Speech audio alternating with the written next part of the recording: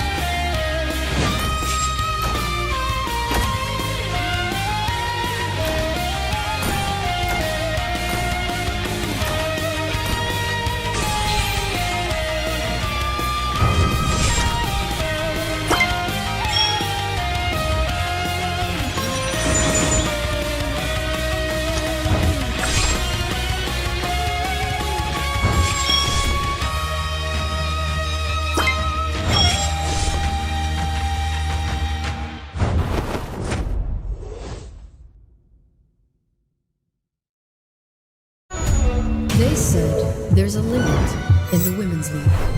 In MWI, we say, limit? Watch us bounce from the MWI queens everyone knows, to the stars who came out from nowhere, to the ultimate champions. Now, MWI is expanding greater than ever. Turkey, EECA, Africa, Mongolia, and beyond. We're stretching the map wider. MWI, where dreams get louder. This isn't just a tournament. It's your passport to the world stage. A spotlight for women in the EWC. No rules, no ceilings, no limits. Just this. We're vibrant. We're ready. We're limitless.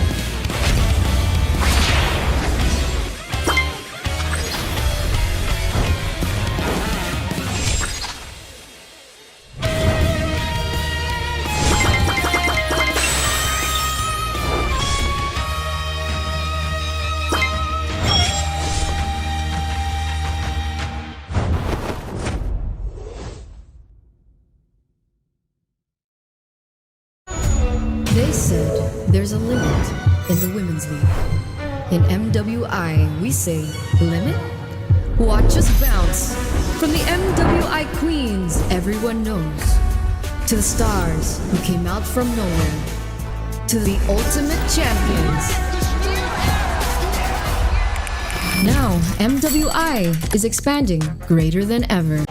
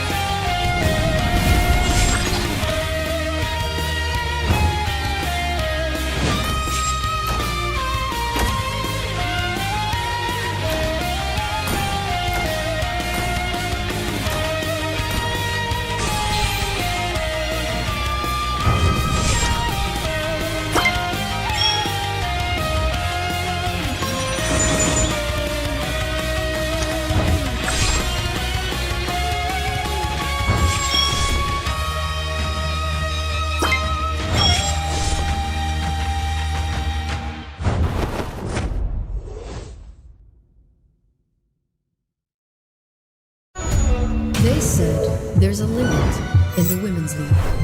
In MWI, we say, limit? Watch us bounce. From the MWI queens everyone knows, to the stars who came out from nowhere, to the ultimate champions. Now, MWI is expanding greater than ever. Turkey, EECA, Africa, Mongolia, and beyond. We're stretching the map wider. MWI, where dreams get louder. This isn't just a tournament. It's your passport to the world stage. A spotlight for women in the EWC. No rules, no ceilings, no limits. Just this. We're vibrant. We're ready. We're limitless.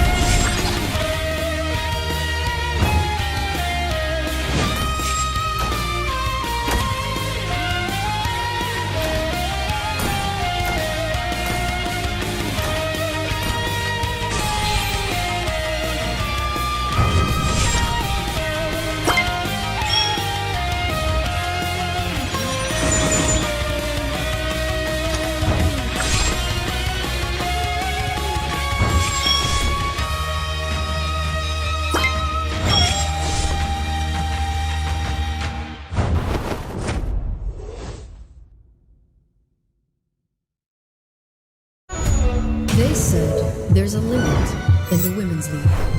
In MWI, we say limit?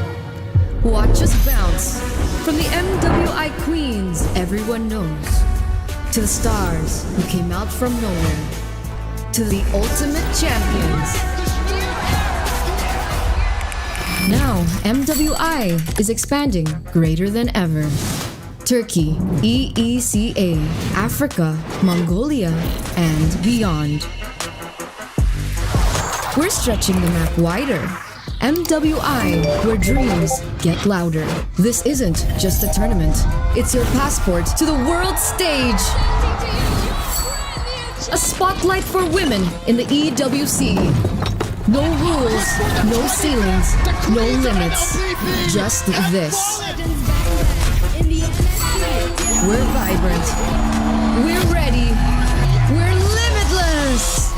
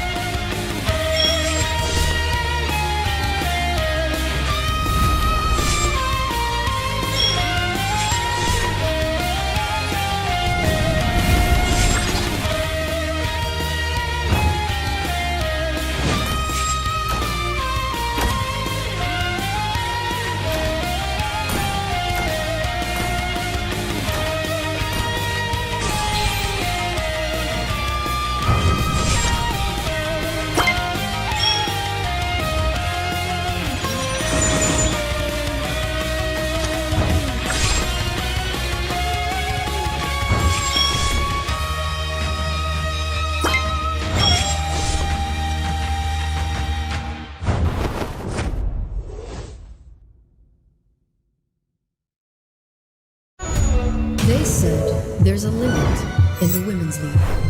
In MWI, we say, limit? Watch us bounce. From the MWI Queens, everyone knows, to the stars who came out from nowhere, to the ultimate champions. Now, MWI is expanding greater than ever. Turkey, EECA, Africa, Mongolia, and beyond. We're stretching the map wider. MWI, where dreams get louder. This isn't just a tournament. It's your passport to the world stage. A spotlight for women in the EWC. No rules, no ceilings, no limits. Just this. We're vibrant. We're ready. We're limitless.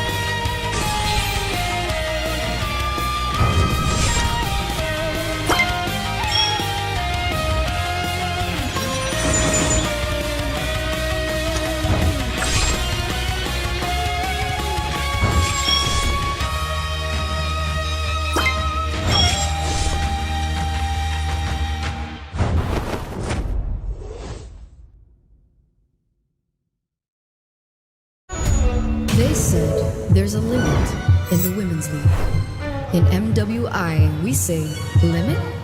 Watch us bounce. From the MWI Queens everyone knows, to the stars who came out from nowhere, to the ultimate champions. Now, MWI is expanding greater than ever. Turkey, EECA, Africa, Mongolia, and beyond. We're stretching the map wider. MWI, where dreams get louder. This isn't just a tournament. It's your passport to the world stage. A spotlight for women in the EWC.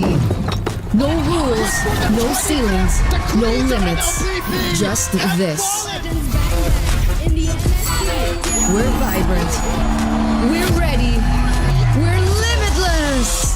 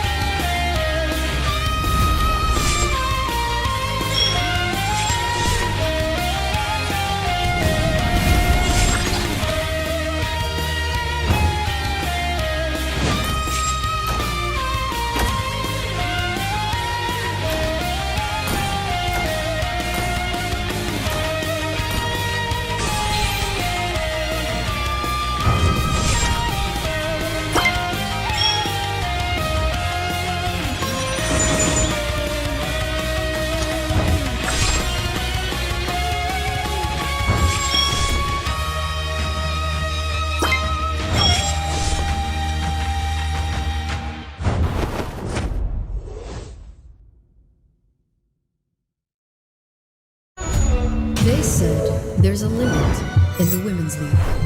In MWI, we say, limit? Watch us bounce. From the MWI queens everyone knows, to the stars who came out from nowhere, to the ultimate champions. Now, MWI is expanding greater than ever. Turkey, EECA, Africa, Mongolia, and beyond. We're stretching the map wider. MWI, where dreams get louder. This isn't just a tournament.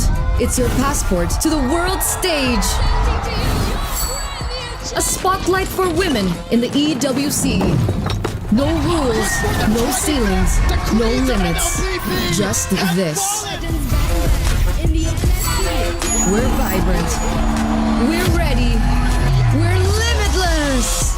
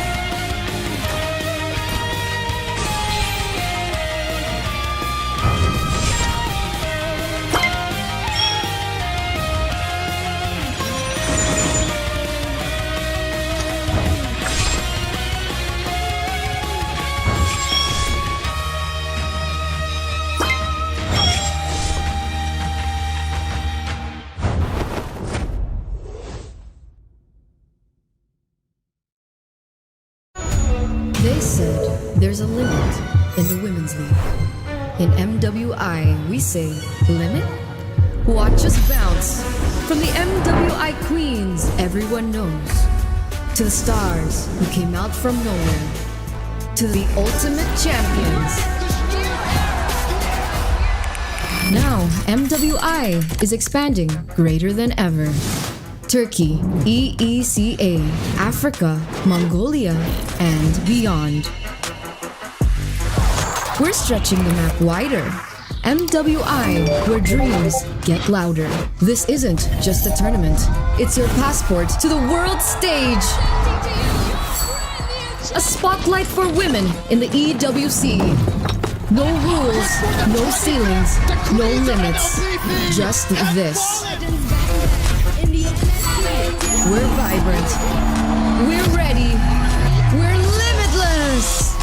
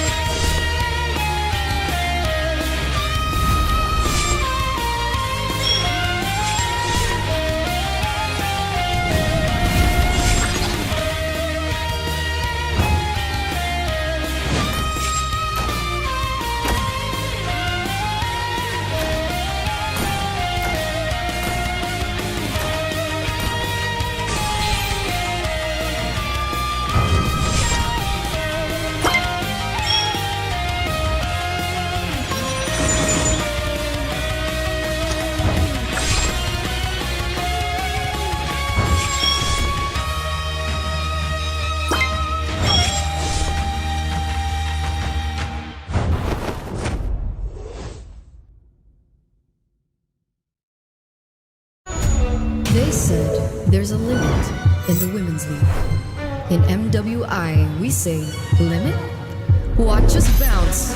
From the MWI queens everyone knows, to the stars who came out from nowhere, to the ultimate champions.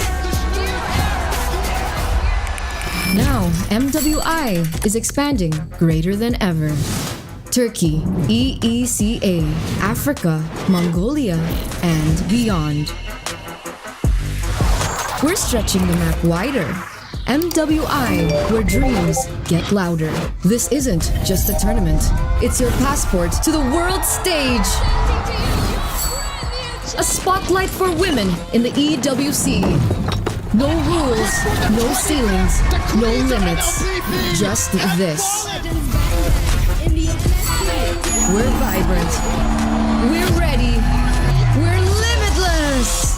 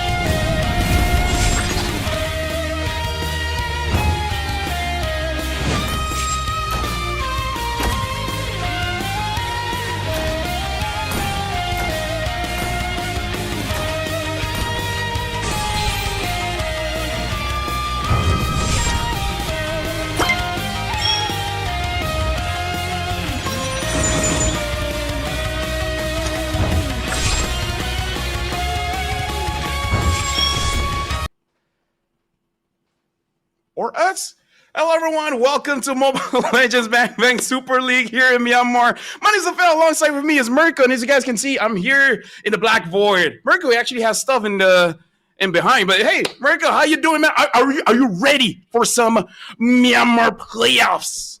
Bro, I am ready. Even though I don't have the black void to cover up everything in my room here, LaFell, I am ready. I'm tunnel visioned in for MSL Myanmar Season 1. And again, I actually got the pleasure, LaFell, to cast for MSL MM. It wasn't called MSL MM last season, but it was the Myanmar qualifiers. That was the one where Falcon qualified to the M6 World Championship. So it's already crazy, LaFell, that we don't see Falcon in the playoffs.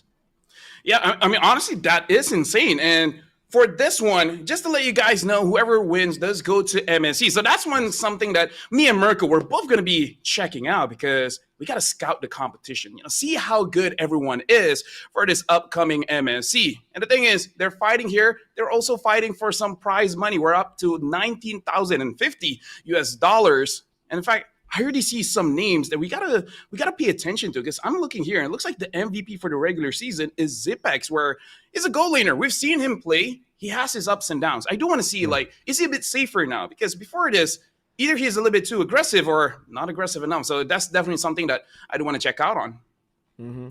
I think if we talk about the MVP in the play-ins as well, Alita shows up there as number one with 4 MVPs. And, while we're talking about Zipex, I want to bring my attention to Alita because just last season, I think the bright star from Myanmar in the gold lane that caught my eye wasn't really Zipex. It wasn't even Benny. It was from Falcon. Honestly, yeah. It was Alita.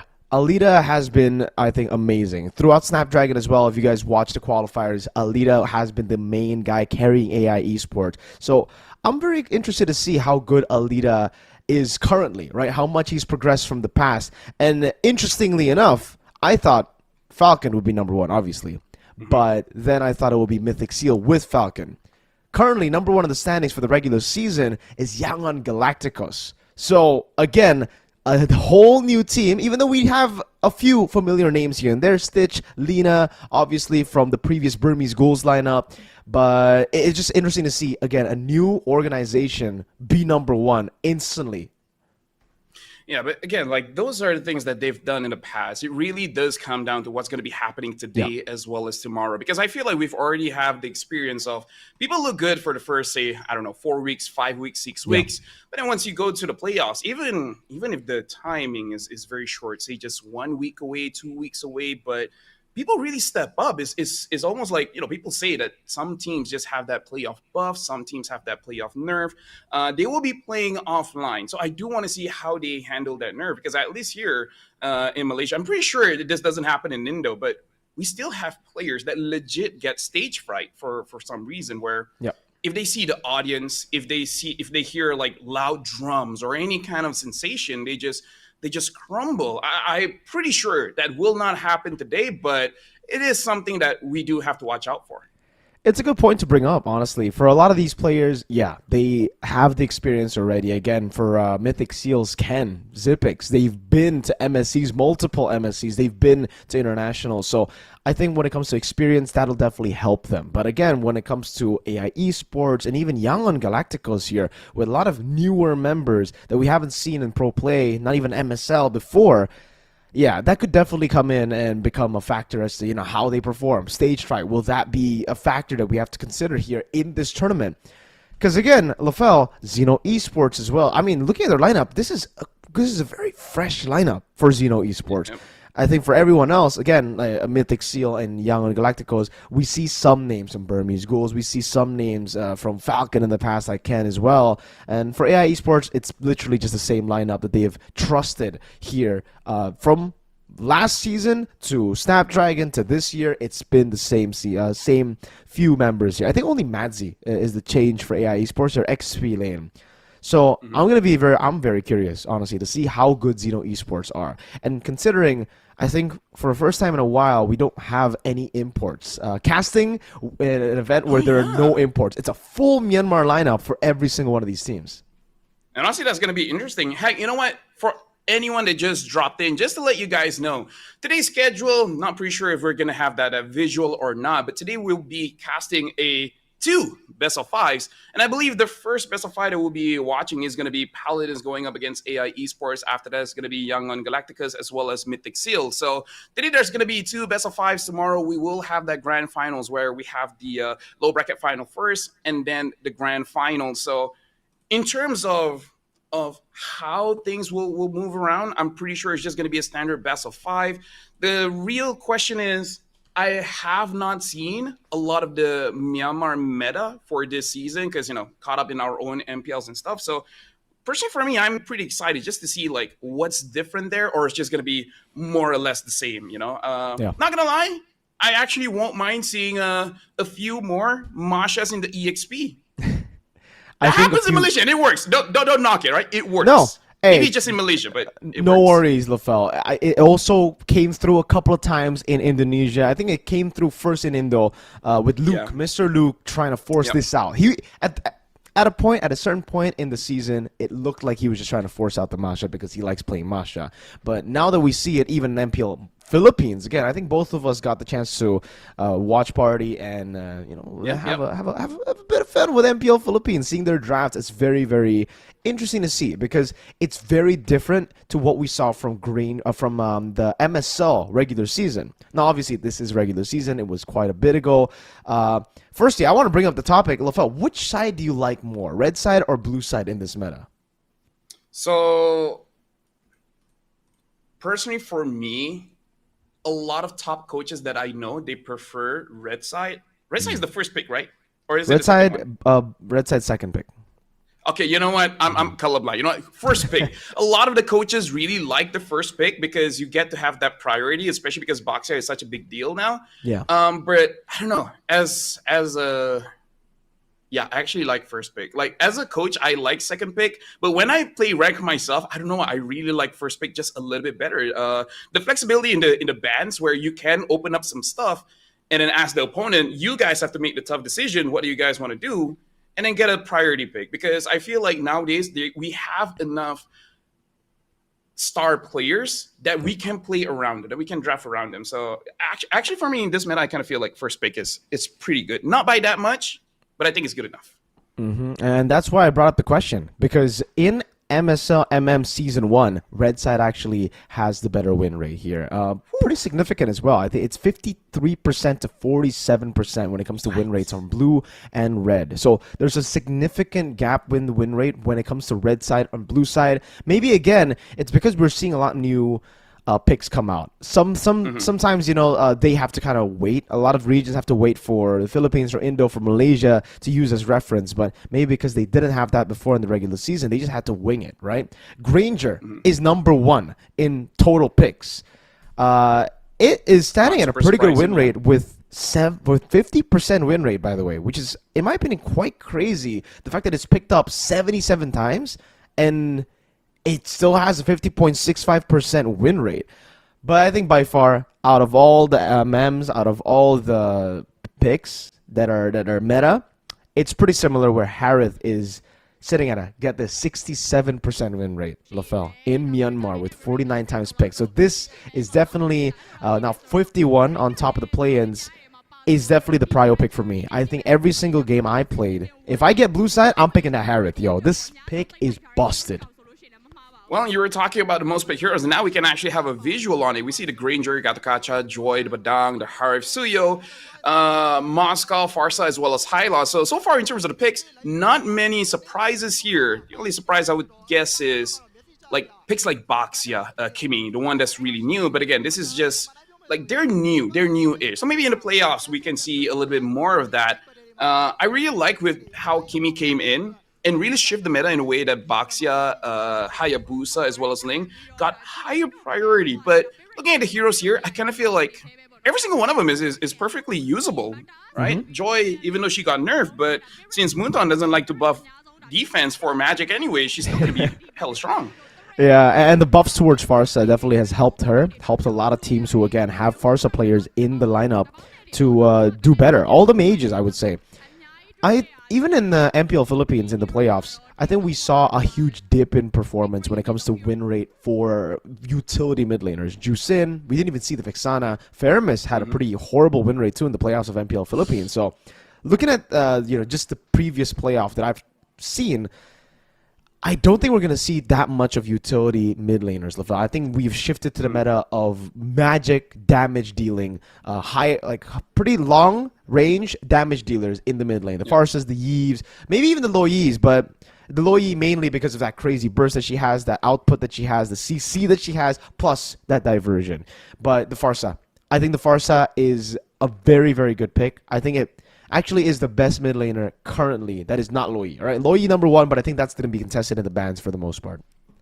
Yeah, no, 100%. I do completely agree. And since we're talking about damage mid laners, honestly, that is very surprising because I'm actually trying to look for the Jushin, and I don't really see a Jushin here. So that is quite interesting. Which comes to the question: will they shift inside of the jungle? Because talking to many different players, a lot of teams are talking about utility junglers being back in the meta, but I would say it's not 100% thing, right? We've seen wins on both. We've seen wins on utility. We've seen wins on assassin junglers. Although I feel like just from memory, just from my eyeballs, I kind of feel like we're looking at more damage assassins in the jungle that's doing much better. But now we got to look at the goal per minute ranking here. Han is the highest with 914 goal per minute, follow up with stage 830, and then Zippy Cutie or Zipex that I remember is 105 goal per minute. Interesting that both Han and Stage on the same team still have the highest goal per minute here. Goes to show you how dominant Yangon have been technically. Yeah. They've been really, really solid. I would say, again, when it comes to the game rate, it's ridiculous. The reason they're number 1, LaFell, isn't because they have gone undefeated in the whole regular season. They actually lost against Mythic Seal. But in every single one of their wins, except the loss against Mythic Seal and 2 other matches, they've gone 2-0. So it shows just how good they are. They are currently, I think, the top dogs here with Mythic Seal. Although, when it comes to the matchup, I will say, LaFell, I think I gotta hold my my bias here for Mythic Seal. I think Mythic Seal are still the best team in Myanmar currently. Looking at the matchup, that's how it is. Towards the end of the regular season, Mythic Seal were actually able to beat Yangon, giving them their only loss in the season. Yeah, if I were you, I would shut up about that because you're That's not true. really all that reliable for saying good things about a team. But now we got to look at Paladins here. We got T-Brock, Yuri, Avatar, D-Cross, as well as Cherry Cutie. And yes, I can hear your moan and groan. Mirko, I have to hold you accountable, right? We got to make sure that the tournament is as fair as possible. Yep, that's true. Don't bring in any of your curses here. Yeah, you know what? My bad. That's true.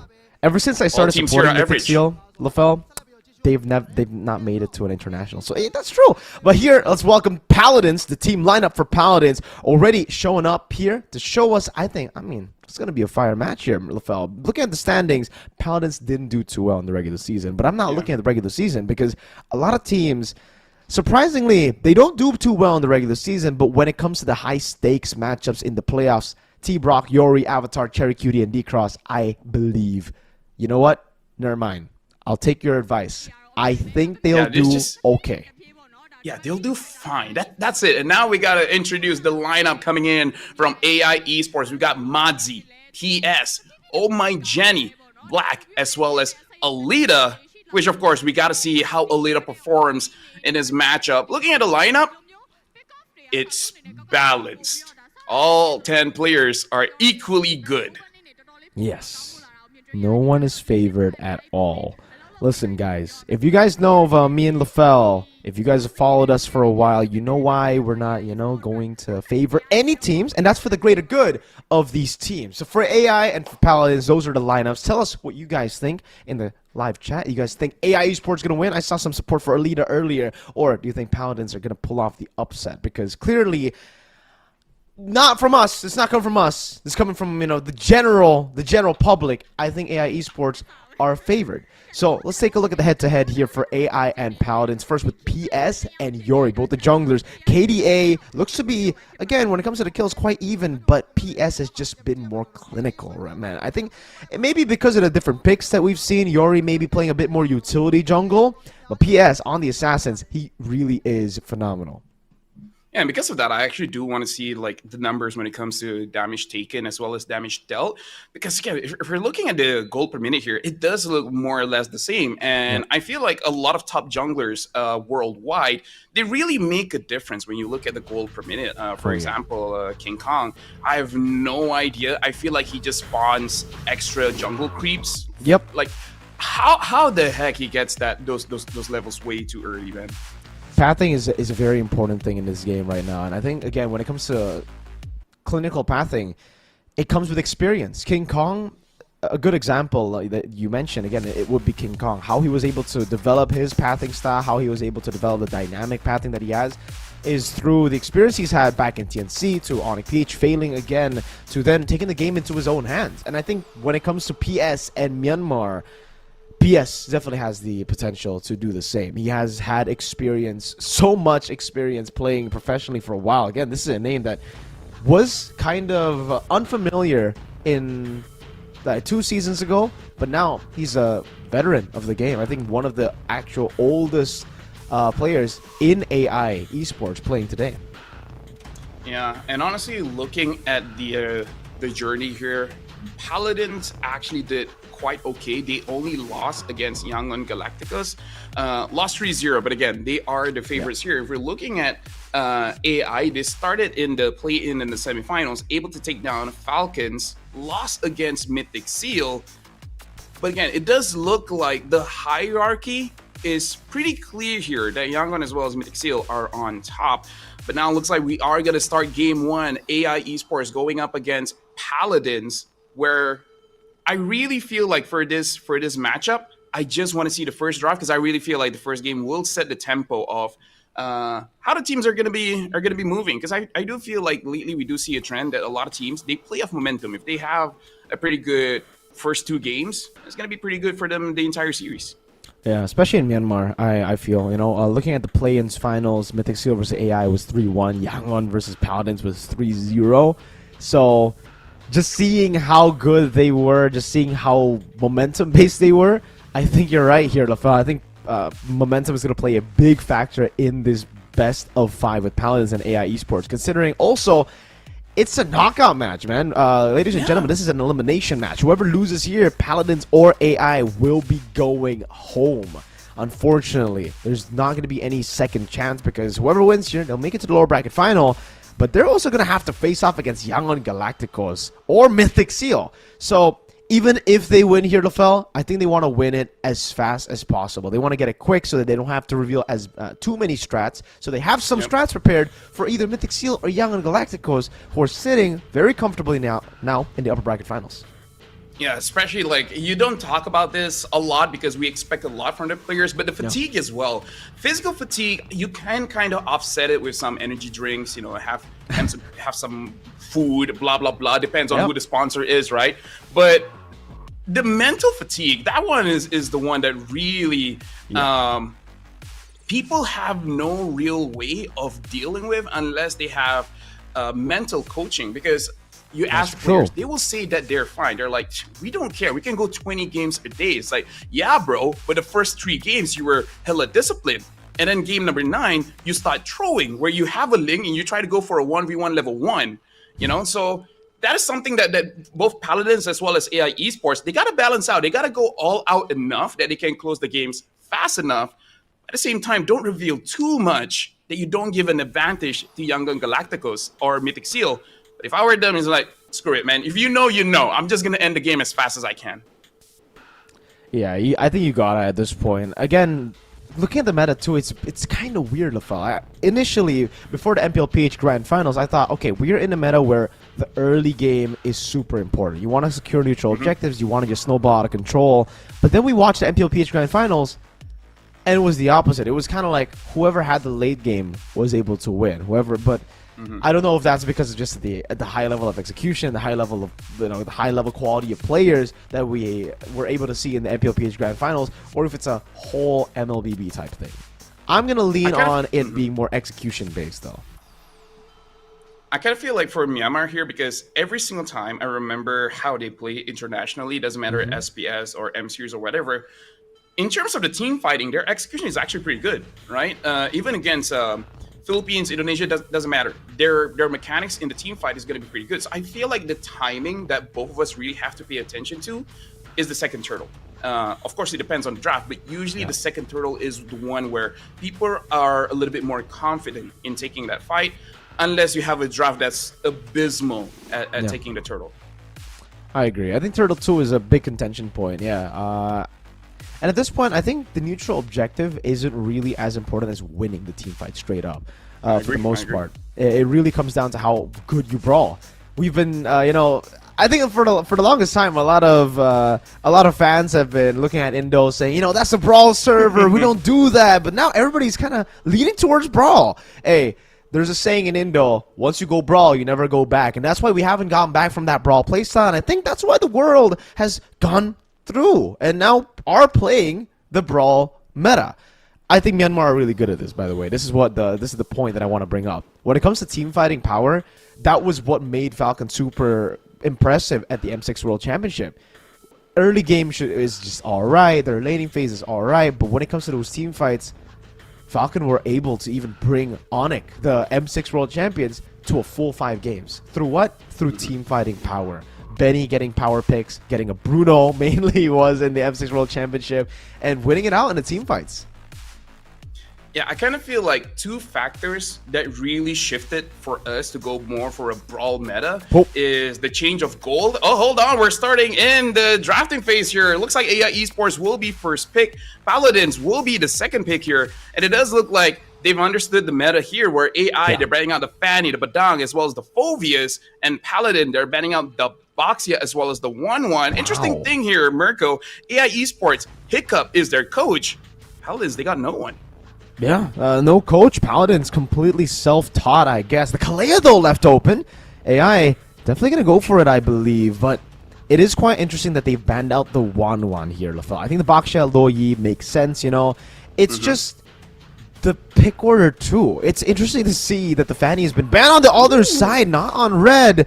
Chip will be the first pick. So Paladins are going to try to look for that trade here. Chip, what is it going to be the response for Paladins? Will they go for the Kalea Harith, or will they choose to play the safer out of the gold lane with a Granger with extra range? I kind of feel like the reason why they ban out the 1-1, it's either three things. Either number one, it's a power pick, right, for Alita. The second one is you do want to pick up that Harith, because honestly, looking at the numbers, a lot of 1-1 has been winning against the Harith. Not necessarily in lane, but just in the matchup itself. Yeah. Or number three, they do want to pick up something like a utility jungler like a Fredrin. That's the only reason where I feel like you should ban a 1-1. But I do agree, Kalea should be picked here, but looks like they're revealing everything now. Isn't this a little bit too early? Kimi as well as Moskov. The flex potential taken away instantly by themselves. Kimi first pick, sure, they banned out the Baksha, so proper setup that, but the Moskov, again, comes out, I think, way too early, giving away the Hayabusa that finds itself in a very good position here. 2 marksmen, 2 also, Lafel, late game scaling marksman versus a Granger that can snowball from the start versus a Hayabusa that loves munching on marksman. Paladins, they need a secure front line here, and honestly, I don't know what it is. Even if they go for the Kalea here, they're going to have to... If they go Kalea, what will be there to actually follow up with the Kalea? Because I don't think the Kimi and Moskov are really suited for helping out the Kalea early. Yeah, no, I agree. Not enough burst damage. The Kalea, if you try to open up the map, you can get punished. Because now they're picking up the Joy, which is okay-ish, but I'm already not liking Paladin's draft here. Because AI, they basically have won a lane just with the draft. Like you said, the Granger is good in the laning phase, right? And you know that you're going up against a Moskov. You're not guessing, is this going to be a Moskov or a Kimi? Like, no, you already know that this Moskov is going to the gold lane. And even Innocent, he said, if the opponents have a Louis or a Chip, the gold lane is going to have a tough time, right? Like, you can be aggressive, but because it's always in the back of your mind, what if a gank is coming? It makes you play more passive than you really should. So power spikes doesn't matter. But now it's even worse because you know that the Granger is going to be winning anyway. So just with the first 3 picks, Paladin already kind of lost the gold lane. So this is a very rare sight for me personally where just with the first 3 picks, you're kind of losing. I agree. Usually I would try to, play devil's advocate here at LaFell, but I agree with you. AI definitely have the better draft coming into second phase here. They have responses for everything, and I think Paladins kind of shot themselves in the foot with the Joy pick too. Like the Moskov and the Kimi, sure, you already have some solid late game. Yeah, it's going to be a weaker early game, but sure, you have a strong late game. Putting in the Joy there, I think makes it way too one-dimensional. Now it's a composition with 3 carries that need resource. They're very, very resource reliant. I don't know how they're going to disperse the resources among the 3. Either one of them isn't going to get resources, or all of them get resources, and AI just completely snowball. We can already see the response from AI after seeing no roam picks in the first phase. Kalea taken out, Tigreal as well. It will be, interesting. You can see a Khalid on the side of Paladins. What do you think about this? If I'm reading Paladins, it's like go big or go home. If we get lucky and we win the trade in mid, like super early, just snowball out of control, that we don't need defense. We have all the offense, right? Yeah. But that's kind of, for me, just a little bit too risky, right? Because in my head, I was thinking like, okay, pick up a Hylos and then eventually a glue. And this is also a problem because now AI gets the glue and there's not going to be a Faramis, there's not going to be a Vexana. So, and then with the Farsa as well. Marco, look at how many bursts that they have. Oh, and man. Then a Chow. Oh, no. Yeah. Oh. This, I don't know about this one. This is a very, LaFell, to give him credit, a very high execution draft, right? If they're able to pull this off, we're going to see them at MSC, baby. I'm going to call it here because this is a ridiculous draft from AI Esports. It's almost like they got every single meta pick, like every single best pick in roam, in jungle, in gold, in mid, and even in XP. They've taken for themselves, LaFell. This is a complete outdraft in my opinion. But again, I'm not going to count out Paladins. I think, again, even though there's a very, very small angle of attack, there's a very small margin for a win condition, it's still possible. Nothing's impossible here, LaFell. Oh, yeah. Sure, buddy. Anyways, the good and bad thing, like, I'm just going to talk about AI's draft just a little bit. With that glue, I'm just going to say it's going to be hard for him to grab away one person. But in terms of tankiness, I have no idea who's going to kill this guy. Definitely. Well, ladies and gentlemen, welcome to the first match of MSL MM Season 1 playoffs. Already a very, very aggressive early game. D-Cross going to be taken very low. First blood. Black takes him down. And, LaFell, it's not really shaping up to be a good game already for Paladins. Yeah, maybe it's already over, you know? Oh, man. It's already over. Here's the thing. In my mind, if you want to go for that cheese, you got to go all in, you know? And now even Brock is not having a good time against Modzi. Oh, my Jenny coming in. Yeah, and he's just walking there. Good roll. I mean, I thought they would actually commit a bit more into that. But again, already winning first blood, already getting the XP laner low is so much value. And LaFell, I don't know if you agree with this. In the current metagame, I think drafts actually win you the game, like for the most part. I think it's 60% to 40% when it comes to higher level games. But drafts are very important in the current meta. I would agree just by the simple fact I've seen way too many games lost because of the draft, right? Yeah. Like, in terms of the wins, I would say mostly it is execution, but I do agree there's so many teams that lost just by draft. And I noticed when we were looking at the emblem setup, nearly everyone, at least for the first part of the setup, they're going for damage. Even Modzi on this glue, the first one is Drill. No, good show. Oh my god, Yori gonna be caught in the shadow kill, taken very low. The quad shadow on the back as well. PS finding the connection. 2-0 start for AI before the turtle. So you know how I say, like, you want to get a good early game and then possibly win of that. Maybe they can get PS here. Yeah, if they do, which they don't, it could have been much better to stabilize. Looking for a die, perhaps cross coming in as well, but the recall happens. Black rotates down below. Should be a level 4 angle to bring PS back into fight, but Matt Z rather, this is the reason the glue is so prio, boys. He's so tanky, and I don't know. Do they even have enough artillery to kill him? Honestly, not really. The only way that you can play around this glue at this point is just not to give him stacks for him to jump on you. But I kind of feel like that's very difficult. Even though they have a lot of dashes, he may not be able to pull you away, but at least he can get on top of you, and just by that pressure is going to be more than enough. No, they're gonna all in over to Madzy. Black coming in with the flank as well. That's gonna be the feather airstrike as Avatar goes in. Raging Sandstorm not gonna down, but Yori taken out in the back. Now it's a full all in with SOD landing. Will they connect? D-Cross go in. Cherry Cutie will take it, but look at the five Madzy. What a grab into the spread. Finding them all. Black in the midst of it all. Again, Alita is shooting through. It'll be a kill and a turtle to AI, but he's going to be mounted on. T-Brock taking out PS, getting a clean quad shadow in. This is more or less what we expected when we do look at the draft, because Paladin, it's unfortunate. They just don't have the answer to what AI is really showing, because even when we think about the Cho, the only one that you can really catch at this point is probably PS, because Oh My Jenny, looking at the positioning, should be fine, especially because she does have that Purify. And Alita, like, he's like, I don't care. I'm just going to go for a flicker. There's no way that you can get on top of me. And if AI continues this snowball, control the bushes, make sure that he can't hide, then yeah, like, it's not a bad choice. Just pick up the flicker. There's no way this Cho can get on top of you. Mm-hmm. And you know how we were talking about them being very resource reliant? Yori 0-2 already, right? So I wonder if now the plan is to funnel to Avatar or Cherry, because I honestly feel like Turtle 1 should not be contested. I don't think they'll ever get the win in the first Turtle with this composition, you know? It's kind of like a... Yeah. You say Turtle 2 previously, like, is very important, but I think for Paladins, for their sake, Turtle 3 might be the best Turtle to fight. Yeah. They already lost the timing. Looking at the numbers here in terms of the gold, the biggest difference is in that gold lane, which about 600 gold difference.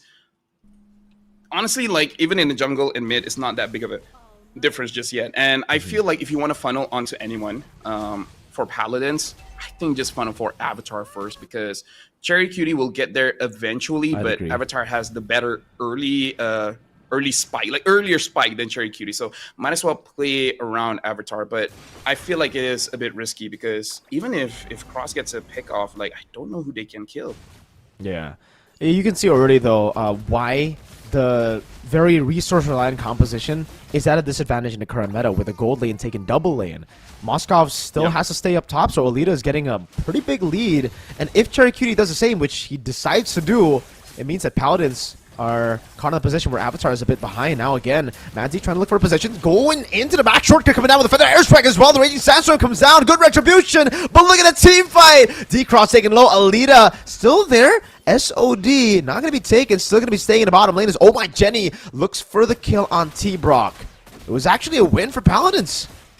That was very surprising. I was about to criticize, saying like this is not a good idea, but they're able to get something and then trading nothing for it. I mean, now they're trading the top lane, but I kind of feel like that's already gone nonetheless. So honestly, pretty good play coming in from Paladins. Very very ballsy, if I do say so for myself. So actually looking not bad, especially because after the first 2 minutes, not a lot of aggression coming in from AI. So if this is a nothing game up until, say, 60 minutes of the game, Paladin might actually have a shot if AI legit does nothing for the next few minutes. This is why I say, LaFell, never say never.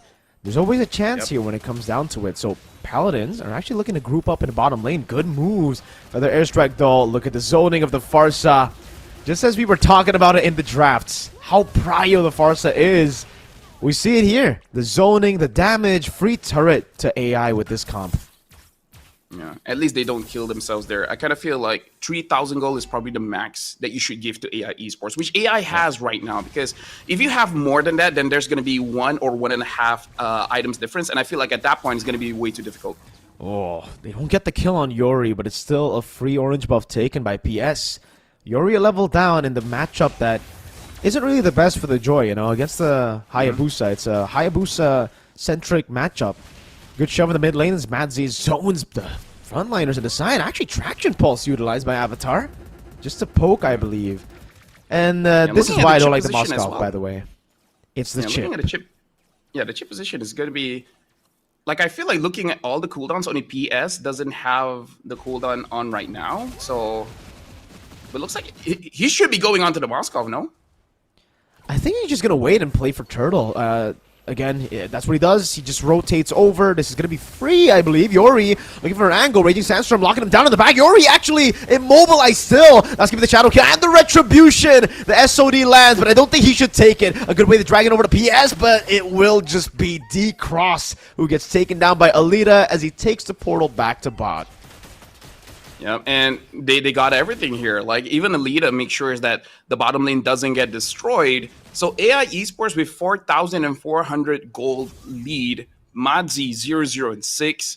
PS 100% kill participation 3-0-4. He might get another one. No, he's not going to go for it. Yeah, I didn't have the shadow kill there, although it would have been cool to see the feather airstrike plus the shadow kill. Avatar was saving the flick, but... Oh, yeah. That's a second item bod, bro, for PS. Yeah. Yeah, second item, Blade of Despair, as well as actually Oh My Jetty giving a lot of respect here, but hold on, Brock taking a lot of damage, might get taken down here. No? Yeah. No, he's... A flank in the back by Black, a mount down as well. Sky Piercer 1 for Alita, and the backline Avatar. It might not be an assassin, but look at the feather airstrike coming down. One shot is all he needs as Cherry Cutie gets mounted on the SOD lands, but it will be the basic attacks from Madzi that keep him at bay as Alita picks up another stack, putting him in a killing spree position. This is so difficult to watch because there's nothing that they can do against Madzi, man. It's 0-0 and 9. Like, the change on Glue is absolutely amazing, dude. And now Madzi just makes this hero look nigh unstoppable. He's even going inside the turrets just because, you know, the baby glues. Yeah, the little glulets. The glops. Dude, me and Wolf did a patch review when they revamped the glue. And there was a name for it. I think it's called the Long Longs. I'm not even joking. That's what it's called. It's called Long Longs. Way the dragon, but it's into a spread glue. They're all inning on the glue. He's not taking any damage. Mounts on D. Cross brings them back. Alita getting some free shots in the back, though. Yori going for electrifying beats. Good flicker out from Alita. Doesn't give him any kill as Madzi is able to flicker out. It's a 2-for-0 to AI.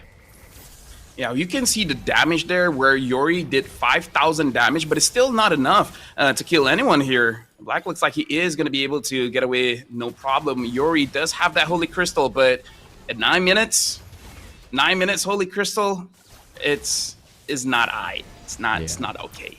So we just got it confirmed by Zipper. I'm going to call him Zipper. It's Renmar anyways.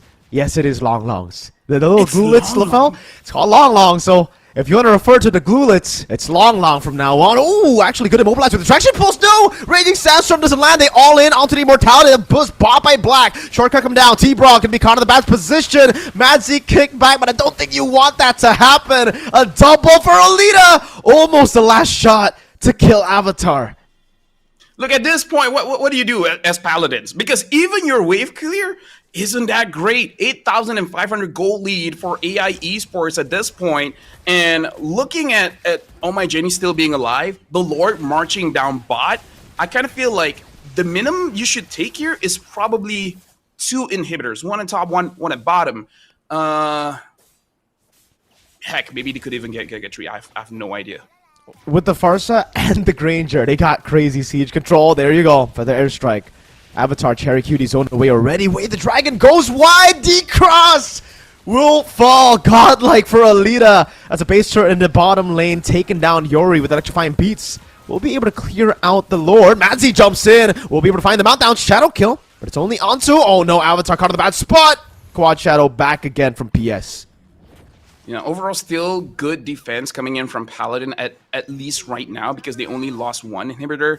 They might lose the second one here in mid because Oh My Jenny already using the ult. A flank in the back with a shortcut. And it will be all that they need. Avatar Quad Shadow from PS. Fadeaway kill from PS as Avatar tried his best to flicker out. It's a little bit too early, but that was greedy, picking up the Moskov and Kimmy way too early. And now the siege is continuing up top. D-Cross all in, trying to look for an angle. Way the dragon, but it's only onto the chip. Raging Sandstorm lands, but the shadow kill deals with him. PS kited away. Alita, I think, is at 70 stacks on the Sky Piercer. Just needs one more for the 80 stacks, baby. Yori forced to electrifying beats away. PS just styling on Paladins. Right now, 12 minutes in, I don't believe that anyone from Paladin really has enough items. We're going to look at the in-game equipment here, and looking at Kimi, definitely not enough items. And even though the Moskov does have that Holy Trinity, looking at the defense items coming in from the glue, having that blade. Wait, hold on. Is that a Malefic Roar on the glue? Am I seeing that correctly? It looks like a shortcut also into the back. Avatar dismantled. Cherry Cuties next. Both the picks, the first 2 picks of the game, taken out. D-Cross trying to save the game however he can. Full stacks for Alita already. 10, 0, and 8. And with Yori and T-Brock left defending, I don't think they'll be able to. Another stack for Alita going through the healing. Paladins, they got to go back to the drawing board for game number 2 because the draft definitely was not in. And all in into the base. Yori going to be taken down inside of the fountain. 13 minutes is all it takes for AI to beat Paladins in game 1. Yeah, honestly, like, money on the nose there, right? In terms of the draft, that was not Daijobu, man. Like, they did not have a good time.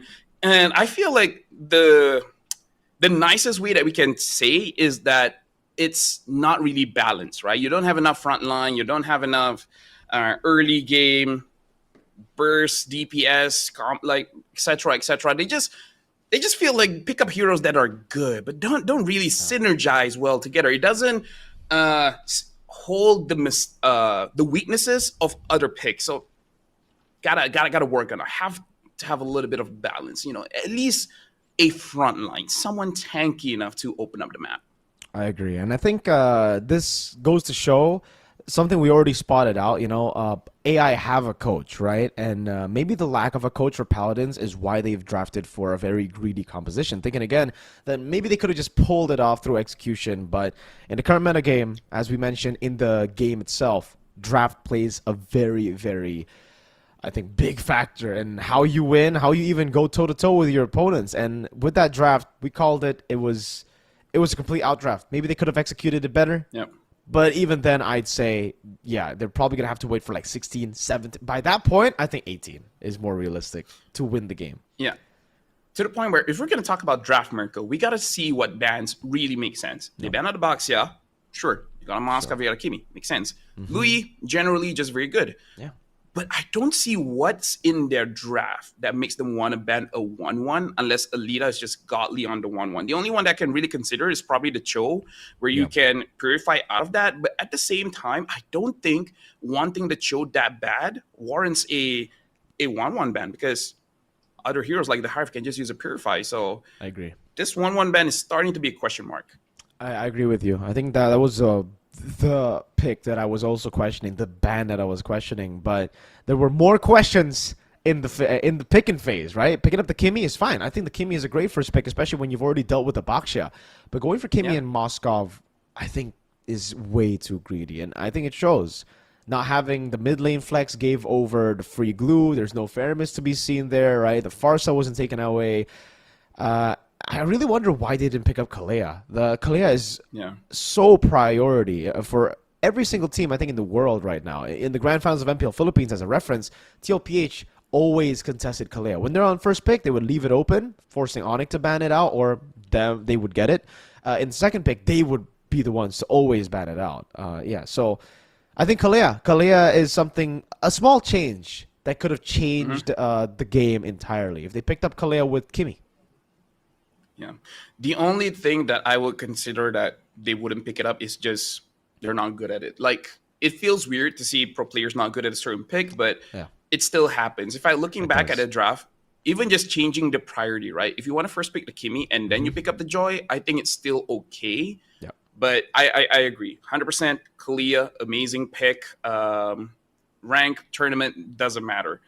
I really want to look at the items because if it really is a Malefic Roar on the glue, that just shows how much they're like, you know what, there's no way we're losing this game. Like, that's so insane for me. I don't even see that in rank.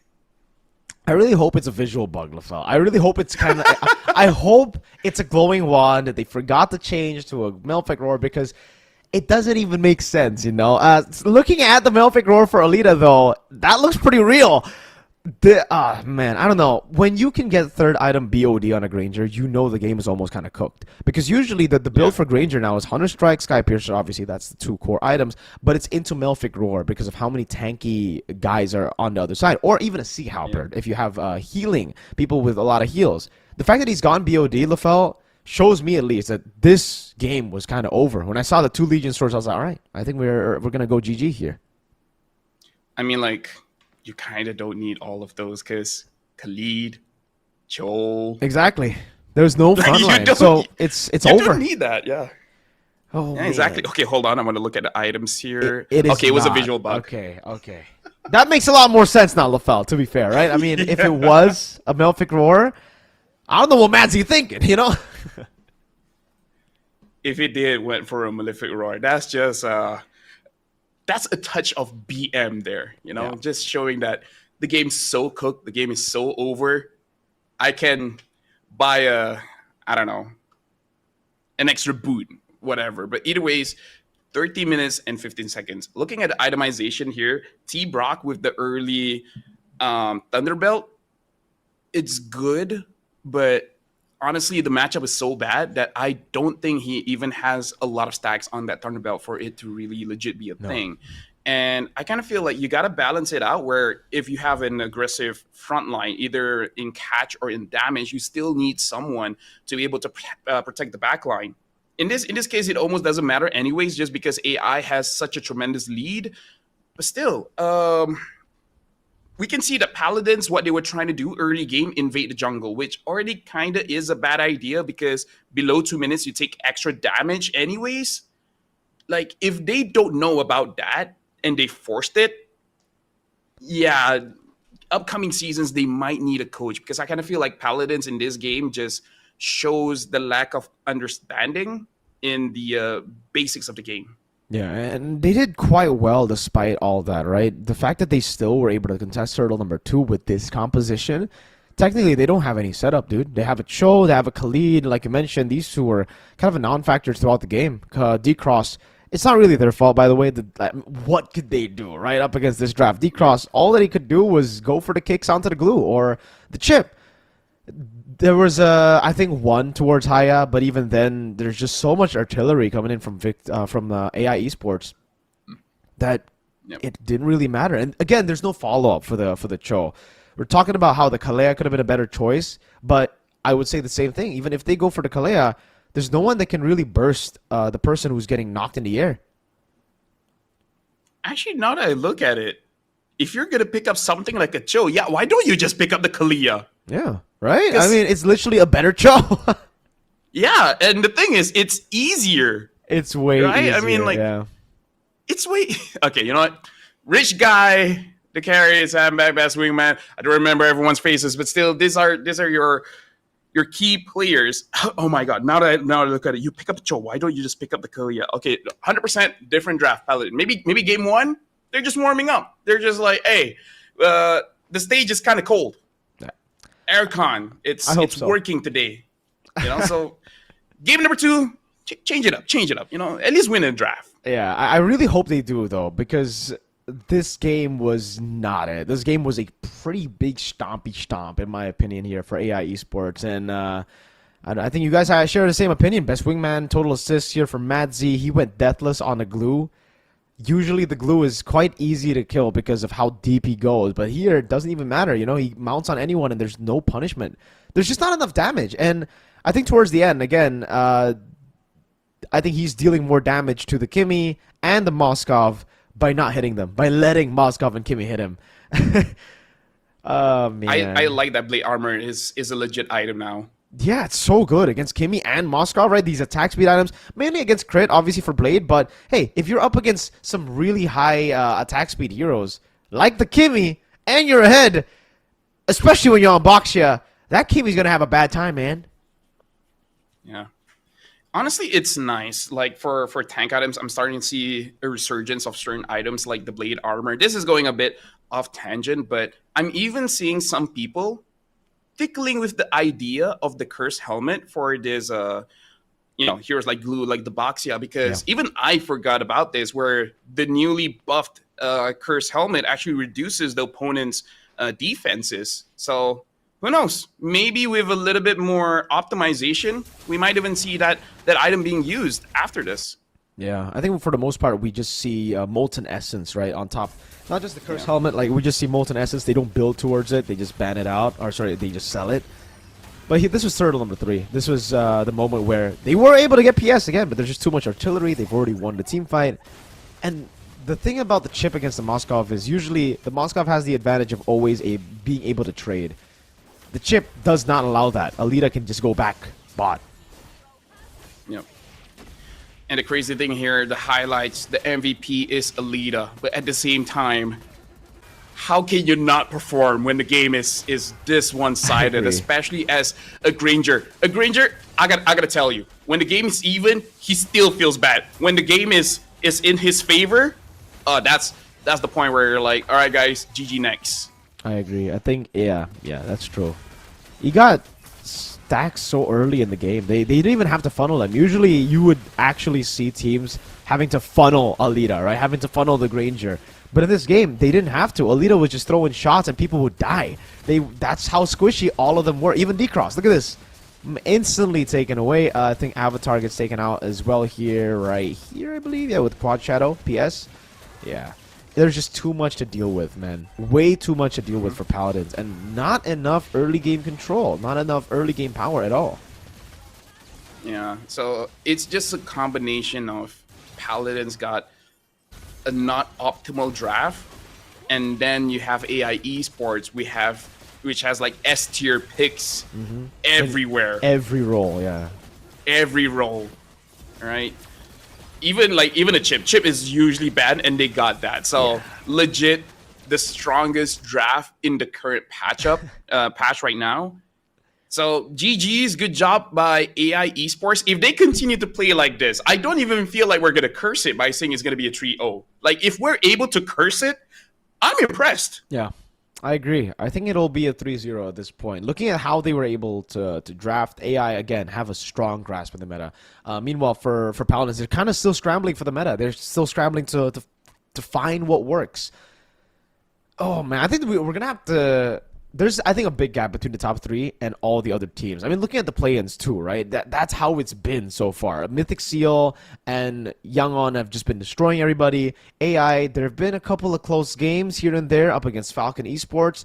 It was 3-1, but yeah, I think there definitely is a gap currently, LaFell, and I think it might be because of the draft. The draft is super important. Falcon Esports, they did really well last season with RC, the coach now that is coaching for TLPH, who've actually won MPL Philippines. So, yeah, losing a coach can have that effect. Having to re-synergize with the new coach, having to re-strategize with the new coach. Mythic Seal and AI, on the other hand, and even Youngon, they've stuck with almost the same lineup. Mythic Seal, though, they have changed a few of their players here and there. I'm very interested to see how good they are now.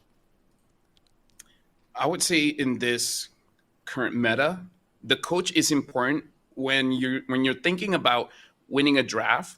It's really not just getting all these OP heroes, right? Like, that's not the relationship that we're looking at right now.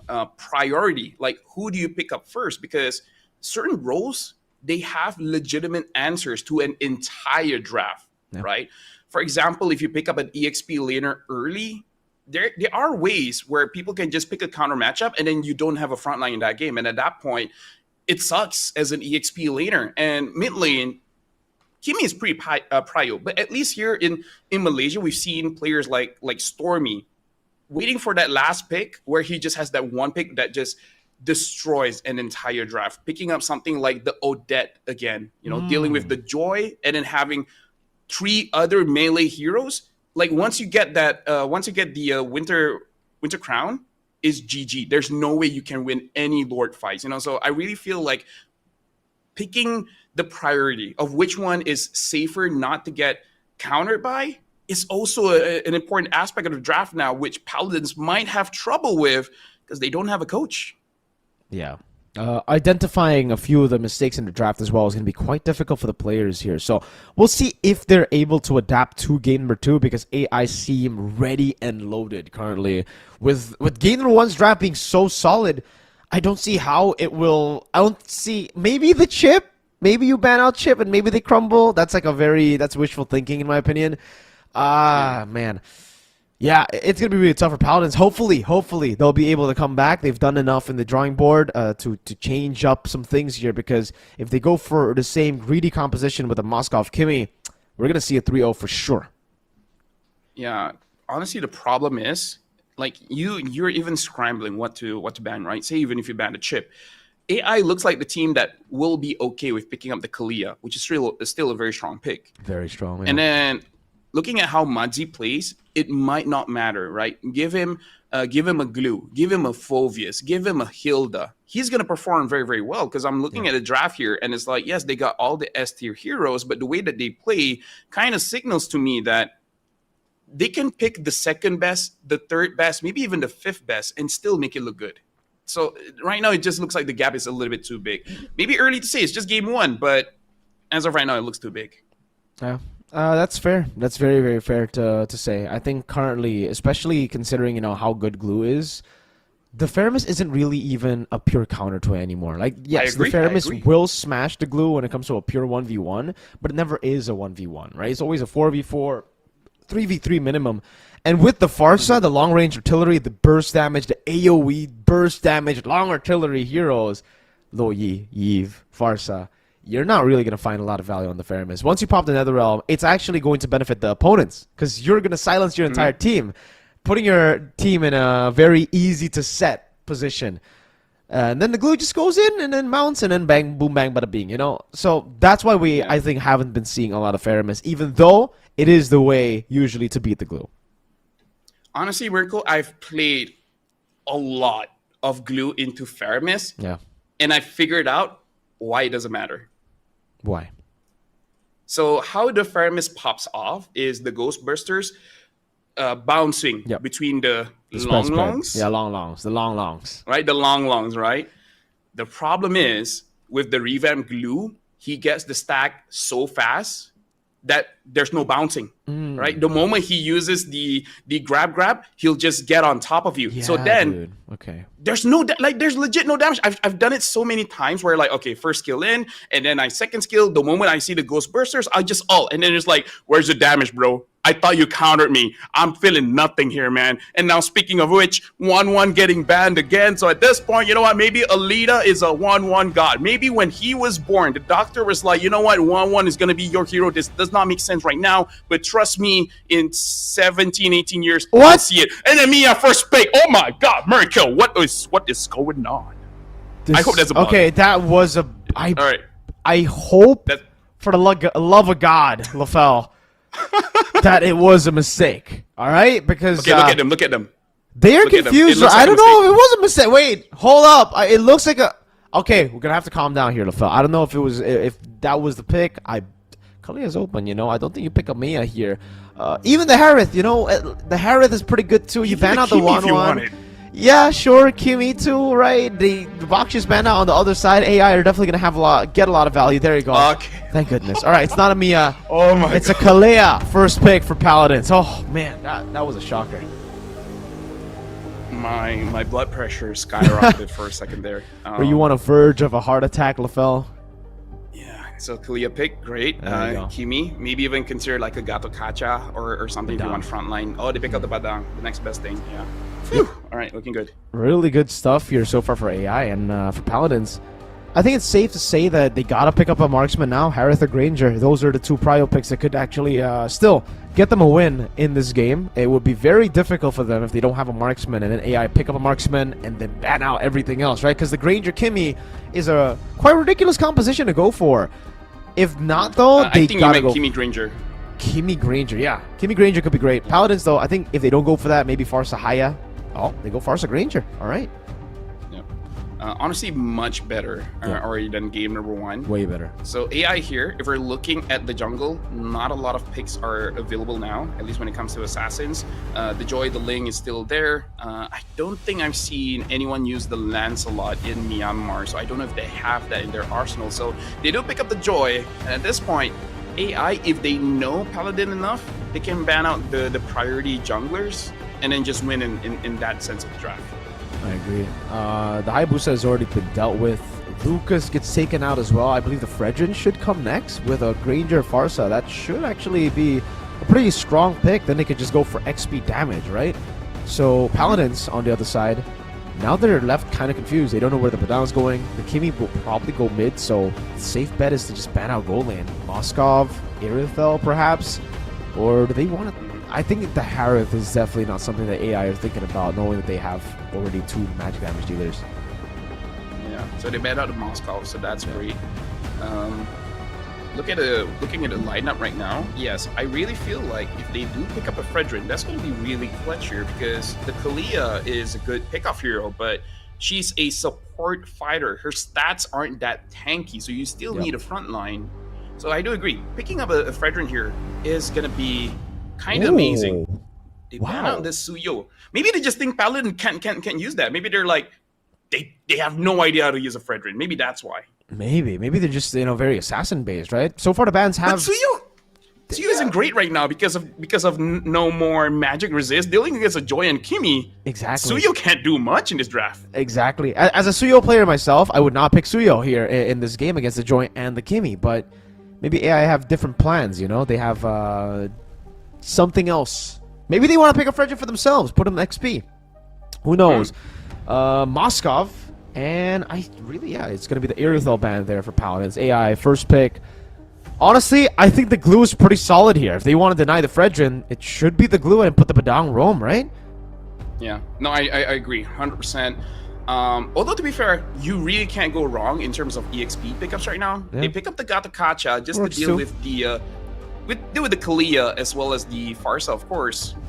And in a way, you're still hiding who's going EXP, who's going Roam. They can go either or. Yep. Paladins, they still have the Fredrin if they pick it up. If they want an assassin, I don't even think a Ling is going to be all that great here, especially if the Badang is going Roam.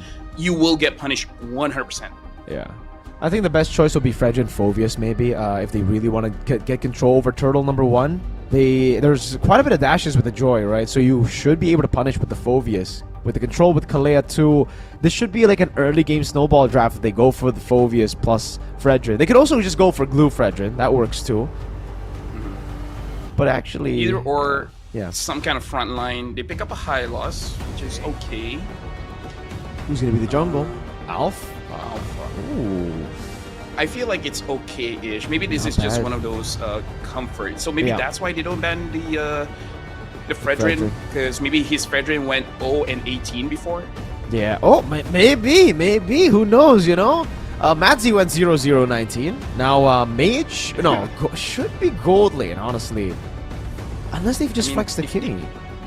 Yeah, but the Harif is still open if they do want that, and I feel like it's not that bad of a matchup for Harif. I mean, like against Granger, not that great, but hey, maybe you're just confident in your lane. It's like he won't do much against me. The only concern I have with the Harith would be there's too much magic. But even then, Joy and Harith actually, when they get their items, they go through magic damage. We're at a state where magic defense is pretty weak. So Joy, Harith goes through that. They decide to go for the safer choice, which is the Claude. Not bad against the Granger. Very good against the Farsa. So I like it again for AI. They have a solid draft again, solid win con. The only thing that I don't like is the fact that it's pretty similar to felt to Game 1's Paladins draft, where 3 of their carries are all late game scaling heroes. No, I agree 100%. And just to say, it looks like the Badang is going to the EXP. Black will be the one using Gato Kacha in the roam position. And something to say, Mirko, I did call my mom the other day, and before she hung up on me, she did say, son, there's no such thing as too much magic damage. And then I'm like, all right, mom, cool, peace out.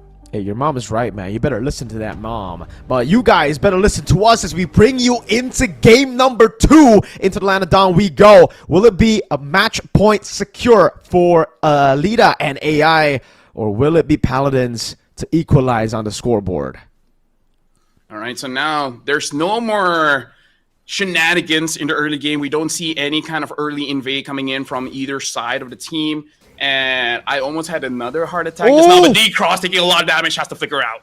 Is that why you almost got another heart attack? Or is it the emblems? The emblems are fine. The emblems are honestly pretty okay. Right now, Cherry Cutie tries to deal damage against Alita already having to use that Purify. But other than that, it's going to be okay. The heart attack was that in the pregame, we saw the draft, and then PS was having an Inspire. I know that was a graphic bug, but at the same time, in the back of my head, what if? What if? It's a good thing, no, it's a retribution, but yeah. Is that?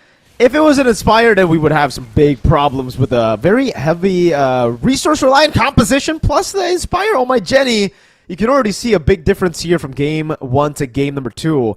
Kimmy and Claude both having a tough time. Alita, oh man, his wave is getting frozen. Cherry Cutie is going to shove this, I believe. And then, yeah, it's a win in mid, win up top too. Yeah, the only way that Paladin really loses this one, if they do nothing with their early game advantage, right? Do nothing with the Alpha, do nothing with the Kalia, because you have enough damage for sure. And to the point where you have true damage as well as magic damage. So D-Cross is spoiled for choice. Like, usually you do want to get someone squishy, or it doesn't matter. It doesn't matter. God thought, Badang, everyone's going to die. Mm-hmm. At least they should. They should. They should, unless they get like a crazy set onto Cherry and Avatar, which can be a possible win angle, because at least in game number 1, AI had the respect to go Purify on one of their carries.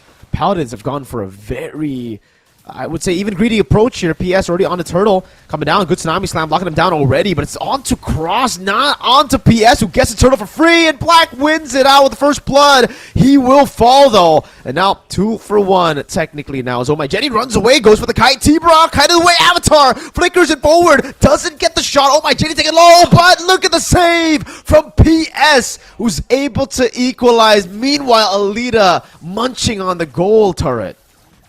That was a little bit tough to watch, Mirko. I was about to say this is why Farsa is so good right now. The burst is just too much. But then Oh My Jenny was able to outplay that. Because look at this, right? Oh My Jenny scaling 0, 1, and 3. 3 assists. That's huge. A taunt coming down. Alita right there. Don't think it'll be an all-in. Tsunami Slam not ready just yet. Oh, there you go. They're going to go for it. Yori goes for the shred. AOG locks Avatar. And it ends up being worth it. Black traded for Mr. Avatar. T-Cross goes in again. Oh my Jenny, able to cut away, gets away from that Sonata too. Oh man, even though they don't have the early game, AI are just outclassing Paladins. I mean, like, they're outclassing because of 2 things. Number 1, Avatar really needs to start respecting AI, because both times his ult, the Feather Airstrike, got canceled. The first time in the Turtle Pit was by Madzi. Madzi just fist cracks onto him, canceled it out. Great, but then you saw the one in mid first got canceled by Oh My Jenny with the traction pole, and then just to have, saw the injury, Black even jumped on him, and Avatar couldn't do anything, right? Yeah. You already got caught twice here. Make sure you don't get caught again, because you are the reason why your early game is so good. That's taunt again. They're going to lock him down. It's only onto T-Brock here. Good for the airstrike to retaliate. Oh my Jenny taking low. Tsunami Slam locking him down, but PS able to pop in the electrifying beast. Cross taken down as PS dashes away to safety. 1 for 0. Black looking for the re-engage. Matty! Fist crack in the back. Avatar and Yori both caught in the pin. Dude, like, again, right now, Avatar, it has to be careful, because you got clipped by the AOG again. Sure, it didn't really cancel out your ult, but still, that's a sign that you got to be careful, especially coming to the late game. Cherry Cutie, that's very late. Flicker out, still going to be pinned down, and that's going to be the all-in still by Oh My Jenny and PS, who's on a mega kill. That was, like, I have to be critical for that one. You already know where they are. You know they're grabbing the turtle. You really shouldn't be that far ahead. Minions are important, but I don't know, man. That was a little bit too greedy. A little bit too greedy for my book. Way too greedy. I gotta agree. And it's a 1,000 gold lead into Joy. AOG, Yori goes in for the Spear Alpha, gets taunted. PS walks in. No more CC under the turret. Unstoppable Joy. 5th minute. Yep. You know what? A late game comp with 2,500 gold, this might be checkmate already. Because we see Paladin making some bad choices. Yori tried to outplay that by grabbing on to Alita, if I'm not mistaken, who was down bot as well. I kind of feel like the safer choice is just to ult away, just dash away. Oh, Jenny, quick feet there. Able to evade from Avatar's Feather Airstrike as Alita just gets value for free. No response by Paladins. They really are scrambling here, LaFell. There's not much they could do. They're losing out minions, and they're technically forced now to... Oh, Tsunami Slam, Instant Purify out. Blazing away from Alita, in the back is Black, goes over to taunt Avatar. Force to flicker out PS, diving in deep. Dodges away from Spear of Alpha and goes over to Electrifying Beats as they get pinned down, and the Fist Crack comes in for Oh My Jenny. Target practice there, just putting the damage on him. It's unfortunate, but it does look like they're not really planning all things out that well, because I kind of feel like we see this in Indo and Malaysia, where teams are just forcing it out. Like, you shouldn't be doing that. You shouldn't be trying to get a catch, especially when the person that you want to catch does have that Purify. You can't make the argument you don't know whether the Purify is up or not, but at that moment, you got to figure out, okay, this guy purified. There's no way we're going to win this fight. Looking at the position of the rest of the team, just back off. Like, I feel like Paladin, yes, they have a good early game, but when you're losing by almost 5,000 gold, you don't really have that early game advantage anymore. Whether you like it or not, you got to wait for your items.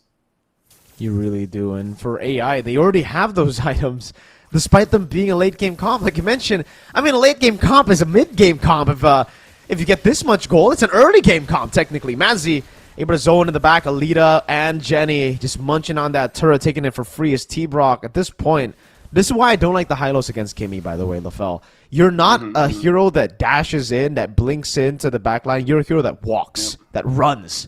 And Kimmy does well against that. I mean, the Immobilize stops you. There's no engage for Paladins, except for D-Cross.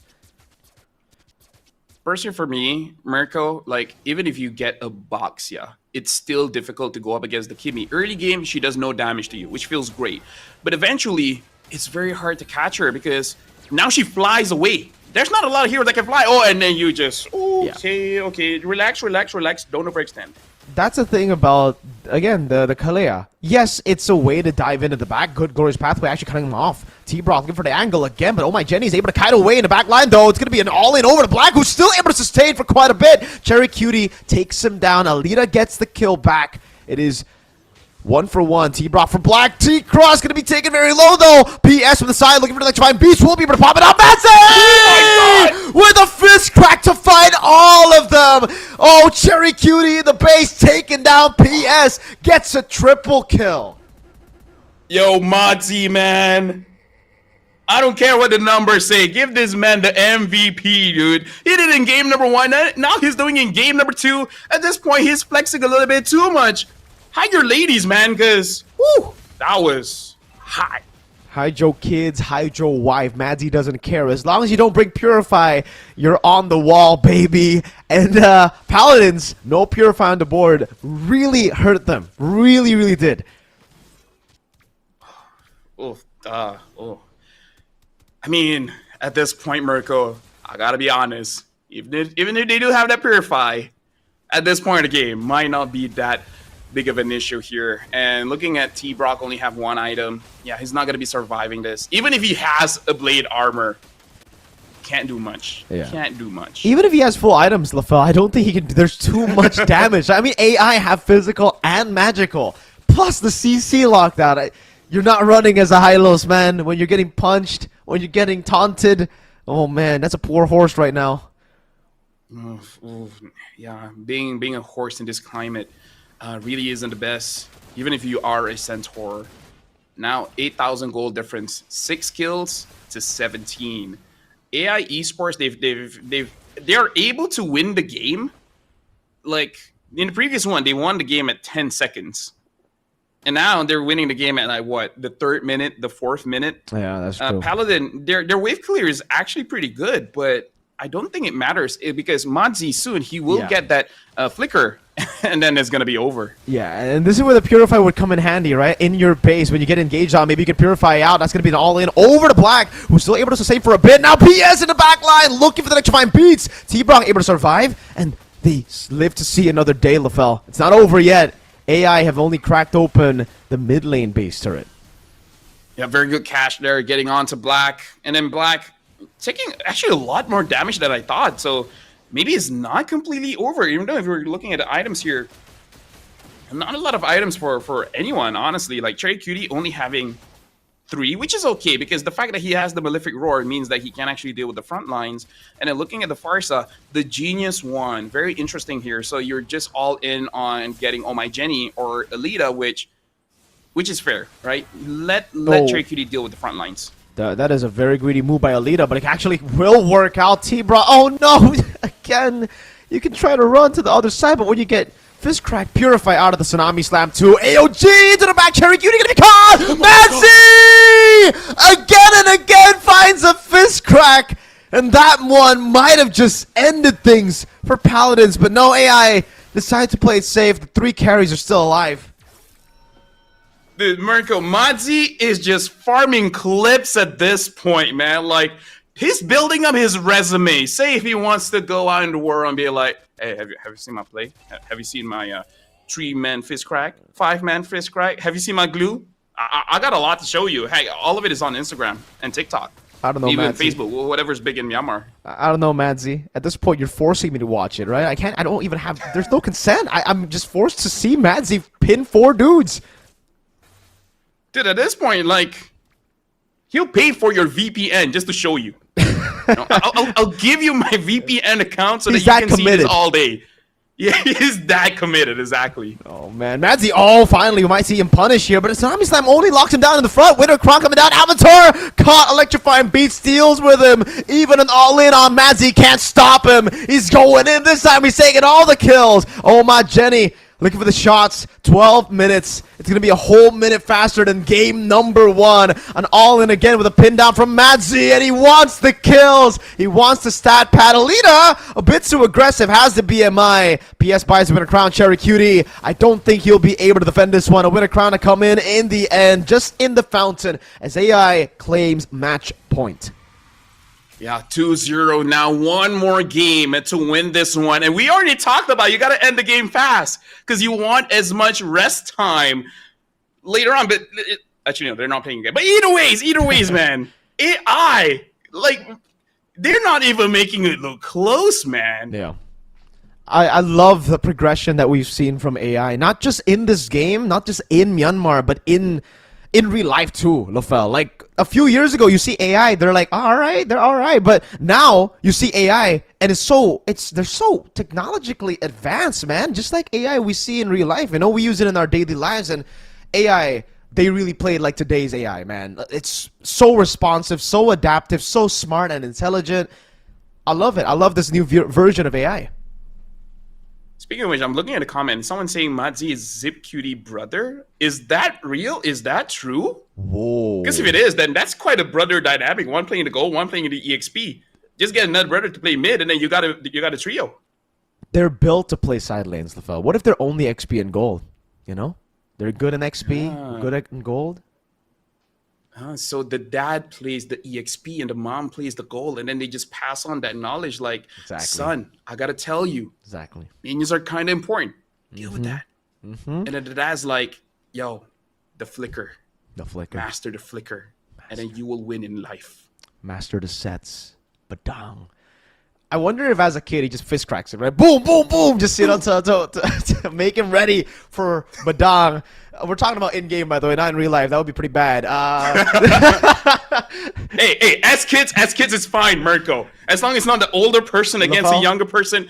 If it's Madzi and then Zip Cutie is like, hey, you're a gold leader, dodge this. Like, you know what? I'm glad we're talking about Badang and his skill names and not Glue, because that would be pretty... Oh my god. I love the Glue skill renames, man, honestly. Yep. Long longs. Grab. Slam. Yeah. Long longs. You know his new... you know what his second skill is right now, right, Lafel? Wait, what is it? I actually didn't check. What is it? It's spread, bro. Like... Oh, it's spread. Yeah. Oh, I keep saying grab. Oh my god. Like... So imagine, right? Yeah. Against certain matchups, that could be bad. Long longs? No, like, let's say you're up against that tanky XP laner that heals a lot. Consecration Ultimate. Right?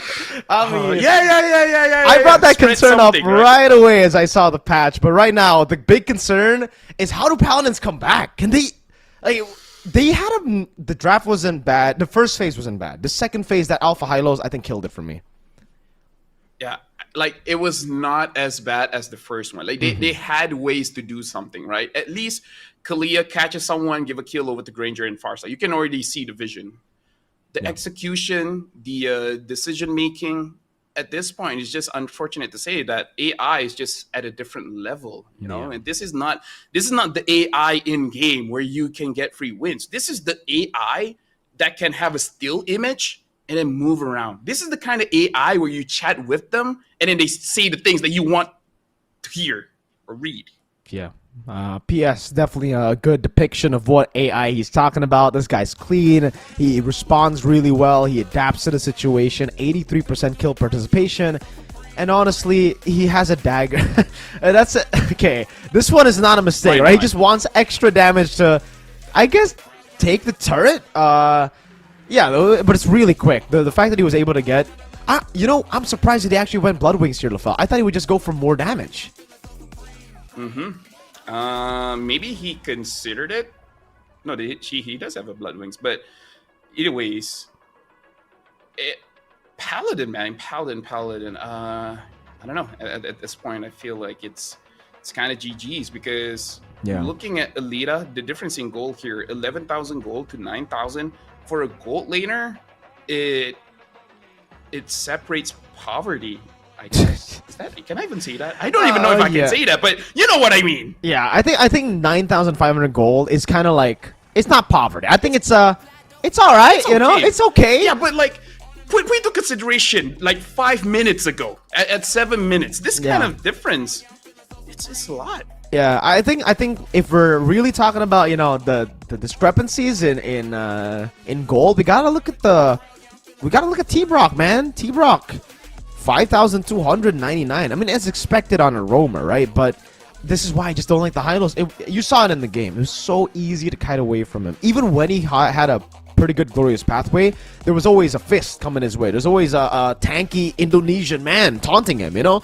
There's too much to deal with. Even with the vitality and tenacity, that isn't going to help you get away. The whole point of the high-lows usually is you have mobility and sustain. Here, you have none. Yeah, one thing that I don't like is D-Cross going for that support emblem. Like, I can see if you want to play for the heals, but the way that he plays, he's not playing for the heals, he's playing for the catch. Yeah. And if you're playing for the catch, might as well go for tank emblem. So, like, I've used a Kalia support emblem. It does not feel good at all. So I really feel like I missed that earlier, but that was a very bad catch.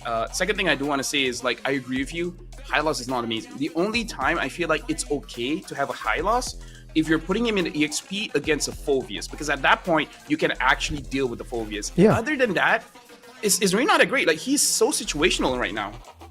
I agree with you. The Phoveus matchup is great. Hylos was literally the old glue. Like, glue is now the one that you pick up against the Phoveus, up against these picks, but Hylos was the OG to do it, right? Now there's just too many ways to counter the guy. There's too many ways to make him irrelevant in the game. I think you guys saw that here in this game. 1 and 6, I believe. Sandbag is still Mr. Paladin's man. The carry, actually, with Rich Guy is just... And Best Wingman, it's the same story. It's the same story, Lafel. It'll be full AI. Except for Sandbag. AI is just evolving. I find it funny. The other day, I said Onyx PH, they're like AI, but in a good way. And then a lot of people take it as an insult. Oh my god, you're saying they're easy. They're saying they're not good. It's like, bro, no. Look at I'm the talking AI about the good AI. Exactly. Yeah. Man, people gotta widen their minds, man. They gotta practice their minds out or something.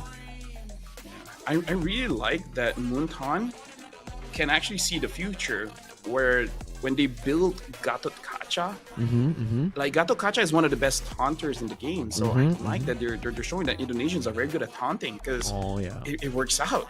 You can see it, like it's manifesting. Yeah, you know, it's pretty funny that the Indonesians are only good at taunting in Malaysia. Anywhere else, they're not that great. They play it safe in Indo. Oh, I understand now. I understand now. Yeah, they're pretty good. They're pretty good. Yeah. Shout outs to the Indonesians who actually, you know, who actually taunt. The one that taunts in Indo didn't make it to playoffs, so that's pretty sad. I like that you even have the CEO of a team in Indo making fun or taunting his own player. Like that Yeah. that is the highlight of my year. Hey man, I love Cordelwin as well. That guy has been really entertaining. But looking at this game highlights, that one really hurts, man. The This flicker, is so painful.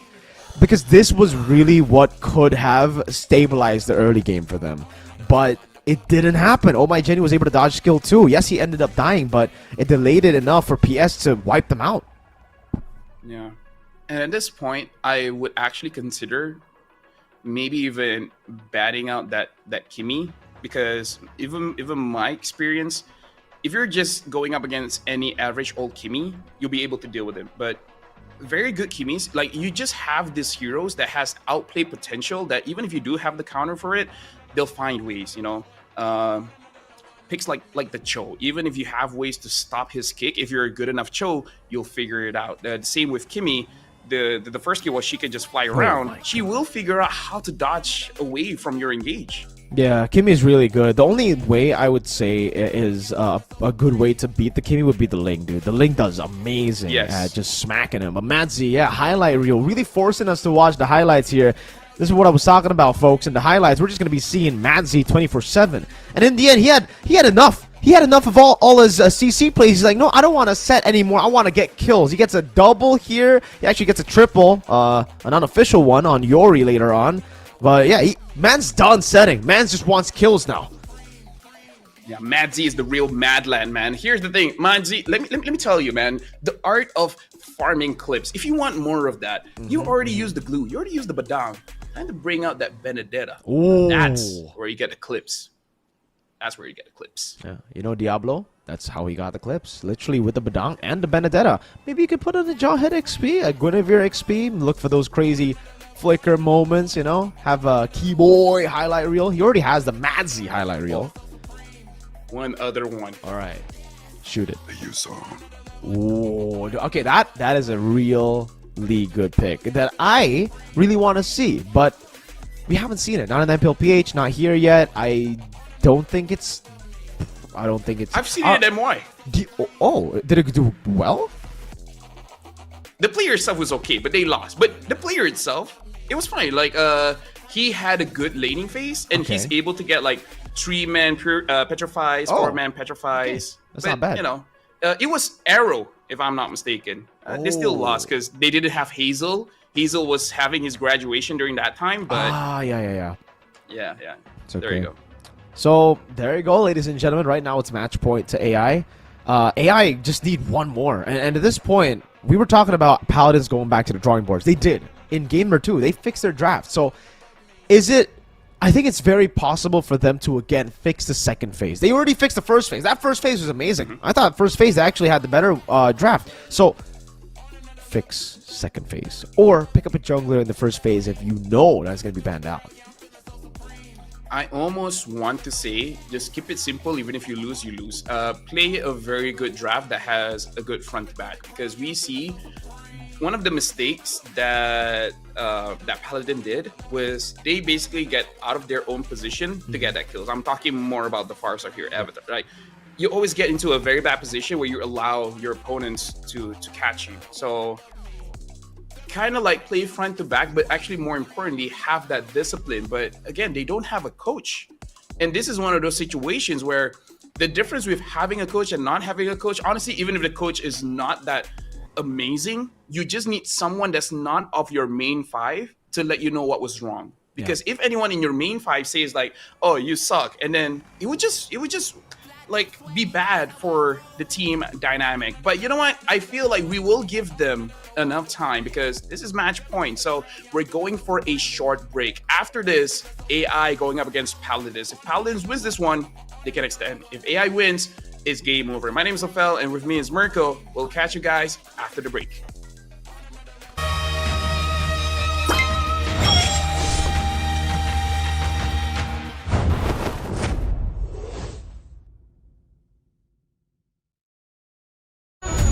They said there's a limit in the women's league. In MWI, we say limit? Watch us bounce from the MWI queens everyone knows, to the stars who came out from nowhere, to the Ultimate Champions. Now, MWI is expanding greater than ever. Turkey, EECA, Africa, Mongolia, and beyond. We're stretching the map wider. MWI, where dreams get louder. This isn't just a tournament. It's your passport to the world stage. A spotlight for women in the EWC. No rules, no ceilings, no limits. Just this. We're vibrant. We're ready. We're limitless.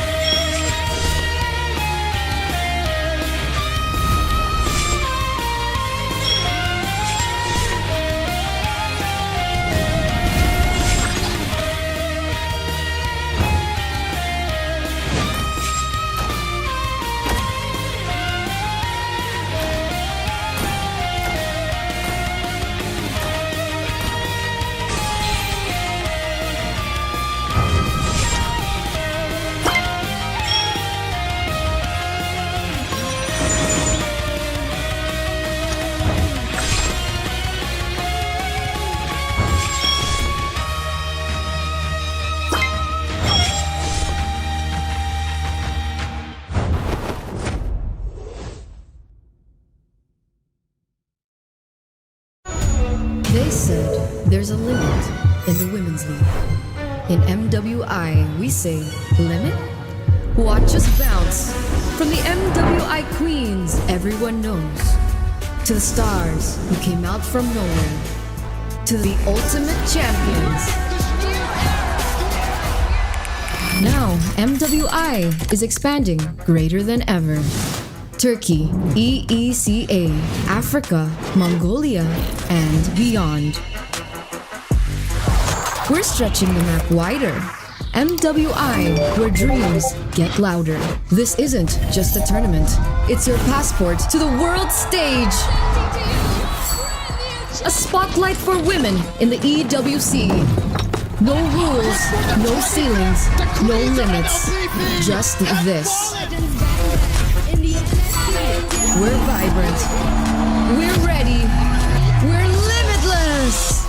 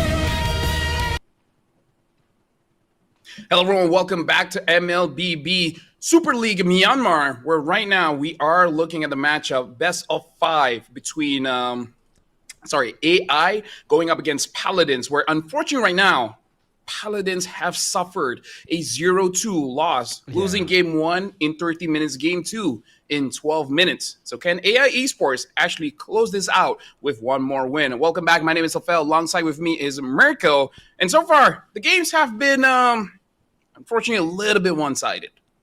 Very one-sided. I think a little bit doesn't do it justice. Unfortunately, currently it is very, very one-sided towards AI. AI have just been able to draft really well. They've been able to, I think everything has been really good for them. The draft, the execution, the in-game decision-making, everything has been amazing. And for for Paladins, they gotta fix one thing first. I think again they've had a lot of questionable decisions in game 2, but I really think it's all in the drafts.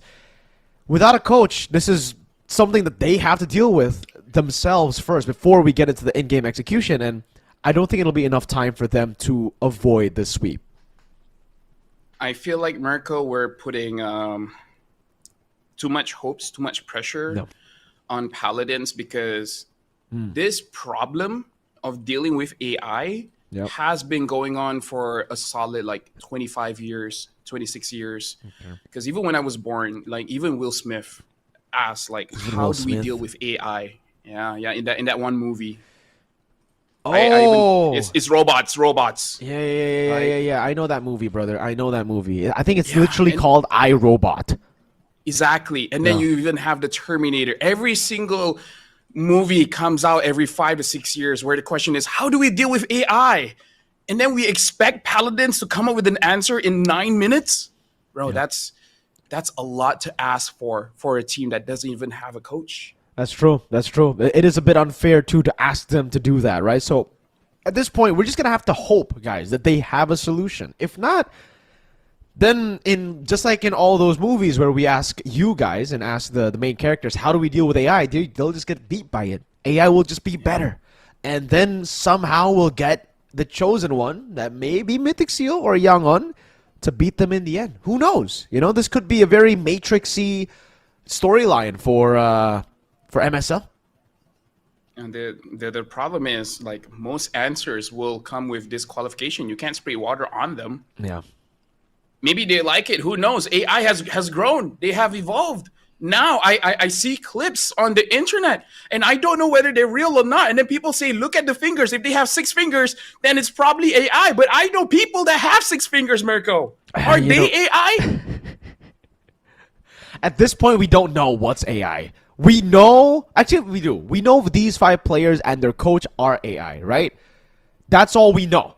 Let's see if at this point I don't even know about the drafts, LaFell. I don't even know. They draft like AI. It's just so good. They have a structure. They have a template that works. And Paladins, their structure hasn't worked yet. They've been trying to break the code, but the code has been relentless.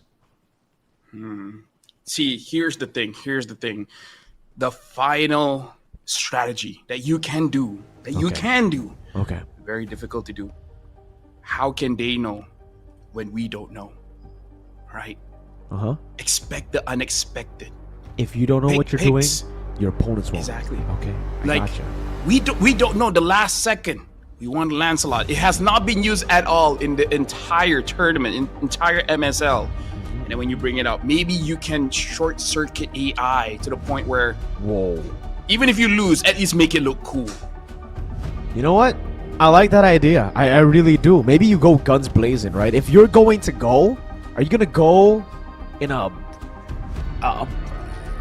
in glory, or are you gonna lose just like that? You're gonna take the L, or are you gonna try to do something? You know, try to take the risk. Exactly. All right, a blaze of glory it Franco. is. Blaze of glory. Come on, go down in the blaze of glory. Bring out like the Franco, right? Where at that point it's more luck than skill. Sure, there's skill involved, but let's be real. There's a bit of luck there, because you've seen Franco where the hooks are not supposed to hit, and it just diverged to the left a bit. And then, dude, that annoys me, man. How is that? It annoys me so much. I agree. The hitbox is so weird, and that's why it could be a good tournament hero. Franco is actually I would say a very, very good tournament hero. Like, he does really well in tournament settings. For some reason, it's always him. It's always him getting these crazy, nasty plays. And it was a Myanmar, it was a Burmese player that made us go crazy at M4. Remember, LaFell? It was Naomi. Oh, Naomi, dude. Oh, I wonder if he's still in Indo. Probably not. No, he's not. Yeah.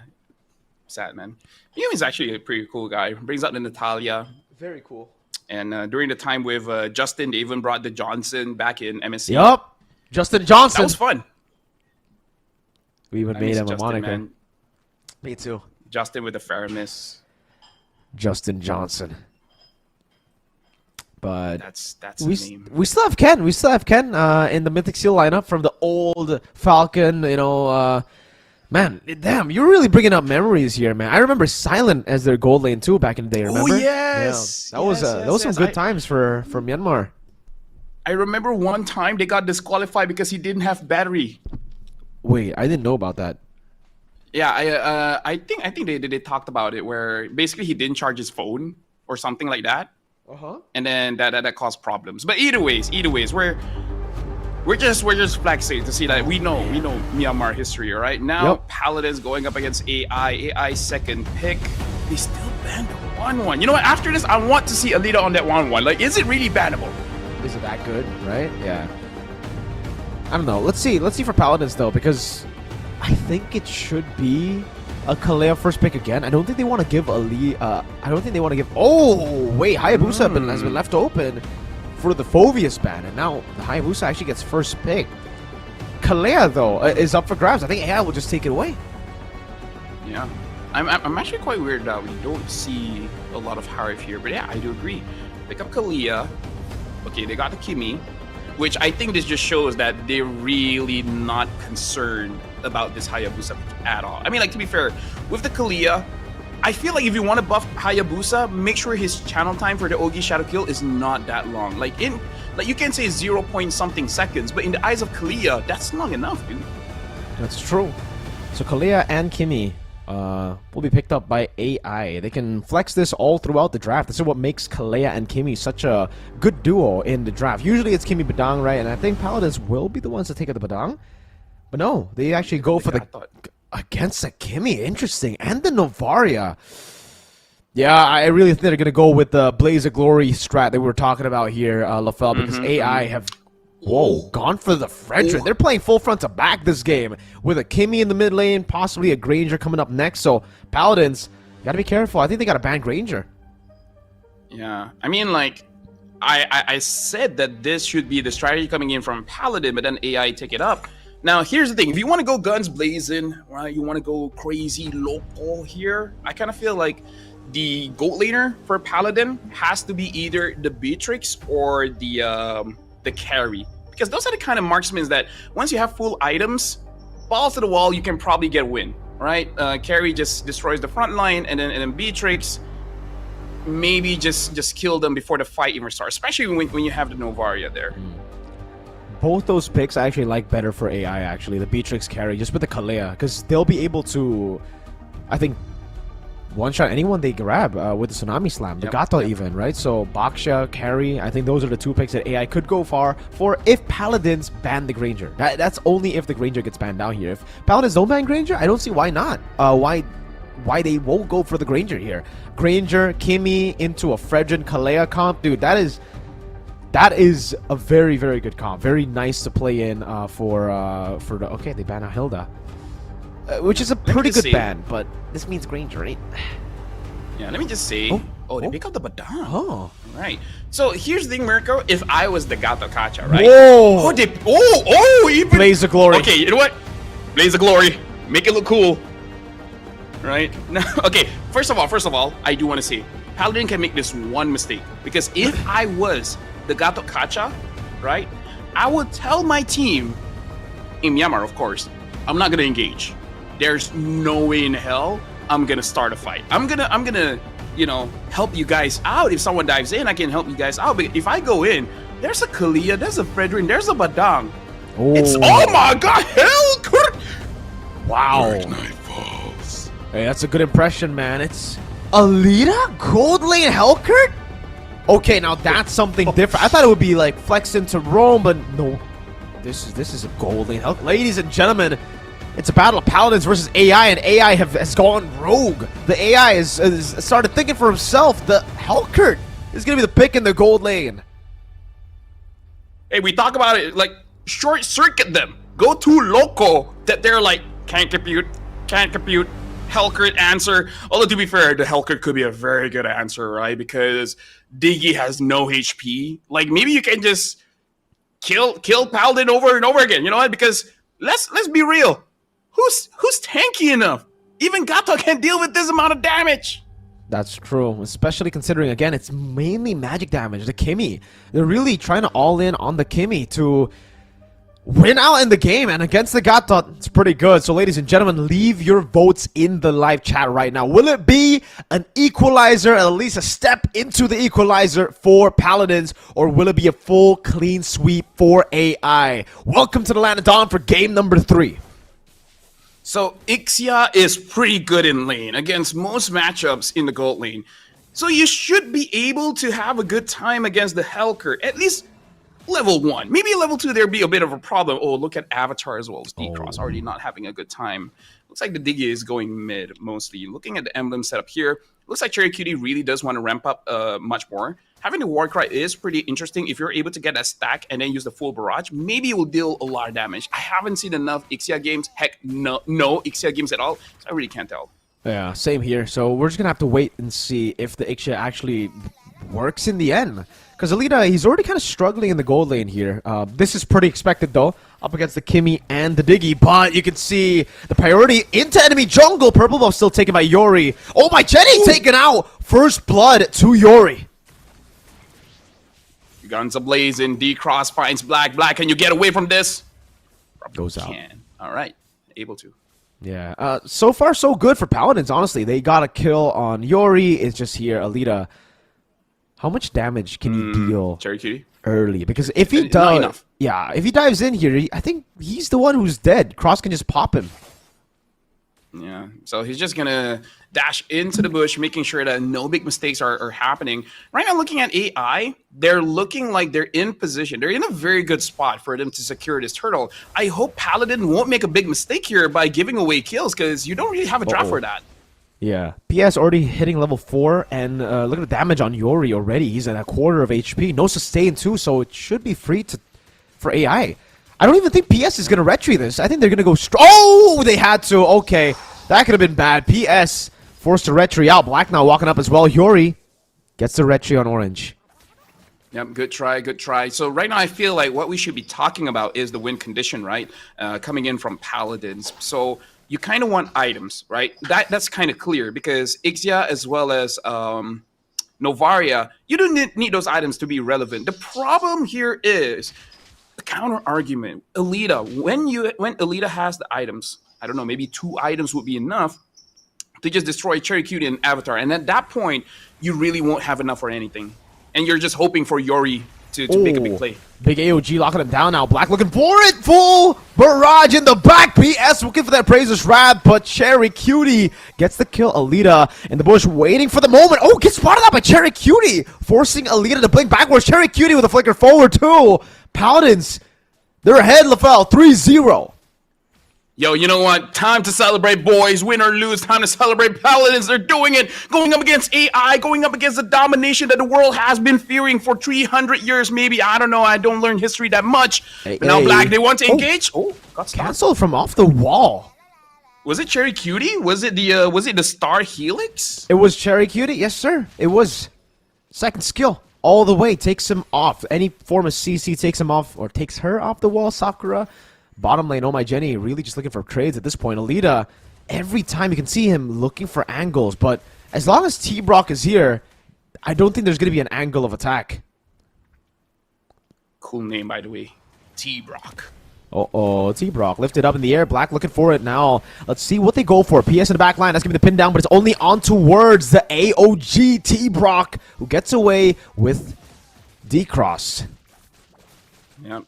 Honestly, good ult coming in from the Diggy, making sure that T-Brock is actually able to get away from that, because that's kind of the problem in the previous game, right? Where the front line of Paladin get chain CC'd so much that you just can't get away, and now are they able to actually get Madzi? Uh-oh, chain CC is still able to flicker out. T-Brock looking for the chase. Oh my Jenny, zoned away.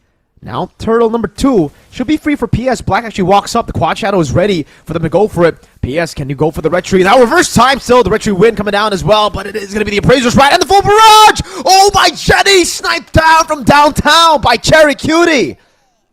Now, that was a lot of damage. Now, I'm starting to be a little bit more convinced. And Cherry Cutie just picked up the... I already forgot it. But anyways, he's 3 kills here. Looks like he wants to go for Black. Tsunami Slam, but Alita, even the CC there, it's kind of useless against the time journey. Cherry already, right as he picks it up, LaFell 2 stacks on the Sky Piercer. Oh, and that's huge. But speaking of huge, Alita got Yori. And now Avatar looks like he's trying to get away. D-Cross is going to get taken down. I don't know if you have the damage to deal with Oh My Jenny right now. Oh, T-Brock. Full lockdown. Alita takes it. The execution, and somehow, some way, AI are still in the game. Yeah, and looking very good. And Alita's starting to stack up, right? 2-0-0. I really just don't know what's the power spike. Is it one item, two item? I don't know. But either ways, right now, Black as well as Alita is making sure that they get the turret up top. It looks like they are going to get it.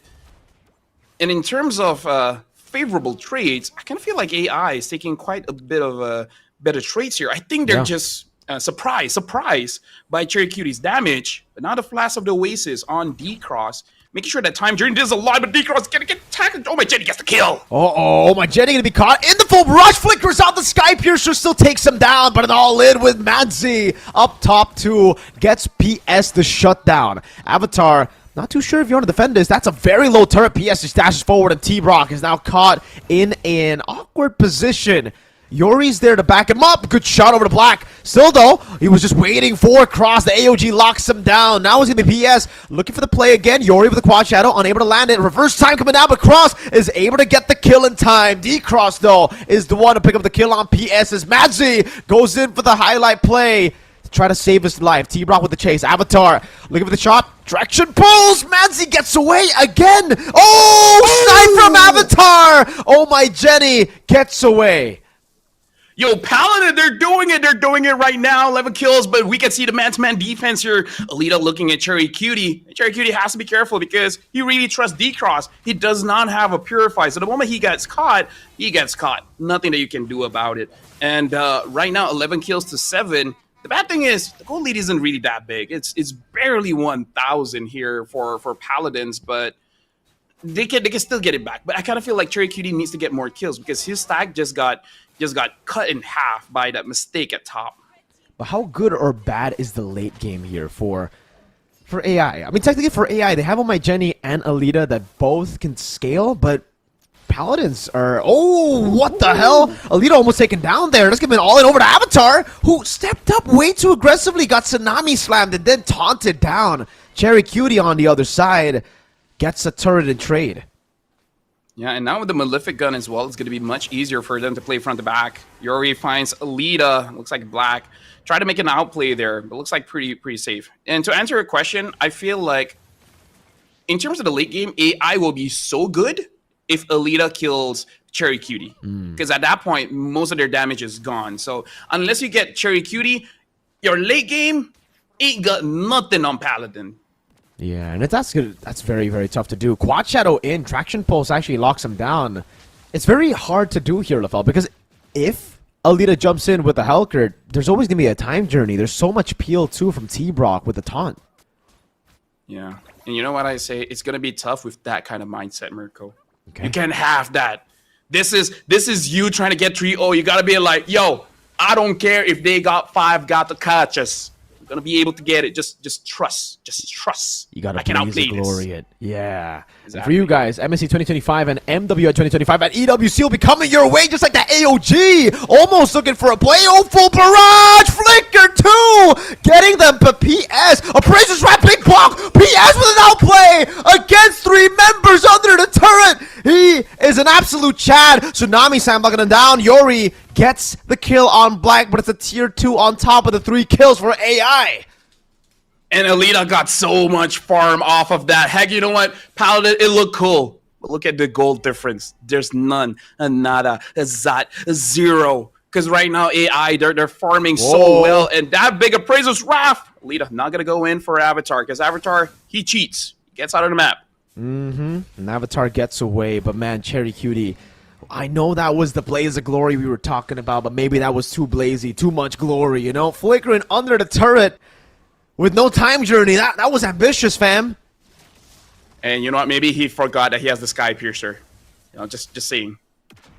It's like, what is this item? Looks like a sword. Looks like Maybe a I should sword. sell it. Alita on the other side, though. I don't know if they actually want to go for this. I think Fredrin is much better when it comes to neutral objective battles. Black already on the wall, going to be canceled out. That's going to be the Lord Knockup coming down with a full barrage and the AOG. PS! forward dashing into the retribution, secures it for AI as Alita continues the elite split push. Yeah, and right now, Paladin, they're losing it all. They lost the Lord. They didn't get a kill. Alita might kill Cherry Cutie here. Uh-oh, Okay, no, Dark never mind. Knight Falls just to escape. Hey, maybe he doesn't have that mindset just yet. You know, like maybe in this game he's just like, you know, I'm gonna split push because I hate turrets. Turrets are bad.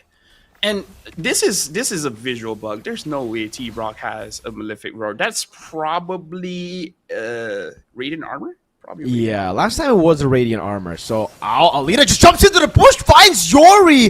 What a read from Alita, finds him, and now one member down. This could be it, LaFell. AI might just dive in. Hey, you know what? A 3-0 is kind of cool if you can get it in the best of 5. And now Cherry Cutie as well as Avatar, as long as they don't get caught, as long as the time journey is there is a chance that they can defend this. But they got to make sure that they're using it correctly. Cherry Cutie cannot flicker forward. Oh, Traction Pulse baiting out the time journey. Already with Manzi jumping in as well. He will be taken down. T-Brock in the back line too with a full barrage, dealing damage. But Alita continues to split push. A good Star Shatter over to Oh My Jenny. But they've lost a far lane base turret. Yeah, I think like that was the idea, right? Bait him out. Like make sure that Cherry Cutie uses the full barrage, but then Cherry Cutie goes a bit further as well. He used the flicker. If he didn't use the flicker, it might not have been that big of a loss. And now Yori 1v1 against Alita. With a shadow kill too, Alita will be shut down by Yori. Solo 1v1. And at this point, I think the winner crown is going to be a very important item for AI if they want to close the series out. Yep. Especially, I would say the front line, because there is a chance for you to bait out Cherry Cutie here, because it does look like he's very trigger happy, right? If he has the chance to use the full barrage, use the full barrage. Like if you're able to time it so that your flicker will be up after the Winter Crown, that might be insane. It might be another highlight play, the kind of thing that Madzi would usually do. And now Paladin trying to get this turret. Cherry Cutie too far ahead, man. Be careful. A jump to the front, Cherry Cutie. Don't worry though, that's the Ixia sustain for you. Makes up in sustain for what she lacks in mobility. But I'm looking at it again. It's going to be very difficult. Oh, Alita. This is a very good position to look for a pick over to Avatar perhaps. But even the split push at this point isn't as lethal as it was before, I feel, LaFell. Because the Hayabusa should be in a winning position against the Helker now. The Paladins, they gotta be careful because they lost the Retribution battle like twice now against the Fredrin. So if they go for a third time and then they lost again, they should know that AI is kind of built for that, to make sure that they don't make any kind of mistakes when it comes to numbers. Oh, I don't know about this though. Like contesting it while the top lane is slow pushing. Remember, AI were able to crack open the base turret, so this is a super mini wave constantly slow pushing up top. And if AI have the control over the Lord, this could be a forced error again, with a Hayabusa is sent up top and it's going to be a blitz from AI. Yeah, either way, you should just try to stop AI and maybe even try to get a kill. Definitely don't contest for this Lord, because at this point, even if AI gets the Lord, big whoop-de-doo. If you're able to get a few kills, then it's fine, because your wave clear is okay. It's not that bad, you know? Yeah, there you go. Yori is showing up top, and that should be the all-in. Oh my Jenny in the back line. Still the full barrage from Cherry Cutie finds them all. It's all of them taken down by Yori in the back line. Oh no! The minion waves, two big cannons in a blaze of glory. Paladins try to stop AI, but AI are inevitable. 3-0, clean sweep. Hey, you know what? It's a clean sweep, but we talked about it. Go in the blaze of glory. And let me just tell you, of all the games that they played, this is the most entertaining one, and this is the one that Paladin looks much stronger. Wow. Just wow, dude. A Hellkurt pick to seal the deal, to seal a clean sweep. That was already so good from Cherry Cutie getting the massive full barrage, but in the end, man, that clutch decision making, very decisive moves, and it's crazy to see that they didn't hesitate. They have a draft that's so hard to execute, and they didn't hesitate in any of their plays. They went for it. Yuri was caught off guard and taken out. I mean, like, if Yuri won, that would seal the deal. But the problem is, it wasn't a 1v1, man. It was not fair. Yeah. Because Black was there as well. Even if Black does not do anything, the fact that the Ogi Shadow Kill bounces off of 2 people should be enough to make sure that Alita actually wins that 1v2. Congratulations once again, ladies and gentlemen, to the people you see on your screen, AI. And I believe, LaFell, we're going to be throwing it to the hosts.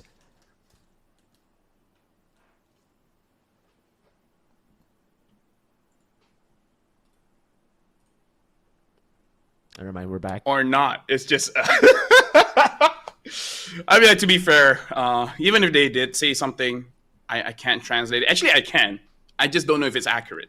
Yeah, that's true. I mean, to be fair, you've translated before, and every single one of the people you've translated for have said that your translations are actually pretty accurate. So, I'd give you a shot, honestly, at translating Burmese to... I think you're better than Moman, you know? And that guy's Burmese. Oh, yeah. Yeah. No, I agree. I can see it now. The question is, how do you guys feel? And then they say, like, we feel nothing. We're AI. That was just us doing our job. We're programmed to do this. And then the host be like, huh? And then that's the end of the interview. What do you think about the Hellcurt pick? Why did you pick the Hellcurt, AI? And then AI will be like, we malfunctioned. We couldn't think of a good gold laner. We couldn't think of a good marksman. And then someone accidentally pressed Hellcurt, and then we just roll with it. And then I'm like, how am I going to join the team fight? And then the team is like, compute, don't join team fight. Split push. Damn, you're really good at this, LaFell. That's the answer. Like, are you listening to them real time, or do you have like telepathy? No, see, I have 2 earphones, right? So one is to hear you, and one is to hear them. Yes. I've been using my headphones languages. wrong the entire time. I've just been listening to one thing, dude. Like both ears have. I'm just listening to you right now. You gotta step up, dude. You gotta step up. Is that an amateur move? That's below amateur. Oh man, that's Tumir. That's reverse amateur, not below amateur. But yes, I get the idea. That's pretty solid. I'll accept it, LaFell. I'll accept it. I will improve my game. Next time, I'm gonna have 4. But I only have 2 ears, LaFell. I don't think that works. Some people have 5 holes, man. Like, you can make it work if you have the right mindset. Okay, it's all about what you think in your head and making it into a reality, Mirko. It's all mental, ladies and gentlemen. It's all up here, you know? When you're trying to deal with your demons, if you don't believe in demons, you won't have any demons, right, LaFell? Or be worse than your demons. Make it a competition. Make it a competition. Okay, probably not, guys. No. Maybe don't listen to me. Maybe don't listen to us, you know. Yeah, this is... Shout outs to mental health. If you need a therapist, go find one. Nowadays, it's cool to have a therapist, you know? Yeah. If you don't have one... Suck, man. You know what's what is good to have? Another thing that's good to have is a coach, I think. And Paladins, I think the fact that they didn't have a coach in this game and they did so well shows you that they have a lot of potential. I think if they get a coach next season, if they're able to improve with the coach, then we're going to be seeing these young guys, you know, pop off maybe in the next international for Myanmar. And you know, if you don't have anyone as a coach, I actually wouldn't mind getting some of the older players back, like UBDD as a coach.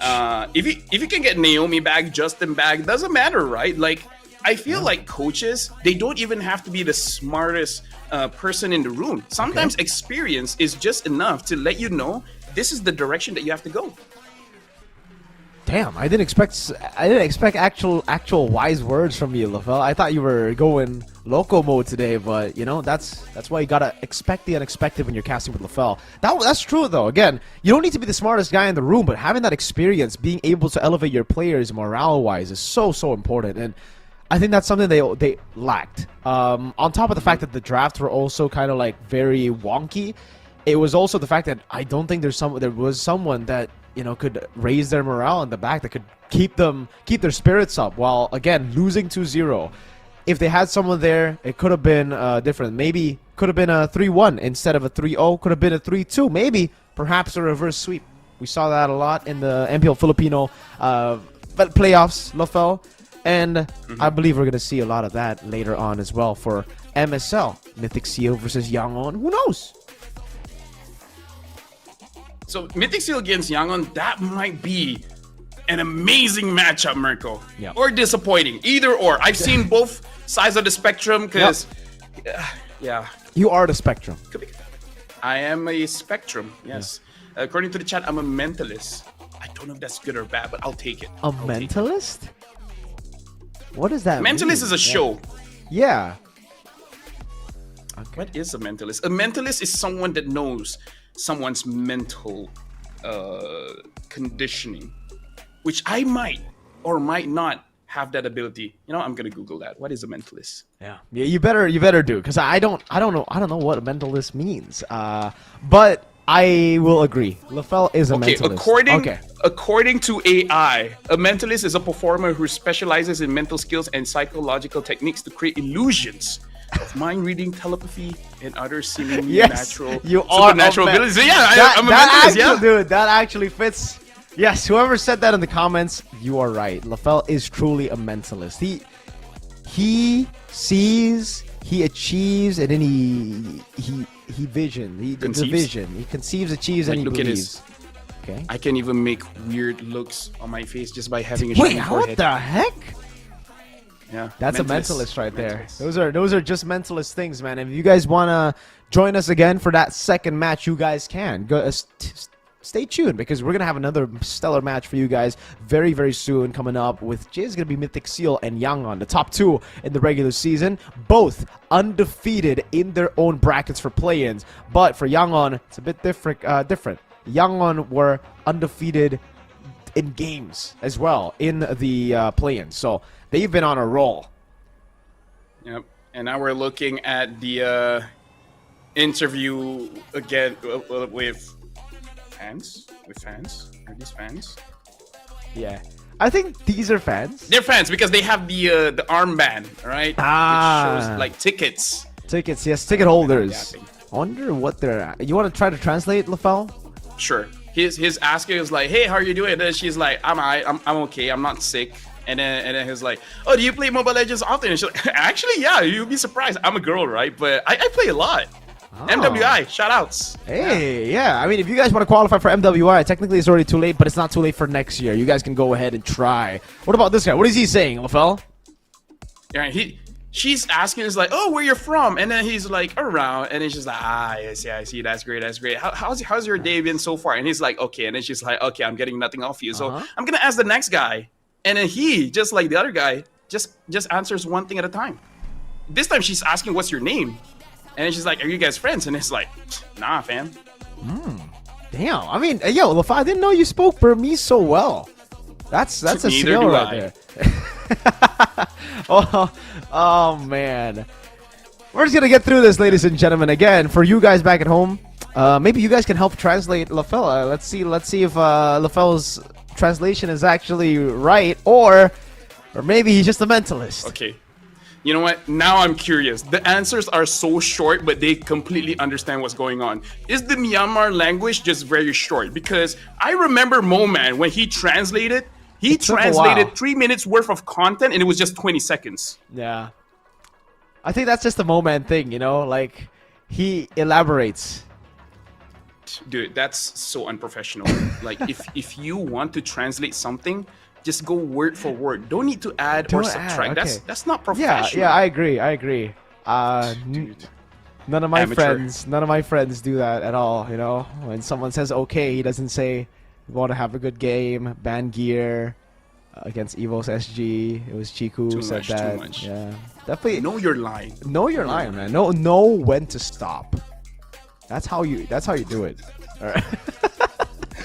That was so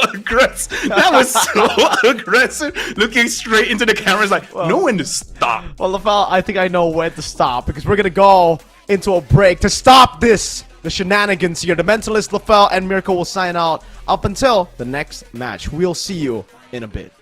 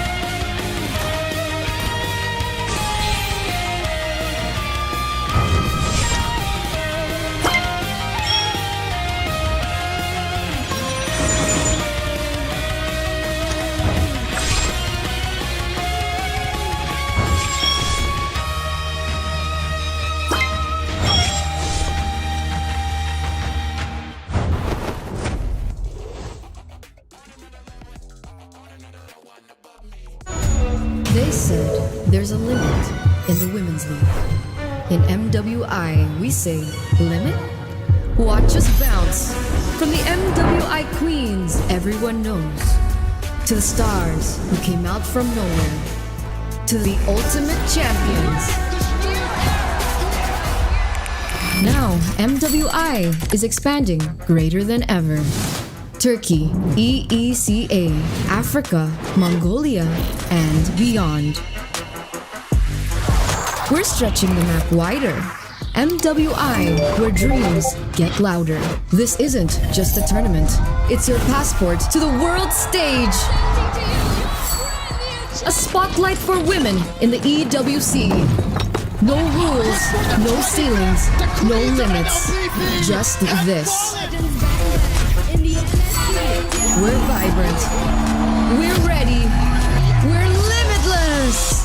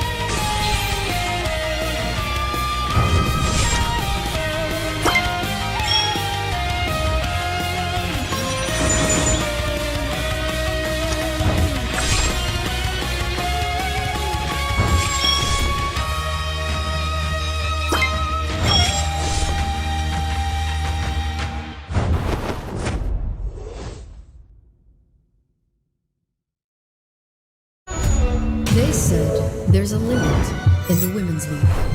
In MWI, we say limit? Watch us bounce from the MWI queens everyone knows, to the stars who came out from nowhere, to the ultimate champions. Now, MWI is expanding greater than ever. Turkey, EECA, Africa, Mongolia, and beyond. We're stretching the map wider. MWI, where dreams get louder. This isn't just a tournament. It's your passport to the world stage. A spotlight for women in the EWC.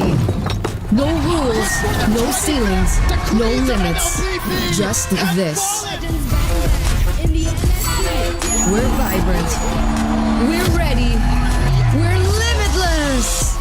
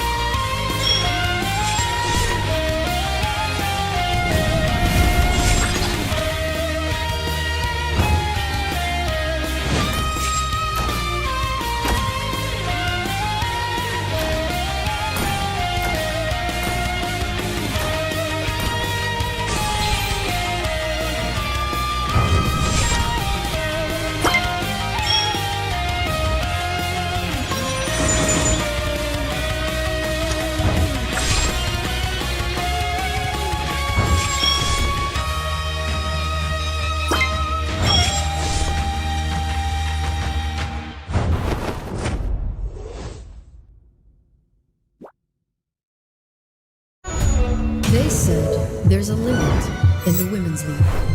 In MWI, we say limit? Watch us bounce from the MWI queens everyone knows, to the stars who came out from nowhere, to the ultimate champions. Now, MWI is expanding greater than ever.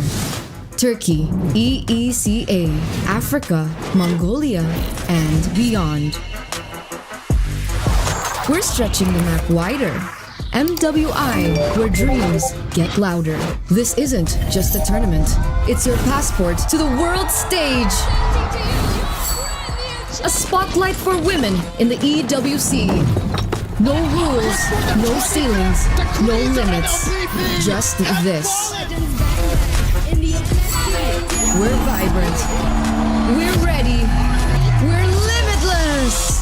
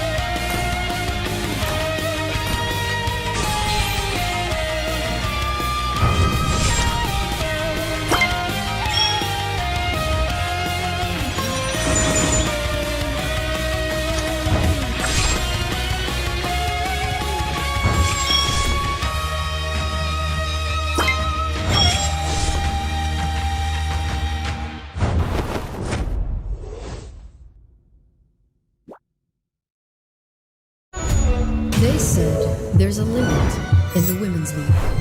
In MWI, we say limit? Watch us bounce from the MWI queens everyone knows, to the stars who came out from nowhere, to the ultimate champions. Now, MWI is expanding greater than ever. Turkey, EECA, Africa, Mongolia, and beyond. We're stretching the map wider. MWI, where dreams get louder. This isn't just a tournament. It's your passport to the world stage. A spotlight for women in the EWC. No rules, no ceilings, no limits. Just this. We're vibrant. We're ready. We're limitless.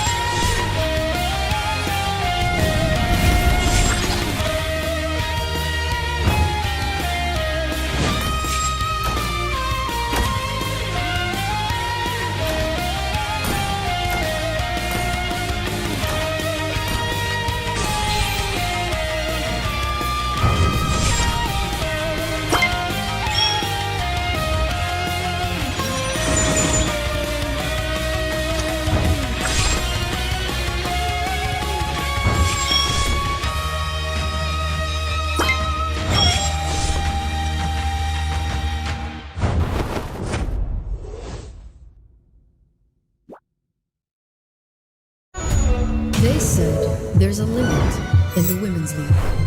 In MWI, we say, limit?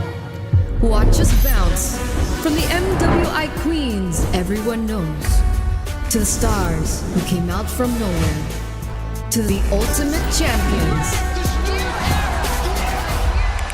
Now, MWI is expanding greater than ever. Turkey, EECA, Africa, Mongolia, and beyond. We're stretching the map wider. MWI, where dreams get louder. This isn't just a tournament. It's your passport to the world stage. A spotlight for women in the EWC. No rules, no ceilings, no limits. Just this. We're vibrant. We're ready. We're limitless.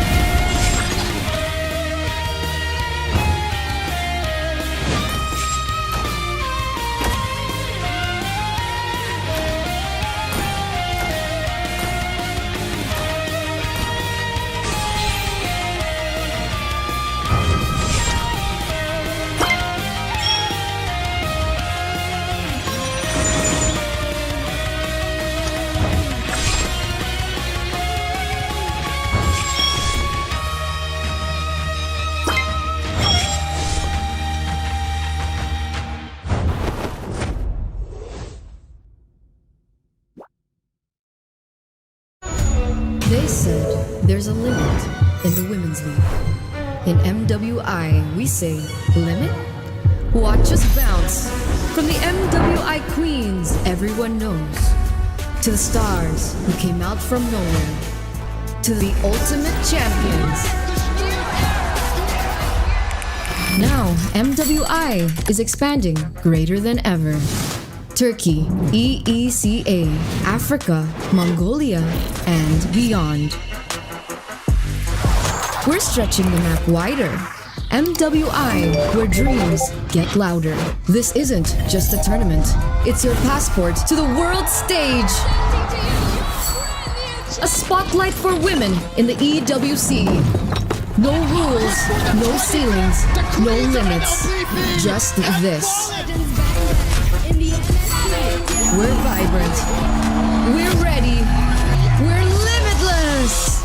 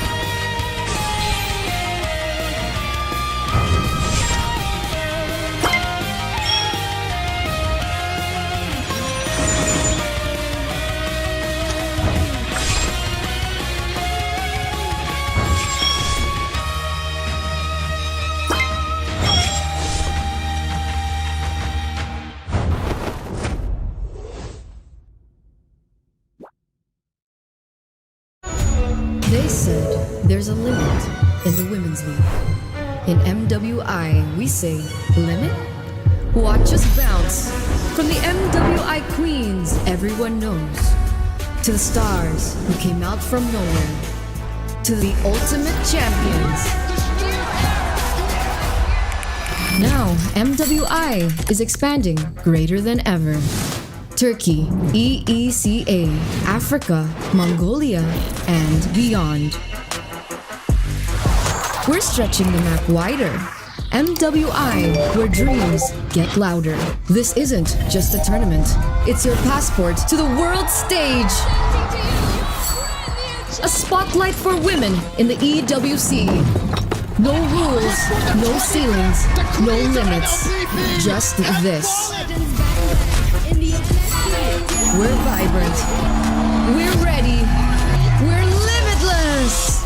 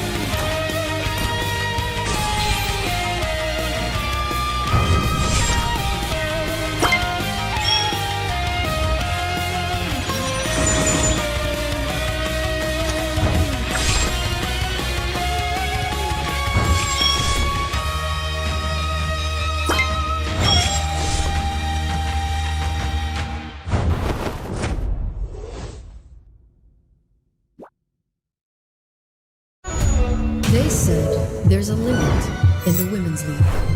In MWI, we say, limit? Watch us bounce from the MWI Queens everyone knows, to the stars who came out from nowhere, to the ultimate champions. Now, MWI is expanding greater than ever. Turkey, EECA, Africa, Mongolia, and beyond. We're stretching the map wider. MWI, where dreams get louder. This isn't just a tournament. It's your passport to the world stage. A spotlight for women in the EWC. No rules, no ceilings, no limits. Just this. We're vibrant. We're ready. We're limitless.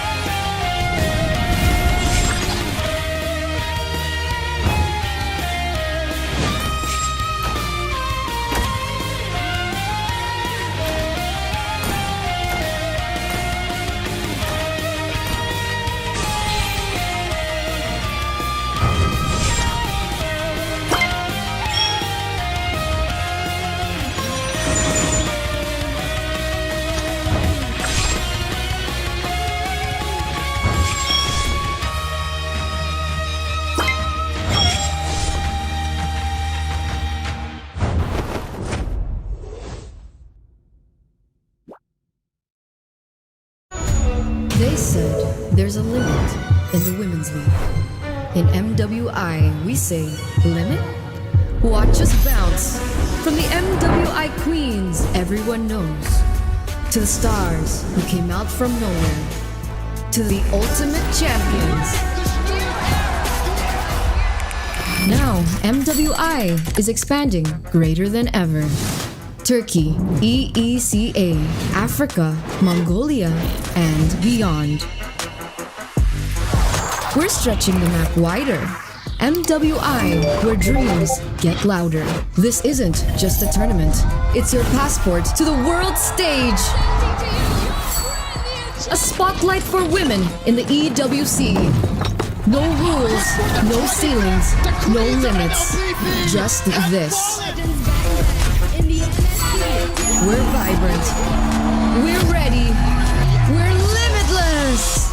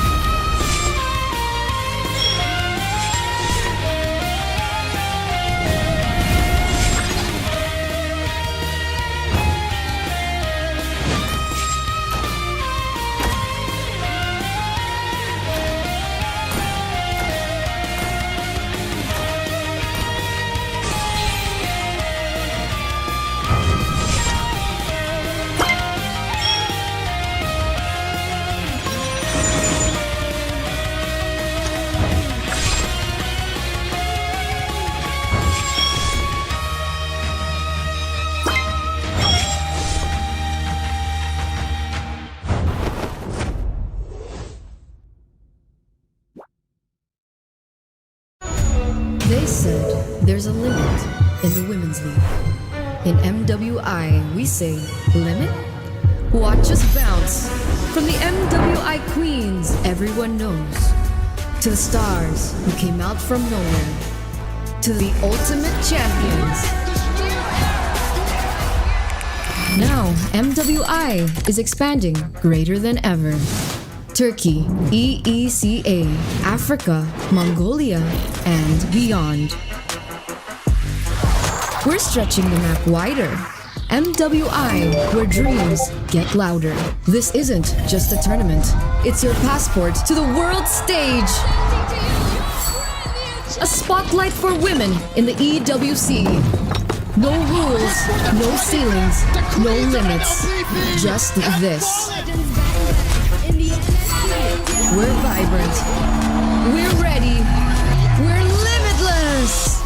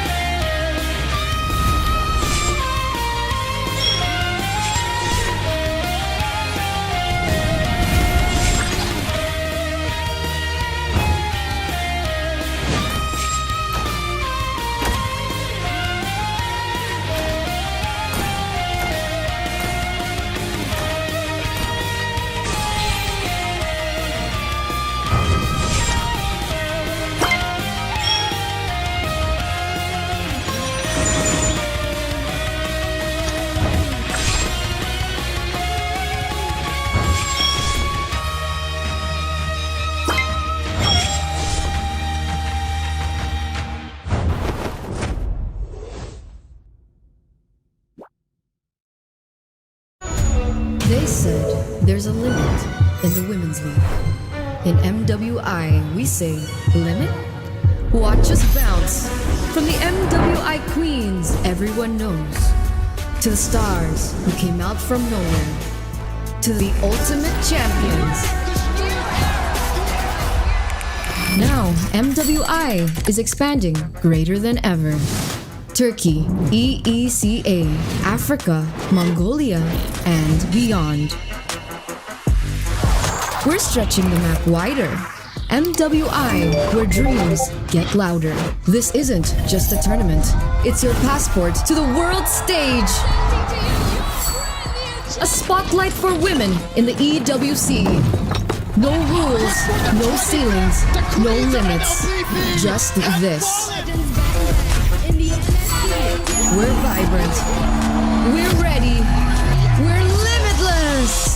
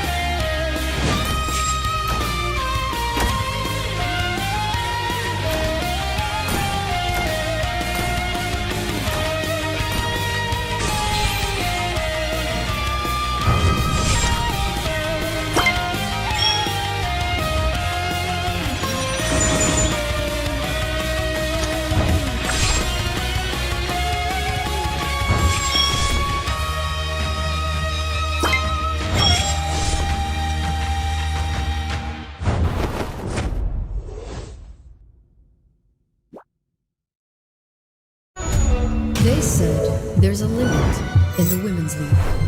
In MWI, we say, limit? Watch us bounce. From the MWI Queens, everyone knows, to the stars who came out from nowhere, to the ultimate champions.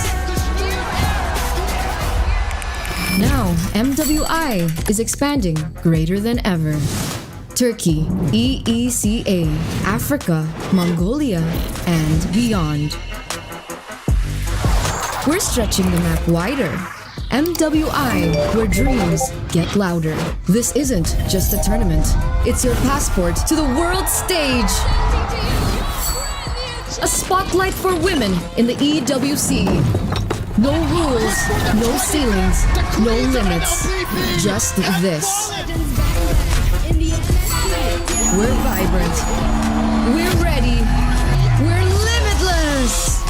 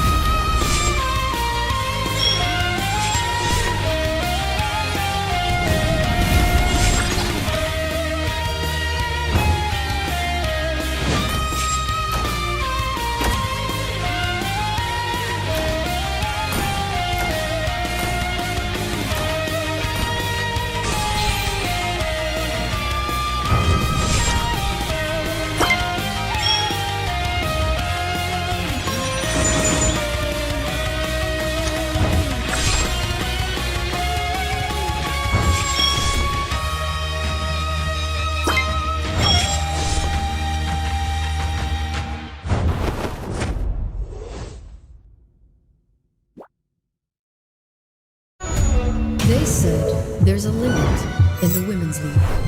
In MWI, we say, limit? Watch us bounce from the MWI Queens everyone knows, to the stars who came out from nowhere, to the ultimate champions. Now, MWI is expanding greater than ever. Turkey, EECA, Africa, Mongolia, and beyond. We're stretching the map wider. MWI, where dreams get louder. This isn't just a tournament. It's your passport to the world stage. A spotlight for women in the EWC. No rules, no ceilings, no limits. Just this. We're vibrant. We're ready. We're limitless.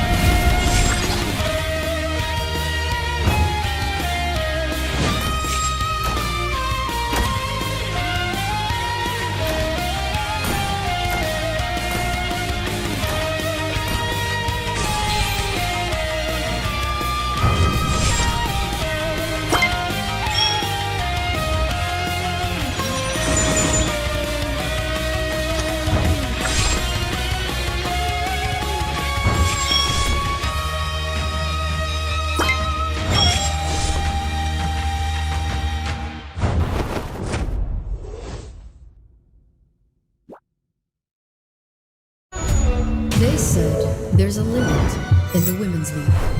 In MWI, we say limit?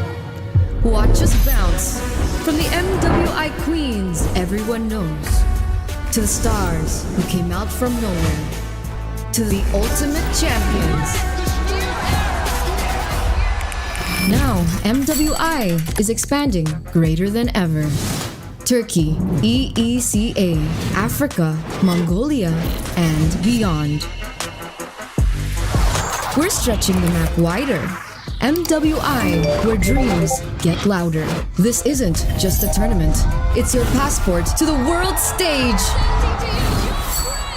A spotlight for women in the EWC. No rules, no ceilings, no limits. Just this. We're vibrant. We're ready. We're limitless.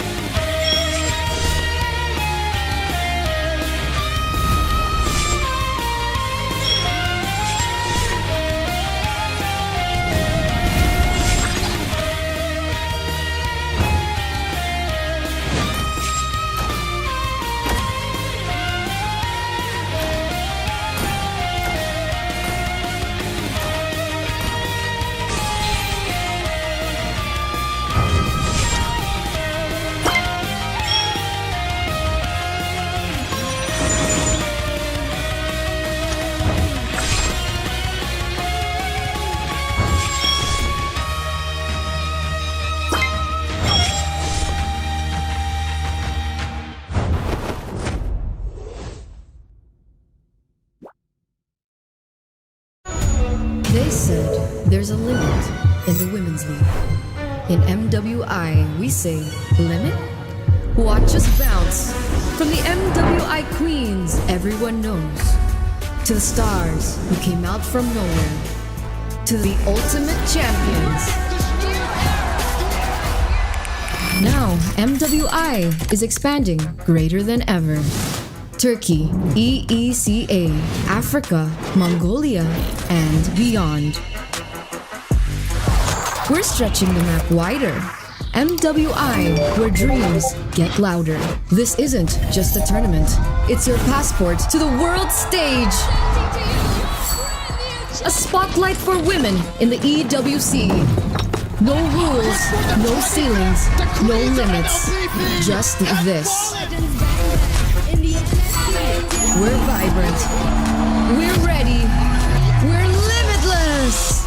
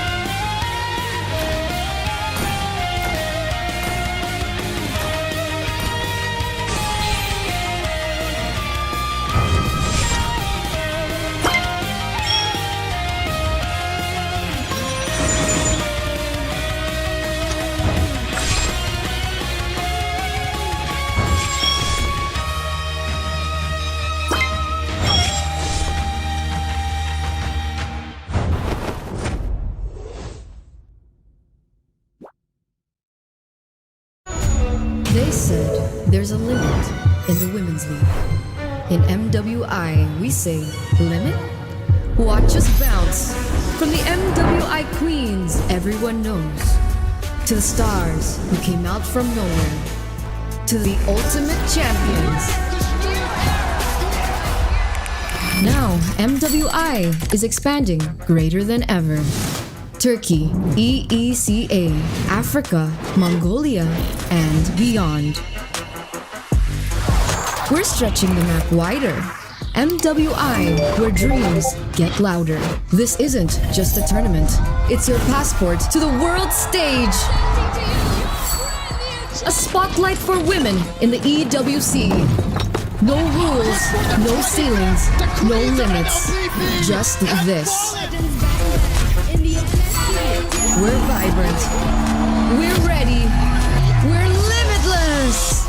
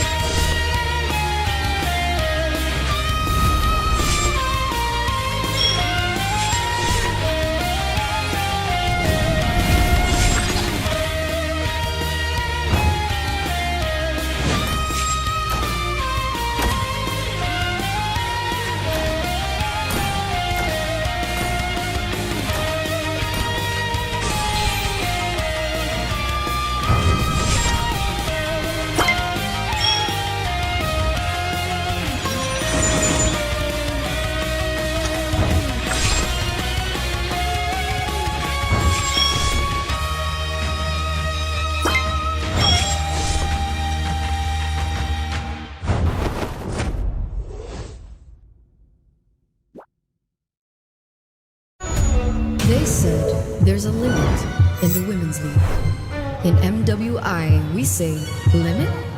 Watch us bounce from the MWI queens everyone knows, to the stars who came out from nowhere, to the ultimate champions. Now, MWI is expanding greater than ever. Turkey, EECA, Africa, Mongolia, and beyond. We're stretching the map wider. MWI, where dreams get louder. This isn't just a tournament. It's your passport to the world stage. A spotlight for women in the EWC. No rules, no ceilings, no limits. Just this. We're vibrant. We're ready. We're limitless.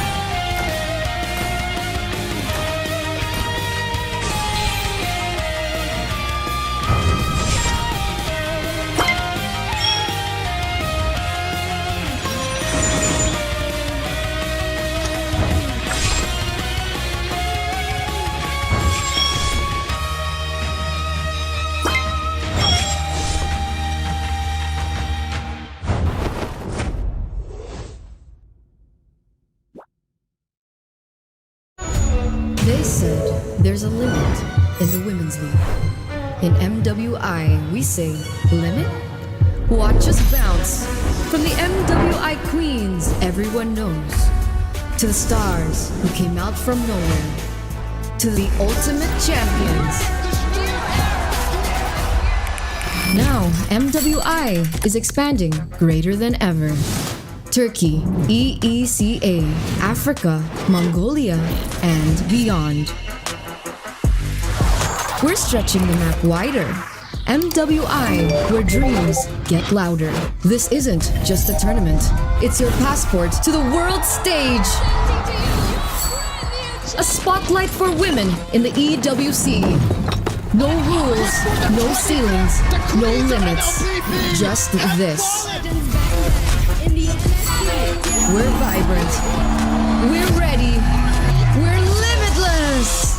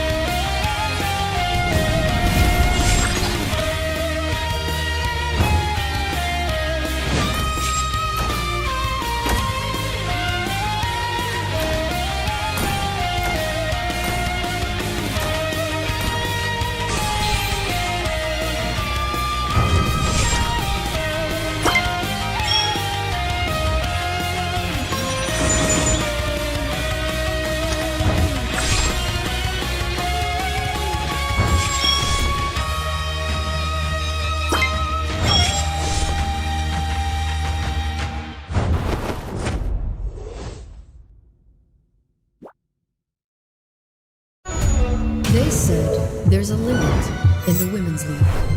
In MWI, we say limit?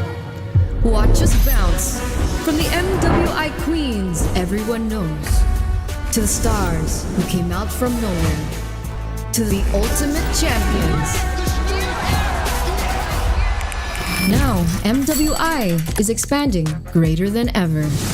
Turkey, EECA, Africa, Mongolia, and beyond. We're stretching the map wider. MWI, where dreams get louder. This isn't just a tournament. It's your passport to the world stage. A spotlight for women in the EWC. No rules, no ceilings, no limits. Just this. We're vibrant. We're ready. We're limitless.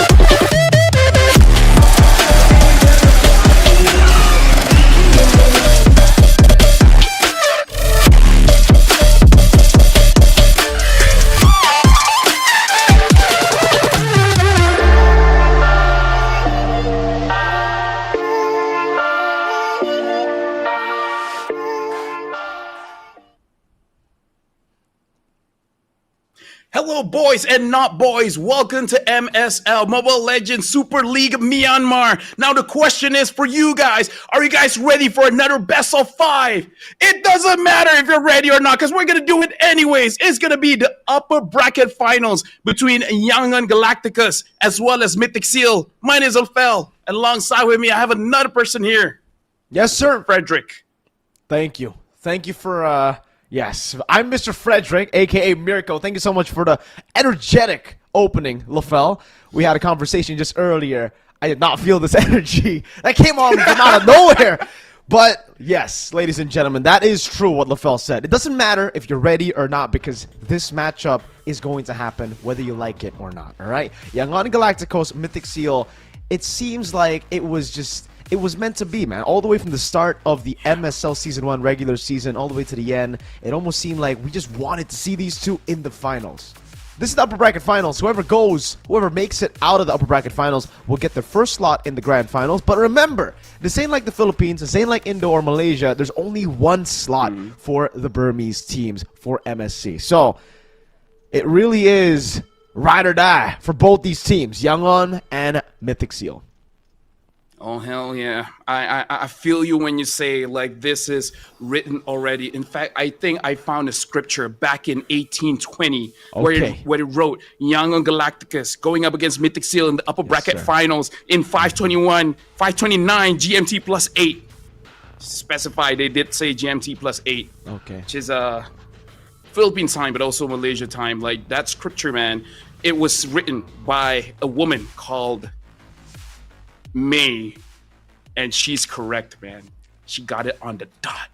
Man, I aspire to be that good at, remembering or mentalisting. So before this, we had a conversation. LaFell's a mentalist. The guy can create anything and then make you guys visualize it, right? And that's what you just did. You imagine how this matchup was destined, and honestly it was, right? Looking at the way that both of them have been performing in the regular season, 8-1 match record for both Yangon and Mythic Seal. Both of them have only lost once. Yangon have only lost once, and it was up against Mythic Seal, which is definitely interesting. And Mythic Seal have only lost once against AI Esports. So we kind of have a rock, paper, scissors situation here in the last 3 teams of the MSL Myanmar Season 1. Hey, if I can choose, if I'm rock, paper, or scissors, I'm going to pick the rock, man, because he looks like he has a lot of money. But anyways, as we're talking about this, can we just take a bit of a step back? Because we got a video to see, like, the venue there. Dude, there's a lot of people.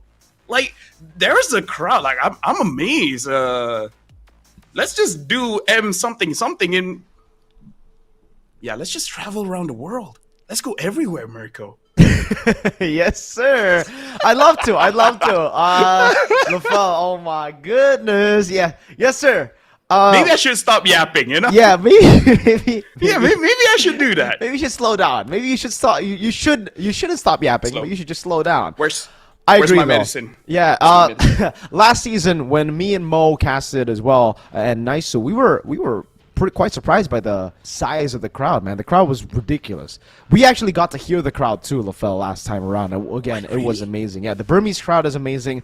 I would love for an event to be held in Myanmar again. Maybe in the future we can have that international event for sure there because, again, especially if the Burmese teams can step up and perform in the international stage, maybe make it to the grand finals again, just like at the M2 World Championships.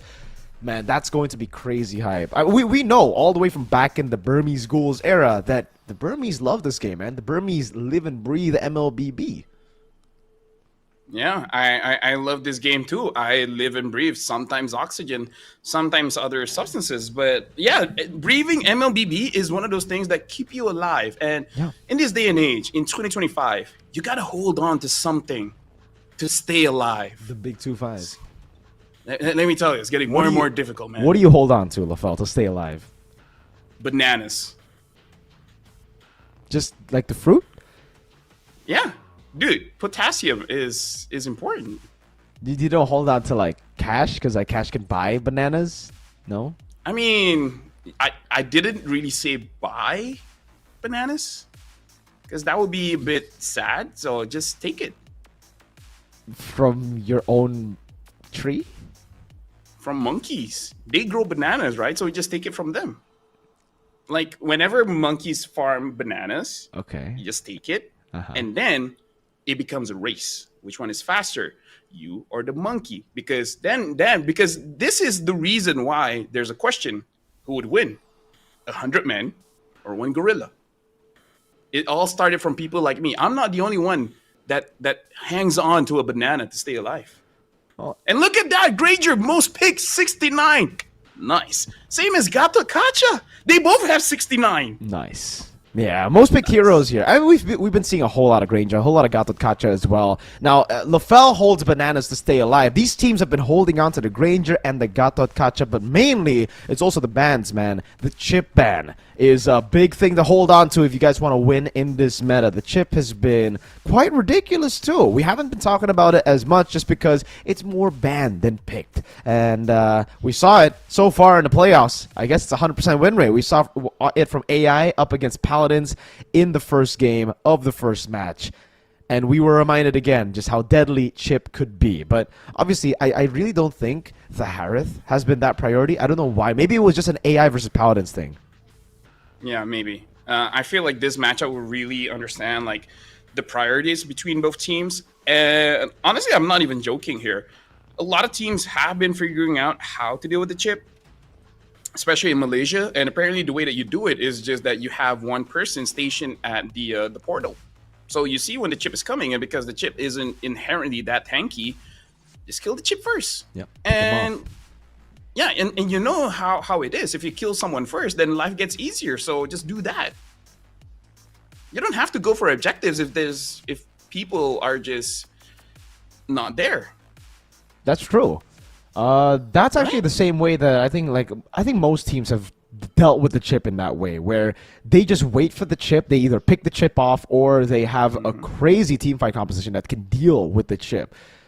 Big sets is what I'm talking about. Even the Badang, a lot of the big sets usually do really well up against the chip, and so far that's what we've been seeing. But the answer is definitely not a Moskov Kimi pick to answer the chip. We did see that, ladies and gentlemen, the chip dealing with the Moskov and Kimi, and I think it was not that good for Mr. Moskov and Kimi. But we've seen kind of a rise in Baksha. We've only seen it banned here in MSL. So it does mean that I guess Kimi is more of a winning pick here in Myanmar. Meanwhile, in the Philippines, in the grand finals, Kimi was sitting at a 0% win rate, Lafal.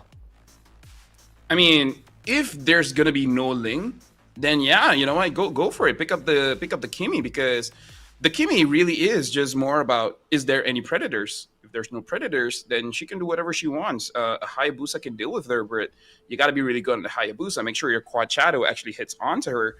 The Ling is much easier, but in this climate, like in this meta, if you can't use the Ling well, then yeah, Kimi is something that you really have to be careful of, because as an EXP laner, unless you go for a Yuzong, unless you go for a Benedetta, maybe even a Lapu Lapu, right?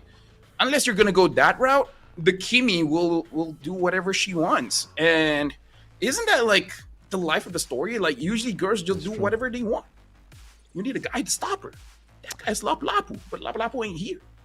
Yeah, Lapu Lapu currently is out of the meta, which is, again, something that I hope comes back. Lapu Lapu has been one of the many heroes that have just popped off hard, man.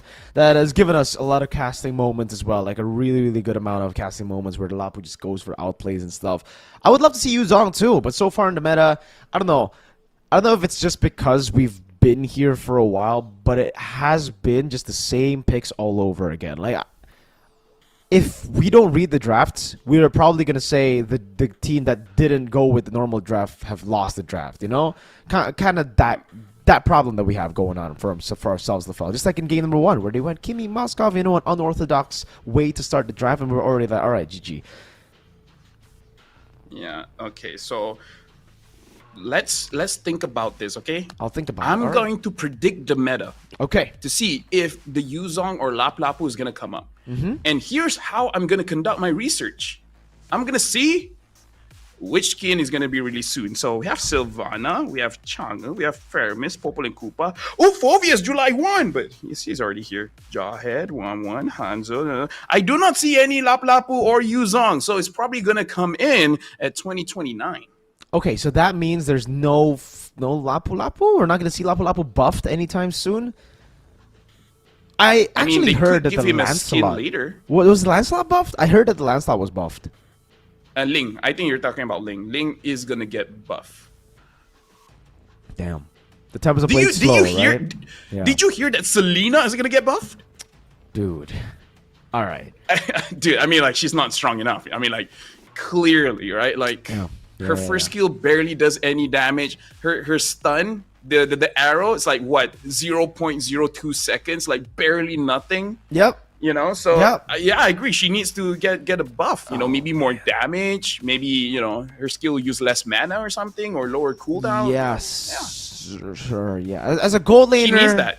As a gold laner, I agree with everything LaFell said.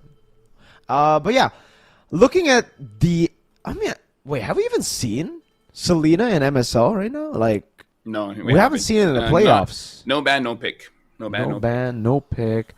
Wait, Zoe has also just been banned down completely. So, yeah, we haven't really been seeing that much of the Selena. So I guess you're right, LaFell. We just don't have enough Selena games. We need Selena in the meta a bit more. Looking at the regular season, it was actually picked up 7 times to a 71% win rate, LaFell. So, hey, that says something. That's why she's going to get buff. That's why only 71? That's like rookie numbers. That's true. And the team who picked it up...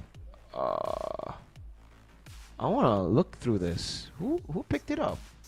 Who picked it up, yo? Okay, let me see if I can have it. Was Mythic Seal AI. Okay, so Mythic Seal and AI are the ones that love this the most. Mythic Seal picked it up 3 times, AI picked it up twice, YG picked it up once, and then T7 picked it up once too. Interesting stuff. So Mythic Seal are pretty good with it. Very good with it. Looks like they have a Layla pick before. They have a Layla pick. They have a Nana pick. They have a Lilia pick. They have a Kaja pick.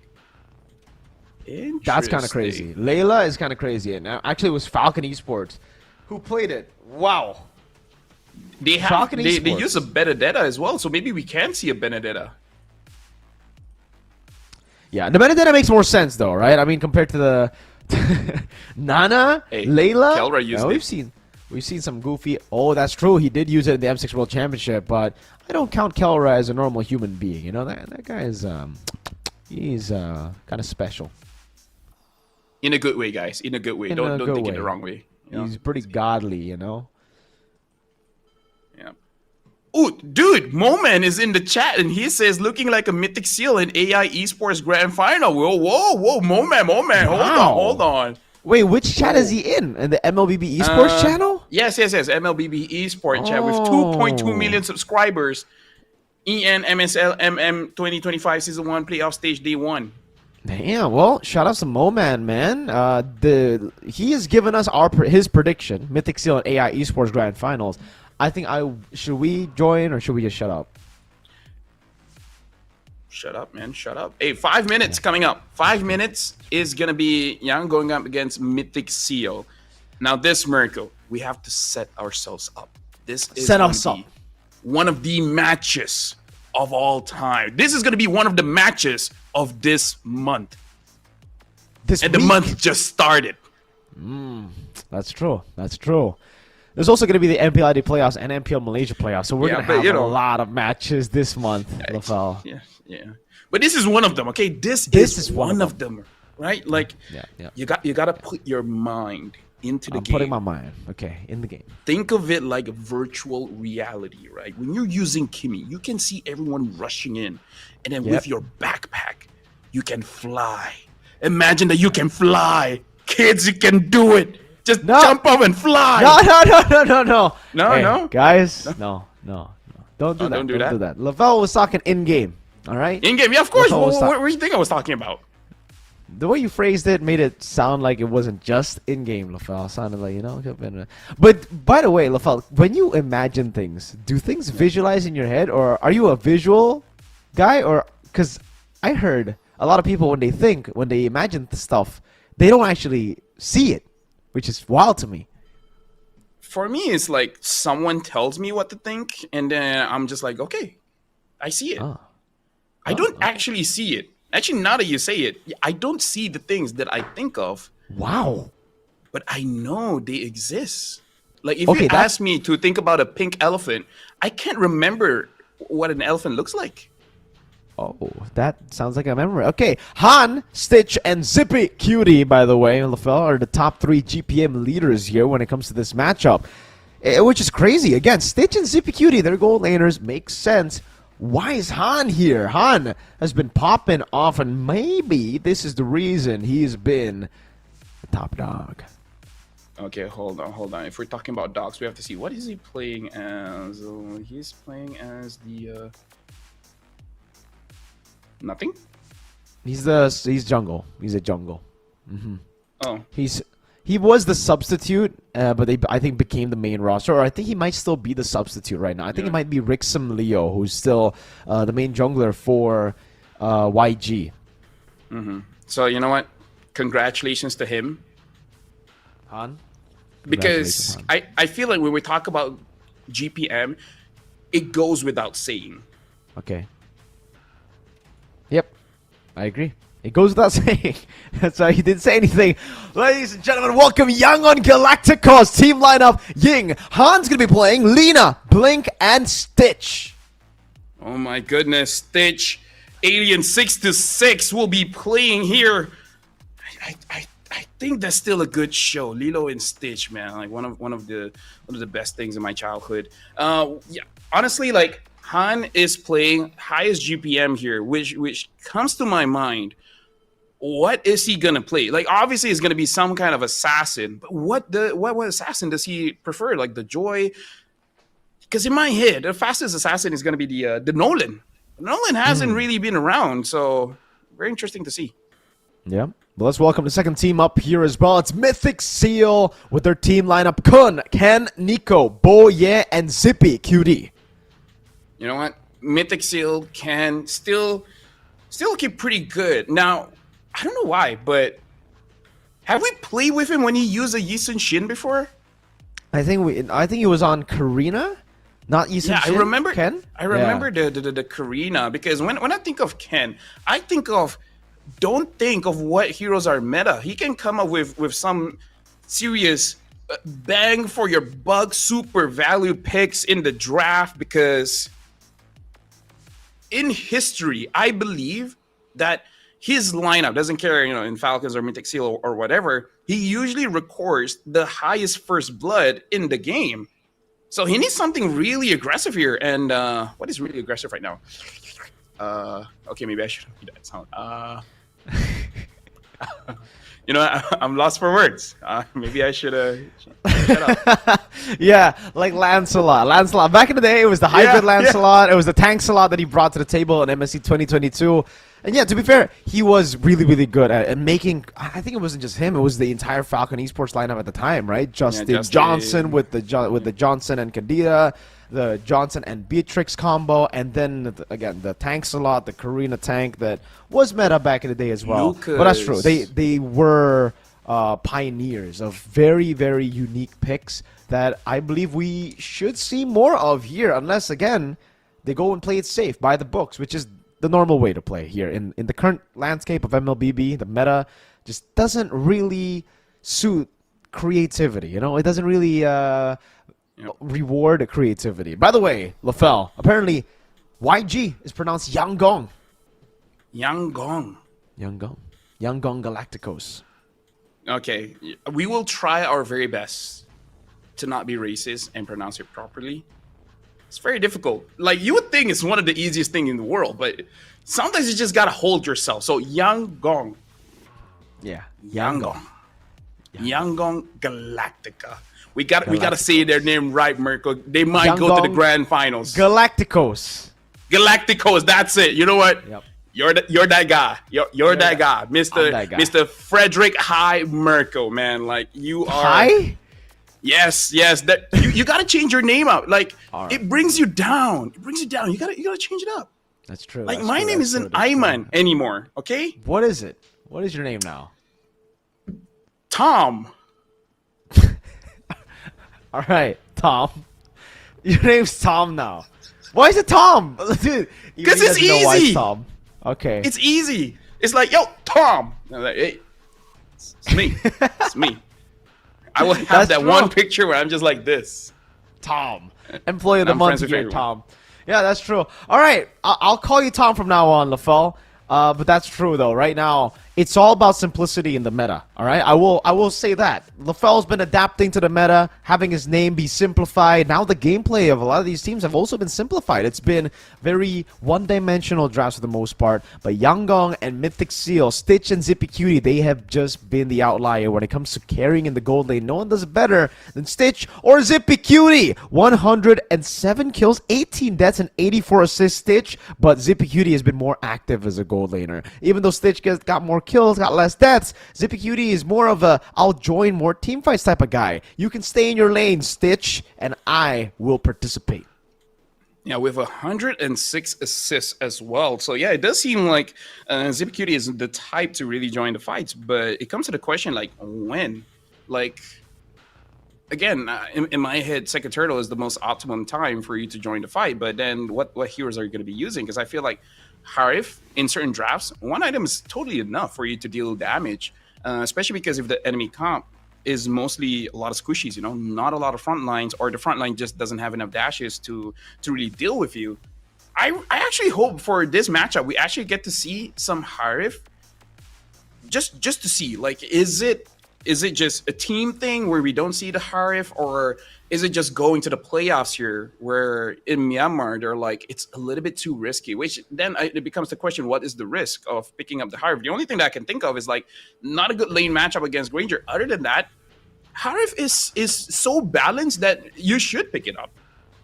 Yeah, I agree. It's one of the most balanced picks of all time, and that's why the Harith is literally a modern day Natan. If you get full items on that thing, you're not losing team fights as long as you play for the Harith. So I'm very excited to see again if the Harith finally gets picked up here, or if it gets ignored again. Because if it does get ignored, we're seeing a new, I guess, Burmese meta where they just ignore the Harith. They go for the Grangers, they go for the Kimmies, they go for even the Moscovs before the Harith so far, and AI versus Paladins. So we'll see. Maybe team fighting like that isn't their style. Maybe it's all about winning in the early game this time. That's why maybe the Granger is up there. And I think that might be why Zippy has more assists. Like he just plays Granger. So he double lanes a lot and he participates in turtle number 2 over, the Moscovs who just farm in lane and wait. What is the easiest hero to get an assist? Honestly, it's probably Claude, just because you can touch AoE? everyone with the Blazing Duet. I think it's Granger, dude. You shoot your Death Sonata as AoE, right? It is. If you hit it, There's which no way they're they don't professional hit it. players, they should. Yeah, They should yeah. hit it, right? They should hit it. Either ways, what's this? Fun fact, ZP and Manzi from AI are brothers. We heard that fact before. So if that's true, Yep. shout outs to their parents for educating their children to be able to play different roles. Like, it's one thing to teach your children how to play one role, but then when they play different roles, they can play EXP, they can play gold. Yep. If I'm their parents, I'll be so proud. It's like, son, I wanted you to be a doctor, but this is second best thing. Yeah, honestly, W parents, right? Again, Mansi has been able to create a lot of highlight plays. So, Zippy, now it's on you, man. Now it's on you. Highlight plays are already done. He actually forced us to watch a lot of those 3-man, 4-man, 5-man sets. But we'll see in game number 1 because it really starts in the draft here. And Mythic Seal, for the longest time, have been kind of like a... I don't know. They've been swapping the rosters so much back in the day. They had a different gold lane before Zippy. They constantly have swapped their rosters. Now, I think this is the biggest revamp of the lineup yet for Mythic Seal. And even losing their coach who was there for a while, Zaya. Now he's in Vamos. I wonder how Mythic Seal actually drafts. Yeah, that is a very good point. Now that you mention it, so maybe the crazy drafts did come from Zaya before this. Because let me tell you, him in Vamos, very crazy draft. Very unbook-like. Like, people draft by the book. He drafts by the magazine, a sports magazine. He drafts like a sports magazine. So it's that's all talking about. about cars. So it's all about speed. Actually, no, I take that back. A motorboat. Do you have So magazines of motorboat? I'm pretty sure you do. I'm pretty sure you do. What's this? Mythic Seal. Seal the day, seal the glory. The slogan. Oh. seal the day, seal the glory. Let's see if they can seal MSC, because I don't think Mythic Seal have qualified for a single international major just yet, unfortunately. So I just want to say to the owners of Mythic Seal, I'm sorry. I've been supporting you guys because I like the roster. You know, I like Justin and Ken and Yellow Flash and Ruby DD back in the day, Zippy. So maybe that's why. Yeah. So Sorry for trusting you guys, sorry. I will say you guys don't make it, so you make it this time. Don't worry. This time it'll be Yanggong or AI. Yeah. Anyways, we're about to jump into the game, I assume, right? I believe so. Because here's the thing, like I'm very bad at what you call it? Oh, hold on. Am I right? Yes, sir. Because I've been predicting everything wrong today, Marco. Like I thought it was gonna rain, and then even the sky is like, gotcha. Yeah, it's just sunny. It's just sunny. Mm-hmm. I brought in my laundry for nothing. What? Is that a I chat? brought Is that in a my comment? laundry. Okay. Well, it's okay, LaFell, because Yanggong Galacticos are ready, with or without your laundry. Zal G! Let's see if their drafts can be good. I wonder what's going to be the real picks here. What's going to be the real prio? Do they go for some cheese strats by leaving Chip open in game 1, say, try to counter it? Or do they just go for the normal, nah, no, we're not going to face off against Chip? Yeah, no, you know what? They're gonna ignore the chip because they're like, we're Yanggong Galacticus. We can deal with chip. What is that? Just a R7 cosplay. What do we have to worry about? Right? Exactly. Harv gets banned, Fanny gets banned, and both teams does have coaches. Now we have Lin Daddy and Marzi. Marvs. Yes. All right. With the Baksha ban, it does allow Mythic Seal to go for the Kimmy mid in first pick, but it really depends if the Chip gets banned out and the Kalea, right? Because I think Chip and Kalea are still a bit more valuable than just going for the Kimmy. But there you go, Yanggong already taking away the Kalea with the Baksha. Mythic Seal, do they pick up the Chip here in first pick, or do they at least threaten it so the Yanggong ban it? Because at this point, they actually banned out Harith. So they're thinking of it, I feel, right? They're thinking of already picking up either Joy or Chip for first pick. Yeah, I feel like if you're already banning out the Harith and then you are thinking about picking up the chip, YG should think about securing their gold lane a little bit early. Something that can survive a potential gank here. And I actually agree with the draft with the bans. I prefer banning out Kalia rather than the chip, because everyone has their own opinions, but I'm allergic to seafood, so I feel like Kalia is a little bit more dangerous. The Phobia's ban, very good ban here, but the thing is, they don't really show their hand too much, except for the chip. We don't really know what they're going for just yet. Actually, with the Hive as well as the Phobia's ban, I might even consider that they might want a Moskov. Okay. So let's see. Final ban, I believe it should be the chip, like you mentioned. But we will. Other than that, like Louis, Chip, Joy, yeah, definitely the Joy, I think, because with the Phobius ban and the Harith, I think it really sets up for a Joy pick here. We haven't seen the ban just yet. Yanggong are taking their time, and there'll be a Juice in. Something that has been falling off recently. We literally just spoke about this utility mid laners being gone. I think Mythic Seal, they have to pull the trigger now. Chip or Joy. Personally, I would go for the chip here. It sets up for a lot more picks later on. Yeah, pick up a chip, but then let's see what YG can get. They can get something like the... Over again, banning out the Harith and the Phobius for the Joy. And then they can end things off. Over again, banning out the Harith and the Phobius for the Joy. And then they can end things off with either a Farsa or a Granger. And I think it'll be solid. Yeah, I kind of feel like in terms of gold lane, the Granger is good, but maybe you don't need it just yet. So they pick up the Hayabusa, not even the Joy here. Not Joy, yeah. Maybe Ken is just not used to it. The Kimmy. Yeah, they don't want to overload in magic damage, so they go for the Hayabusa and the Kimmy instead of the Granger and Joy pick, which, again, gives Yanggong Galacticos a chance to pick up the Granger now.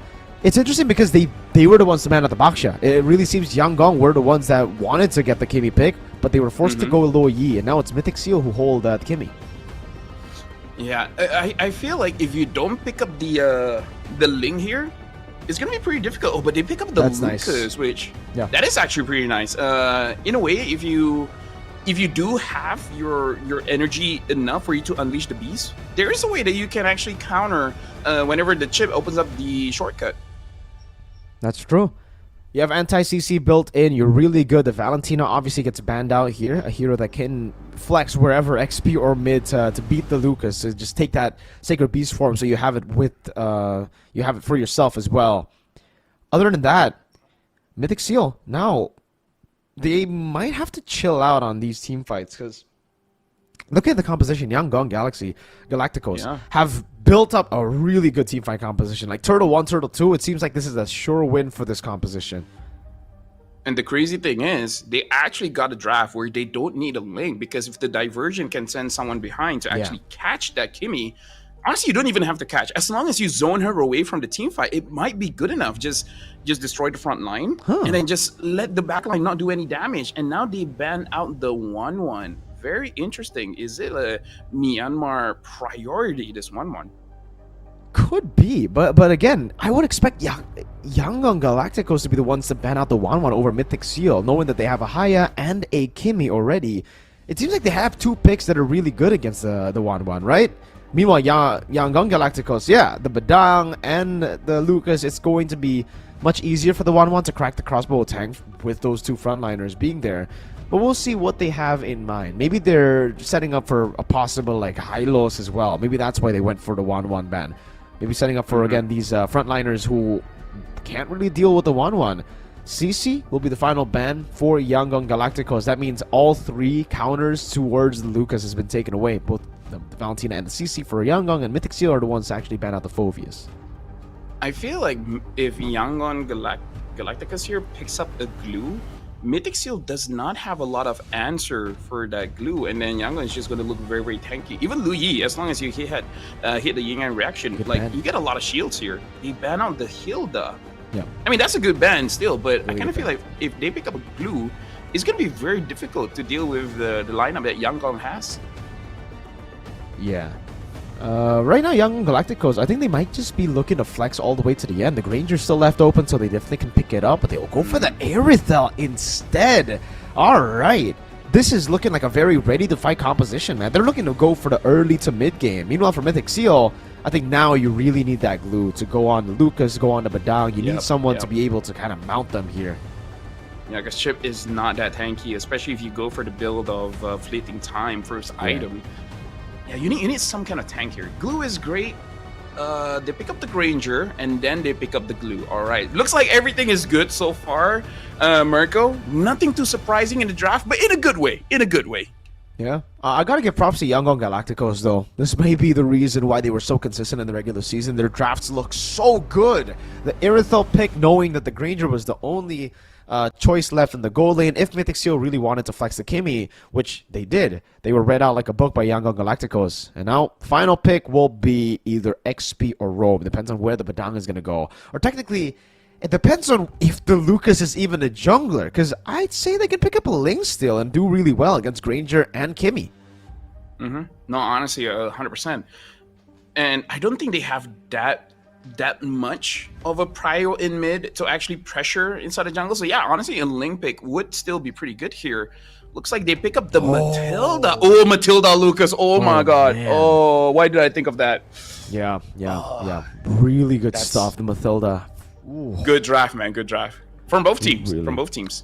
I agree. Both teams have their winning conditions. I believe, for Yangon, it's a little bit simpler, right? Yeah, Mythic Seal requires a higher level of execution for the Granger Kimmy, and even the Hayabusa and Chip. The only real easy to utilize hero will be the glue, but Yangon Galacticos, on the other hand, I'd say this is a pretty easy to execute composition. So, personally, I would give it over to Yangon Galacticos. And here's the thing, man, like the micro, yes, I do agree. You know, Mythic Seal, they got to make sure they hit their skill shots and etc. But this game is going to be micro and macro because we Yes, have sir. global ults here coming in from the shortcut as well as the divergence. So this is going to be very interesting where I kind of feel like whoever has a small lead, say 1,500 gold lead, they can just expand that to 5,000, 6,000. So honestly, whoever controls the first part of the game might actually win it out all the way till the end unless they make a mistake. Who's going to win the early game, ladies and gentlemen? Welcome to the upper bracket finals of MSL Season 1 Myanmar. Welcome to the land of dawn as we get things going for Yangon versus Mythic Seal. Right, so here we got to look at the matchups here. Looks like they're starting at the opposite side of the map. No, they did. What? I am colorblind. I thought Lucas started orange. Yeah, he started purple buff. They're both going to meet up top for the Lethal Wanderer, I believe, unless this is a different pathing for Yangon Galacticos. Han has actually opted to go for green camp, then orange, giving Mythic Seal the upper edge, but that might be planned because Nico, man, he's been oppressive, very oppressive in the mid lane. Yeah, actually looking like they're moving forward. Do they actually want to get a kill here? Looks like Ken is going to be able to steal that camp away. Blink just hit level 2. And even though going up against Nico the Kimi here, Lina is doing very, very fine against this Kimi 1v1. That's true. So far, I don't know, in the matchup itself, I would expect Lo Yi to actually have an advantage over the Kimi, at least in the early game. Good rotation up top, really setting up for Stitch there. Unfortunately, I think Blink basic attacked the minion there, so it's not going to be freezing as Stitch expected. But it's all good. Zippy Cutie still going to be shoving the way, trying to at least, as Stitch plays on the Irithel, the counter to Zippy. Yeah, right now, neither teams is really doing anything, except Ken. Tried to get a catch onto Ying, but didn't really hit the quad shadow. And up top, Stitch taking quite a lot of damage, but doesn't look like anyone can fully commit just yet, especially because the turtle is coming up. But I do say that at least when it comes to the draft, YG definitely has a better chance of securing this turtle. So, I don't know, Mythic Seal either go for the fight or go for a cheeky flank and get a kill. Yes, sir. Orange buff going to be taken first here. Both teams taking it slow for first turtle. Knowing that, again, Blink can just bring Lucas back to the turtle. It's going to be the diversion into the bush. No one's going to take that. Kun, baiting out the spread already. Han holding on. He can go for the pin down already. Boye in the back line, but look at the Sacred Beast form. Han picks up first blood. In the back, skip the crash course over to 3 members. Good immobilization, but Ying goes back in with the pin as Han gets a double. Yeah, and this is why we say YG definitely has a better draft for the turtle, just because they have a lot of brute force as well as AoE. Makes it to the point where even if you don't secure the turtle, you have a big advantage when it comes to the team fights. While Mythic Seal, honestly, we gotta look at them as a pick-off comp in a way, because the glue wants to pick someone off, and the chip is also good at isolating a target. So I kind of feel like they gotta play with that thing in mind, and compared to YG, Badang can have an AoE setup. Even Lina can do it. Oh, an all-in with a shortcut, but it's only onto Blink, which... Oh, what a play from Ying! Takes a portal, gets Ken with a fist crack, a flicker forward, and a punch to the face. Nico taken down to the back line of diversion, flank again. Stitch there to go and chunk Boye low. Meanwhile, look at the isolation. Kun decided to utilize the ultimate and will be punished. Han on a killing spree. Yo, you know what? Ying used the shortcut better, man. Like, he waited for everyone to just clump up and then fist crack in, getting 3 people coming in. Like, you know what? Maybe Badang getting 3 to 4 people ain't that special in Myanmar if everyone can do it, man. Like, is this just a Myanmar specialty using the Badang? Really seems like it, man. So far, we've been seeing back-to-back Badang picks that have just turned the game around. And yeah, I agree with you. Amazing utilization of the shortcut there from Ying. He waits till Mythic Seal were comfortable, right? They took the portal, they took their time, and then Ying joins in, getting the fist crack on Ken. Really punishing these overextensions for both carries. Yeah, and speaking of which, we're looking at the gold here. Actually, Zippy has more gold than the Irithel, but it's not that game-changing or anything like that. As long as they don't give a lot of kills over to Zippy Cutie, it's totally fine. Because I kind of feel like Granger is really dangerous when he has at least 30 stacks. At 30 stacks, the damage is just a little bit too much for you to deal with. Like 0 stacks is already a lot, but 3 stacks is at a point where it's very difficult for you to win any kind of team fight. Okay, good dodge from Ying there. Diversion. Not gonna be taken. Oh, Han actually takes it, jumps back in with the Sacred Beast. Can pin down again. Ying just cannot stop with the picks. Kun able to escape. Now bounce on Ying, gets him taken down. That's gonna be the turtle secured by Han as Nico tries to deal enough damage, but won't be able to. A 0-3 start to Ken. I mean, like, here's the thing. If you don't know what you're doing, your opponent doesn't know what you're doing. Because we all thought it, there's no way Han's gonna take it, and then he takes it, and then Mythic Seal was just not ready to do anything with it. Well, yeah, is he gonna get caught? Looks like he is. Han already finds him. They go. Whoa. Still pops in a shortcut. Everybody's gonna follow through, but I don't think there's enough damage. They put themselves in a tough spot. Boye taken down by the Yin Yang reaction. Ying, look for the fist crack. Will be able to get it. But the quad shadow from Ken gets him out. Zippy Cutie up top as well, unable to get the gold crab. As a roamer, I actually understand. This is why I personally don't use the chip a lot, because when you use your chip, there's going to be a lot of deaths. You just don't know if it's going to be the enemy or your team's death, right? Because the timing is something that you really have to control here, and it's on him to have that discipline to know when is a good time and when isn't, but his team has to have that that idea as well. Like, is it good to trust him in this situation? That's true. And for Youngong now, oh my goodness. Look at Ying with the fist crack and that much. I didn't expect that much damage. It fell. Lina just melted through this. Again, not so tanky chip, but still. Diversion now into the bottom lane too. They're really starting to push the tempo. I mean, this is already a pretty bad spot for Mythic Seal, because Han is 4-0-1. Lina is 1-0-6.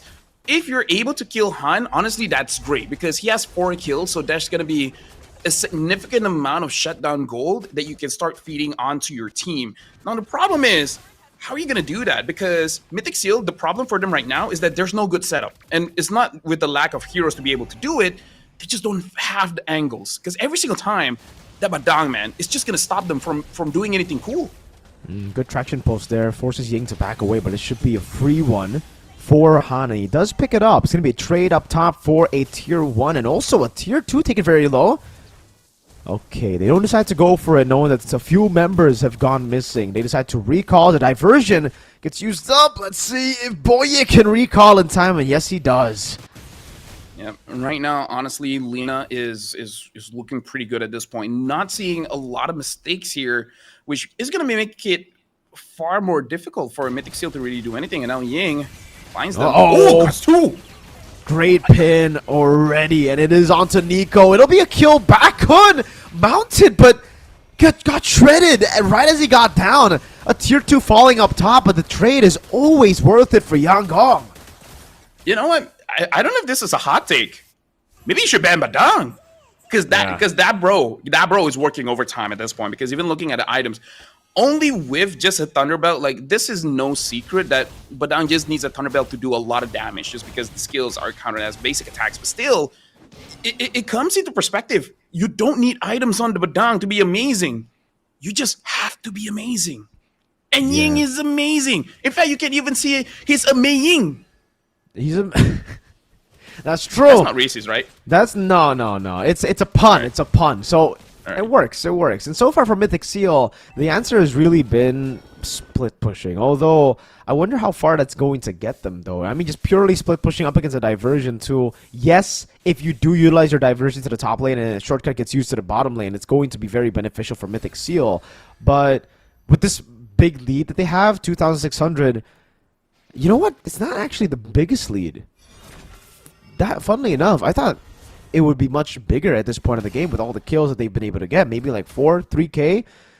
So far, Mythic Seal, I think, have done a pretty good job at putting Zippy and Nico at a comfortable spot. Both of them are farming quite well. Maybe Ken is under level, yes, 0-3. But the rest of them are farming pretty okay.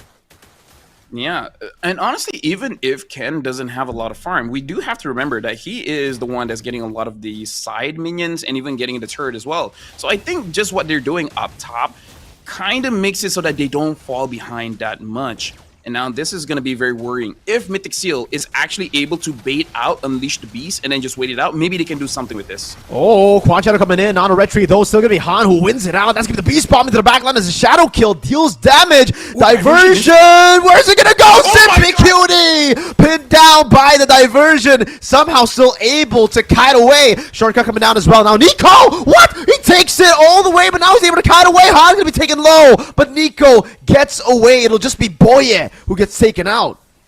Dude, that could have been so bad. And let me just say, Lucas is such a balanced hero, man. Like, he only has everything. The only thing that he doesn't have is magic damage, and now Zippy Cutie looks like he's not gonna get burned alive. But now it's gonna be very difficult for them to actually deal with this because everywhere is pushing. Mid is pushing. Down by, you have the Lord, and now diversion onto top to clear the minions.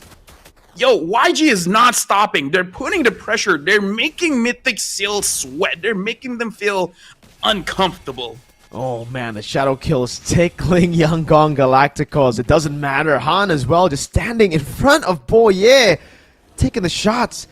At least they still have good high ground, right? They have Granger and Akimi, two very good wave clearers, so they still can stand despite all this ferocity from Yangon Galacticos. This is where I expected the goalie to be, though. Now I think Yangon are in perfect position to maybe even end the game right here.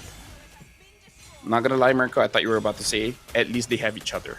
And now diversion going up to top. Looks like only Boye is there. Ken already escaping from that situation. It looks like YG, they're just gonna be a bit more patient because if you look at the range, they don't actually have a lot of range. So if they try to force out an end right now, they're probably sacrificing at least two. So maybe waiting for the Lord is the smarter play here. Could be.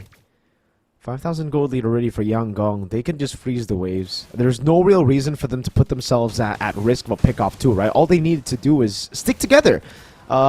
I wasn't going to say, but they're together, but that's true. They are very together, and if you're very together, it's very good against the chip. Remember, guys, if you ever go up against the chip in the later stage of the game, if you want to stop a comeback from happening, just stay together. Yeah, staying together. Trust your friends. Trust your people.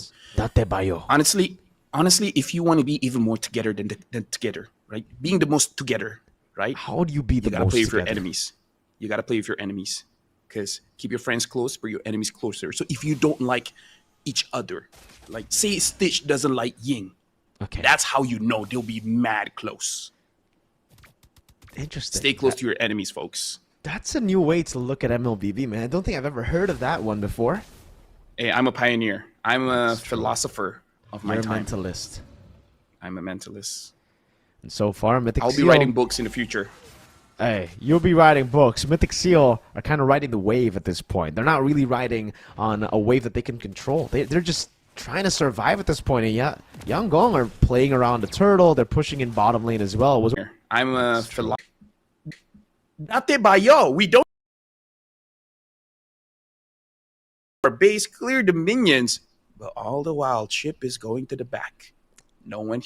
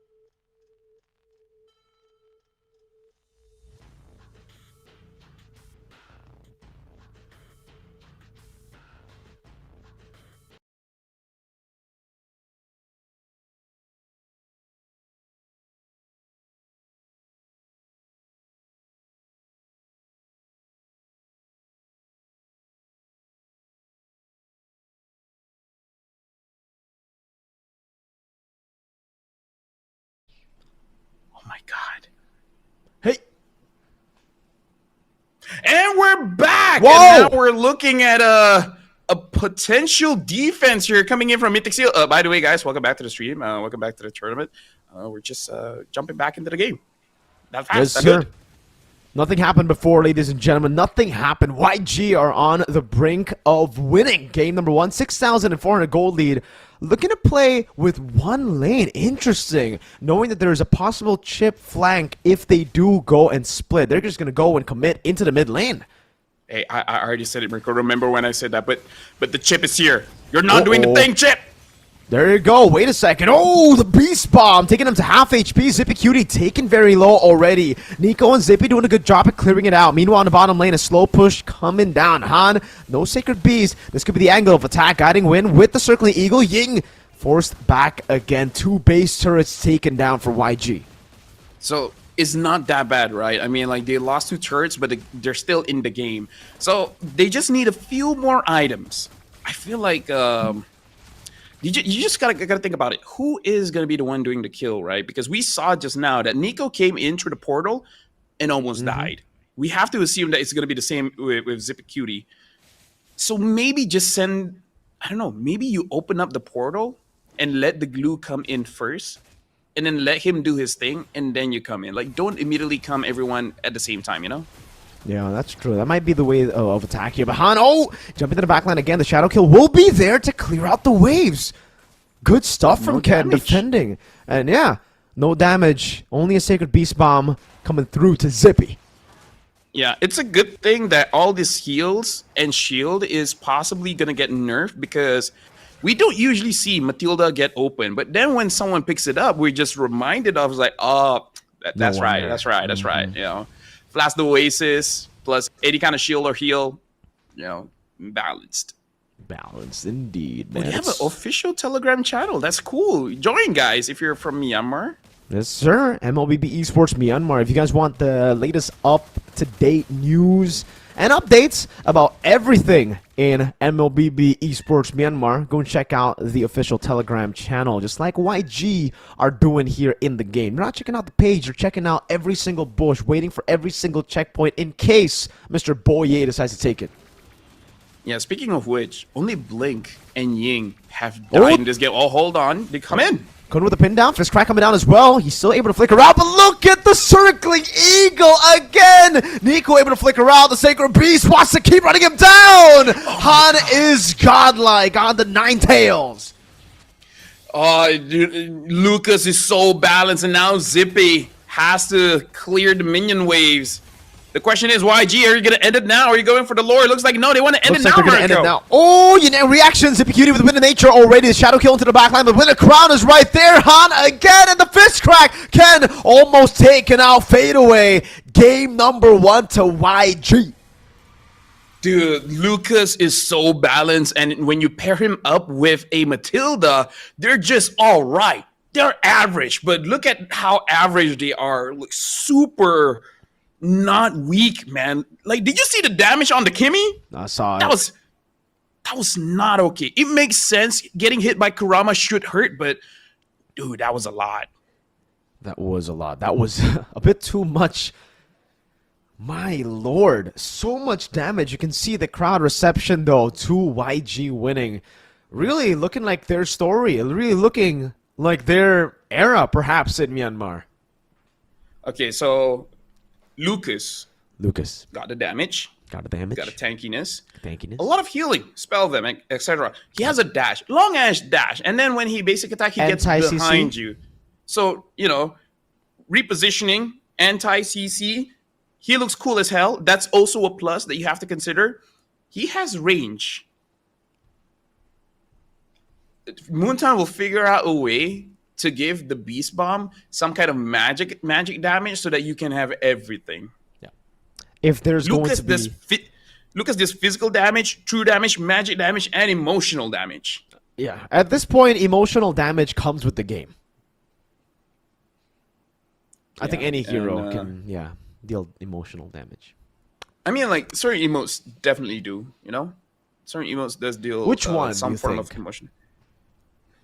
That's a good question. What was the one? Was it? Is it the Navi? The Navi. No. One of the OG ones. One of the OG ones. Like not MPL related ones. There was one. I can't remember right now. Okay, one it doesn't have, but it's the Layla's like. Bleh. Ah, okay, That was one, but okay. there's another one. This is like maybe more for Malaysia, but Okay. because we have Zorn, it's like a haha, well played, bro. The Geek Fam Oh, one. we have that one too. Yeah, for Geek Fam. Yeah. Ah, well played, bro. That's pretty solid. That one is pretty Yeah. tilting. That's one. Yeah. The Panic guy is also pretty tilting from. Yeah. The Panic one is pretty tilting. The newer ones aren't that tilting.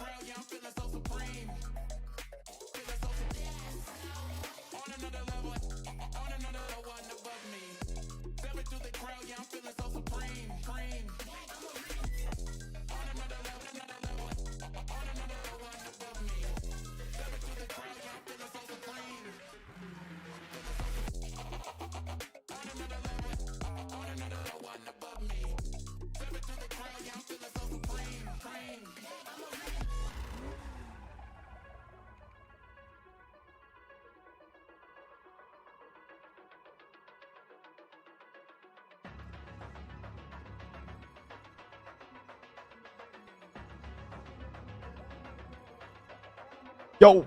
All right. So this is the MVP. Han is our MVP. YG Yangon Galacticos. 79% kill participation. Could have been a bit better, but it doesn't need to be, right? I mean, this guy was #1 in the GPM standings, LaFell. So technically, this is going to be a hit. But as long as they win, I don't think they care.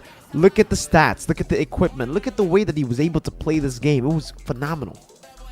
Dude, like just for insurance, he has the Queen Wings as well as the Oracle, just to make sure in case I make a mistake, or just to make the heal coming in from Matilda just a little bit too much. Like I kind of feel like maybe help your opponents out and don't build that Oracle, because once you have that Oracle, not like invincible, man. How would you die? How can you die? How do people kill you? It's so difficult. I agree. Man, there's just so many ways for Lucas to. Yeah, you know what? I think the Lucas needs to get banned out. Maybe that's the reason we've been seeing Lucas banned out most of the times in tournaments too. If you realize, LaFell, Onic PH against the LPH, there was one ban that they always went for, and it was Lucas. Hey, even in my ranked games, man, I don't want to see that Lucas. Just a bit too much. But yeah, the fighters here in Myanmar, the Lucas, the Badang, really big game changers, because it's one thing to have a win condition. It's another thing to just stop your opponent's win condition. It's to the point where it's like, you know what? You just play the game. I don't even want to play anymore. I just want to sit. I just want to stay in my base. Sit and let Lucas do whatever he wants to do, you know? Like, just, all right, you have fun. I'll go next when I can ban it. Yeah. Sometimes to be fair, it's beatable, though. Do you think it's beatable? I think it's beatable. I think Lucas is beatable. Yeah. I feel like he is beatable. Just not with the Matilda. But at the same time, it's like you really gotta crank up your brain juice to be able to deal with it. Because the draft can help out to deal with the Lucas, but also like just don't be dumb, you know, going up against the Lucas. The moment you shut your brain off, you're just gonna give the Lucas free kills. And then when the Lucas has free kills, he has that ego. He got that dog in him, and then at that point, it's just hard to beat. Let's see. He's got that ego. I like that. We'll see if that ego helps YG, or perhaps it helps Mythic Seal to come back in game number 2, because we're going to be ready for that as we get into the items first. That was a stomp, 14-2. The game time was way longer than the average game time of what we saw in the first match, but man, it was nothing less than a stomp. It was oh man, 14-0-3. There's a lot of chocolates this game, LaFell. A lot of chocolates. The problem is Mythic Seal, they can't isolate anyone, because you did say that YG, they're very together. So what is the chip gonna do, right? The moment chip comes in, the Badang smiles. You know that creepy smile you see on memes. He just crank on you, and then there's not much that you can do. I know what you're talking about. That one, right? That smile. Hey, yeah. At least, LaFell, Now we have an answer to the chip. We've been asking about it, right? Is chip still that prio? How do you deal with it? You go for Lucas, and Lucas seems to be probably the best answer against the chip. You know, be like, Chip's like, haha, my friend, I come bring friends, kill you. And then he be like, I'm Lucas. Who you think I am? I'm balanced. Moonton loves me. I'm gonna wipe the floor of y'all. And then he does that. He does that. Because Lucas has that L, and he gives that L to the opponents. That's true. He becomes the Ukas when you're up against him because the L is on you, ladies and gentlemen. Oh, man. I really think I feel like the way that they played it was a bit wrong, but the draft itself was already very hard to execute. We already spoke a little bit about this and, who we like better in the draft.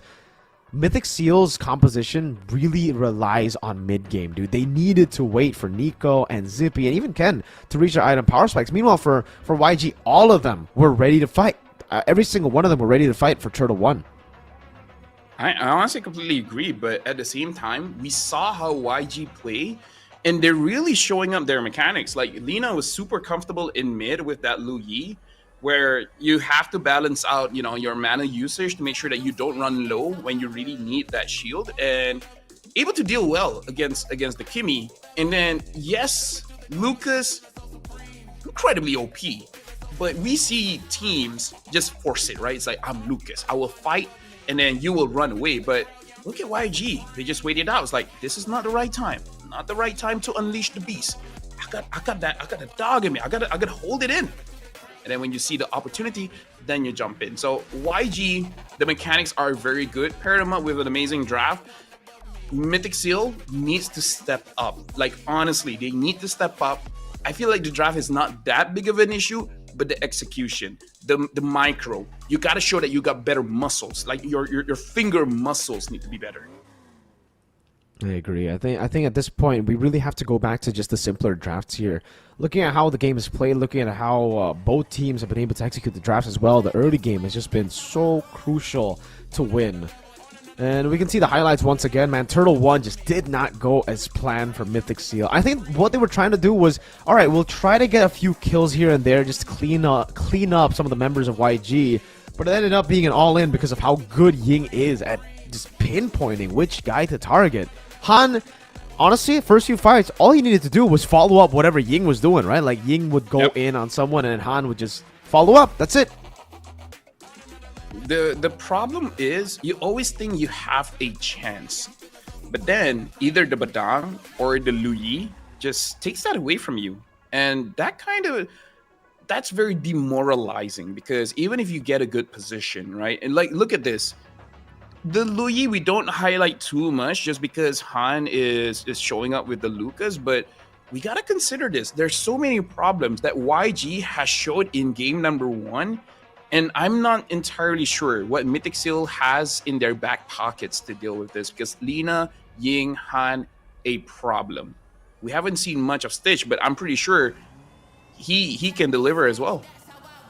Definitely. It really seems like he took a backseat in this game, right? There's not much he needs to do when the front line's already winning. When the trio mid's already winning, the gold lane just becomes an accessory that sometimes you could use, like, in a couple of moments here to clean them up, but for the most part, it really... Oh, man, how many gap closers do you need on a hero, right? Skill 2 in itself is already a dash, and then there's a basic attack part of your skill 2, and then there's that skill 1 in your Sacred Beast form. It gets to a point where... And then you have Guiding Wind with the Mathilda, right? Like, oh my lord. Mathilda needs to get banned, I think. If they really want to beat up the Lucas, they need to ban the Mathilda. The Mathilda is what enables the Lucas to be like that. Because usually when the Lucas goes in, at least you know, alright, he's in, he's going to be punished, right? With the Mathilda, he goes in and then whoa, flies back with the Guiding Wind. Or if you don't want to ban out the Mathilda, just go the Indo route. Pick up a Roam Khalid and then just try to heavily oppress that mid lane. Easier said than done, for sure, but that's your option if you don't want to ban out that Mathilda, because so far, what are the prio bans here right now? I guess the not so prio bans that we saw was the Phoveus, because Phoveus is incredibly strong, but not really a carry kind of hero. It's more disruptive. What other bans did they ban out again? They banned out the Baxia, they banned out the Fanny, they banned out the Kalia. All 3 bans are very much necessary. And then they ban out the Phoveus. What are the other 2s? Either way, something has to go. Either the Badang has to go, the Lucas has to go, or the Matilda has to go. You can't ban out everything, but it's competition, man. You gotta let something go. Pick your poison. I agree. I think at this point you might as well ignore the Kimmy. Like the Kimmy was a pretty solid pick before when a lot of people just didn't know how the Kimmy worked, but now unless you know exactly when the Kimmy power spike hits and you can play towards it, it's very tough because a lot of people just want to fight in the early game, right? And Kimmy's definitely not the hero to do it. The Farsa would have been even worse, though, to be fair, in this position. The best choice would be Valentina, but it was banned out. Really good read. Yeah. Man, it was, I think, a really tough game. Really, really tough game there to pull off. I think they gotta ban the Lucas or suffer. Yeah, I feel like the chip will be even more prio because now I feel like teams are starting to understand how to deal with it. The chip might be more prio if there's a big buff onto Lunox because we don't have a lot of mid laners that is very safe to go in the portal. Lunox can come in and then just shine bright like a sun. You thought I was going to say diamonds, but yeah, shine bright and then just deal a lot of damage. Other than that, I don't see a lot of mid laners that can safely go inside the portal. You know, Valentina and Lunox.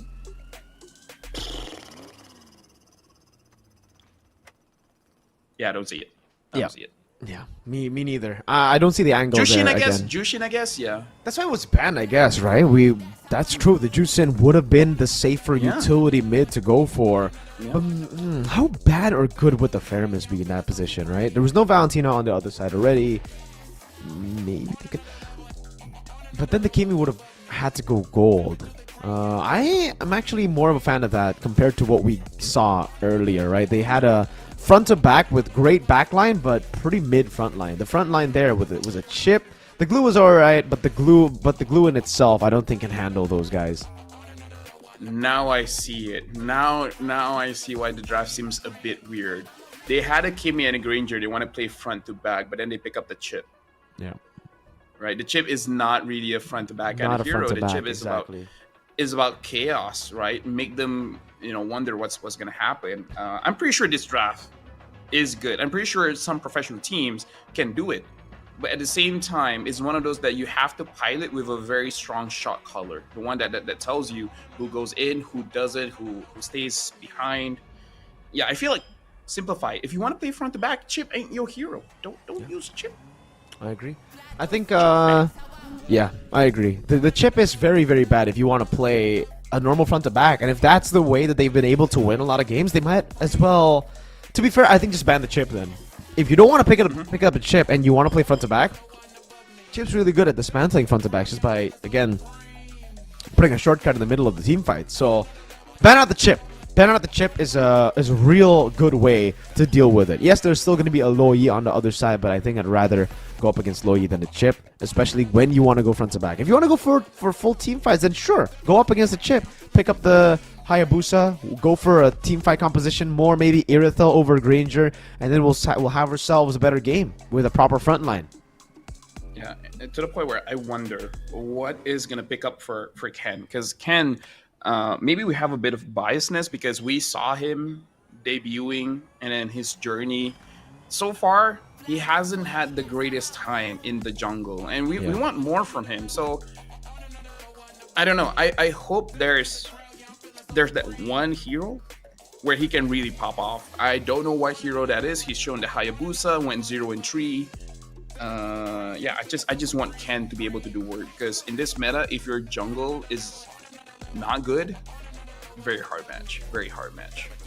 Yeah, I gotta agree. I think Ken was just placed in a very awkward matchup, to be fair, right? The Hayabusa against the Mathilda and Lucas. There's not much he could really do. There's so much sustain on the other side anyways. And it was also an Irithel. It was mainly winning lanes.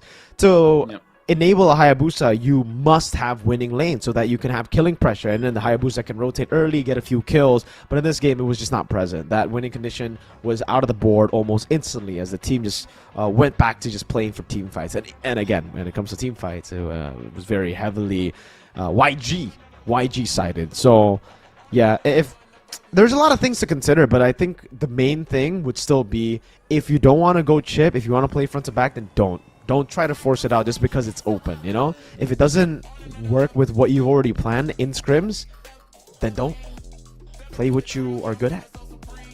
Yeah, no, 100%. I completely agree.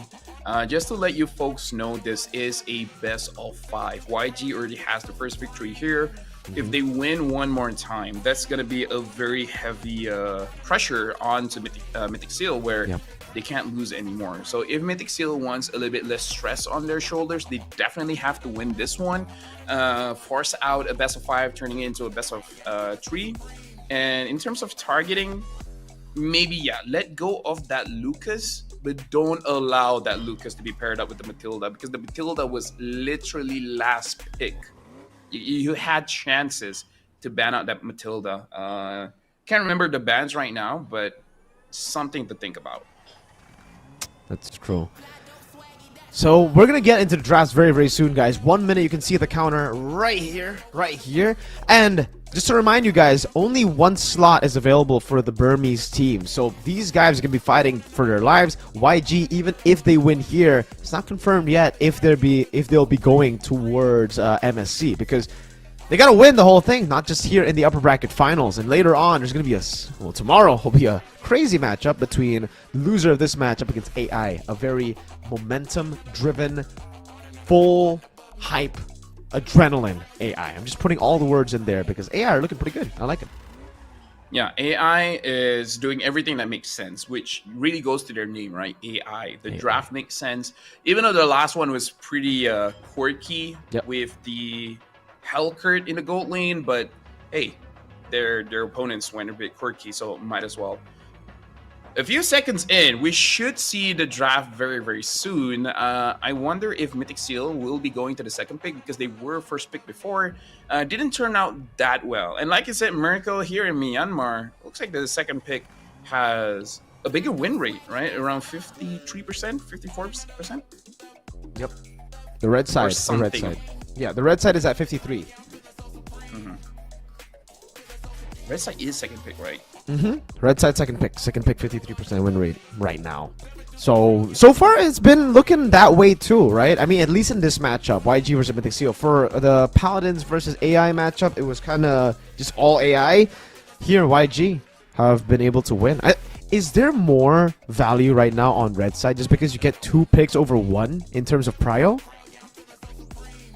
I feel so, especially because that last pick can really throw a wrench in your opponents, because I don't know if we talked about this on desk or behind the desk, but there's actually quite a few heroes that disrupt an entire draft. So maybe with that logic, second pick just a little bit better, like pick up things that your opponents really don't see coming, and then just screw if you don't try to draft. Like even AI bring up the Hellcurt first in the 5th pick, and then YG bringing the Matilda the 5th pick. So maybe that's the thing.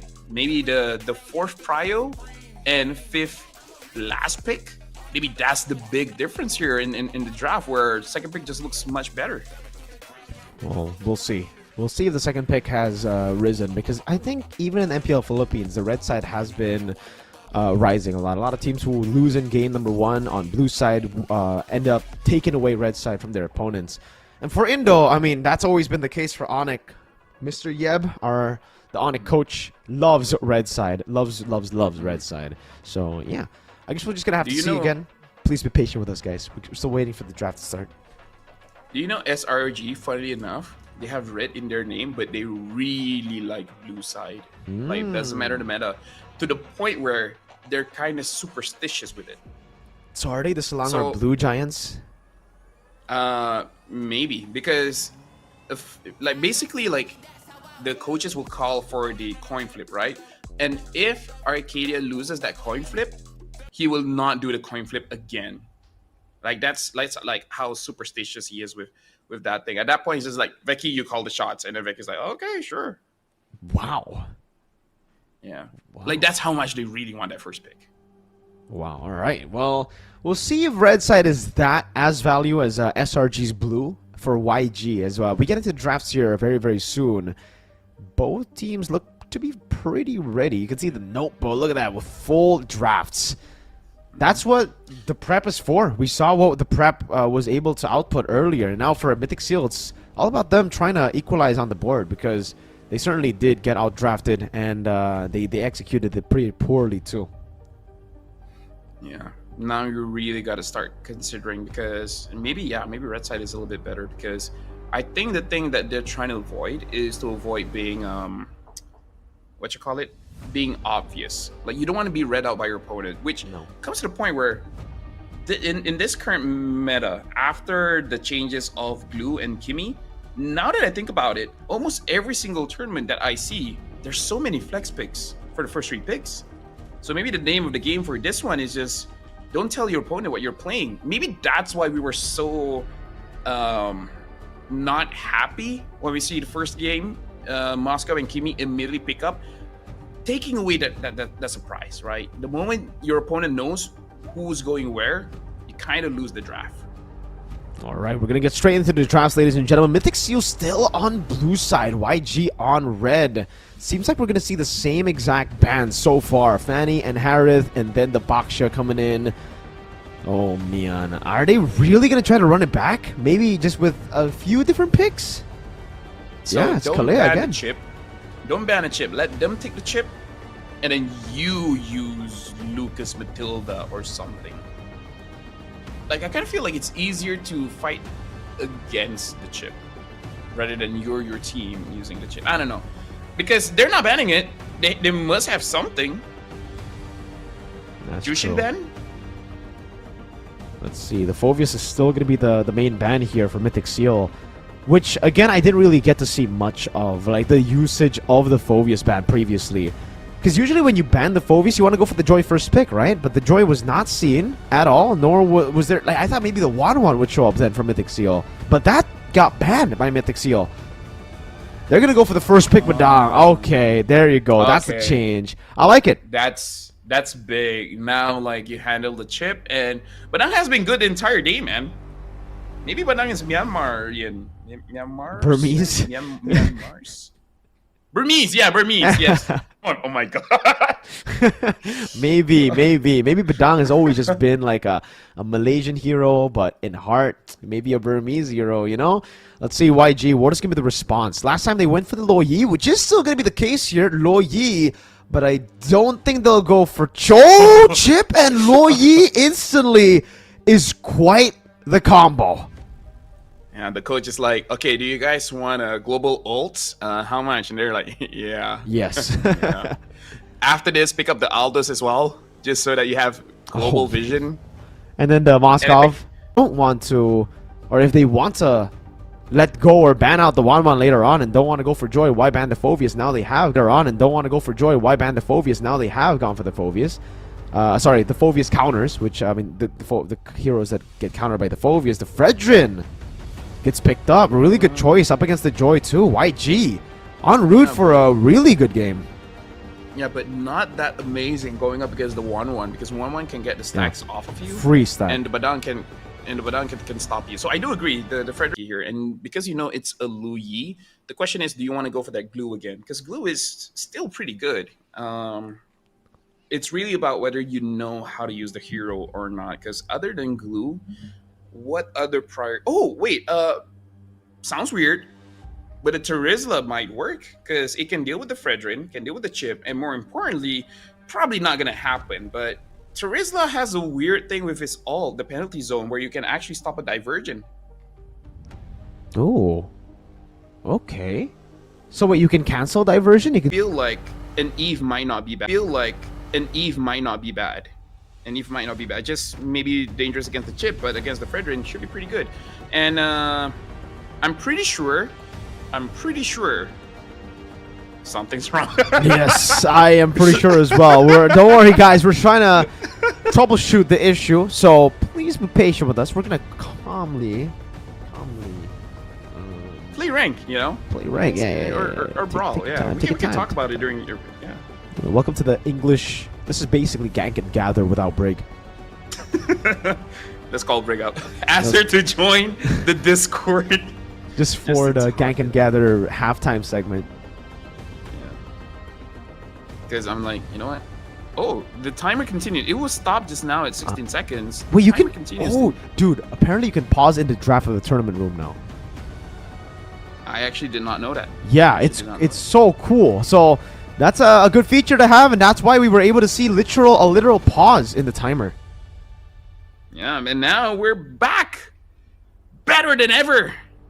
They banned out the Valentino. Does this mean that they want a Lucas EXP or something, or Fredrin EXP Lucas Jungle? Ooh, Valentina banned out. The Masha XP gets taken out. YG.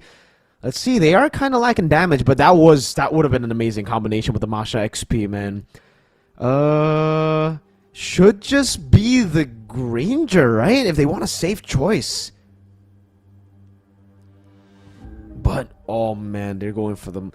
This is now getting a bit sketch for me for YG because the Moskov isn't really ready to fight in the early game. Yeah, you have the Fredrin and Lo Yi, but the Moskov is just gonna be farming for the most part. So we're going to have to see like a very ready to fight XP lane. Maybe the Terizla for YG, honestly. Yeah. Oh, already taking off the headset here. So it looks like very quick decision on what to pick up here. So what is going to be the mid? And will this Badang go on Roam or... Okay, so they pick up the Gato Kacha and the Kimi. Gato and the Kimi. Which is okay. Now, okay. Gatot and Kimi. Okay. Alright. So I don't think it's gonna be a good game for Gatot, but maybe I could be wrong. I think the Gatot I think is there you go. Arlott? I like it. This is the debut of Arlott in Myanmar, and man, the Arlott Fredrin combination is ridiculous. Add in the Lo Yi. Man, I really like the draft for YG here. They have so many displacements, so many ways to CC as well. The Joy's not gonna have a good time.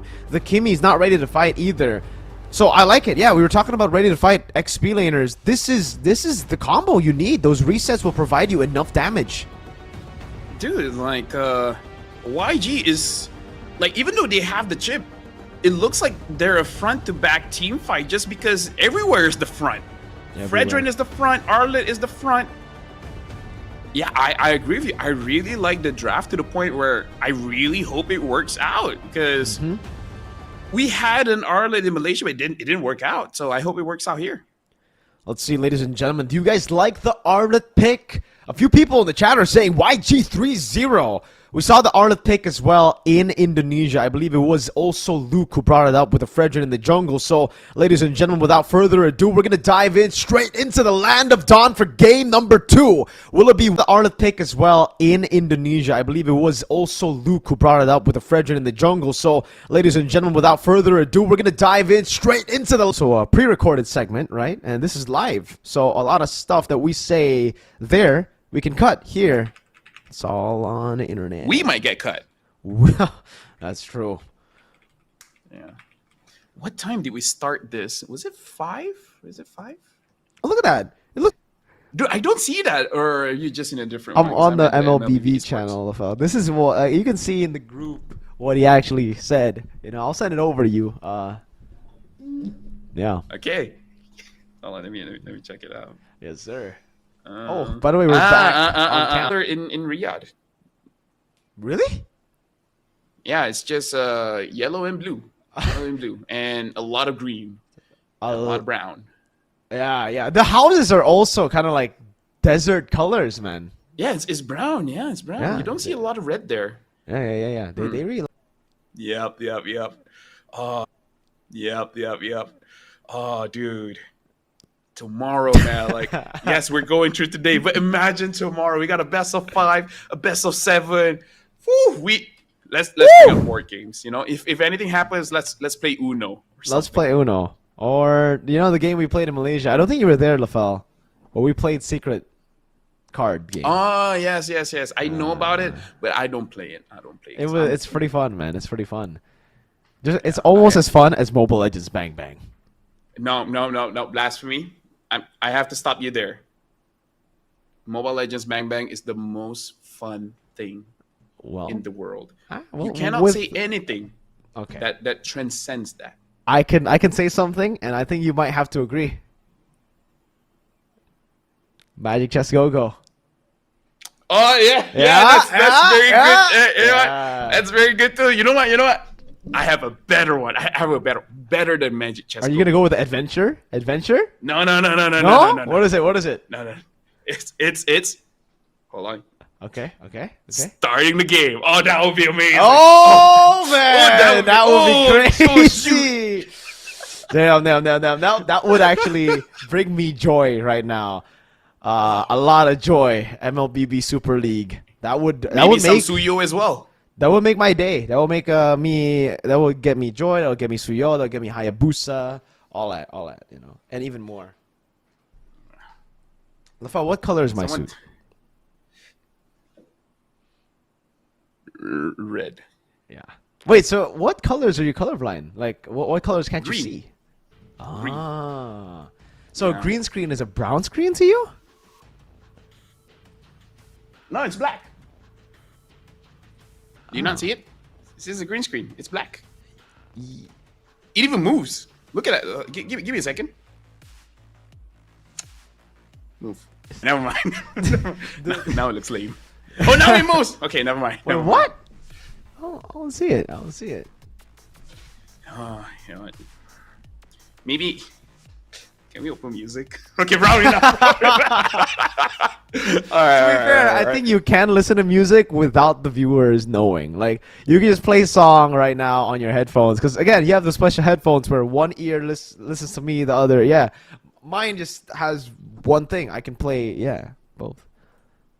Yep. You know what headphones this is? What? It's my by listeners. What? Means two. By listeners. By listeners? Yep. Where you listen to both things. By listeners? Yep. Where you listen to both things. By listeners. It's like you know how non-binary people like one of their favorite things to ride on is a bicycle. It's like that thing. It's like that. Yeah, it's like we can't like make fun of majorities or anything like that. But I feel like that one is safe. Punching up is usually okay. Unless they're the boss. Then you don't do that. Oh man. Oh.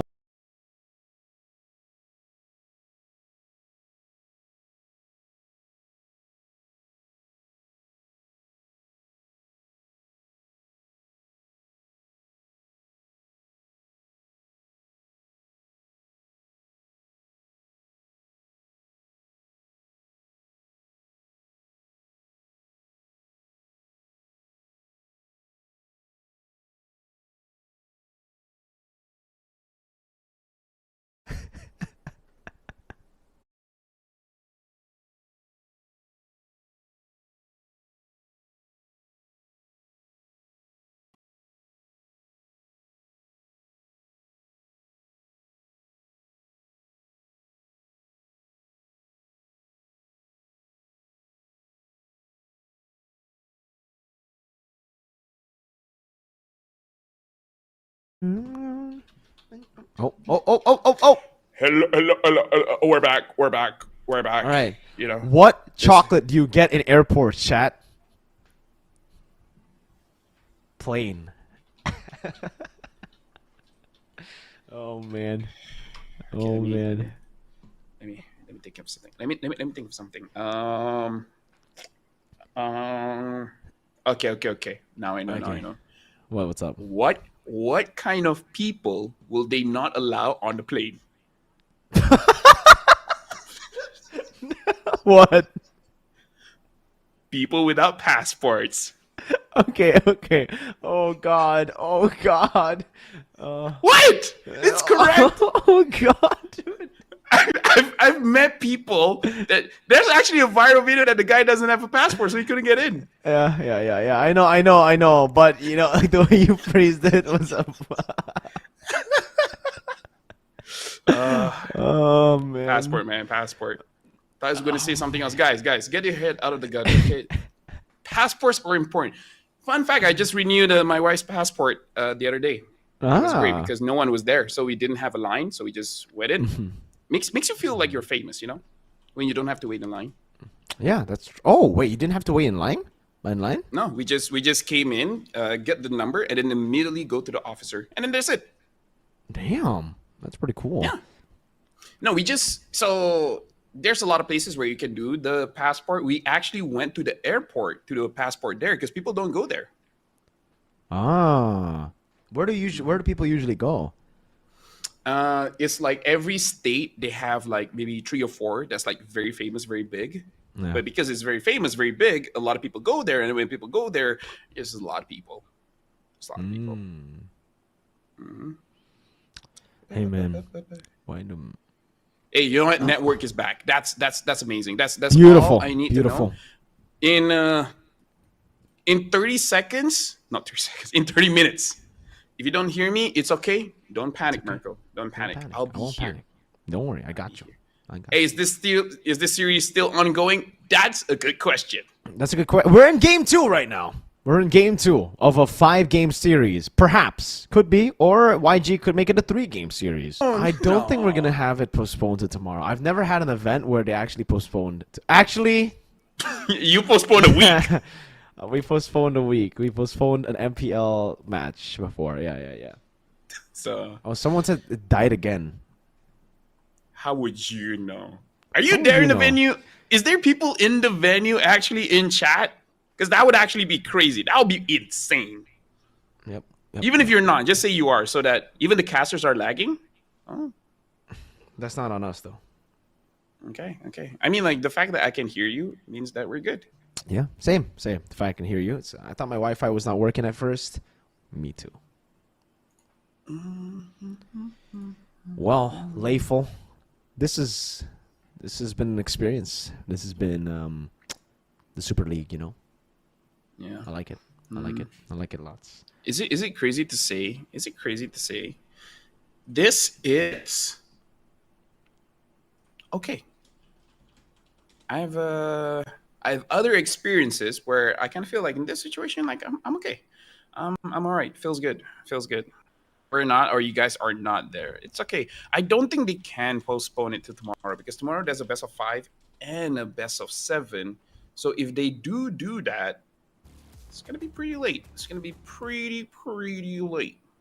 Yep. It's okay. We just chill here and wait, I guess, dude. I love Jeff's spirit, man. This guy, I like this guy. I like Jeff. His name is Jeff. I don't know if we can talk about tournaments going on, but welcome to Mobile Legends Bang Bang Super League Myanmar. They are working things out because I believe around the venue there's heavy rain. Like people even describe it as a mini typhoon. And I can understand that really messing up the network and everything. And I would say the more important thing is safety. Like it's one thing not to have internet, but another thing is like I hope everything is okay. That's true.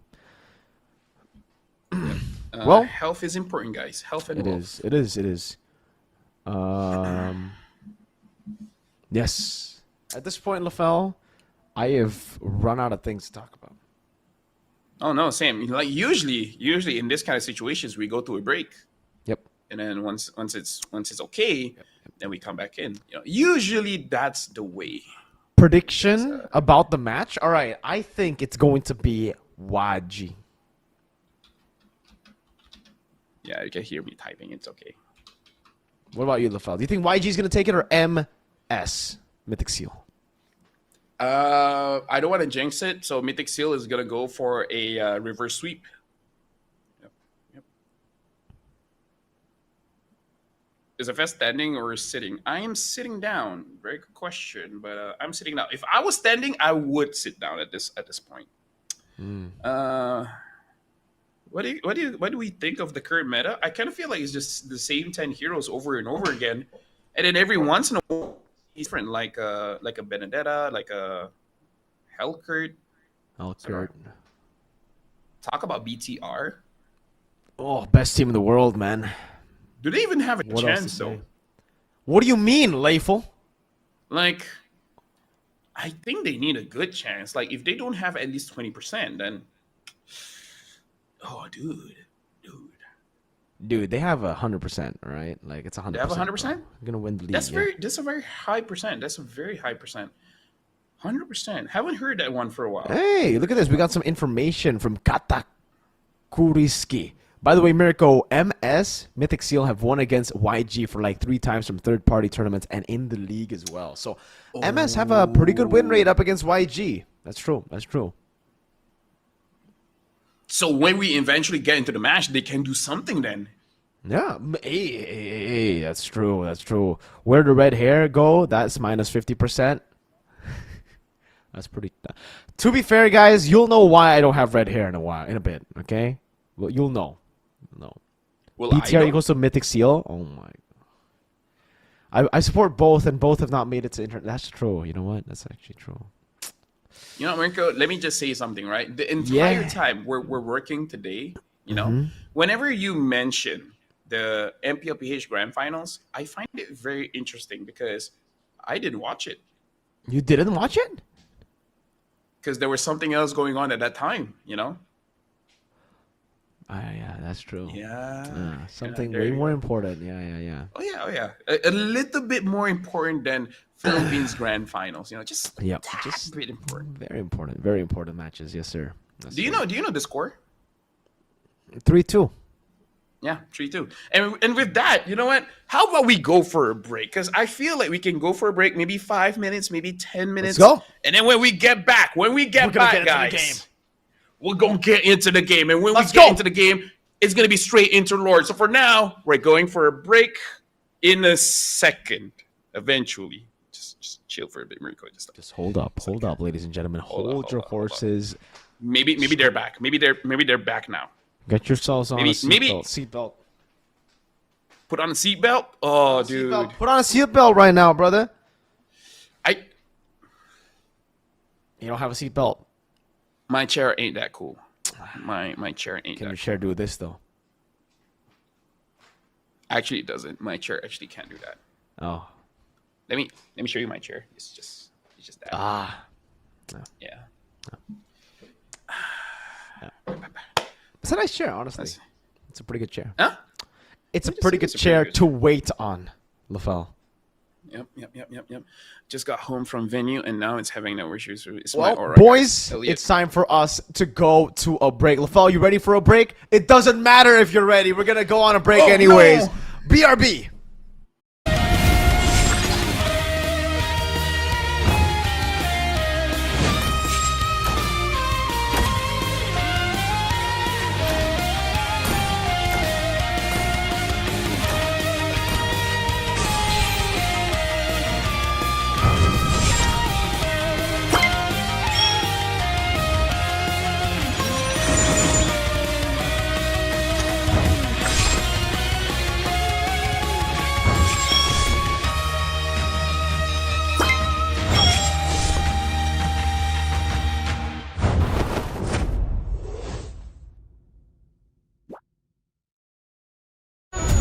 They said there's a limit in the women's league. In MWI, we say limit? Watch us bounce from the MWI queens everyone knows, to the stars who came out from nowhere, to the ultimate champions. Now, MWI is expanding greater than ever. Turkey, EECA, Africa, Mongolia, and beyond. We're stretching the map wider. MWI, where dreams get louder. This isn't just a tournament. It's your passport to the world stage. A spotlight for women in the EWC. No rules, no ceilings, no limits. Just this. We're vibrant. We're ready. We're limitless.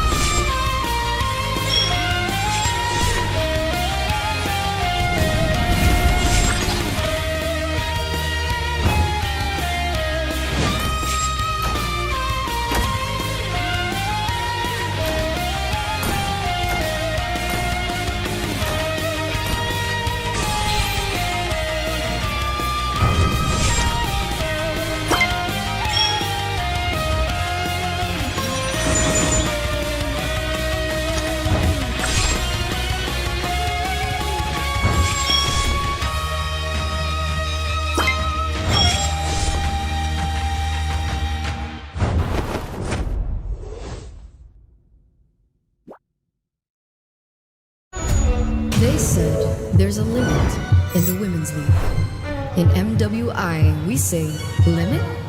Watch us bounce. From the MWI Queens everyone knows, to the stars who came out from nowhere, to the ultimate champions. Now, MWI is expanding greater than ever.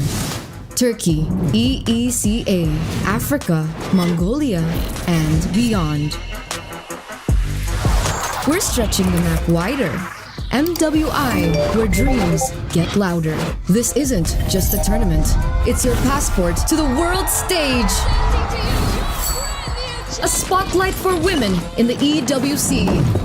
No rules, no ceilings, no limits. Just this. We're vibrant. We're ready. We're limitless.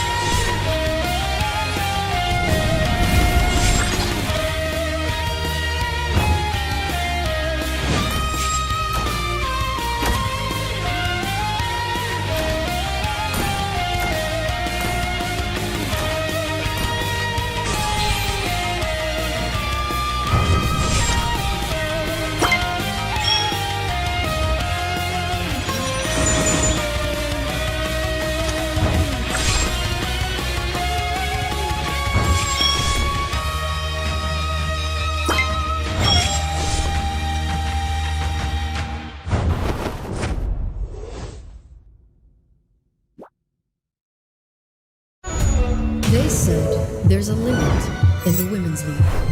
In MWI, we say limit? Watch us bounce from the MWI queens everyone knows, to the stars who came out from nowhere, to the ultimate champions. Now, MWI is expanding greater than ever. Turkey, EECA, Africa, Mongolia, and beyond. We're stretching the map wider. MWI, where dreams get louder. This isn't just a tournament. It's your passport to the world stage.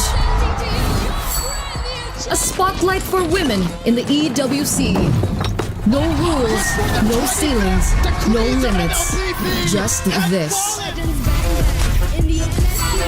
We're vibrant. We're ready. We're limitless.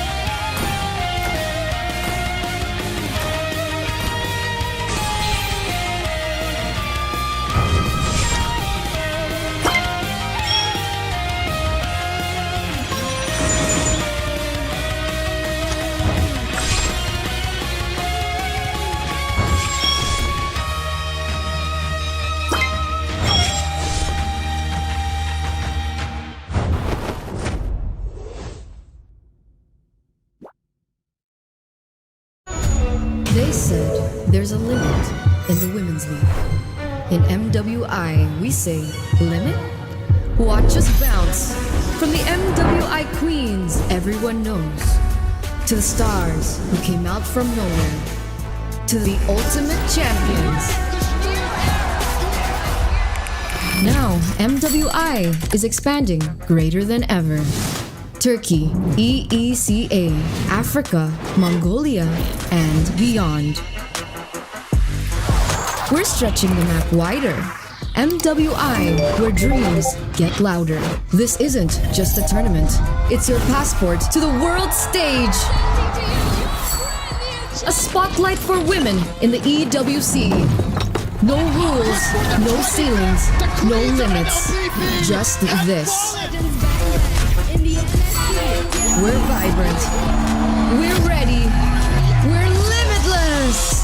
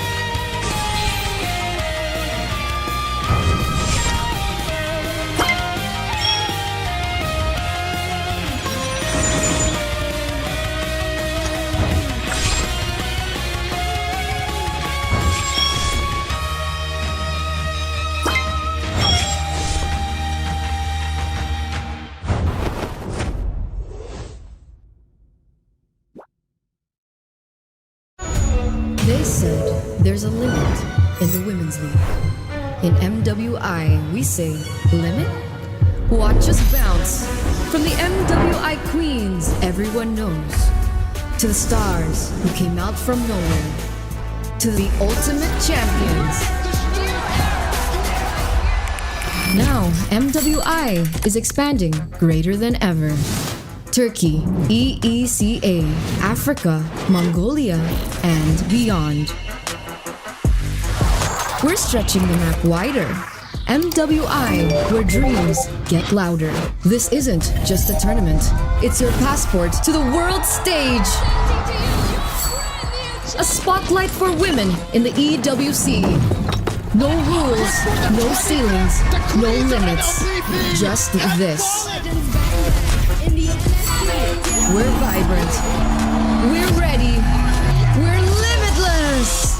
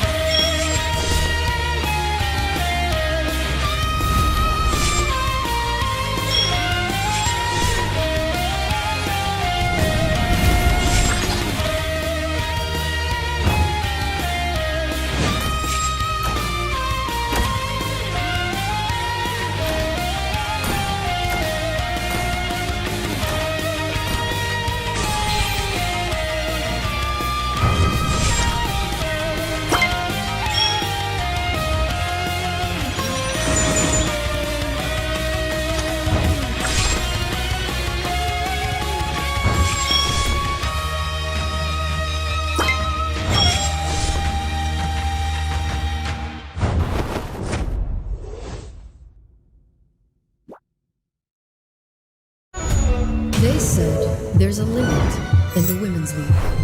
In MWI, we say limit? Watch us bounce from the MWI queens everyone knows, to the stars who came out from nowhere, to the ultimate champions. Now, MWI is expanding greater than ever.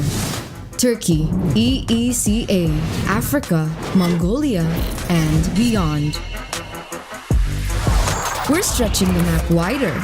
MWI, where dreams get louder. This isn't just a tournament. It's your passport to the world stage. A spotlight for women in the EWC. No rules, no ceilings, no limits. Just this. We're vibrant. We're ready. We're limitless.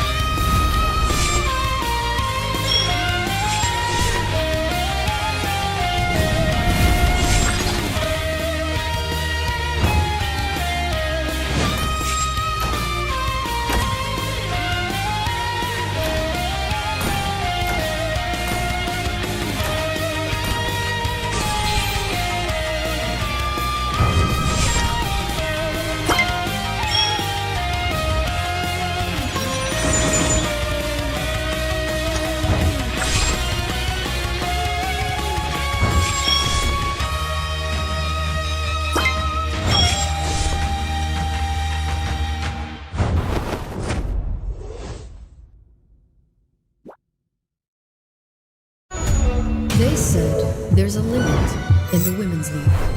In MWI, we say limit? Watch us bounce from the MWI queens everyone knows, to the stars who came out from nowhere, to the ultimate champions. Now, MWI is expanding greater than ever. Turkey, EECA, Africa, Mongolia, and beyond. We're stretching the map wider. MWI, where dreams get louder. This isn't just a tournament. It's your passport to the world stage. A spotlight for women in the EWC. No rules, no ceilings, no limits. Just this. We're vibrant. We're ready. We're limitless.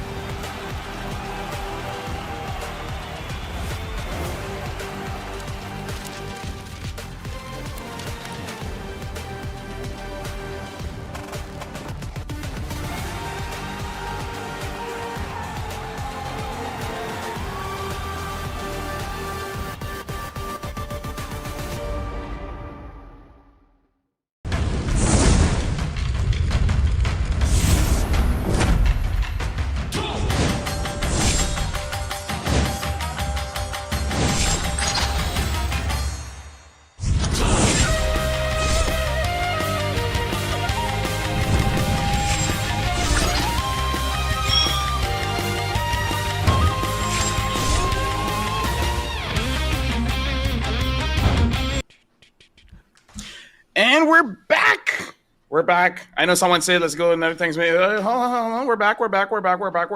So it sounded like a duck for a minute, but that would mean we're about to start soon. Yes, sir. We're about to get into the game. If I remember correctly, yep, we finished the draft, we got into the game, and then it made it pause. So I already forgot the heroes. Joy Kimmy 1-1. Yes. And then glue. Wait, was there even a glue? Yeah, I forgot some of the heroes, but don't you worry. We're going to be reacquainted with a lot of the picks here as we get into it. And by the way, we haven't even started the game yet. I mean, we did, but we only got into I don't even think purple buff has been taken yet. So there's going to be quite a bit of recaps that we're going to have to do once we get into the game. Mm-hmm. Which is, why haven't we gotten into the scene yet? Anyways, yeah. It's crazy to think, right? Because this is a best of 5, Mirko. It's yes, just sir. The first game. So 4 whole games left, possibly. And here's the thing. We're talking about strong themes here. You know, Mythic Seal as well as YG. Yep. There's a chance that it's not a 3-0. If it's a 3-0, then we might end sooner than we think. Yes. But if not, then it's going to take a while. If it's not 3-0, then yeah, we're going to be here for quite a while. Again, knowing how competitive both these teams are, I'm actually not expecting a 3-0 clean sweep. Looking at the track record as well, someone in the chat actually pointed it out to us. Mythic Seal has beaten YG across many times across different tournaments before. Mm-hmm. So right now YG are standing at a pretty bad head-to-head actually up against Mythic Seal. But again, it's always different when you play in front of a crowd this big, right? Maybe Mythic Seal could always just, pull off a Mythic Seal, which means do really well at the start, but then at the end, slowly drop. Mm-hmm. This is the problem, because I don't remember their previous draft, but I remember we not really having that big of a problem. I think the problem that I had was the Gatakacha, because the opposing side had a Louis, a Fredrin, and Arlet, so a lot of control. And now we're into the game, 40 seconds in, and then Lena flickered out. Welcome, ladies and gentlemen, into the land of Dawn. We are going to get things resumed, and hopefully perfect timing, actually. Yeah, maybe you just... my bad. I'm sorry. Yeah. Sorry. All right. Boys and girls, boys and not boys. Oh, Zippy is off. Zippy is standing. Oh.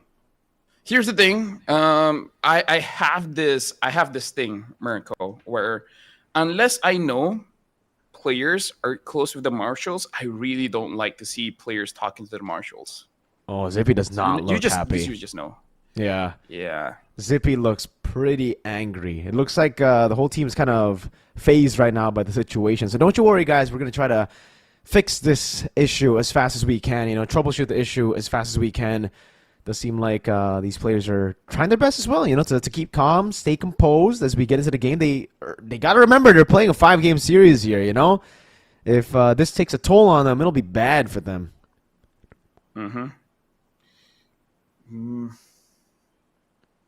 Because everyone's headset is off. Usually that means there's some kind of audio issues, but looking at how they're talking, doesn't look like it. And now even, I'm guessing it's the mid laner talking as well. At least we see that the venue is safe, Yeah. No rain, no water or anything like that. So it does look like it's just network issues, but that does mean that once that one problem is solved, we're all good. And as much as I understand, all of us wants to get this going, at the same time, I don't want to compromise the player's performance. Honestly, I'd rather it start tomorrow rather than let them play with very bad connection, because then it just, they're not allowed to show their best. Yeah, I agree with that for sure, LaFell. If things continue, definitely, I think that could be a way to solve the situation. But it does look like we're going to get back in game. Everybody's locked in. You can see just how professional these players are, man. They were just chit-chatting a bit, trying to wait for the problem. And then right as they get their phones, put their headsets on, it's game time, baby. They're all locked in. It does seem like we are going to be back to the game. Let's go. Back into the land of Dawn we go. Or back us. Either or. Either or. I'm sorry for jinxing it again, folks. You should know. Yeah.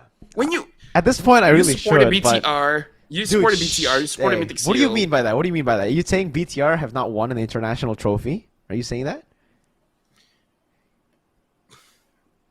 SPS is an international event. They did great. Did they win? No. Did they win SPS? Yeah, I don't think so. But we got a trophy. We beat SRG trophy.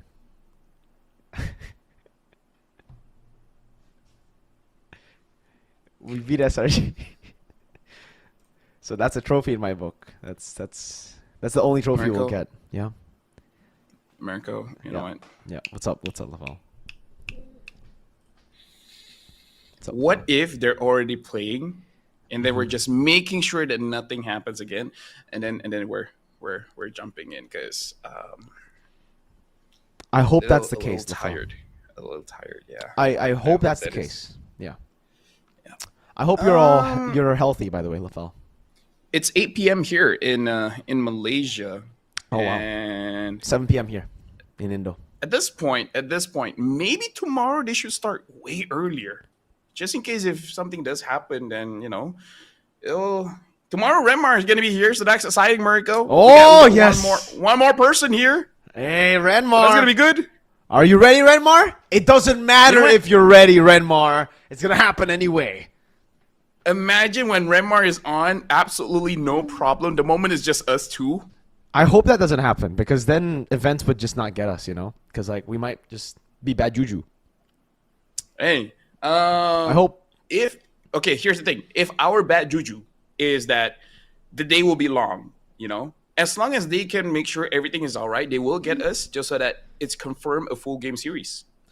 That's true. Maybe because the first match was 3-0, nature says, nah, these guys need a full day. Maybe this is just the universe saying, you know what, Mirko, you guys don't work with each other much. Yeah. Even if you guys are in the same event, you're never on the same desk or anything. So exactly. Treasure it while you still can. Yeah. And personally for me, Mirko, I'd rather not. Yeah, I don't need to talk to you that much. Yeah, I agree with you, bro. I'm like, M5 was great. That's it. I don't need more. It's okay. It's okay, universe. Thank you for that though. I'll be appreciative, because you need to appreciate what you got. All right, ladies and gentlemen. Remember, appreciate what you got, man. Yeah. I appreciate my house because people don't Same. come here. I appreciate my And I house really too. like that. I really like that. Like Yep. when I was living with my family, people always come over. Mm. Yeah. Now people don't come over, which is great because then Yeah. I can play rank all the time, or watch YouTube, either Wow. or Netflix. That's Yeah. crazy too. Or you could just rot in bed, literally, right? Hey, I wouldn't mind doing that right now, buddy. Oh I'm doing man, that that right now. rotting in bed sounds like a very fun experience currently. Like as we are going Have through some this right now. jitter. Oh man, Right. don't start, Give me, LaFell.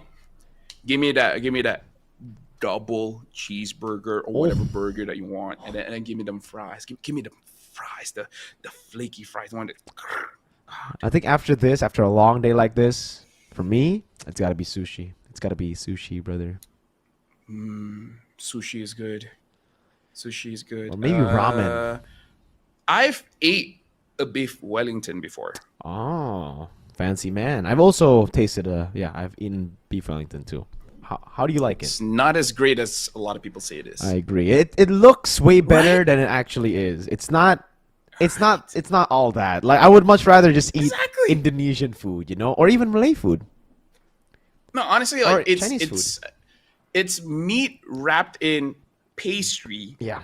But legit, I would rather just go to a Japanese place and then, with a very thin slice of meat, and then you just grill it yourself and then just Oh, eat. yeah, Hey, for sure. Someone's asking like, what is this? Hey, bro, give us something to talk about and we'll talk about that, because if not, I'm gonna yap about food. I'm sorry, Chad. We're gonna have to yap here while we're waiting for the match to start. All right. So, I'm sorry, guys. We've gone through, I think, a billion topics already. So for you guys back at home, if you guys want to help out and tell us what to talk about, we could start a whole anime talk. We could start a whole yapathon here. This is basically Gank and Gather live. So do you hear that? I did. It's my cat's playing around.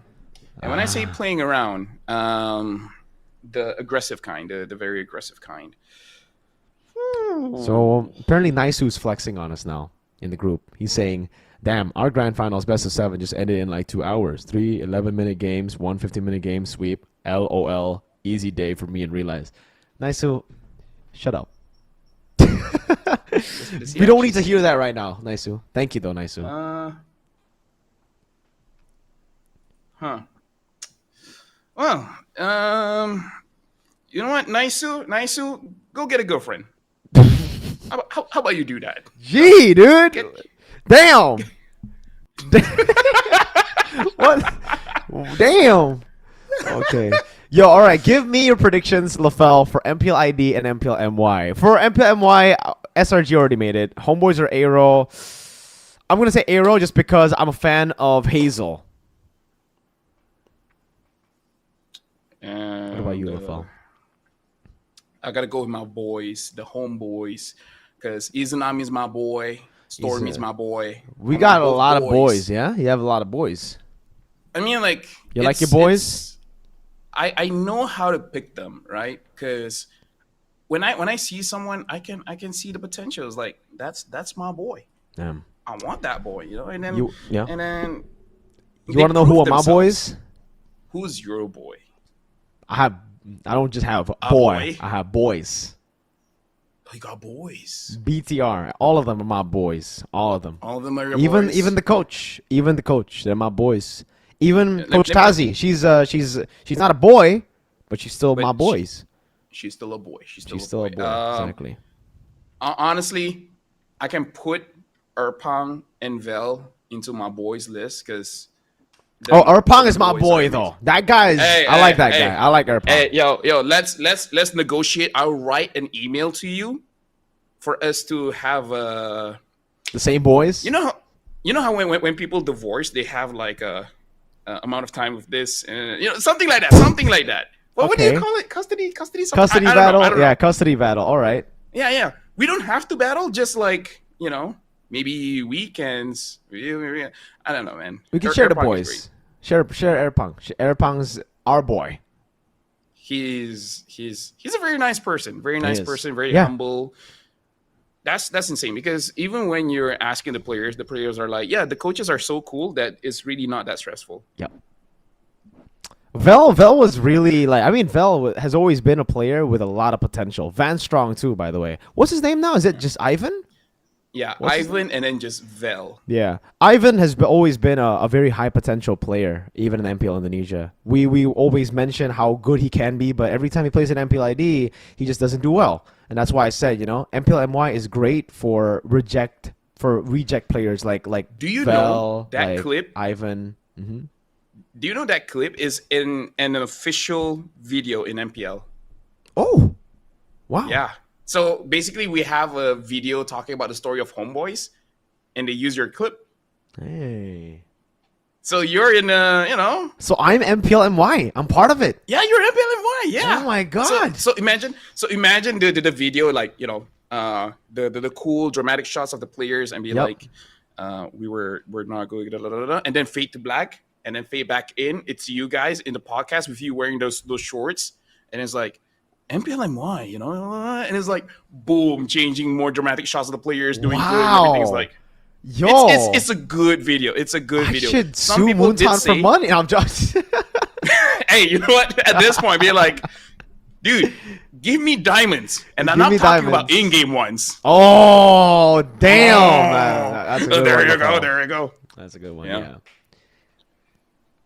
See, guys, if we add Brigida and we have another MLB podcast episode, no. Like we talked about that. We talked about it. That's right. What have we not talked about, chat? Like the other topics in my head that we can explore is diseases, but I don't know. No. No? Let's get into the game, LaFell. Let's get into the game. Oh wait. Looking at Ken's face doesn't look like we're going into the game. My bad. My bad. You know, it's playing for our emotions. All It's right. playing for Who's our your favorite emotions, 'cause player like from the Burmese teams? It could be. It's all time. So it could be like Justin, Ruby DD. Justin, Oh Justin. wow, Justin. All Dude, right. like, look at my boys. Stormy, Izanami, Justin. They're all I'm a roamer. mid-laners. I have something for mid laners. Okay. For me, Ken. Mythic Seal. Ken. Ken. Yeah. Answer boy. He's my boy. All right. Yep. You know what's crazy about us, Mirko? What? People keep saying that we're wrong because we don't take like the number one player, the champions, and all that. But it's not. It's not. It's It's not favorite. because of that. Yeah, I don't choose Yeah. them based on achievements. I'm not a glory hunter. Dude, we ain't like that, fam. I choose my favorite player because they my favorite player. They can have 0 trophies. I don't care. Yeah. Like, it could be their personality Exactly. or etc. But we like them for a reason. Yeah, exactly. So look at this. There's a comment. Hooray! The game start. Viewer brain. Okay, never mind. Well, Never mind. okay. Save the hooray. Save the hooray. Save the hooray, Mr. Pime. Like- save the hooray. Say hooray after we're in game for a Yeah. solid 4 minutes. Anything before 4 minutes, anything can happen. Exactly. Who knows? Maybe BTR. Mythic Seal are gonna win. Yep. Do you like in Indonesia? Fried things are good. Like as Oh, in, we like, fry popular everything, food. bro. Yeah, we fry everything. Yeah. Fried chicken, fried fish, fried rice. fried noodles, fried brains. Whoa. There's a lot of stuff. I thought that segue was for us to get back in the game, so I reacted. Turns out it was just maybe to keep us. It's just to keep us on edge, keep us on the edge of our I find it seats. funny because it like transitioned to the YG players and they look so done. Yeah. So according to LaFell, yes, the Burmese are the Myanmarese. They don't. Someone in the chat says, "Glimpse of us, glimpse of the game." I like it. I like how creative the chat is. I love how creative the chat can be. Here's the thing, Mirko. I've learned that when the numbers are big, the chat ain't that great.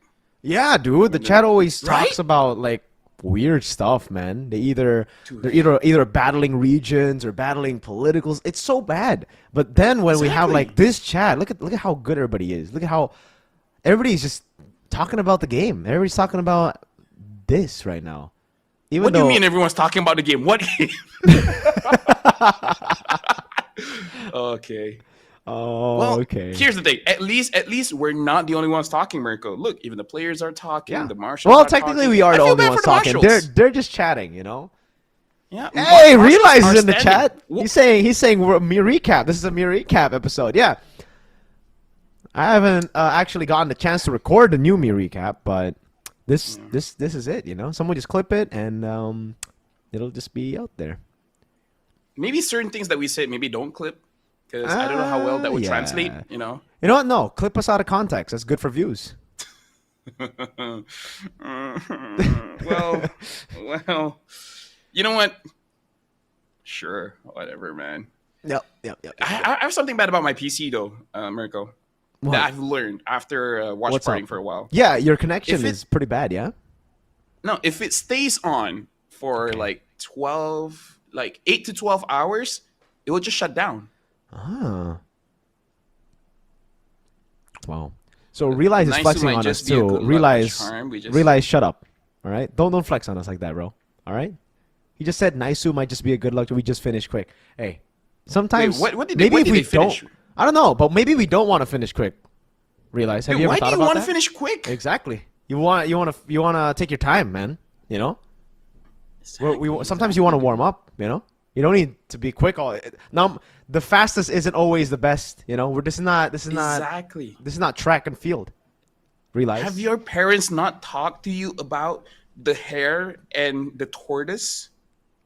Well, that one is a race, so technically that would make. Okay, sure. Yeah. Nice guys finished I'll- last, so at least we're nice, Lafel. At least we're nice. Oh, so that's why I always finish first. Now I get it. Whoa. Okay, so you're a bad guy. I'm a bad guy, man. You're a bad like, guy. Okay. like I'm the type of guy, Mirko. Hey, Let me look! tell Rewards you. code. Rewards code. What? Rewards rewards code. code, guys. Go get Get it. 6 waiting for the fun. Oh no. What happened to my hair? What happened to my hair? Why are you so stunned, Lafel? No, because my hair fell. Either ways. Your hair fell? What? You wearing a wig? No. What do you mean Dude, by don't- your don't- hair fell? Dude, our hair is different. Like, I don't know why your question. Why is that weird? I don't Is know, it so weird that your hair can fall? It's pretty weird. Dude, Wait, how is your? I mean, like, dude, we've been friends for years. How is this news to you? what? How does your hair fall? Like, it's just one strand. No, the entire thing. The entire thing. What the hell? Wait, what? Either ways, like Mirko, like I just need you to respect me, okay? I respect like, you, I don't man. have a I banana respect now. you. I don't have a banana, and I'm holding on to bananas to stay alive, Mirko. Oh, that's my cat. My cat is What? one of the reasons why my hair fell. Does she What like? was I saying? Oh yeah, He or she is the cat? Is the cat guy? I do not have a male cat. Okay, so you got a female cat. I want one because I want babies, right? But my wife doesn't want a male cat. Yeah. Anyways, I want to say like I'm very bad. Like I'm one of the bad guys that You're the bad guy. when Okay. like when I can recycle, I choose just to throw it away. Dude, that's bad. That's bad right there. That is me destroying the world. Dude, damn. Yeah, whenever I see, the keep off grass sign, I'll stay on. Dude, like you pretty gotta bad. stop that. One day you might go to jail. All right. That's true. In Singapore, I think I would actually get fined, so that's pretty Yes, dangerous. you actually would. But in Singapore, we did something worse and we were fine. Oh, that's true. We don't talk about that here, but No, just yeah. so you guys know, me and Mirko's first time meeting Hey, each other. rewards it was code. Oh, this is memorable. the same one. Sorry. Yeah. Dude, Yeah, my bad, dude. My bad. I think you've been working too long. I think you're working too long. I think we have been working for a while. And we is just not the two of us. Everyone is Yeah, everybody. having their fair share. Production, players, coaches, marshals, definitely working overtime too. We need DJY. Hey, honestly, not a bad idea. Ken looks mad. Man, that's just Ken, you know? Yeah, that's just Ken. how it looks, yeah. I have people say that I look stupid, but then I'm like, no, that's just how I look. Yeah, I don't want to agree, because if I agree, then I agree that you look stupid. That I'll just. You learn. I appreciate that, man. Thank you very much. Thank you very much. Yeah, and the M3 Miracle would have just been like, yeah, for sure, dude. Okay, we're gonna go back to Caster. Whoa, we're back in the game! Caster. My bad, dude. My bad. Caster Cam. I told you. My bad. It has been. Hold on. For me, it was 5. So we've went on for 3 hours and we finished 1 game. That's a record. That's a record. Call Guinness. Guinness? Call World record? Guinness. Yeah. Exactly. Yeah. Like, we gotta make this memorable. You know what, chat? You guys are the real one. Yeah, you guys are the real G. Yeah. So thank you everybody for. Oh my God. Okay, we'll. Okay. You guys are the real G's. Apparently, 10 fragments. Oh no. I'm sorry. That threw me off, bro. Oh my God. Redeem the code, guys. Trust me.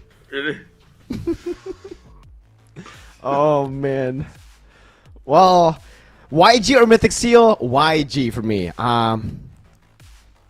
Miracle says YG because I want Mythic Seal to win. So for that, I need to vote for the other team. Yep.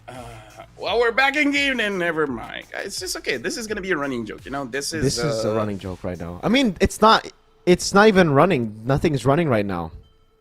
Hey, that's why I'm fat, man. But we'll start soon. Oh. Whoa! Okay, wait! Oh my God! Don't get too excited. Don't get too excited. Wait for 4 minutes. 4 minutes. Welcome, ladies and gentlemen, to game number 2 in the upper bracket finals. We're back, baby! Woo! Oh my God! I feel like I've been waiting for forever for this one, but now we're looking at the start here, starting at the same side of the map. Going for the it sounds so good talking about the game. Go ahead, boys. Get the hooray in the chat right now already. I think we're gonna so it's a full restart in the game. Early on, you can see Nico doing the same thing, winning out against Lina, forcing him back. Yeah, and now it looks like Ying on the Arlet does look like might be going for a more tanky Arlet because not using that Petrify, but hey, who knows? Maybe mid-game he feels something else. He feels a bit of tingle where he's like, maybe Thunderbelt is not enough. Maybe good and rotation. Maybe he won't be able to Thunderbelt. Who knows? Yeah. So far, really good rotation, by the way, from Ken. He's able to stop that level 4 from happening from Han, and now Han is going to have to rotate all the way to the bottom lane, which is going to be, actually, the rotation path for Mythic Seal 2. Mid lane, all the way to bot. Now looking at the power spikes here, I feel like Ken has to be a bit careful because there's really not a lot of angles for him to go in. Oh boy. Uh-oh, good Revitalize coming down. A Flicker out from Ying 2. And it will just be that. No level 4 for Han yet. Cannon will actually be level 5 but for Turtle number 1. And Zippy Cutie in a 1v1 against Stitch. Doing a good job with the Inspire, winning out the trade. In the bottom lane, Electrifying Beats coming down as well. All the way in the back line. Ying going to be taken very low. It's going to be the Chain CC. Locking him down, but Dang wins you games. It looks like a Mythic Seal. They have this momentum. They've been building up for a few hours, and now they're releasing it. They're starting the Turtle here. And it looks like Han on that Fredrin has no room to actually get in because the Roamer, the Gatakacha, is making sure that he stays far away. But here's the thing. We got to wait for that diversion, man. Maybe that's going to be the key for YG to get into the game. Oh, that brings memories. But yeah, they could do something after the diversion. Okay, good SOD, stealing the gold crab away from Stitch. Well played there. Good control from Zippy, though, still in the lane itself. And so far, this already is a better lead than YG in game than 1. LaFell. I think it was still very even after Turtle 1, but here, 2 kills, a Turtle. They are actually doing so good. Going in, Traction Pulse, locking Han down together with Boye there with the Revitalized. Nico gets fed another kill as Ken dives into Blink. And I feel like most of the gold is actually because of the jungle, because Ken on the Joy farms a bit faster compared to the Fedrin. And then look at the levels. Ken is level 7. Oh, engage coming in, and looks like Boya is gonna get taken down by Ying. Say they're gonna go back into their lane respectively. But yeah, Ken is level 7 and Han is still level 5. That's a big level gap here. Big one indeed, man. It's gonna be really good for Ken, especially considering that he's continuing to do this. It didn't just happen at level 1 to 3. He is constantly in the enemy jungle farming and taking away creeps. That will definitely benefit the entire team. Knowing that Han, again, would be the main front line for the team. Oh, good pin down. Ying still able to use a vengeance. Ken jumps in again, though. Very aggressive. Diversion, too. Everybody gonna be coming in. Super Mr. Ken playing like super with the electrifying beats getting away. Dude, how did he get out of that? How did they not? Oh, hold on. Blink looks like he's going to get caught, get taunted, but able to flicker out of there. I'm surprised that they couldn't catch him because everyone was there. Was Han... Does Han didn't have the stacks available to actually get the taunt in? Yeah, I think it was in... I think it's a tenacity boots. They got him out ASAP, right? He got taunted. By the way, I just want to say, LaFell, Yeah. I literally was about to call Ken Super Ken because I'm so used to calling Ken Super I heard Ken. it. I heard it. I heard it. And remember when I said like Zippy's don't get excited. back up, Zippy. Oh man. So remember when I said don't get excited by 4 minutes? It was 4 minutes and 15 seconds. So I was kind of correct and wrong at the same time. Oh man. 4 minutes is the mark. Yeah. Oh man. It looks like Ken is having issues. Yeah. Ooh. Don't you worry, boys. Please be patient with us. We're back to the Yapathon. Yeah. So Ken, like, this is insane. If Ken is the one that really has a problem and he's performing very well, imagine when everything is going right. Like, people are saying that this is where Ken is gonna unleash his true form, his true anger into the game, and actually get them kills. And it's looking pretty good. It's looking pretty solid here. This is gonna be a test for the players' mental for sure, because this is where the discipline starts to drop off a little bit, you know? Yeah, dude, especially when it comes to just mental fatigue, right? They not only are they gonna be exhausted just from waiting, their mental as well is definitely gonna be, I think, something to question for sure when it comes to playing the game. Have you ever had, your mom say, "Pause the game, come get dinner"? You know, it's like no, I can't, man. And then you're just forced to AFK, and then you're like, oh my god, and then Yeah. Is it funny that I do AFK and then we win because the bot plays better? Oh, okay, No, that's right. I have not dealt with that, but that sounds like a pretty good problem. Then you should AFK more. I say that as a joke, Mirko. I say that as a joke, but I've actually had ranked games where the guy really did AFK and the bot actually played better. Wow. Well, let's. Well. Okay. Let me just talk to you for a bit about the possible tilt that they're gonna have is, you know how professional players, they need a level of discipline to say like, okay, we go for this fight, we don't go for that fight. He's back up. You know. No, I think he's just stretching his legs. Yeah. Like, imagine sitting like that for a long time, Mirko. Mirko, can you imagine sitting for a very long time? Eventually, you just have to stand up and stretch a little bit. He's taking care of his health, his body. That's true. That's true. You guys, if you guys are sitting right now or laying down, get up and start walking, just like Zippy. Stretch your legs, man. Touch grass. You know what? Actually, you know what? We went to touch grass. We in went the there. Jungle. That it wasn't fun. Don't just stay home, guys. You know, it keeps you away from leeches. Yeah. Oh, honestly, wait, when we did whoa. touch grass. Boye? Wait, did he leave? Where is he? I didn't see that. It looks like he left. Was that Kun? Okay. I think that was Kun, actually, not Boye. Kun has decided to. Go to the toilet. Caster needs to stand It's up. a long pause. I am It's a long standing up. pause. I am standing up, chat. Okay, you know what, chat? I'm standing up now. I am standing up too. How does that feel? How does that feel? Yep. I'm gonna drink some water. Don't you worry, man. Go. Stay hydrated, folks. Stay hydrated.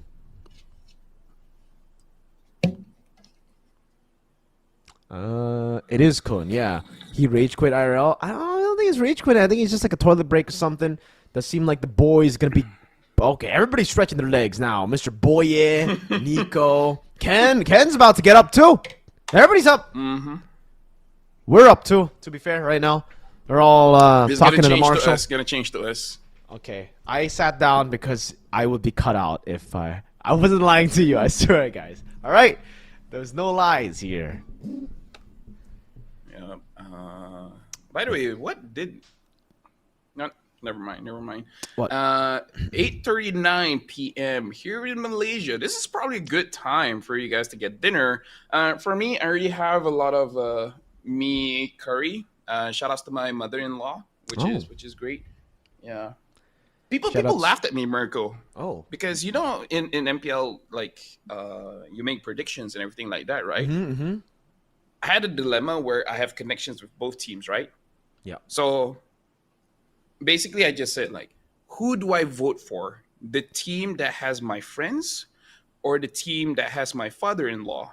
And at that point I just posed the question, which one is easier to replace, the friends or the father-in-law? Because that's where my conundrum is. So if it's easier to get if it's easier to get a new father-in-law, then okay, then I'll just choose the team with the friends. So which one did you end up choosing, Lafel?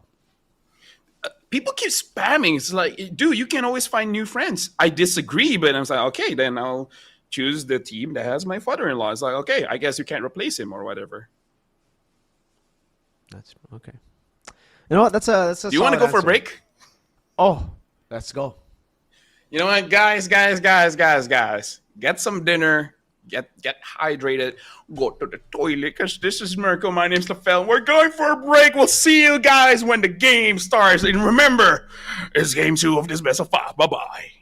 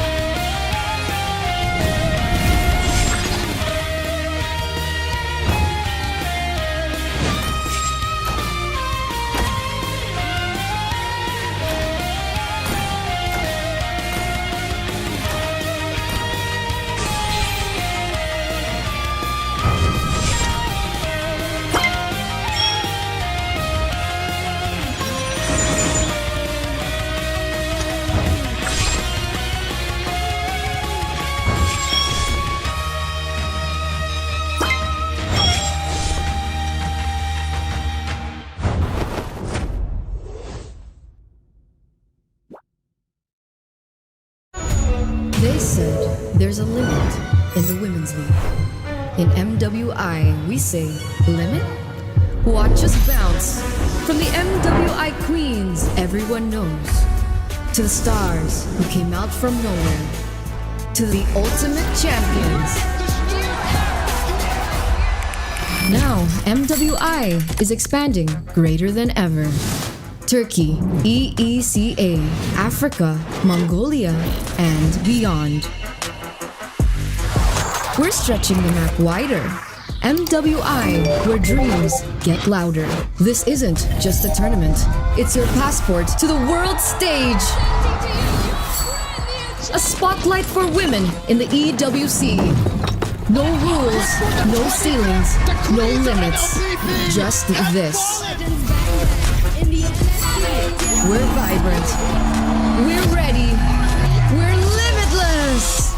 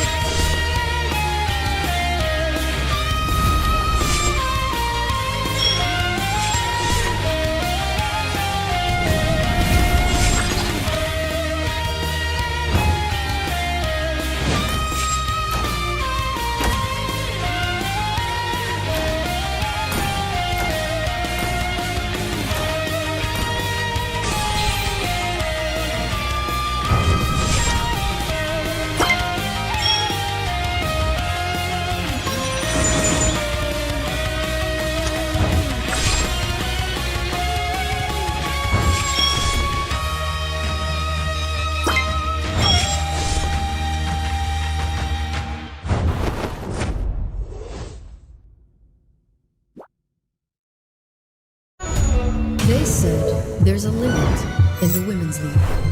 In MWI, we say limit?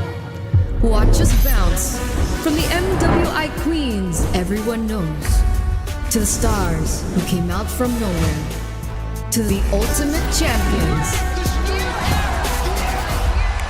Now, MWI is expanding greater than ever. Turkey, EECA, Africa, Mongolia, and beyond. We're stretching the map wider. MWI, where dreams get louder. This isn't just a tournament. It's your passport to the world stage. A spotlight for women in the EWC. No rules, no ceilings, no limits. Just this. We're vibrant. We're ready. We're limitless.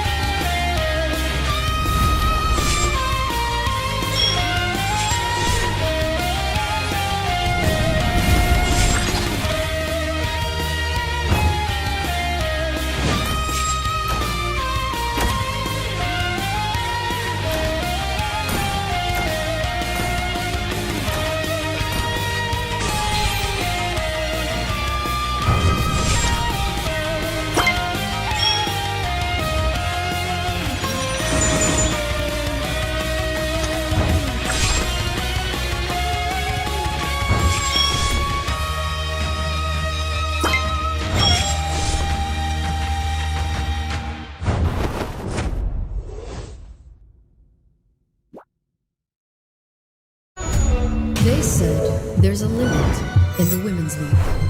In MWI, we say limit? Watch us bounce from the MWI queens everyone knows, to the stars who came out from nowhere, to the ultimate champions. Now, MWI is expanding greater than ever.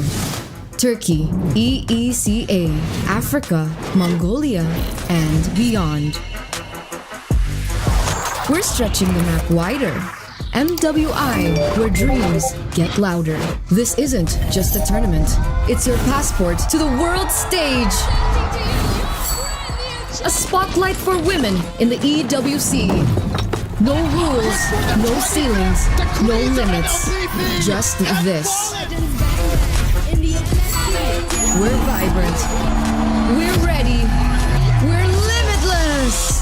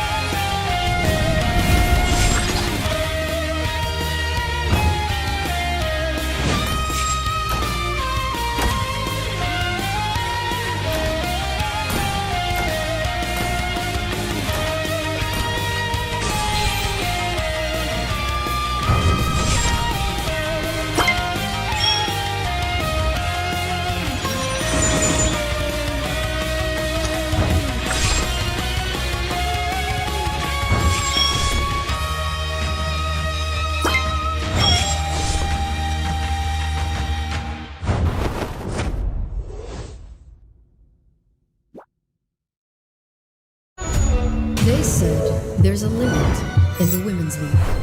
In MWI, we say, limit? Watch us bounce. From the MWI queens everyone knows, to the stars who came out from nowhere, to the ultimate champions. Now, MWI is expanding greater than ever. Turkey, EECA, Africa, Mongolia, and beyond. We're stretching the map wider. MWI, where dreams get louder. This isn't just a tournament. It's your passport to the world stage.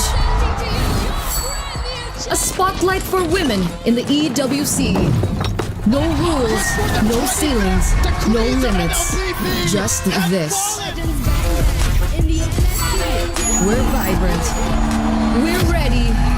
We're limitless.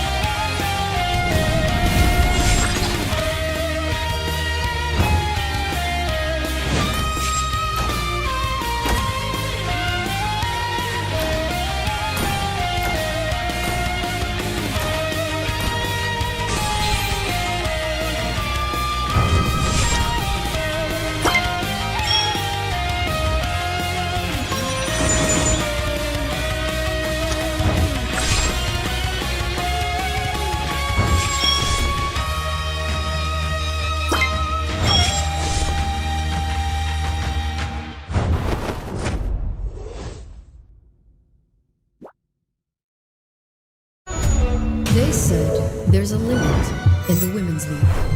In MWI, we say limit? Watch us bounce from the MWI queens everyone knows, to the stars who came out from nowhere, to the ultimate champions. Now, MWI is expanding greater than ever. Turkey, EECA, Africa, Mongolia, and beyond. We're stretching the map wider. MWI, where dreams get louder. This isn't just a tournament. It's your passport to the world stage. A spotlight for women in the EWC. No rules, no ceilings, no limits. Just this. We're vibrant. We're ready. We're limitless.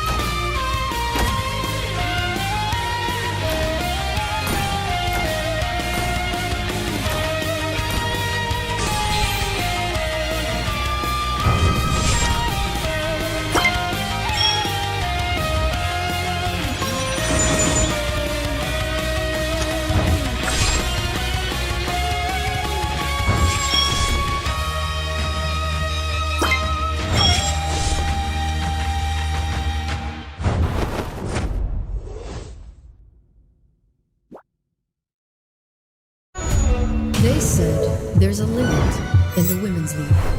In MWI, we say limit? Watch us bounce from the MWI queens everyone knows, to the stars who came out from nowhere, to the ultimate champions.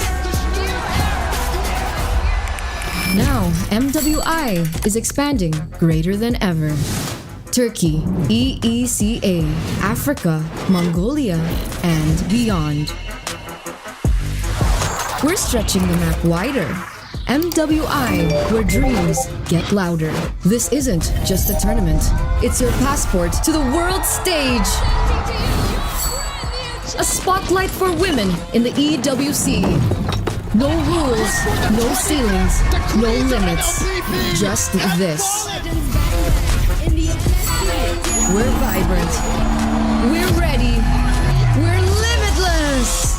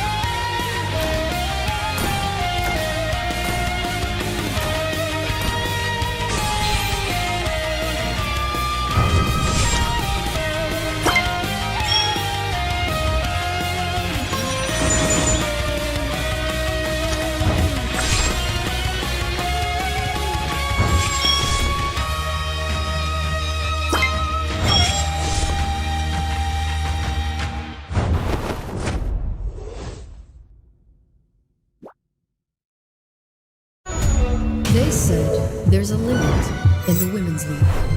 In MWI, we say, limit? Watch us bounce.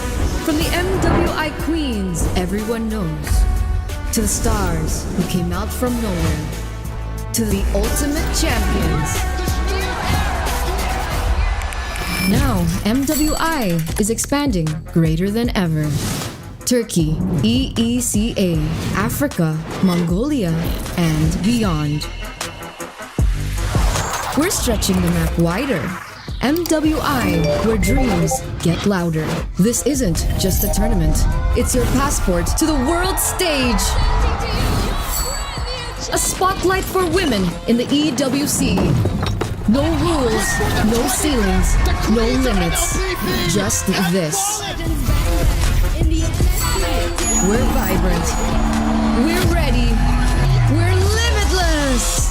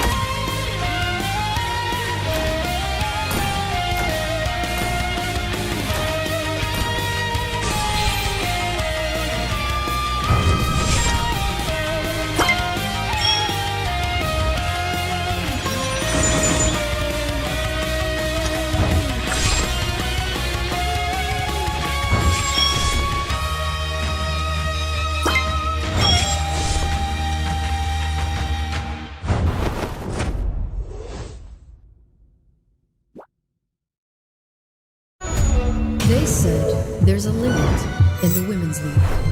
In MWI, we say limit? Watch us bounce from the MWI queens everyone knows, to the stars who came out from nowhere, to the ultimate champions. Now, MWI is expanding greater than ever. Turkey, EECA, Africa, Mongolia, and beyond.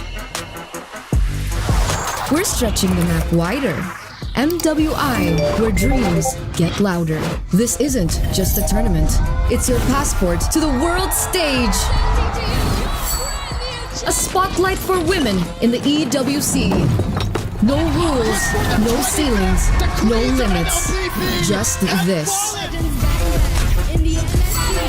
We're vibrant. We're ready.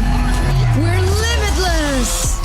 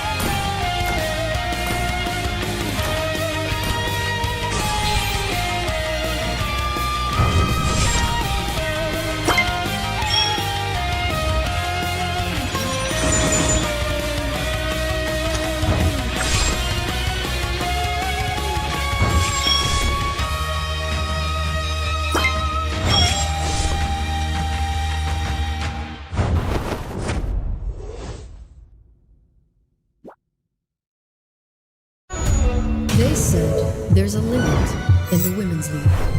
In MWI, we say, limit? Watch us bounce from the MWI queens everyone knows, to the stars who came out from nowhere, to the ultimate champions. Now, MWI is expanding greater than ever. Turkey, EECA, Africa, Mongolia, and beyond. We're stretching the map wider. MWI, where dreams get louder. This isn't just a tournament. It's your passport to the world stage. A spotlight for women in the EWC. No rules, no ceilings, no limits. Just this. We're vibrant. We're ready. We're limitless.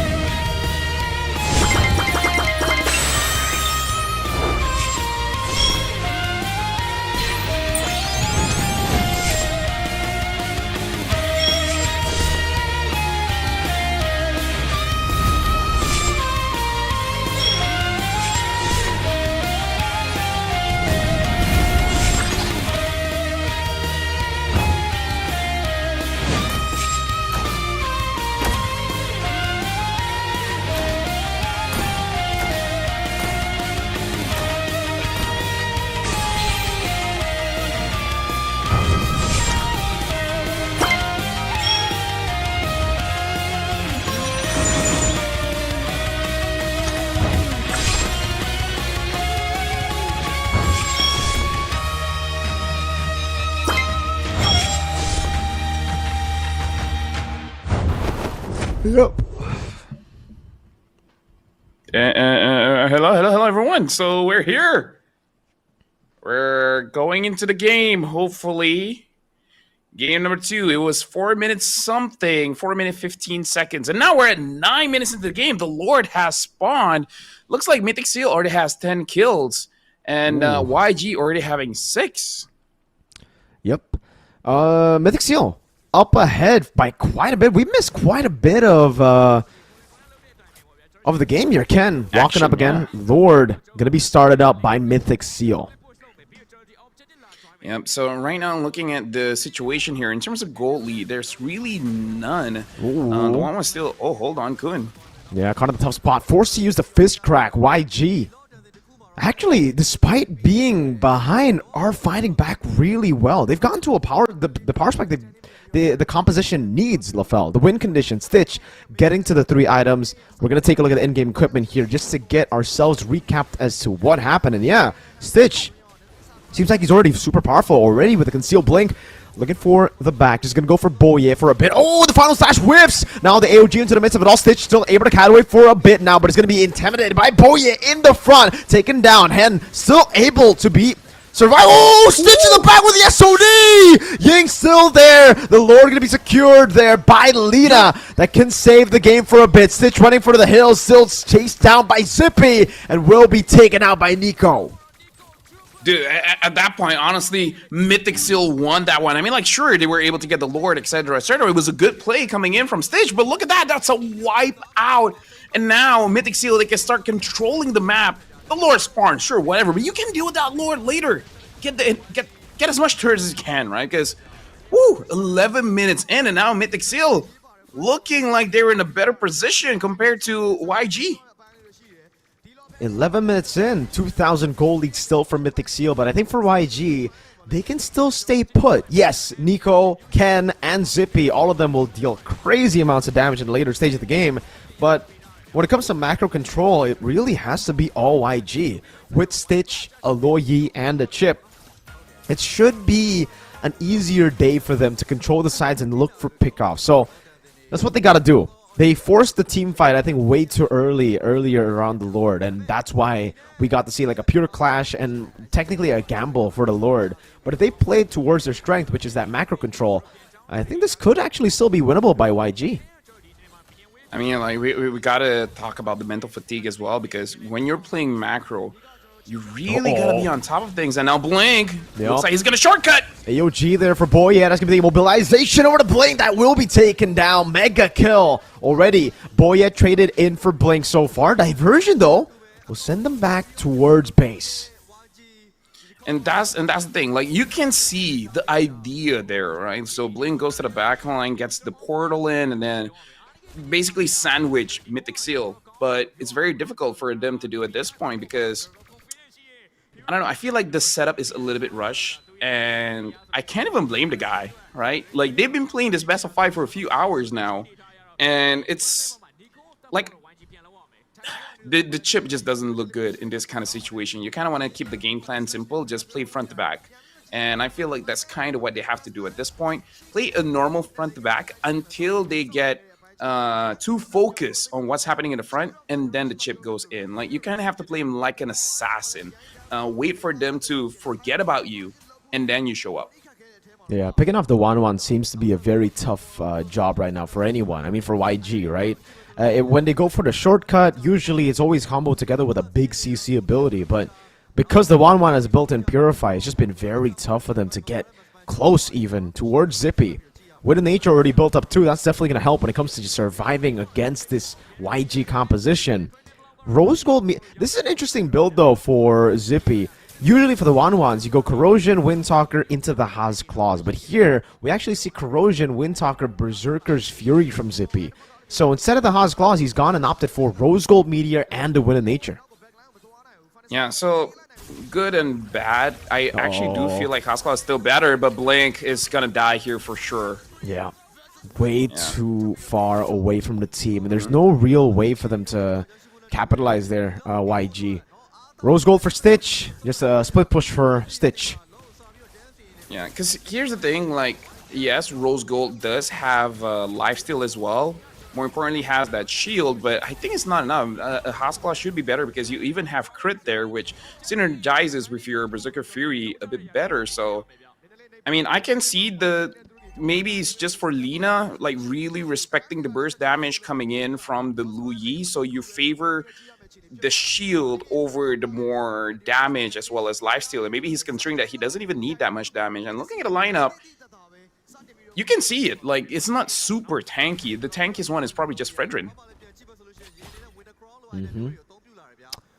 YG now are the ones caught on the back foot. Ken already with the electrifying beats. It's going to be up very quick, so not to worry. Melphic Gun will be the final item for Zippy Cutie.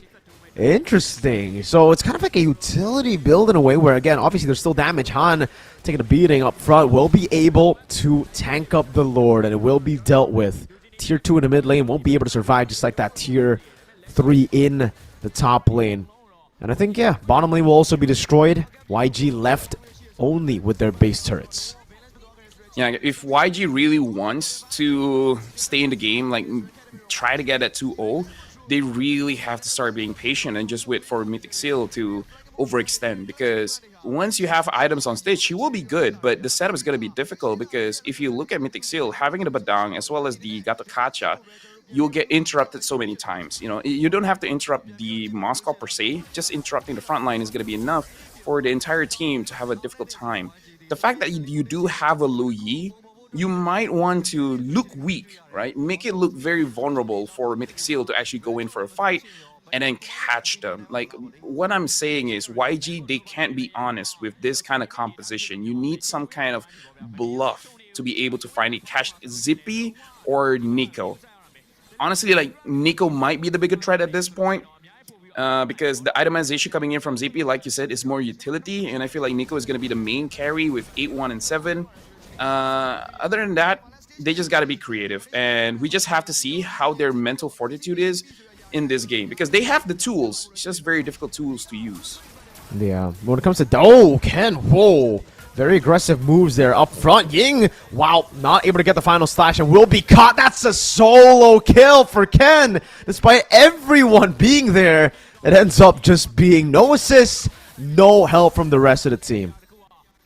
I mean, it's kind of what I asked for, right? Someone has to bait something out, but the rest of the team were just not in the zone to actually do anything. Because if you look at the damage items coming in from Nina, even having the Divine Glaive, the Glowing Wand, and even the Wishing Lantern makes it so that you have the tools to burst anyone. Doesn't matter front line or back line. And Stitch is already full items. At this point, if he's farming up, it's probably for those item swaps. So it's really about the setup, and I feel like it's difficult for YG. You gotta wait for Ying to come back up, and then maybe blink and just pulls in Ying. Just Ying is enough. I don't think Han needs to absorb damage at this point, because you do want to contest for that Lord. Well, there's a shortcut in the back line. Han going to be engaged on Retribution from Han. Stitch walks up. Crossbow tank going to be tanked up already. Stitch going to be able to go for the free hits on Boye. Ken walking up, back and forth. That's going to be the pin down over to Boye, who can't go for the AOG just yet. Ying in the midst of it all, jumping in as well. Stitch still piercing through Winter Crown and the diversion to get them out of there to safety to where the Lord will spawn. That's honestly very clean. The fact that the front lines, Han as well as Ying, was able to use the Winter Crown to stop Zippy from flying. And maybe that's also part of the reason why it's like, I'm not going to build full damage. I know what you guys are going to do, so might as well just make sure that I stay alive and just play for my basic attacks, not even thinking about using the crossbow of Tang. And I was talking about Han, contesting for the Lord, but I didn't even thought that he could do it. But he did it, and now only Ying as the casualty. By the time he's up, there is a chance that Blink is able to, force him back into the fight. Man, luckily for Mythic Seal, the Lord wasn't involved, because I really feel like... Still though, diversion to the... Okay, Ying's gonna take it all the way from the base. Caught in the midst of it all again, jumping in back and forth. Gonna be stunned over to Boye, who's unable to go for the AOG. Appraiser's Wrath takes him down. 1-for-0 trade. Still some super minions left. Up top, pushing in and sieging the base turret. It will be dealt with by Nico and the rest of them. YG will look to go for the mid lane with a conceal as well. Blink looking to go in. Han dashing backwards, defensively away from the traction pulse. Yep, YG has an amazing draft for fighting, but honestly, for sieging, not the best. So they have to be careful not to overextend, let Mythic Seal get out of their base, and then try to get kills there. Because Moskov is very fast at clearing the turrets, but he doesn't have a lot of range, so he can be punished. And you just got to look out for Nico, I guess, because I feel like even if Ken goes in, I think Stitch can take care of himself. So YG, this might sound bad, Mirko, but they gotta wait. And I'm not gonna be the one to tell them to the face because I feel like they will be pretty upset when I say that. But that's the reality of it. Don't rush into things. Just wait.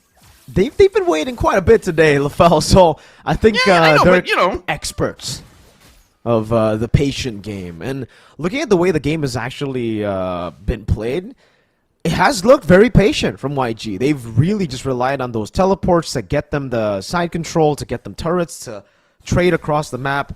And as long as they do that, they'll still have the advantage. Mythic Seal, the way they can really seal this game would be obviously Evolve Lord. But at this point, it's kind of a gamble between Mythic Seal and YG. That lead that Mythic Seal have, 3,600 gold, doesn't really amount to anything at this point of the game, right? We've gone to a point where the gold is quite irrelevant. Yeah, no, I do agree 100%. So, let's see here. The Lord is going to spawn again, and we saw what happened just now. YG definitely does have the advantage when it comes to actually securing that Lord. So, Mythic Seal, you just got to go for some kind of fight, right? Like, if you're able to get a very good team fight, a very good kill, then it's going to be all good. Although, no. I was thinking, like, what if you just want to go for a backdoor, but I think it's very difficult against a Chip as well as a Lu Yi. Take down Lina, I think. If Mythic Seal really wants to win this one, I feel like if they can take down Lina, then that's good. Because the bad thing is, Han already rebought the Winter Crown. So the 1-1 really won't be that big of a threat for this team fight, at least. All right. Back to the Lord we go. Han on the Fredrin. It really has been kind of like a double red tree situation for Han, securing every single neutral objective that he can contest so far. It's been a good job from him. It's a bit difficult for Ken to actually win out the red tree battle against the Fredrin, but to win this game, it really comes down to this Lord. This is going to be most probably the final Lord of the game, unless the team who gets the Lord loses out on a few of their members. Stitch in the mid lane, already clearing it out. Set up for YG. Mythic Seal and the Tong on the back lane as well. Oh! Nico is the one who secures it despite the late retry. Now, the crossbow attack, but it's only Spear of Misery! Stitch! What a play! Finds them all in the back. The middle crowd gets used. A diversion to dive in deep. Nico's gonna be taken down. Zippy Cutie, his immortality will be popped, and he will certainly fall with Boya as well. A few shots to blink to take him down, but with 4 members taken out, even the Lord won't save Mythic Seal in this game. And look at that, the timers is too long. It's only Kun. I don't think he can do it. That was an amazing fight coming in from YG. And now, like, we're seeing item swaps, but I don't see it. If Kun can do this, if he can stall his, like, the best player in Myanmar, man. Tries to go for a fist crack there with the Winter Crown too, but there's no way he can clear the waves while dealing with 4 members of YG. Match point for YG. Yep, YG looking pretty strong, and look at them. They're pretty happy. They're very excited. It's like, bro, we got that one. So looking at their expression, maybe the early game it was all Mythic Seal. But then come late game, just good decisions coming in, and Stitch doing a lot of damage. They ended up winning that one, and I do not want to be in Mythic Seal's shoes at this point. Yeah, because we saw the frustration of going into game number 2, and then if you have a very good early game and then losing it out in the late, and that must be very frustrating, man. definitely will be very frustrating for Mythic Seal, but they got to deal with it, man. You know, it's unfortunate, but Yangon had to go through the same issues, right? Both of them had the same issues. Both of them had to go through it, and YG were just a better team in game number 2, playing it slow, patient, understanding the macro, understanding what their composition really has to play with. That was phenomenal, man. We walked into a winning Mythic Seal game, and we left with a winning YG game. Yeah, like that's pretty tilting, but what are you gonna do, right? Because Mythic Seal, we know that this lineup is very, very strong. But here's the thing. Even if they lose, it's not over yet because it's just going down to the lower brackets, and some may say that it's a blessing in disguise because you get the warm-up game going into a best of 7. But still, like, I feel like just give your very best. But even if you lose, don't tilt out that much because right now it is pretty late, and then they're gonna have a very early game in the morning for tomorrow. So whatever happens, their coach needs to be super level-headed to the point where he can calm his team down, because I feel like that's gonna be the most determining factor here. Like, how do they stay mentally calm? I guess. Yeah, I want to say sane, but I don't know if that's the right word. I don't think that's the right word. Yeah, they got to be mentally healthy, I would say. I mean, they really got to keep their mental healthy. They got to keep their mental... they got to be able to reset, I think, is the word as well, right? Because after a game like this, after a lot of the technical issues that they have to deal with, there's no other way. You know, you could complain about it and think about it the whole day, or you could reset, come back stronger, and do better tomorrow. Because technically, we don't even need to talk about tomorrow. Yes, there will be a tomorrow, even if they lose here. But match point doesn't mean it's over. It means that they're a step away, your opponents, from closing out the series.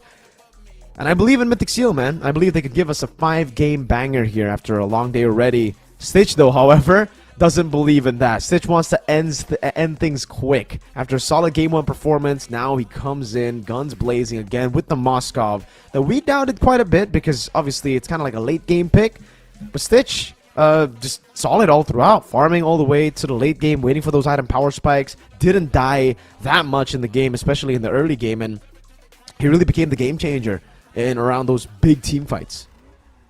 I mean, if you're going to go to 19 minutes, 20, 21 minutes, then yeah, picking up a late game hero is going to be amazing. And those SODs, him coming in and actually clutching things out, able to get those kills. Because I feel like in the very last team fight that we saw, I believe it was able to hit Ken.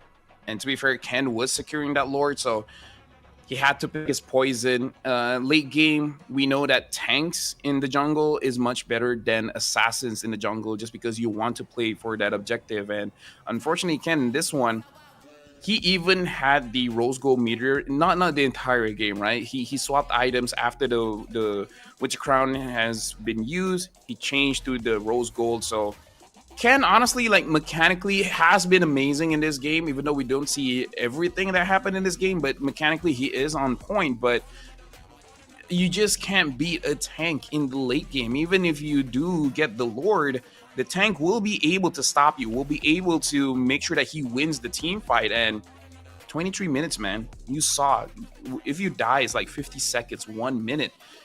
So YG just played for their win condition. Like, we can do team fight, so let's just wait until the team fight really matters. It's also just that retry diff, man. Han has just been phenomenal all throughout the later stage of the game, where he actually got a chance to contest, unlike the first few neutral objectives when technically Mythic Seal just held that lead, held the position every single time. Han, he got in there, and again, this is the reason Fredrin after the buff is so scary. That first skill acts like a second retribution, does so much damage from it being increased from 50% damage to monsters to 100%. That double damage is quite ridiculous, and we got to see it a couple of times. Skill 1 retry, it's almost impossible for you to miss it out unless you're up against a godly retry or a team that really understands how to chain damage together to get the optimal retry results. And in the end, we did see that from Mythic Seal, but it was a bit too late. And it's also just the sporadic nature of having a Loyi, a Chip, and a Moskov. You never know when and where they're going to be popping out from, right? You saw Stitch come in with a Moskov. Yes, Ken died, but the rest of the team were walking away. It looked like it was going to be a clean disengage into an Evolved Lord play. But then you saw the Loyi, the diversion that brought them back into the team fight, gap closed, and wiped them out. Actually, now that you talk about it, I feel like because the pause was so long, we forgot, we joked about it, but we saw the Louis and the chip, and they were like, haha, Aldos, haha, Florid, haha, Moskov. And I was like, oh, wait, they actually did pick up the Moskov. So the global presence coming in from the draft here, it's quite annoying because even if you feel like you're doing good, all of a sudden they're back into the fight, and then you're like, wait, I just dealt with you just a few seconds ago, and now we're looking at the highlights here. It looks like it is 12 minutes into the game where Blink tried to get a catch, and yeah, this is. Wait, we came in at 14 minutes? Oh, we casted for a bit, huh? Okay. Yeah. We casted for quite a bit, man. That was, I think, still 10 minutes that we got, right? Around 10 minutes. 23 minutes was the end. By the time we went in, it was really all already in the power spike of YG. I mean, look at the team fights, how messy it was as well. Mythic Steel couldn't really hold that front to back properly. And, man, the constant stitch damage from this Moskov was honestly what really saved them in the end. I really got to give credit to Stitch and technically Lina too for doing so good in this game, positioning as well. In the back always. The piercing damage is so underrated, by the way, for the Moskov. You don't see it, and by the time you notice the piercing damage, you're wiped. Yeah. At this point, I almost want to say it's unfortunate, but it does feel like 1-1 is more of a mid-game hero. And yeah, this is the point where we see the re-engage coming in from YG, and then the diversion just ending things out. Like, they're very creative in how they approach the fight, and this is what I wanted. Like, don't be... don't be honest, right? Have some kind of deception. But what I wanted to say is, looking at this game, it does feel like 1-1 is more of a mid-game hero rather than a late game. Not to say that the late game she falls off, but in the late game, you will see a lot of Winter Crowns. And at that point, it just feels bad. You basically are using 2 skills and a basic attack. Yeah, it's really difficult to play the 1-1 in the later stage of the game. Not just because of the Winter Crown, but also the Wind of Nature, right? There are 2 ways to counter you, and it gets really tough. I agree. As a 1-1 player myself, early to mid, it's really where 1-1 strives, especially in the laning phase. If you can win out the lane just with the Inspire, plus help with from your team, then that's usually the win con. But if not, then we see a late game 1-1 where technically, yes, you can bait out Winter Crowns, you can just try to look for damage without the crossbow tank, but we all know the real reason 1-1 is amazing, is good, inner kit, it's really all about the ultimate. If you are able to pop that ultimate, it's such a game-changing, team fight-changing ability.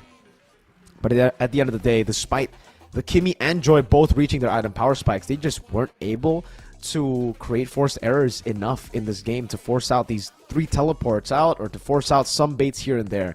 It was always kind of like Mythic Steel were always still playing in the game of YG. Like, it was all YG, controlling the map, controlling the side lane, controlling even when Mythic Steel have to force out the Lord.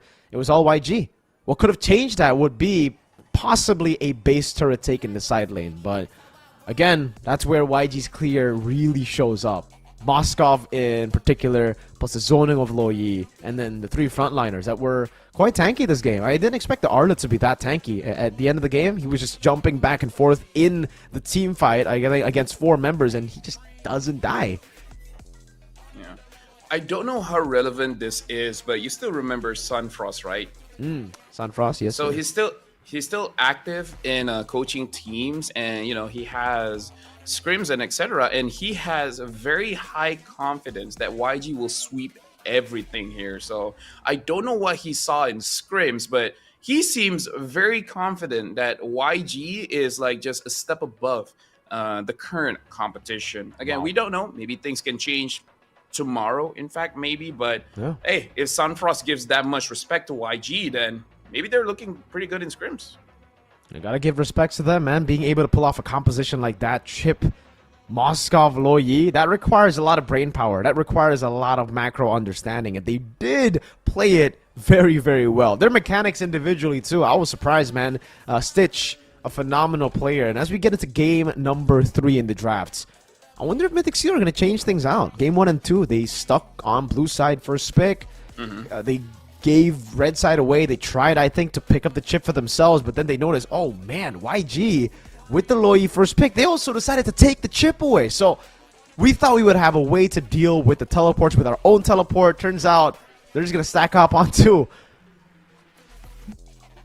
I personally just want Zippy to use a hero that he can really carry, because we don't see the early game, so I cannot say for sure. But I feel like it's mostly Ken, Ken and Akimi, right? Nico? Like both the Joy and Akimi, I feel like they were really the reason why the early game was so good. But you need balance. You need someone to carry in the late game, right? So I'm even thinking of something like the Bruno, where I feel like Zippy is okay with the Bruno. Doesn't matter, Bruno, carry, whatever. Beatrix, right? Honestly, yeah, probably take a Beatrix. Anything that is able to do something in the late game, because Ken is such an early game player that I believe you like the goal lane doesn't. You guys don't have to go all in. That's what I'm trying to say, because I don't like a draft that goes all in. It's like, if we win the early game, we win. If we don't close out the game by 60 minutes, all right, GG's. Like, have some balance, have options. Yeah, definitely having options would be great again. And I think you just gotta build the composition better. Like, the synergy was kind of off, right? In a way, the composition didn't know what it wanted to do. Some of them wanted to die, some of them wanted to play for the back, and it ended up with Nico and Zippy kind of fending for themselves at the later stage of the game, right? Like, Kun wants to go for those moments. Obviously, Ken wants to dive in and fight. For YG, it was very, you understood what they were trying to do. They were just playing front to back pure with 3 frontliners, 2 damage dealers. That's it. They weren't really looking to dive. The only times we see them dive is, obviously together with the diversion, with an SOD placed properly and Stitch taking it at the right time. But it was never disconnected from the team. Every single play that they made with teleports, with those diversions, it was always calculated and coordinated. And for Mythic Seal, from what I saw, it really looks like more of an individual playstyle. Everybody's doing their own thing. And as a unit, they kind of crumble. That's why in the Lord fights they don't do well, and especially when they are scattered, they don't know what to do. Do we play? Do we turtle up? Do we split up because the AoE damage is coming in from the other side? They look lost. So that's something that they also have to fix on top of the drafts, on top of everything you mentioned, LaFell. And it's going to be tough because it's match point. They've already waited so long because of the tech issues. It's going to be building up. That frustration that was already there for game 1 for sure, up against that ridiculous Lucas performance of Han. I don't know if it is because it's very late, so I'm very goo brain. I got Google brain too. Even if Kimi is up, right, I almost would rather just put Kimi in gold and then have Farsa mid, because I feel like Farsa can be a game changer. Like really control the early and mid, and if things go very bad, like, you can zone people away to clear the minions. I don't know, maybe because a little bit biased, because even for me, when I'm tilted, I just want to use Farsa, because I feel like in this meta, she's pretty easy to use. Okay, there you go. That's a change, LaFell. Mythic Seal are going to be on red side this time around. They'll take the blue, or they'll take the red away from YG, rather. The Joy and the Hayabusa, though, will be banned out by YG. So, game 1, game 2, these are the 2 picks that we saw from Ken. Yeah. These are the 2 picks that we saw him do pretty meh on in game 1, and then the Joy pretty okay. So are we thinking that these are just the comfort picks for Mythic Seal? Are these the 2 picks that you would want on Ken? For YG to ban it first phase means something, man, because these are the 2 picks that they've left open all 2 games so far. Personally, for me, I kind of feel like they can deal with it, but they rather not, because I feel like if you're letting go of the Joy, you're kind of forcing your jungler to pick up the Fredrin. The Hayabusa is more or less the same thing. Like, you have to pick something to counter it, and I think they're just sick of it. Like maybe the jungler wants to pick up an assassin. Like, he wants to get that Lucas game again. So, coach, let me just do damage. I don't want to play tank. At least that's how I would think the players of YG want to play this one. The chip finally gets banned here by YG. It is. Let's see if the Loyi is still first pick prio for them. There's no Kalea, there's no Harith either way. What pick are we? Oh, the Baksha is actually left open this time around. So YG could definitely try to snatch the Baksha for themselves here. Yeah, the Juicin has been banned. Do you like the Juicin though? Do you think it's first pick prio? Because I think I'll take Baksha over that, and yeah, they'll go for it as well. So for me, Jushin is good, but it's not good individually. Like you need good pairings with it because you got control, you just don't have damage. And in the early game, you're annoying, but you're not too annoying that people really care about it. So I feel like Jushin is okay if you know that your opponent is going to have at least 3 front lines. So I think Jushin is okay, but it's more situational now compared to before. In terms of the picks that should be good at this point, Baxia, your only bad matchup is honestly the glue and the carry. The glue is because you can only roll and jump around, so you're probably going to get pulled in the direction that glue really wants. And the carry is just, dominated when it goes up against the tank. And now Mythic Seal's like, give me the Luyi and give me the Badang. I'm actually liking this start. Yeah, giving YG a taste for their own medicine, dude. The Luyi and the Badang has kind of terrorized YG in game number 1. And now, for YG, I wonder if they're going to go kind of ballsy by picking up the Lucas again. Or do they go for the utility jungle one more time? The Kimi plus Lucas could be a solid choice. Oh, that is another choice, definitely. Lucas Mathilda in the first phase. Having Baxia, Lucas, and Matilda, forget about it, man. They pick up the Jushin and Granger. Okay. So they want to flex the Baxia all the way to the second phase, knowing that technically it is a 3-way flex, right? You can go for jungle, XP, or roam.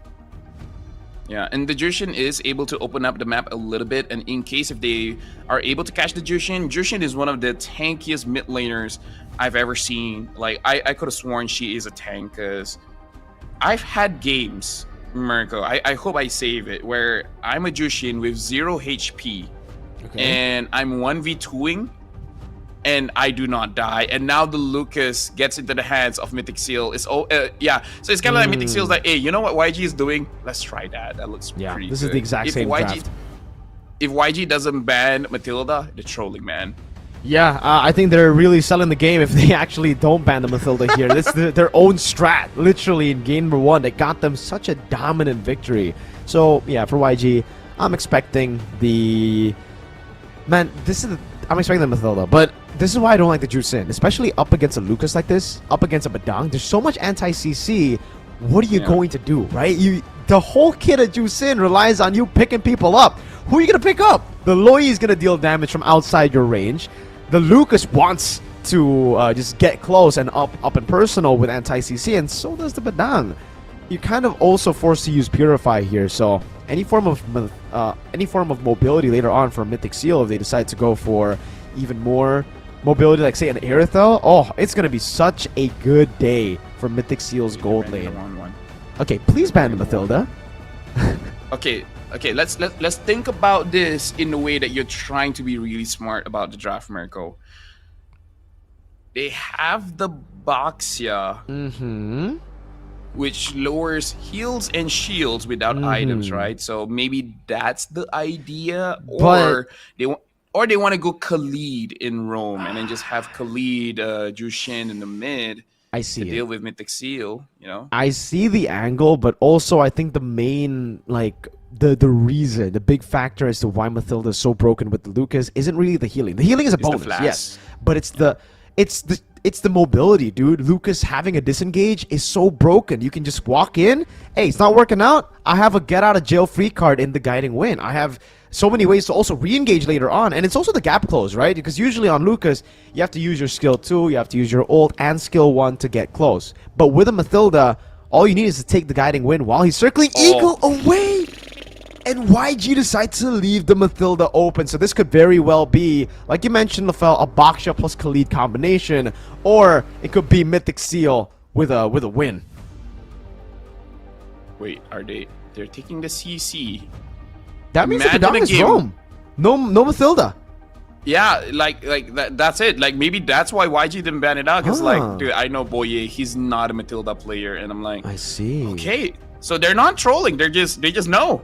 They just know. They know better. There's no way. They just know better.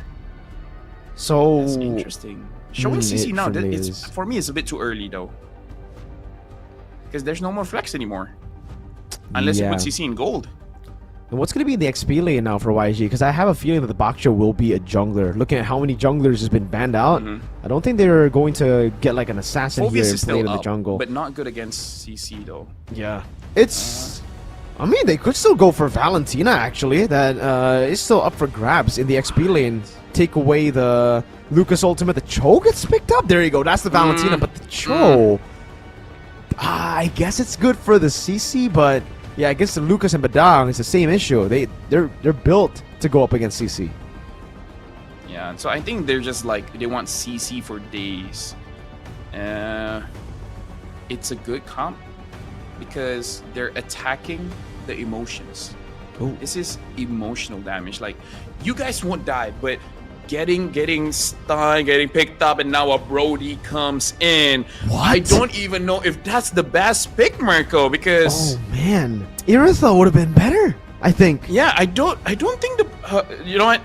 Let them do their thing. Maybe the Brody is the answer, but personally for me, looking at the lineup now, I don't think Brody is the thing that's gonna solve the issues. But hey, what do I know, man? It's been a long day. Yeah, I understand the idea behind it though. Mythic Seal are really just playing with the best defense is offense. So they're trying to dive in to leave the. It's a sprint, Brody. Well, What? hold on. This- No. this is a mistake, right? It could be a visual. It could be a This could visual. be a- It could be a visual. Okay, because that will be really weird. The flicker is usually what you go for, and even then, right? The reason people don't Purify. pick Brody, the reason people don't pick Brody and Beatrix is because you can only bring flicker. That's why. So this Alright. is a new meta No, Brody pick with a sprint, if it isn't a visual bug, oh man, we're in for a It's show. a visual bug. Relax. It's a visual bug. Hey, relax. We're gonna jump into the game and then we're gonna see, right? Because even if it's a sprint, I mean, like, it might be the fastest Brody in the world. We're about to see. I just don't know what the what's the matchup here? Because I feel like against the Granger it's just like whatever, so. Because my really bully the worry with the Granger. Brody pick, my worry pick with the Brody is actually when the Baxia decides to come at you, when the Cho decides to come at you, when the Jushin decides to come at you.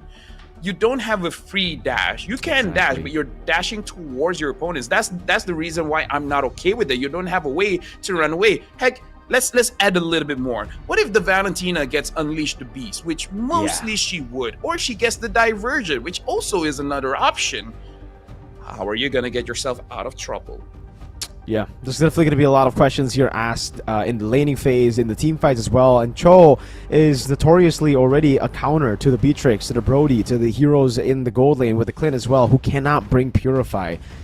So we'll see. Blink, he's either going to have a great day here, or he's just going to be snowballed out of control against Mythic Seal's very, very early game composition. We got to emphasize that too, right? Like YG, they look like they have a solid composition. We've just been criticizing the Brody. But if Mythic Seal are able to get that early game, this Brody's going to be fine. All fine and dandy, taking turrets for free. No, I get you. I'm a little bit nervous, Mirko. Same. And it's not because it's Very. game point. It's because we all know. Like, I feel like I don't have to say it. We all know. Maybe what if this is a mistake and then they just have to fix it? Right? What if there's a what do you call it, like emblem That'll bug? be interesting. Emblem bug. Yeah, it does happen. It does happen. Oh, it looks like there is an in-game pause here. So my big issue is really just What's your big Valentina issue, is a hit or miss. Valentina is a hit or miss. I prefer it. Actually, I really do like the Valentina to go up against the Lucas, but it doesn't always work out, especially if you lose your lane. Like if the Valentina wins her lane, able to get an EXP advantage, and then when you get the Lucas ult, you look good. You look good. The moment Valentina like dies once or something, then your Lucas is just not tanky. The other thing where I experience myself, but I'm not a pro player, right? The thing that I experience myself is I forget to build the right items, because in my head, like, I'm a mage, I'm just gonna build magic items, and then I'm like, wait, no, I'm supposed to get Lucas all, I'm supposed to build defense. So we'll see. Hopefully Ying, like, his head is in the game, and then just, use the good old defense items. And yes, apparently there is a bug with the emblems, the spell. okay, so that would make sense then. Okay, so All right. Man, Sprint Brody would definitely be a fun one for sure. Like, that would be quite awkward here, but yeah, we're gonna have to fix these things, these little things, guys. So please do be patient with us again, ladies and gentlemen. We're gonna get through it. Hopefully, it's all G. Hopefully. Yep. Imagine, right? Imagine he's like, yo, Marshall, we gotta restart. I don't want sprint. Sprint is not good on Brody. And then the Marshall's like, I bet. Let's go back into the drive, just do it all over again, and then this time pick the spell that you want. And it's like, yo, thanks, man, I appreciate it. And then you go in, it's Inspire. Imagine Brody Inspire. They can't do anything to me if I kill them first. Yes, I understand there's an attack speed penalty on the passive, but it doesn't matter, man. I can make it work. We'll see. We'll see if he can. We'll see if that actually even works out here. But yeah. We're still gonna have to wait for a bit. Item-wise, this should just be normal, right? I think Mythic Seal are really looking to just win out early game. This is their bread and butter for the last few international qualifiers as well for Myanmar. Mythic Seal have always been the type of team to win out early game, snowball out of control, and then take the game. Unfortunately, in their final game against Falcon for the M6 qualifier, they weren't able to do that. Falcon were able to come back in the end with a Bruno. So, yeah, was not the best win condition for them back in the day, but I think this actually works really well for them now. So what's going to be the itemization for Brody here? Malefic Roar into a Sky Piercer? I think it's Heptasea's first item still. I don't think we're going to see anything too crazy. I don't think he's going to change too many things.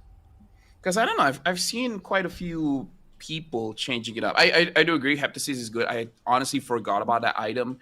I see a lot of going either Malefic Gun or Malefic first item? Roar. Yeah, first item. No, legit. Yeah. I feel like the Malefic Gun makes a lot of sense because you just want the added range. Basically, you just want to siege the turrets as fast as you can, right? But Malefic Roar, I feel like, is an option if you just outrange your opponents. Like, it sounds weird, Mirko. I get it, but legit, I've seen it either in ranked games and some tier 2 tournaments. I think I saw one professionally, but I can't remember. I mean, I trust you. Well, we'll see, I guess, right? Because I haven't seen a Brody pick in a while. In ID, I don't think we saw a Brody pick at all, despite the buff, actually, that it got recently, right? I mean, the last patch, I believe it was the first skill technically just going faster. It's much faster to throw your skill to get it out. They they cut the animation. I thought that would actually change a lot because for the longest time the Brody skill 1 just takes too long for it to come out. It's very easy to dodge, very easy to just walk back, and not really the best at getting kills. I think if you haven't gone up against a Brody in a while, then it could be a pretty good curveball to utilize, which I think it might be their strategy this game. Yeah. No, I agree because it happens all the time. When you haven't gone up against the hero, you just completely forgot how to deal with it. The Brody, I feel like it's actually a pretty good hero. The only reason that we don't see him a lot is just because other picks are just better, like the Harv, and now we're jumping into the game! Woo! Let's look at the spells. Let's see, what is it going to be? Is it still the same sprint for Brody? Ladies and gentlemen, welcome to the land of Dawn. Let's see if Mythic Seal can turn the tides around, or will the pattern of day 1 playoffs be the same for both teams? AI with a clean sweep, YG with a clean sweep. A big question mark there, and it is indeed a flicker. No sprint for the Brody. So everything looks good today. Looking at Zip Cutie right now, he's going for the thrill and going for that weapon master. Everything else looks pretty solid except Boya. I don't know if this is real. He went for the tank emblem instead of the support emblem, and instead of going for Inspire, he goes for firmness. So he is thinking he won't be able to spam his skills, or he's just going for a raw stats instead, which I don't know if it's good or not, because as a Badang player, you really want that shield to be tanky, not your natural stats, because it's just a fighter stat, not a tank stat. Han doing a good job in the jungle. Usually, I think the Baksha can get punished by some fast-clearing assassins, but Lucas actually falls in the same category, maybe even weaker than the Baksha when it comes to clear, just because of how fast the Baksha can get in the jungle, through the jungle with the shield unity. Ken, I think I actually haven't seen him on the Lucas. I've seen him on Suyo. Haven't seen him on Lucas just yet. Good take from Boye with a steal. Ying walks up, just zoning Mythic Seal away. Hot take, if Naruto learned more jutsu instead of just the Rasengan, maybe he can clear faster. Yeah, the guy just literally spams Rasengan, man. Every time I play Lucas, it's just Rasengan, Rasengan, Rasengan. God damn.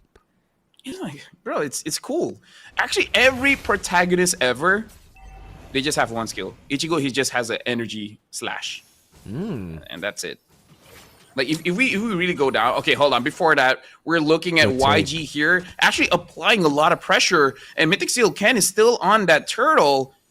Yeah. I don't know. Maybe, like, YG, do they want to take this turtle? Do they want to bait a fight? Because it looks like they want to bait a fight. They want to bait a fight, but they are just resetting this, while Mythic Seal technically just don't care about it. Yeah, a very awkward reset for YG there, but they were trying to play it safe. Again, they understand how much explosive power Mythic Seal could have with this composition, so Han played it safe, respected it, and will just take it slow and surely. Now, back to the jungle again. Mythic Seal, Ken first towards bot after clearing orange and purple. Yeah, so maybe Ken is just thinking, I just need my first item, whatever that is. Maybe it's a Hunter Strike or the War Axe, either or. I've seen different preferences. Right now, in terms of the gold, again, not that big of a gold difference here. Lina taking just a bit of damage coming in from Nico. I would say this is kind of good for YG as well, because they don't mind going a little bit slow, because the Jushin, you would prefer 1 or 2 items so that you're much more relevant in the fight. Without items, the Jushin just feels ticklish in terms of CC and damage. Yeah, and there's no problem with them taking their time. Again, Mythic Seal are the ones that are kind of pressured to do well in the early game, right? The Granger will scale properly. The Brody, this is the question for me, I guess. It really depends on the build, but how does a Brody do in the later stage of the game? I've gone up against some really good Brodies in ranked, and the late game seems to be pretty okay. Melphic gun first item is, by the way, what Zippy has gone for. So not the Heptaseas that we normally see for the Brody. It'll be a bit of a change. Maybe... So Melphic gun into Sky Piercer, you said? If you're not confident with the Sky Piercer, then you see crazy stuff like BOD, second item, and stuff like that. Or, like you said, Heptaseas. Alright, good red tree still from Ken. Securing it now, though. Sacred Beast already used up by Ying with the Skin 2 and the Beast Bomb over to Kun. Very low under the turret. No one there to follow it up. Han's looking for the Shield Unity. We'll try to lock him down, but will not be able to get it. Kun with a good dash and the curtain call to lock them down together will stop the instant rotation of the Baksha. Yeah, right now, looking at the builds here, looking like Zippy Cutie is just respecting the damage profile, and they're able to catch one, they were able to catch Han! Yeah, with diversion, Ying already stealing it again. Oh, Lina, an awkward flicker to the wall. Won't be able to find the last few hits he needs to actually pick the person up. 1 for 0 for Mythic Seal. Just a clean pickoff into YG rotating into the bottom lane. Yeah, at that point, you're just like, okay, guys, the fight is over, but Blade wants to continue. Great Jiku knowing the way to Dragon. Ken now walks back up with a Rasengan 2. Blade gonna be taken down by the torn apart memory. Ying jumping in. Good Sacred Beast Bomb. The curtain call puts them in an awkward spot, but it is ultimately a win for YG as they get the turtle too. Yeah, and now they're just taking control of the map because Mythic Seal, it looks like they're a little bit more passive. Like, guys, we just gotta wait. We just gotta wait. We just gotta wait. And I just want to know when the wait is going to be over, because Boye hasn't had a lot of good engages. He had one when he was able to kill Han, but we don't see a lot of that. We don't see the utilization of the Brody here in gold, because I feel like you have an opportunity to actually snowball this out of control. And it looks like, yes, he might be going for that Sky Piercer. It's nice that I know what I'm talking about, but at the same time, Mythic Seal is not playing around this. I feel like, feed the Brody a bit. He needs some food. Mm-hmm. Definitely. Mythic Seal are going to have to play around the Brody. Usually, I always say this when I see a Brody, but a team that doesn't play strong side Brody doesn't know how to play Brody. You really want to get the Brody into these good positions early. That's a diversion. Oh, Stitch going to be taken out with a diversion. Good pin down. Han able to escape with a shield unity, but that's definitely not what you want to see if you're YG. Yep, that's what I've been waiting for. That's what we've been wanting to see. A diversion into a good catch, the fist break, fist crack. and then actually do something with it. Now, get turrets, man. Get turrets. Brody loves destroying structures, man. He loves it. And now the Sky Piercer as well. It is the Sky Piercer. Melfic Gun Sky Piercer built for Zippy Cutie. Yeah, Brody is a turret eater for sure, man. Munches on turrets so easily. And that's why for YG, keeping Stitch alive is pretty... like, it's up there when it comes to their priority. They need to keep Stitch alive because Stitch is the only guy that can hold the waves in the early game, right? Later on in the game, yes, I think Ying should be able to do the job too, but it's kind of meh. It also will kind of rely, they'll kind of have to rely on Stitch either way, right? Man, Blink needs to find a pick on Zippy in the next fight. Hey, you know what? This is where you kind of want to fight it out, but... oh, we can already hear the conceal here. Blink, not getting anyone. Diversion to the back. Oh, a pin down over. Stitch going to be taken down again with the diversion play. So well played. Nico able to flicker out to safety. Now Lina is going to be caught. Has the Lancer Flare, but won't be able to escape. Zippy Cutie. Double kill. A full team fight win for Mythic Seal. And now is looking pretty good for Zippy Cutie. The third item at this point really doesn't matter. If you want a quick Blade of Heptases, if you're feeling confident, the Blade of Despair. If you're not feeling super confident, then you can start thinking about like a Rose Gold meter, and it will help you out. But either way, right now, Zippy Cutie is looking at the top lane. Looks like Boye is going to provide some vision, but you don't need a lot of attacks, man, to get those turrets. Mm-hmm. And you got to remember that Zippy Cutie has a Sky Piercer, ladies and gentlemen. This will be a very scary Brody as we get to like the 10th minute mark into Lord 1. Already 2 Sky Piercer stacks, I believe. A Sea Halberd as well. Oh, Zippy is going... he's not going to be. He is a monster in this game. Oh, yeah. Oh, yeah. He is a Zippy Scary, not Zippy Cutie. He ain't cute. Now look... I mean, yeah. Not in this game. I'm tired, man. Either ways, Ying, whatever. I don't care, right? Right now, the Lord will spawn in about 70 seconds here.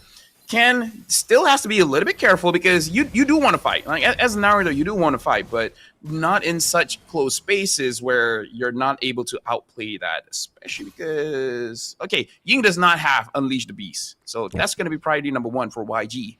Unleash the Beast or Diversion. Either way, good for your team. To be fair, this is also kind of scary for YG. The fact that they didn't go for... almost a pick off. Boye able to run away. But the fact that they didn't go for any Purifies on the board means that, again, they're very susceptible to the Boye engages. And so far, that really has been the death of them. If somehow they can force out the engages to Han and to Ying, these 2 frontliners, then maybe they'll still have a shot. But it really comes down to who engages first, I think, right now, right? If YG are able to engage first, just like they're doing right now, it may be a different story, but unfortunately for them, they don't get anyone. They need someone to... well, they need Han to be a diversion, but you don't want your jungler to be a diversion when the Lord is up. Because you need to buy some time, wait for Blink to be in a better position, and then get Zippy Cutie because he also does not have a Purify. So there is a chance that you can pick him off.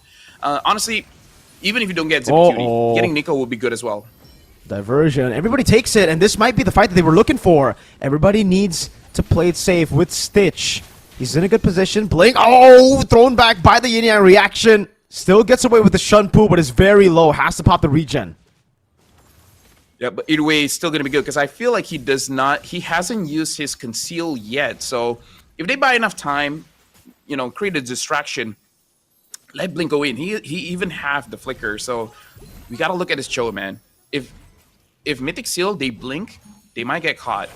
And then you will have enough damage coming in from Stitch, Ying, as well as Lina. Just a lot of CC. Diversion is onto the back line. Stitch. Oh, Zippy Cutie! All alone! Shielded it. He catches him. Stitch able to get the shutdown now, but how much damage can he deal while the guy's down? Stitch cutting away up against Kun and Boye able to the back line as well. It's going to be Ken walking out. Now Sacred Beast Bomb. Han Ying taking down a good shot from Boye. Ying very low in the bush. Boye wants to open it up. Stitch still alive as well. Will stop Mythic Seal's way to get the Lord for free.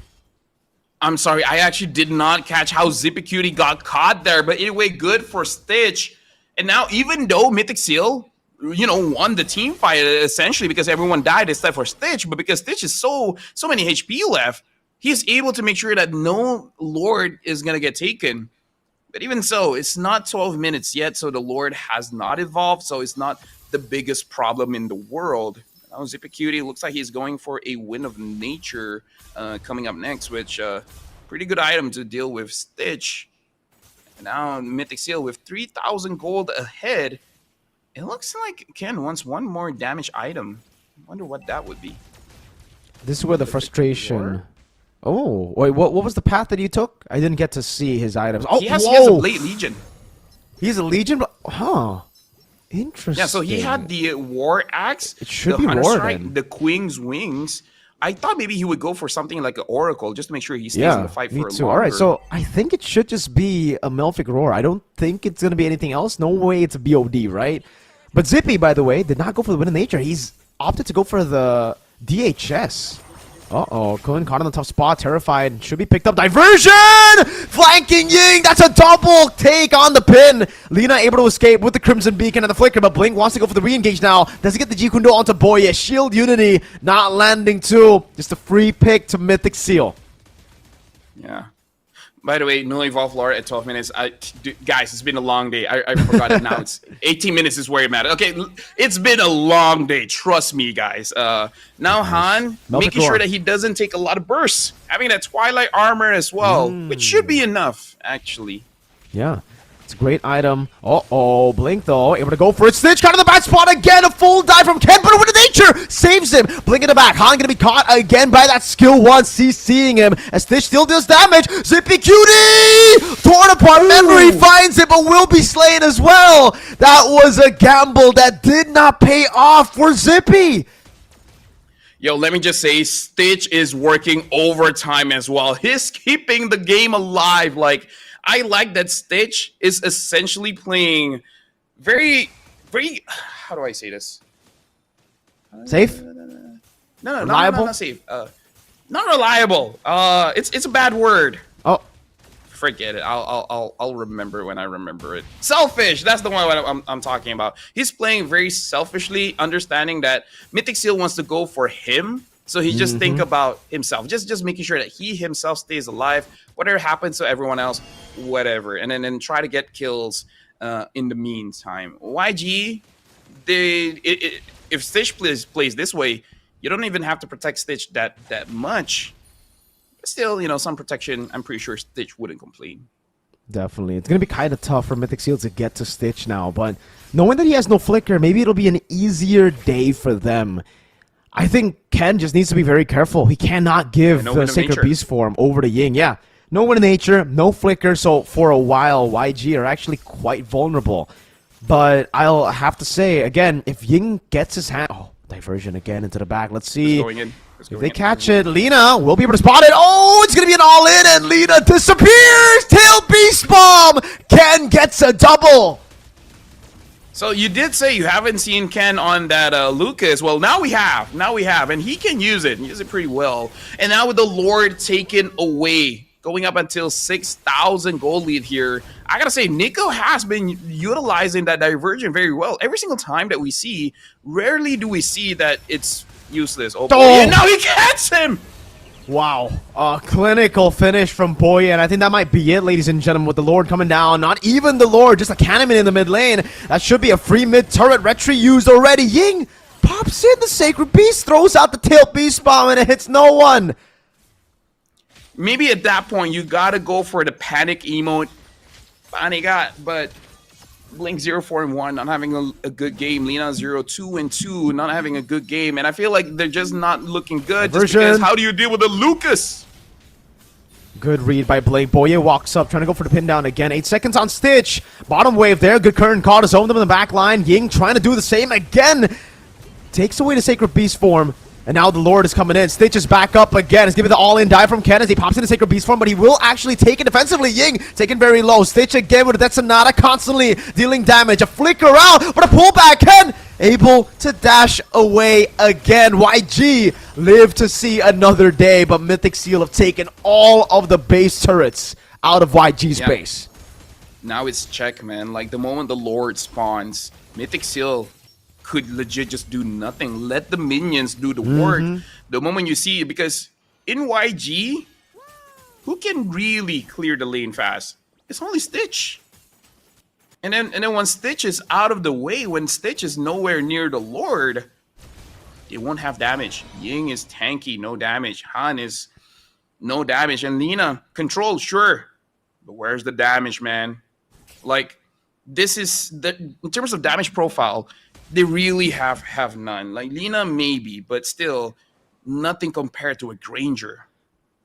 Definitely not, man. They don't really have a composition built to wave clear, built to defend. Their composition is more on all in. That's why they had to also kind of, win out the early game too. It was really a battle of the early game. But the Cho, really, aside from one kick to Boye, what is it? What am I seeing? Okay, here? good, because I saw 2 Sky Piercers Okay. on Brody just now. Yeah, it's gonna be with the crowd. Thank goodness it's not. But yeah, back to the point. Because the Sky Piercer was actually the meteor. Oh, the rose gold. Yeah. Yes. Luckily, it got fixed. But for YG, I think the only play I saw from Blink so far on the Cho this game was the pick onto Boye. It was in the mid game. Other than that, I don't really think we have seen any move from Boye. I'm sorry, for Blink on the Cho. It's been a very passive and reactive Cho. Yeah, it's because he doesn't have a good way to flank. At this point, maybe Ying is just better off taking the Divergent instead of the Unleash the Beast. Because I feel like they just need better angles because you have the damage coming in from Stitch. You just don't have a way to start a good team fight. And like you said earlier in the match, whoever starts the team fight ends up winning it. And every single time it's Mythic Seal with the Divergent and then Boye catching them inside the wall. So it's just a problem for YG. They're just waiting all the time. Oh, they're going in actually. All in onto Boye, has the immortality, but will be taken out already. The Diversion, no one takes it. Boye's gonna be taken down. Oh, very low. Detonata takes him down. Zippy in the back line, still able to hold himself down. Blink will be taken out, but the immortality, it's just the immortality. Lina goes over to knock up and Lantern Flare. It will be another kill over as Lina takes it away. And it's a winning team fight for YG. 2 for 1. Yeah, the fact that Stitch is still alive, man, like, oh my goodness. Either way, Boye as well as Kun is out of the fight, at least for Mythic Seal. You gotta be happy that Ken did not die for that one because he has 8 kills at this point. 8 kills is a lot of shutdown goal. Like, it's enough to really turn the game around. But now Mythic Seal, this is where they play the macro. Look at the minions, man. Stitch, you want to be around the Lord, but you gotta be in base. I don't know if Lina can actually clear the minions by herself, but someone's got to do it. If not, Mythic Seal is just going to win without even going for a battle. They just got to go for one decisive fight for YG, Mythic Seal already in a position where they're like 80-20% the winners here. If we have a real-time AI prediction, it'll definitely favor Mythic Seal, maybe 80. Again, 80% in this game. There's so much macro control just from the fact that YG do not have ways to clear it out. They don't have a Moskov. They don't have someone who can clear out bottom and then rotate over to the fight. They have a Granger, and that's what they're doing. They want to go for the fight. Blink goes over to Jikundo. Boye able to hold shield unity again over to Boye. But he's able to get away. Kun caught on the tough spot. Lantern Flare doesn't get the knock-up. Han on the Lord. This should be the big retry battle that can secure the game or lose of the game. Retry battle! Boye finds Blink. Ying finds the Lord! Stitch in the back line now is going to be the winner. Or the winner nature, rather. The winner Crawford Ken still able to escape. Sky Piercer taking immortality down. The wave in the bottom lane still coming out with Stitch. Gets the Death Sonata to shut Ken down. His first death in the game. And it's an 8-kill bounty. Yeah, that's a very big bounty because they were like, what? 8K, 9K, and now there's no goal difference. That's how big the shutdown really is. Man. 20 minutes in, Ken is going to take a while to spawn, and Han, we talk about this behind the scenes or on screen, I can't remember, but now Han has that Curse Helmet.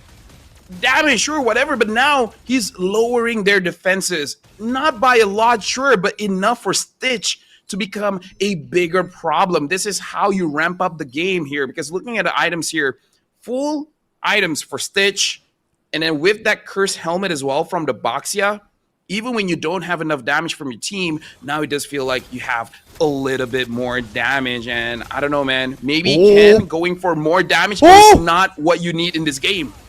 Oh my god. Zippy forced to flicker out there, LaFell. The Lantern Flare was already fully stacked. Lina just needed to get one more! Again in the back. Blaine looks in for the Jiku. No! My goodness! Boye with a massive fist crack. Not going to be able to get anyone, though. Still, it's Stitch in the back, surviving, buying ammo, selling items left and right, keeping the game alive for YG. And Mythic Seal stay alive, too. Diversion to the back as well. But he doesn't catch anyone. Everybody decides to recall ASAP. Yeah, now Blink is going for that Twilight armor as well. And Zippy, without that flicker, it's going to be trouble, man. Because, like you said, Miracle, he almost got caught by Lina. And that's a bad thing. Now Ying having that Unleash the Beast.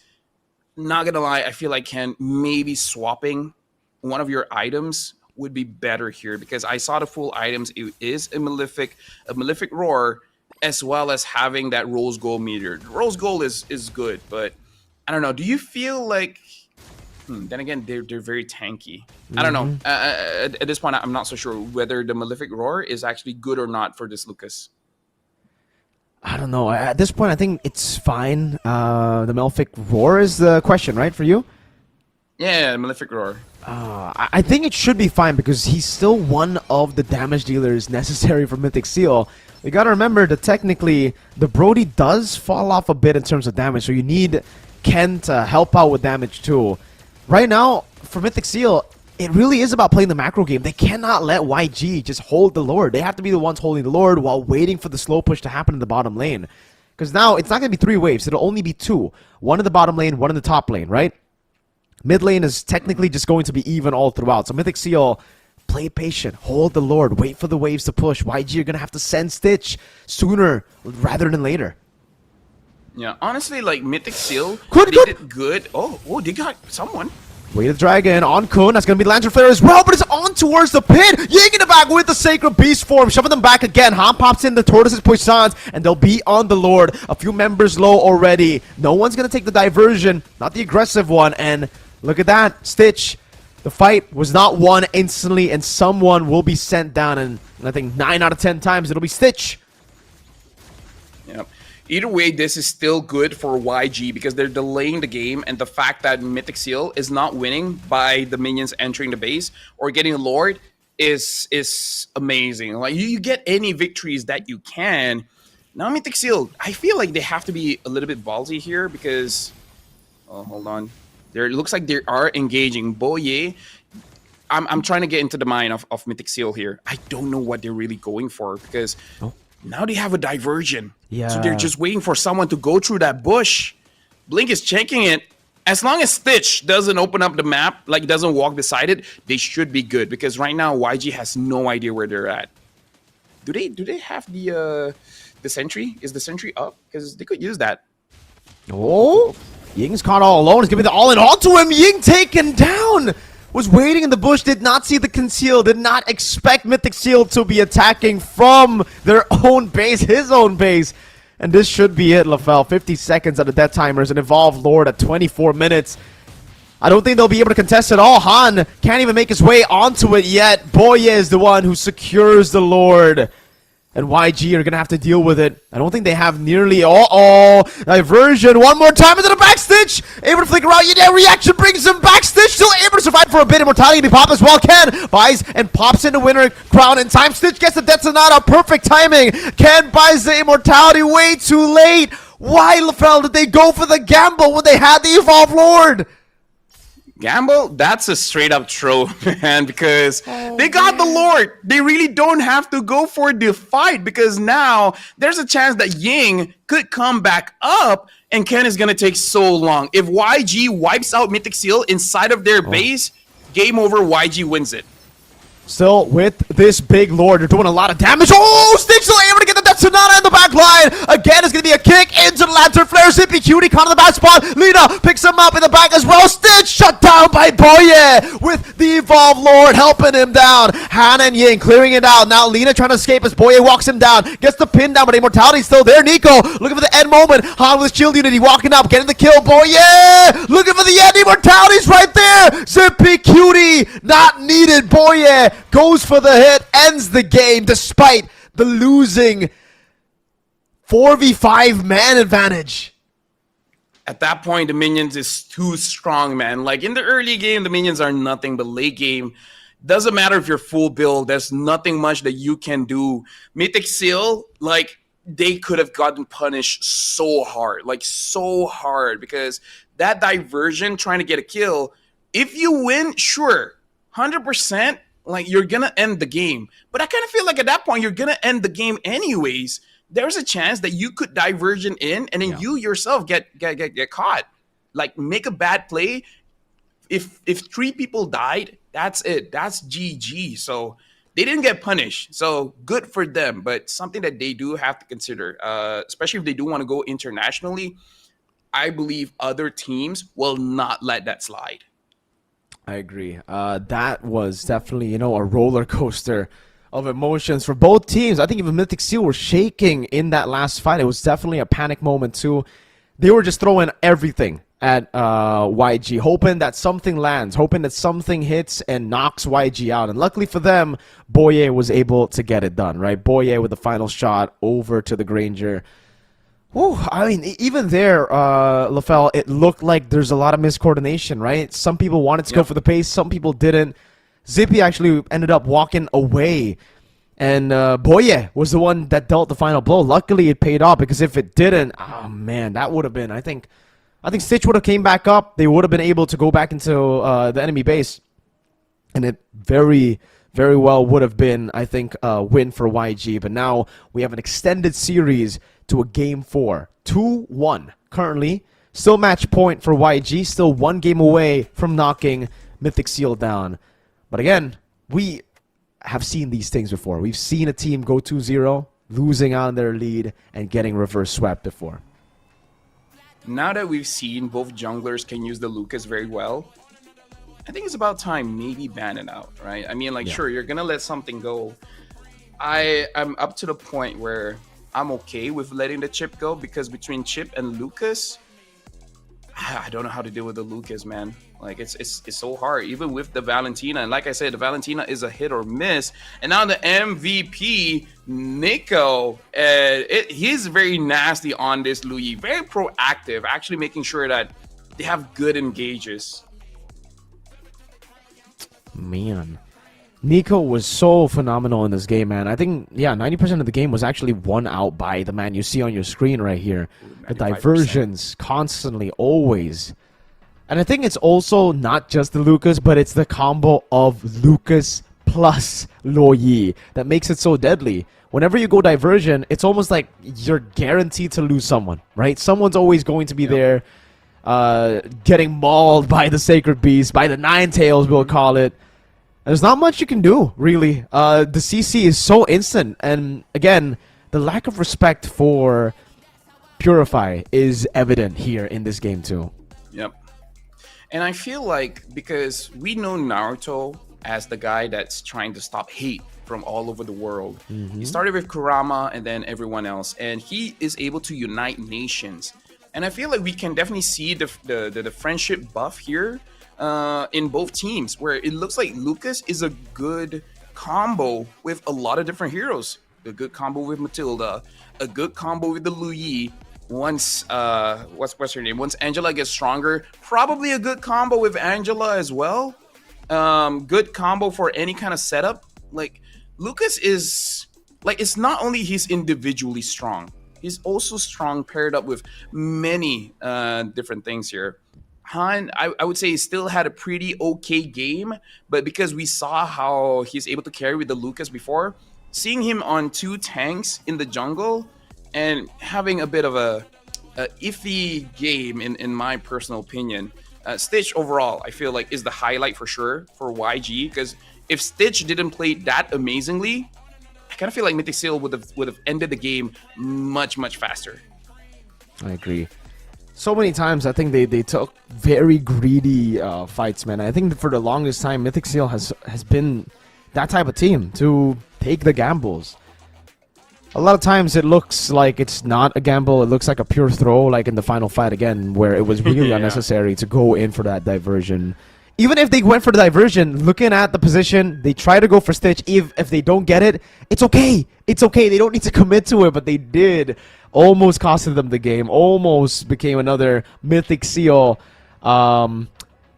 choke moment, because back in the day, again, Mythic Seal have always failed to qualify to international events, and the main reason is because whenever they're in a high stakes situation, they just tend to make these very risky plays that ultimately don't go their way. Now it looks like it has gone their way, at least in this game, but I gotta be honest with you, YG have been the better team all throughout the series so far. But I just want to bring in to note the damage numbers here is actually not bad. Ying 70,000, Kun 75,000, Nico 87,000. But look at that Stitch, 109,000 damage was dealt.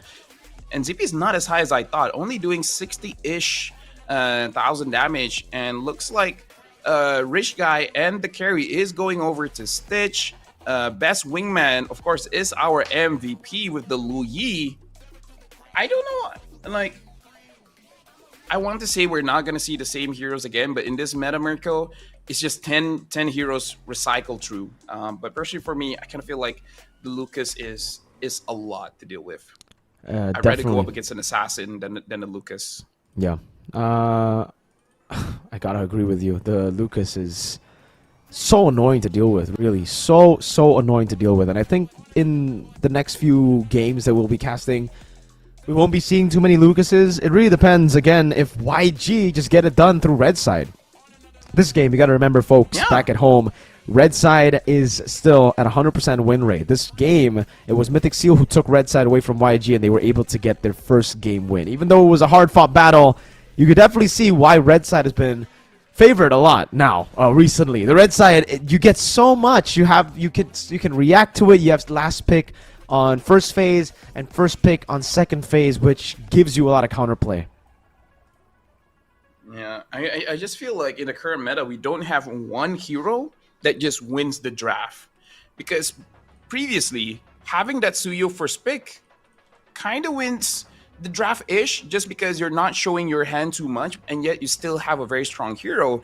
In the current patch, even if you pick up the Baxia, which is amazing, which is cool, right? But you're getting a front line. You're not really getting your win condition. It's just an enabler to make sure that your win condition gets to play a good game. And you were talking about how Blink only had one play. We're seeing that one play here. And then after that, it should be all Mythic Seal, because every single time we see that diversion, you're not really seeing like one person getting pulled in. You're going to have multiple people coming in. And boy, you're having an amazing game. And you know what? The entire day, we see amazing Badang plays. Even though he doesn't get a lot of like 3-man, 5-man, it doesn't matter. Getting 1, getting 2, more than enough. And Mythic Seal, very good at following it up. I really like that the fact that Mythic Seal, they've played about 5 hours today, and they're still online. They're still looking good. They're still looking like a beast in the game. They know how to reset. The reset factor was always, something that we were kind of worried about, because the frustration built up to a 2-0 lead to, again, a game that was almost a comeback, LaFell. I thought their mental could handle it at that point, especially with the gambles, the risks that they kept on showing here. So many times that they go for weird plays. Zippy Cutie with the flicker earlier, got caught by Lina. But I gotta give props to YG too. On top of the fact that obviously Mythic Seal were in a position where they were just forced to fight, YG played it so well, punishing Mythic Seal in every mistake that they made, and pushing a game where they lost 3 base turrets quite early before the Evolved Lord to such a close game. Usually if you lose all your base turrets before Evolved Lord, you're kind of cooked, Yep.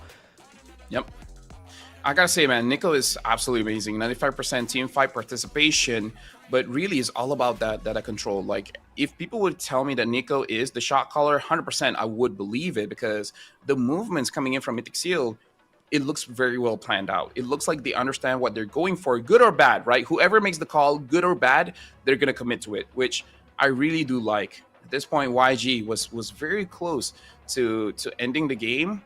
But I agree with your statement previously that as of right now, even though Mythic Seal won, it does feel like YG is the better team. They just need to secure themselves a very solid draft. I feel like if you change up the Jushin for, I don't know, Eve, Farsa, anyone that has a bit more damage, Even though, yes, I saw that Lina did over 80,000 damage, but it's not instant. It's just, continuous, but not deadly, not lethal, Man, this final fight too was so good. Stitch,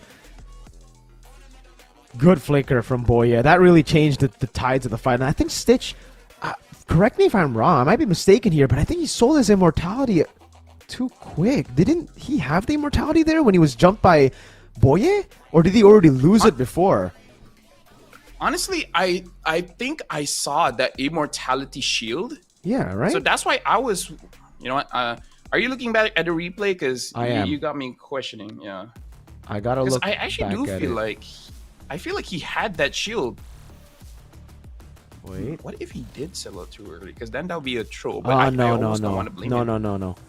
He didn't have it. It was Boya's immortality that made it look like he had immortality. They were so close together, but yeah. Whew, that could have been a big blunder again if it was the case, but obviously it wasn't. At that point, I think the immortality had already been popped through the flank earlier before. So there was at least something of value that they got from the flank that we thought was just a big throw. Either way, is going into game number 4, Mythic Seal, they kind of understand their win con, right? Yeah. Like, try to win early, like at least win something, and then start snowballing off of that. So maybe that's the idea, giving Zipicutie the Brody pick, something that he's very confident to be able to win the lane with. Yeah, because I feel like Zipicutie should not have problems picking up his hero. I feel like the only problem in the draft later on is really just going to be Ken, because we see clearly that YG has no intention of giving Ken any of his picks, even if he doesn't do all that well. Like, if they're willing to ban Hayabusa, I don't see why they wouldn't consider banning out the Lucas. I think as well, when we're talking about this matchup, by the way, for some reason in Myanmar, they just seem to be kind of allergic to 3-2s, Lafel. I don't know if it's going to continue here, but even in the play-ins, in every single best of 5, it's always been max 4 games. AI beat Falcon 3-1. Mythic Seal beat AI 3-1. YG beat Paladins 3-0. Xeno got beat by Paladins 3-1. And earlier today, we saw a 3-0. So far, we've not seen a series, best of 5, go all the way yet in the MSL Myanmar Season 1. Through play-ins, through playoffs. You just had to bring that up. I just have to bring it up, Lafel. Just in case you found a loophole. Just in case you were like, oh, we're gonna end things early. If you left it alone, Lafel, we wouldn't have used any of our mystical abilities here. The universe has spoken, Lafel. The universe thinks we don't cast together too much anymore, so we get one time to cast together. I think in a year, this is gonna use up all the quota of us casting together. You know what? This is what I will tell my grandchildren. Be like, I have that one friend, Mirko. Now, kids, do you know best of 5s? Yeah, it was 6 hours. Imagine having 5 games and it's 6 hours. I mean, it's going, like, for me, it's going to 11. We start at 5 something. Say, even if we start at 5:30, right? You're right. You're an hour ahead. That's true. Oh my god. Yeah. So it's potentially, this best of 5 is potentially going to 6 hours, Mirko. Imagine that, more than 1 hour per game. Wow. That's insane. That just shows you how competitive the series is, does it not, Lafel? Dude. Right? Yeah. Dude, like, other regions, they kind of suck. That's like, true. What, the best of 5 ending in 2 hours? That's rookie numbers, man. Those are truly rookie numbers. We know if you guys want the best in the business, you come over to MSL Season 1. Watch the playoffs and see how these teams battle it out. In-game, out-game, everywhere. Dude, I'm just thinking about the grand finals, man. Best of 7. I'm the grand salivating. Finals? The grand finals, dude. This might be the grand finals here. Mythic Seal going up against but then again, you know what? I feel like AI should be getting a lot of information here. No, for sure. Or they fell asleep. I think which one is more important, getting rest or getting data? I actually believe you don't need all 8 hours of sleep. Oh, that's okay.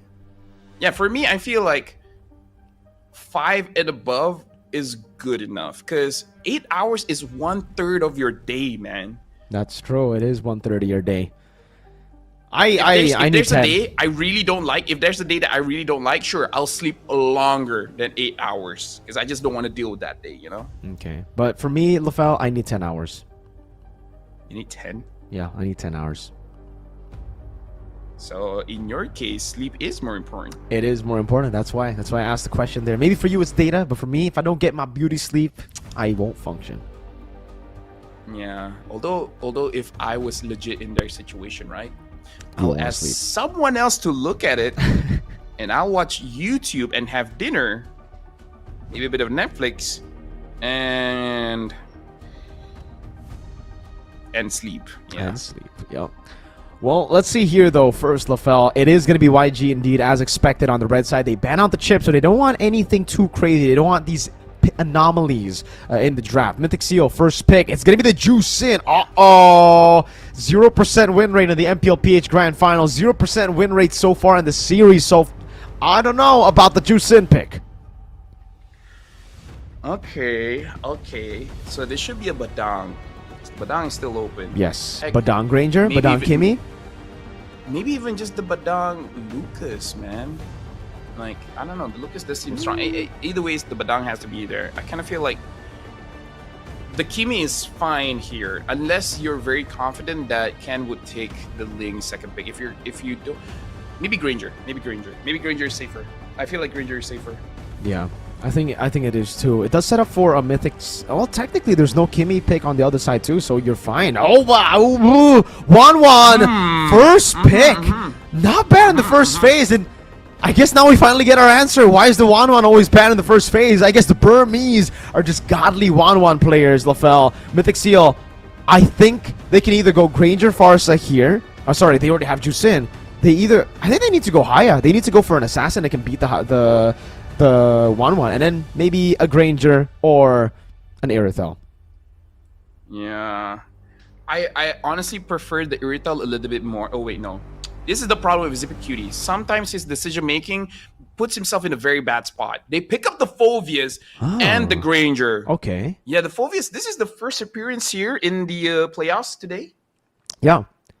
So far, it's Right? always banned Yeah. out by Mythic Seal in the first phase. When they always ban out the Phovius game 1, game 2. Game 3, I forgot if they banned it out. But yeah, 1-1's left open now. It gets picked up by YG, and the Phovius is the answer. Which means No joy.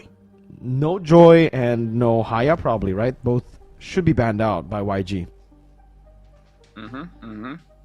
So YG here, like, again, like, is there any reason why you wouldn't go for the Lucas? Because the Joy might not have a good time. They pick up the Hayabusa, Yeah. and now YG, they can just continue the trend and just take out the assassins. Because Yeah. what are the worries here? The roamer and the jungle. That's it. I think the Ling should be banned out. That's it. And the Joy, Yeah. let it be. I think the 1-1 and the Hayabusa actually do quite a good job up against the Joy. And remember, you also have a Badang. Badang as well. Yeah. Yeah. So I think for YG then, they banned the God Thought. I really hope they ban the Ling. Unless they are... I think Mythic Seals can plays a pretty mean Ling. I wonder...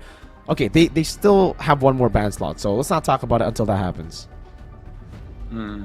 What if Blink just wants redemption and he wants to get that show again, and he said he can deal with the Ling, so just put the Badang in the EXP to deal with because honestly for me, this is how I would do it, right? Ban the Ling, sure, and then pick up the Hylos. The Hylos is bad against the Jushin, but he does okay against the Phovius, and I kind of Yep. feel like stopping Phovius is more important. But because of that Valentina ban, Ooh. I'm smelling a dirty Lucas.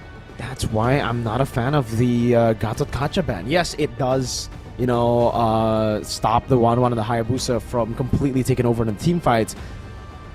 But now the Lucas is open with the Ling, and you're going to have to choose between one. I think I would ban the Lucas, honestly. But this time you have a win in you have a 1-1. So 1-1 usually is a pick you would go for when you're up against Lucas, just because you want to try to take all the weakness points and get away with it. So I wonder if they'll still just... they ignore the Ling.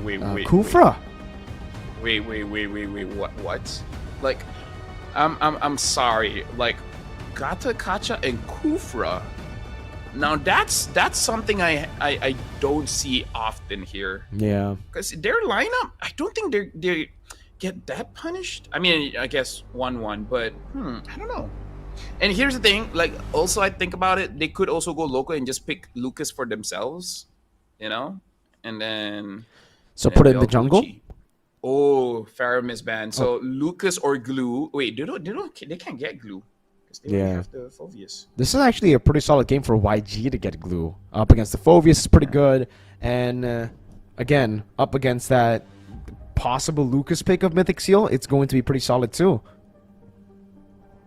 Why did they ban the Faramis? Okay, so Yeah, I'm guessing this is just them knowing each other better than both of us knowing them. Maybe the Kufra is a pocket pick, maybe the Faramis is a pocket pick, or this is the other one that I'm worried about. If they ban out the Faramis just because they're only relying on the Granger for damage, kind of like what YG did in the previous game. I hope not, because knowing Ken is an amazing damager, so go for that. And now they pick up the Farsa, still Solid hiding choice. where this Badang is going.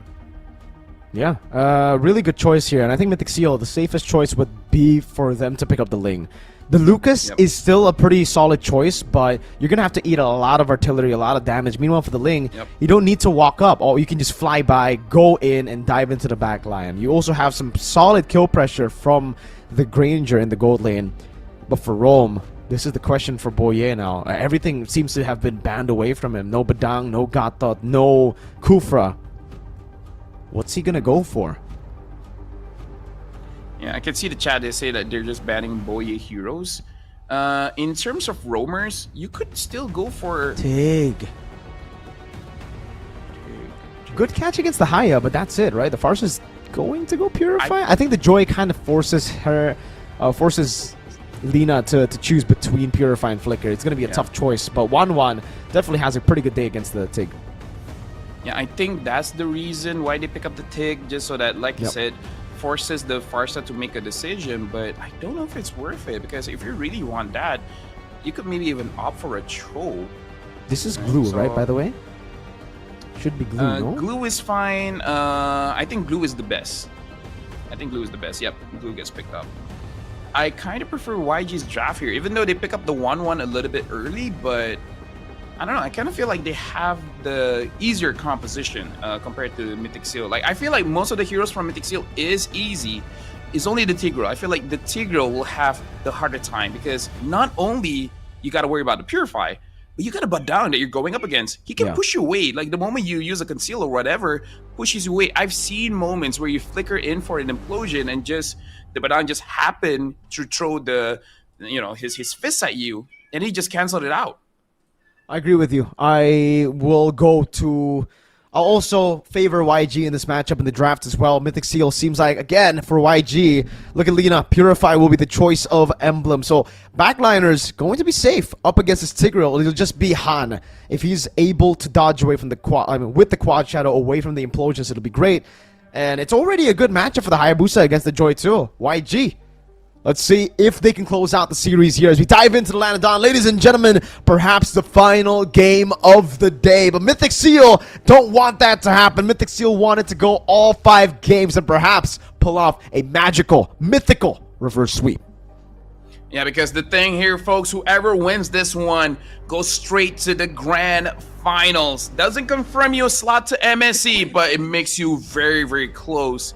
And it looks like for both teams, they're starting on the same side of the map. Ooh. An early pool coming in, trying to get Blink.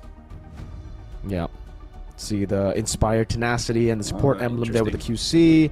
Pull yourself together. Nothing too crazy, but boy, yeah. Pull yourself together for the Tigreal. Really wants to look for engages. It really is all about the engages here for Boye with the pull yourself together.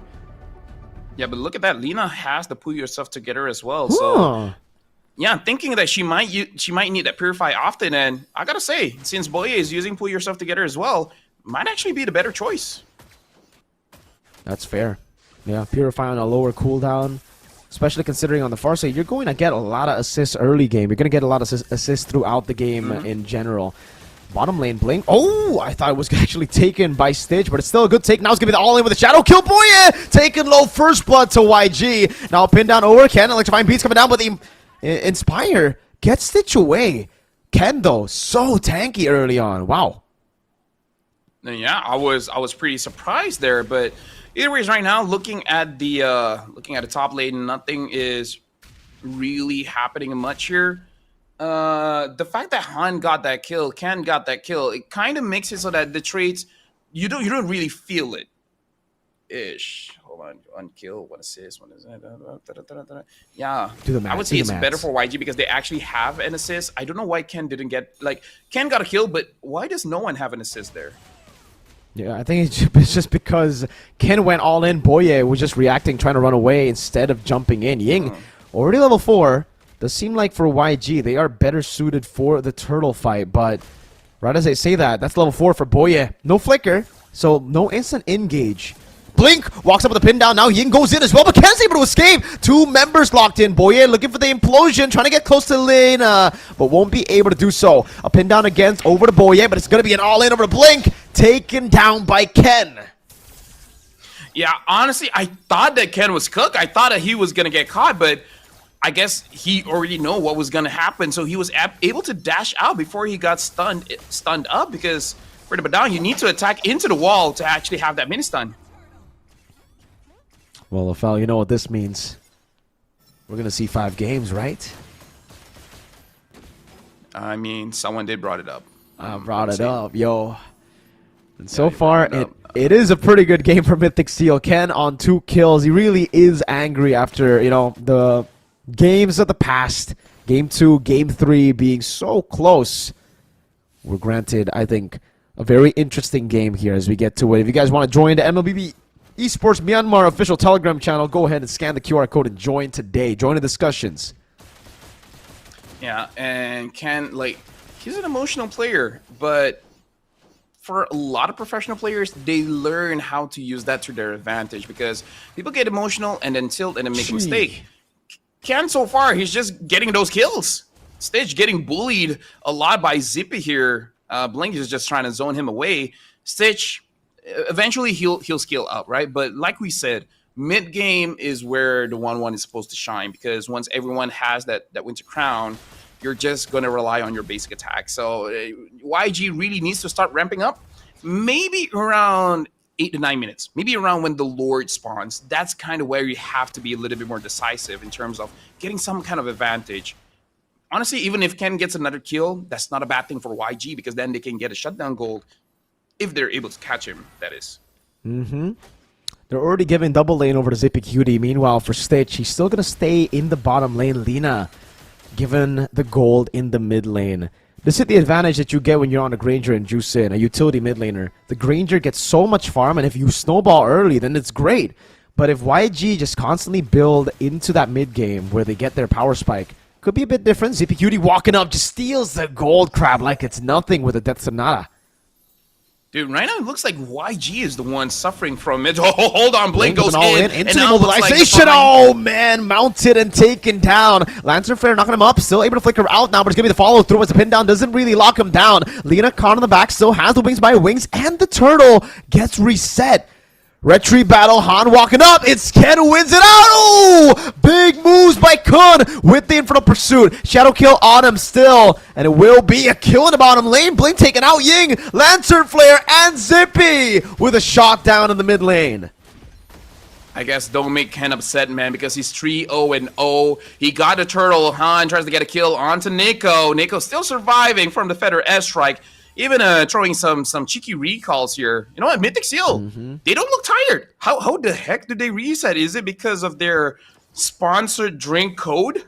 Oh, maybe. You might be onto something, Lafel. Mythic Seal resetting completely, getting momentum after game number 3, and now pushing the tempo. Really, 2,000 gold lead, 4-2.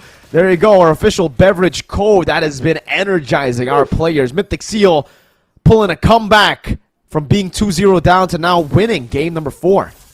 Ken? Hey, you know what, Mythic Seal, you're looking pretty good. Ken tries to go onto stage, but that might be a mistake. Uh-oh, crossbow tang gonna be used up. Oh, good cancel out. The crossbow tang won't go through all the way. This is gonna be another kill. Stitch just walked into his demise. But he gets the kill before Nico can pick him up. Implosion from Boye with the flicker 2. One a few seconds off of the Purify for Lina. Unfortunate timing. You know what? Kun is an amazing bodyguard, man, because whenever Ken looks like he's in trouble, you can always rely on the Phoveus to have a good knockup coming in and then just jumps around. Like, the fact that this Phoveus got let through. This is the first game in the entire day of playoffs for today, and he's already popping off with 2-0-3. This is usually like my mindset in rank. If you don't know what to pick up the Phoveus. Very likely you'll be able to do something even if you do get countered. Uh-oh, 1v1 not really favoring Han. Ken gets away. Han gets away, rather. And Kun's right there, the bodyguard that you were talking about, LaFell. Always there when the team needs him. Will be a perfect turtle for Mythic Seal. No way for YG to contest. Yeah, at this point, Kun is really the roamer, man. He's going to be the one zoning. He's going to be the one saving Ken. And now Stitch has to save himself because now Mythic Seal, look at Blink. Blink even can't engage. He had to get away from there. Ken now having the Holy Crystal. Oh my God, it's going to hurt. At 7 minutes, too. That's some pretty good timing. Really fast farmer, Ken. Whenever he's up ahead, this guy really understands how to take the game under his control and pop off. 1,000 gold lead between the gold laners, or sorry, between the junglers and the gold laners. Both. Yep. Both damage dealers doing a lot in this game, and Zippy already has a Melphic Roar too. Big item. Yep. Now Stitch looks like he is going for the Haas Claw. I just don't know whether you do have enough damage or not, because we've seen that even if Ken gets targeted, he's able to dash far enough that the crossbow tank will just default onto Kun or Bowie or anyone at all. At this point, it looks like YG, they're having a bit of a struggle in terms of starting to fight, because even with the Feather Airstrike, everyone's just able to get out of the way. Everyone has some kind of dash to make sure that that Feather Airstrike really isn't that big of a deal. So Lina in this game, less impactful, which is not what you want to hear when mid laners just provide the bulk of the damage early and mid. Mythic Seal in a very, very good position. With, luckily, I think with the Farsa, you get so much wave clear. So a lot of times when we see the Farsa games, it's always like prolonged game. Oh, just I say that, and all in over to Lina. Wings by wings to get out of there. Ying, my lord, Ken just heals all of his HP back. Ying, he dealt quite a bit of damage earlier with the help of the turret shots, but he just heals back up like it's nothing. This Joy looks so good right now. 9 minutes in, and then 4,000 up to 5,000 goal lead.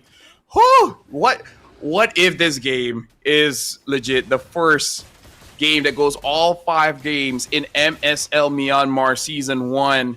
Now Kun again just zoning everyone out. Now the Lord is up. So far we haven't seen a lot of plays coming in from Bowie, but you don't need to. When you have this EXP laner, when this Phoveus is here, like, yeah, Tigru, you're just there just in case. Just in case if something goes wrong. But Kun is going to make sure nothing goes wrong. Oh, Bling with the conceal.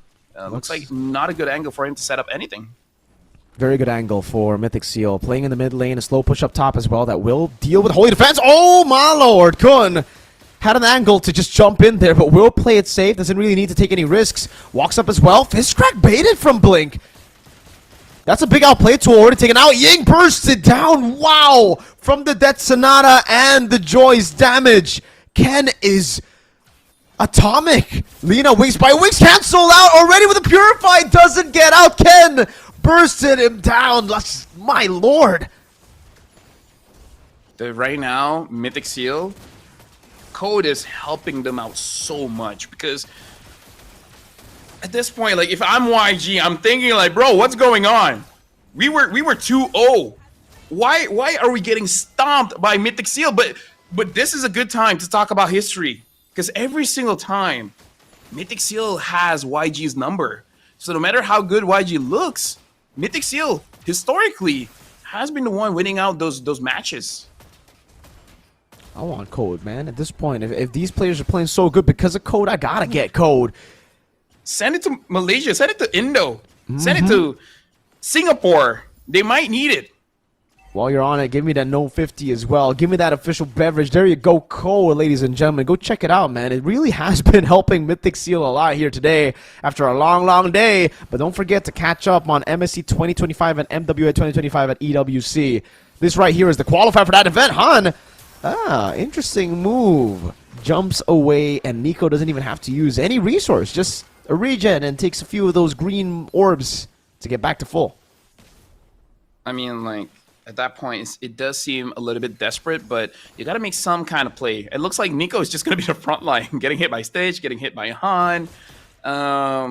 They just got to be careful because it's going to be 12 minutes, so the holy defense is going to get taken down. Again, just looks for fights. Will he get punished here? Oh, my God. No, I don't think so. Crossbow tank ready, but... Oh! Turn around, Zippy! And pops into Win of Nature. So far, the Hayabusa Stitch as well on the 1-1 hasn't really been able to do much. Ken walks up and zones Stitch away just like that. Mid lane for their airstrike, locking him down. Han does not have the shadow kill, so he walks up with the quad shadow and basically does nothing. Purify, interesting choice already. Oh, the full engage on Stitch. Dunked on, implosion on Yang. Ladies and gentlemen, we are going to see a Game 5 in the battle for Grand Finals. Dude, this is absolutely amazing. Mythic Seal, they might be able to do it. They might actually go for a reverse sweep. And this is insane, man, because you got to consider, even the games that they lost, it was close. They legit could have won it out, just mistakes in the late game. But in this game, even the mistakes doesn't look bad because they just got too far ahead. Even 3 people onto the Joy. The Joy felt like a fighter with the amount of defense and HP that the Joy has. Phoveus with the Dark Wave, by the way. Phoveus with the Dark Wave. Like, get that man a skin. That man deserves a skin. That athlete, that specimen, that person, demon needs a skin. Whatever he is, a purple man, you know, that guy definitely deserves a skin. I gotta Smurf, agree with you. Big ass Smurf. A big what? A big Smurf. A big Smurf? Smurfs are blue. Smurfs? Phoveus not blue? He's purple, LaFell. Give him a blue skin. Thanos. He's a Thanos. Is Thanos blue in your, like, according to you? Yes. Oh man, someone's gotta. Yeah, Thanos is purple, LaFell. Now you're just crazy. Now you're just insane. After this, you're gonna say the sky is purple. Is the sky okay? Now is the sky purple? It's not, right? Ladies and gentlemen, I think it's no. The sky is not purple. That is correct. That is correct. But okay, you know, like I'm gonna Google this. Is Phoveus blue? No, Phoveus is purple. Yeah. Or maybe I'm colorblind. Maybe you've been seeing the right colors. Maybe I've been wrong. Have you ever thought about that? How maybe we all see different colors, but we all see it. I like that. I Googled it and legit the first text, no. Phoveus is not blue in Mobile Legends game. I'm gonna send you how it looks like just so you know why I think it's funny. Give me a sec. You know, I'll just type in your number. The LaFell Chronicles, ladies and gentlemen. This is what we have to deal with as talents. You know, sometimes we just have full long discussions with LaFell as to what color, what hero is. LaFell, take a look at your screen right now. Who's the MVP of game number 4? Zippy Cutie with 3 P's. Cutie. 64% kill participation, 869. Nice. Gold per minute. And in this game, he just popped off. He just dealt the damage. He just get the kills. He got the Malefic Roar. He got the Hunter Strike. Got the Sky Piercer. He don't even need to do a lot of kills, man. He just has to be there. He just has to walk menacingly while playing the violin. Mm-hmm. Okay, what color is the Granger in that? Do you see more blue or purple? Black. Yes, but I'm talking about the background, you know? The background? Yeah, it's blue. And No. This is a trick question. This is a trick question. It is. The background is green. blue. No, yeah. You gotta stick to your gut, Okay, man. You know. I've seen Fovia's skin being red. All right, here. What is Fovia's weapon Wait. name? Hold on. I have to show you this. Like for me, this is pretty funny. I'm just gonna show you. Open up your WhatsApp. Right. Yeah. I don't know why he popped off, but okay. Shout outs to Wolf, man. Shout outs to Wolf for sure. Ken popped off amazingly for this one. 4-0-2, Nico 0-1-6. In this game, definitely we can see that the Jushin is looking pretty good. And we got to talk about the people that is making Mythic Seal look very good right now. And it's the top 3 part of the screen here. Like Zipicutie got the MVP. Shout outs to him. But Kun, Ken, Nico, they disable YG. They make YG not able to play the game. Yeah. I gotta agree with you, man. They were really clinical in this game, especially Kun. If I had to choose MVP, I think it would be between Kun or Ken. And Kun in the early game did such an amazing job, and I think it's also just the updated rotations from Mythic Seal. YG wanted to play the normal style of Turtle 1 setup, where they would just stay in each other's lanes, right? Like the Glute would stay in XP, Farsa stays in mid. But Mythic Seal, they did what we are seeing more of in the meta, when you have a mid laner that doesn't need level 4 instantly around Turtle number 1. They rotate their XP into the mid lane. They give Tigreal, the roamer, the full wave of XP minions, giving him level 4 and getting so much more prio in Turtle 1. That, I think, was really the game changer up against YG in Turtle number 1. If it wasn't for that, I think YG really should have won. If both of them had like level 4 on Blink, on Lina, on Ying, if somehow YG were able to prolong that skirmish, it would have been better for them. But nope, Mythic Seal had the proper rotation, stayed decisive with it, and stuck to their plan. Yeah. You're asking about Fovia's weapon name. Yeah, what is it? This is not the name, but it would be cool if it was just called Dark Matter. That actually would be Phoveus cool. Right? Because Phoveus is such a edgy Dark Lord, right? Yeah. Where even the second skill wave is like Dark Wave. Dark Wave. So might as well just call it Dark Matter or Fovia's skin matters. No, yeah, that's true. It does matter. Well, if you want the answer, it's called Astaros. Astaros. Or Yep. Monolith. For some reason, there's Monolith. Yeah. Monolith is kind of like it's like an object, if I'm not mistaken. Like I don't know if Monolith is technically a name because it's kind of an object. Oh, I guess his weapon is an object. Anyway, Rich Guy as well as the carry is gonna be Zipicutie. And best wingman again, Nico. I feel like Nico is popping off in this last few series. And if I'm YG, I'll be hella nervous at this point because Mythic Seal, they could actually do it. And then Mythic Seal, if they lose, oh my goodness, they will be very upset. Yeah. That would be the worst thing in the world. Oh, that would be pretty darn tilting. I agree with you. That would be very, very tilting if... Oh.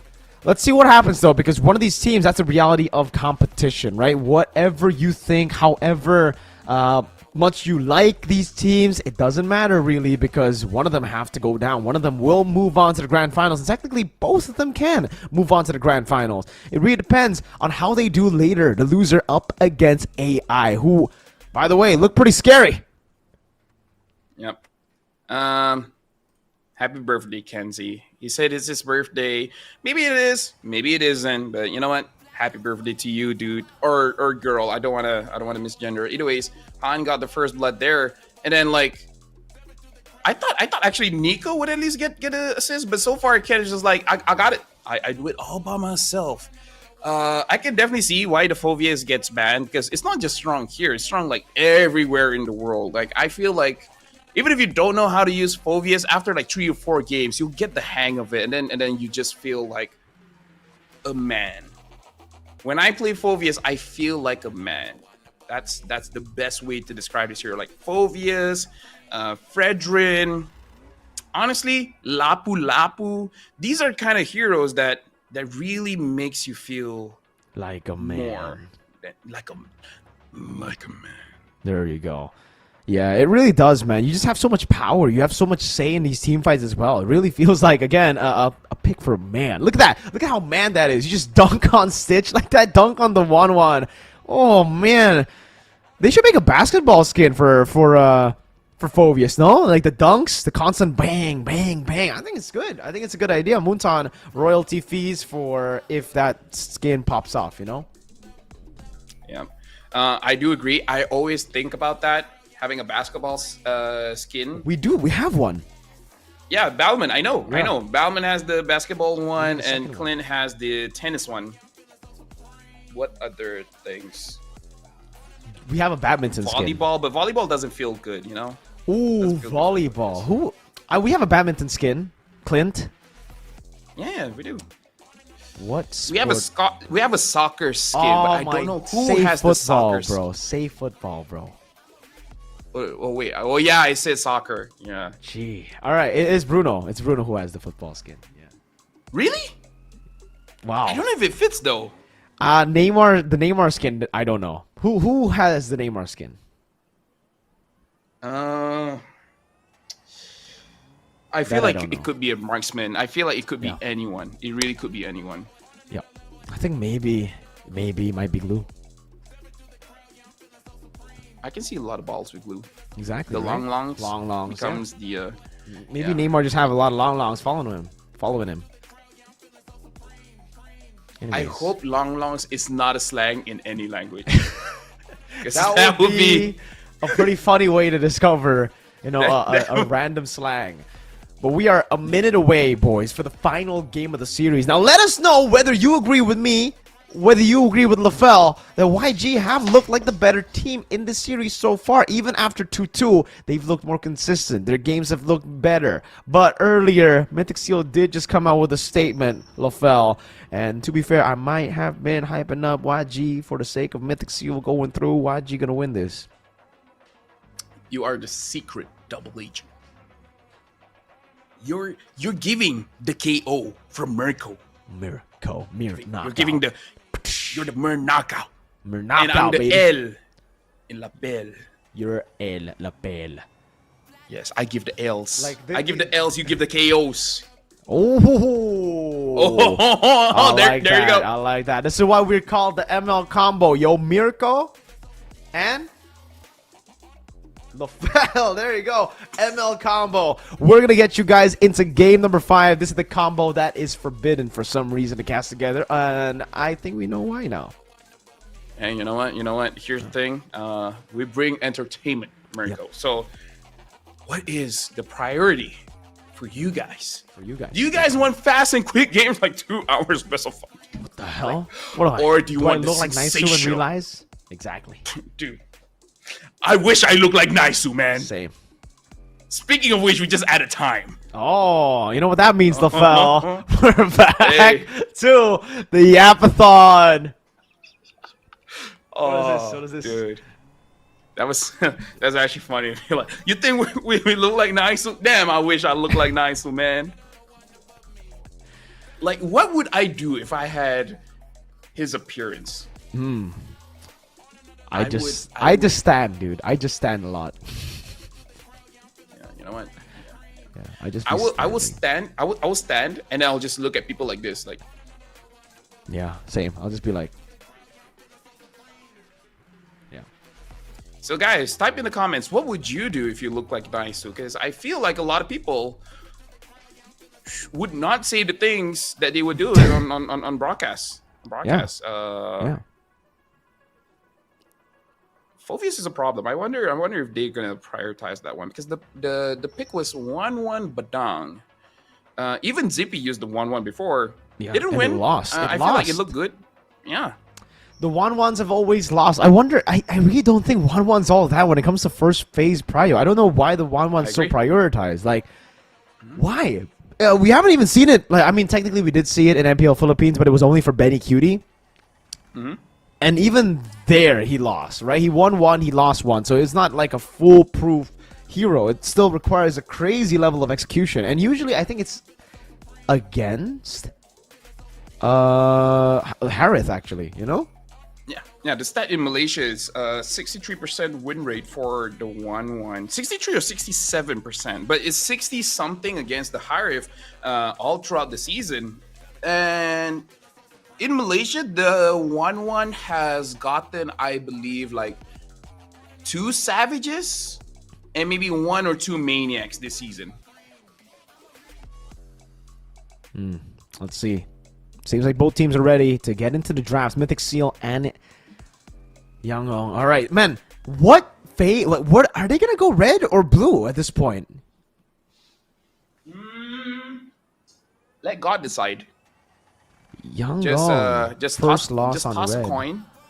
Just toss a coin and be like, okay, if it's heads, I'll go blue. If it's tails, I don't know how their currency looks like, but tails say red. And then at that point, it's like, hey, God, pick. Like, it's on you, man. On you. Let's see what God. I would still says. I would still go for red side though. Honestly, I kind of feel like red side, you're able to see what you're going up against and then counter appropriately. I kind of feel like red side lost just now because of that first 1-1 pick. Say if they pick up a Badang and Phobius, you're showing your hand, but at the same time, you have a pretty strong hand. All right. So YG is going for red. Let's see then. YG versus Mythic Seal. YG on red. This has been the winning side for the longest time. So let's see with the Kalea and the Baksha ban. It's going to be the Loyi, Harith, and Fanny. It'll be the same strategy for Mythic Seal. But YG, I think they are the ones that need to change quite a bit. So chip ban here? Chip ban? Or letting the chip go? Okay, chip banned out. Mythic Seal, are they going for the Jushin again? If it ain't broke, don't fix it, right? It worked out really well in game number 1, and it will be the pick again for Mythic Seal. Now, YG, please do not pick the Wanwan. Go for the Granger and the Badang, the Kimi and the Badang, right? The Phovius. I think the Phovius was a problem just because they had a Wanwan. If they don't have a Wanwan, I think it should be all right. Yeah, either way, I do agree. Either Badang or Phovius, either or, both are very, very strong in this current matchup. Granger, or you could just wait for your. Actually, no, you can't pick up the Granger because what are you worried about? Yeah. The Jushin? Exactly. Or just Joy. Or maybe taking it away from Mythic Seal is a good idea because Ken is nasty with it. They pick up the Granger. There you go. Safer against the Jushin. And the Badang. I like it. I like it already. The setup is amazing. Yeah, Mythic Seal probably gonna. I think.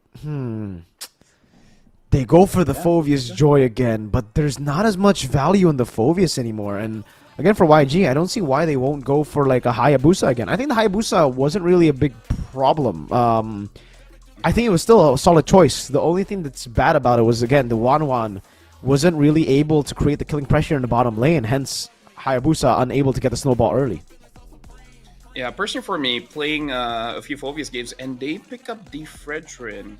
Okay, really I like it. Yeah. Yeah, trying to face on with the Joy. The only problem is that they can balance this out if they have a damaged EXP laner or just have a very strong mid lane like a Kimi. But I think Mythic Seal, they should ban out the Kimi because if they pick up a Farsa, the Joy can handle the Farsa. Kimi, I kind of feel like has more ways to save herself, right? Yeah. Able to get out of a sticky situation as well as the immobilize. So I feel like ban on the Kimi, and then you should be good going up against YG. What I was gonna say is that Phovius, you do want to face up against enemies that have a lot of dashes. But even if they don't have a lot of dashes, as long as you hit your Dark Wave, you're able to proc your ult over and over again. And seeing what happened in game number 4 just now, he was able to consistently hit his Dark Wave. So I feel like, yes, I agree. Not a lot of dashes, but I feel like it still will be enough because he will just hit that Dark Wave. I think it's the same, by the way. Like, we're talking about the Kimi. I think it's the same for the Farsa. The Farsa does a really good job at just evading as well with the new Wings by Wings that has recently been buffed when it comes to how fast you are on it. So, wouldn't be surprised if it's actually a Farsa pick for the side of YG again. This time you'll have a much better front line to protect you from all these, angles of attack with the Phovius and the Joy. You can constantly taunt, stun them. It's interesting to see that it's actually the CC that's banned out by Mythic Seal, because you would expect YG to be the ones to ban out the CC with how tanky their composition is getting. Yeah, no. in terms of hero picks here, I feel like the Irithel is going to be the best for Mythic Seal. Very very tanky, but I kind of feel like you can deal with it. For YG, Farsa, Kimi, is there anything else that's doing a lot of damage? Not so much damage, but I feel like even Eve could work. And then they ban out the Arlet, so making sure that they don't have that combo. Yep. Let's see, for YG, is it going to be the Farsa, or do they decide to go for the safer Kimi choice? A bit more mobility, a bit more ways to actually just follow up, and actually a way to engage too with the Traction Pulse. Flexing the Badang all the way to the end is also a pretty smart move. So we'll see about YG, but for Mythic Seal, I think it really is about snowballing in the early game. So they're going to have to get, again, a proper tank to... Well, what would be a... Okay, there you go. That's the Kimi. What would be a safe choice for the roam? For Boye. For the Badang is taken away. Oh. And for I gold. guess you can go for that Tig again. Not optimal. Because you need a way to actually go to the back line. Yeah. Matilda, I guess, is... Mathilda kinda Phoveus is a pretty solid combination. And then what, you add the Irithel in? Do you go Irithel? I kind of feel like that's good because I feel like Kun is doing a good job as the front line anyways. They pick up the Irithel, but they pick up the Cho, which I feel like is still okay as long as you don't get taunted by the Frederick before you can actually engage. Yeah. I'm not the biggest fan of it, and by the way, for YG, I think the Hylos actually works really well here. Yeah, able to really stop Kun. And able to survive for a very long time, allowing the Kimi as well as the Granger to free hit. Other than that, maybe a Glue, I guess. Glue is still open. Yeah. Yeah, Glue, High Loss, either or. As long as you have a very solid front line, it's A-okay. If you want to go damage, maybe Masha, but I don't know how easy it is for Masha to go in when there is a Phoveus as well as a Cho. So let's see, final choice. Oh, they're going to go for the Hilda. An odd choice. I've seen that for a while. Yeah, usually we see it against the Granger and the Hayabusa, that kind of composition, but I guess they just need one more frontliner that has a bit more mobility. That isn't the Hylos. Hylos is very reliant on ultimate glorious pathway, I'm guessing, that they just want someone really quick. Or what? Heal the damage. Oh. Okay, probably not. Probably not. That would be insane. That would be a free kill for the Cho every single time. A free kick for the Cho. But it's time, ladies and gentlemen. You saw both of the drafts. You've witnessed it here. It's going to be the sprint for both Irithel and the Hilda. Leave your predictions in the live chat right now. Will it be YG moving on to the grand finals? Or will it be Mythic Seal who pull it off? Who will face off against AI Esports in the lower bracket finals as well? Go ahead and leave your predictions. LaFell, what do you think? What I think is that this Cho pick is to force a Purify out of YG, but they don't take that trade. They're like, yo, Ken is more dangerous than you, dude. So we're just gonna risk it. We're gonna take the Flicker. So this game is already set up for Boye to actually have very good catches here. So if he does do that, then it's gonna be all in for Mythic Seal. But if he doesn't get any kick in this one, it's gonna be a 4v5. There you go, folks. It's time, though, to jump into the Land of Dawn for the final game of the day. And this one's confirmed. Game number 5 of the upper bracket finals. The battle for the grand finals and the battle for MSC x EWC. All right. Now, I'm still joking when I say heal the damage, but is going for that thrill. So probably just wants a bit better trade going up against Kun. And in fact, trying to get a creep here away from Ken, just slowing down his farm just a little bit. Kun is really trying to protect this, but he's really not having the best of trades here, going up against Hilda inside that bush. Now I'm thinking, what if it's true? What if the Hilda does go damage? Who knows? Doesn't look like it. I mean, he did go for the thrill, so additional base damage, but it is the concussive blast and also tank emblem that he's gone for. So I think it's just Ying also, I think a good pick. The reason they go for the Hilda as well is just to deny a few of the jungle creeps away from Mythic Seal, knowing the Fredrin will, for the most part, be behind in clear speed. Now looks like Ken is going to absorb a little bit more EXP here, so also playing just a little bit selfishly, where he's just basically saying, let me carry, dude. You don't need level 4. It's not that important. Level 4, trust me, dude. It's like overrated. Could be Kun rotating back into the mid lane, trying to get that level 4 ASAP. Boye this time won't be the one soaking in the XP lane. And you can already see the cut happening for the Hilda.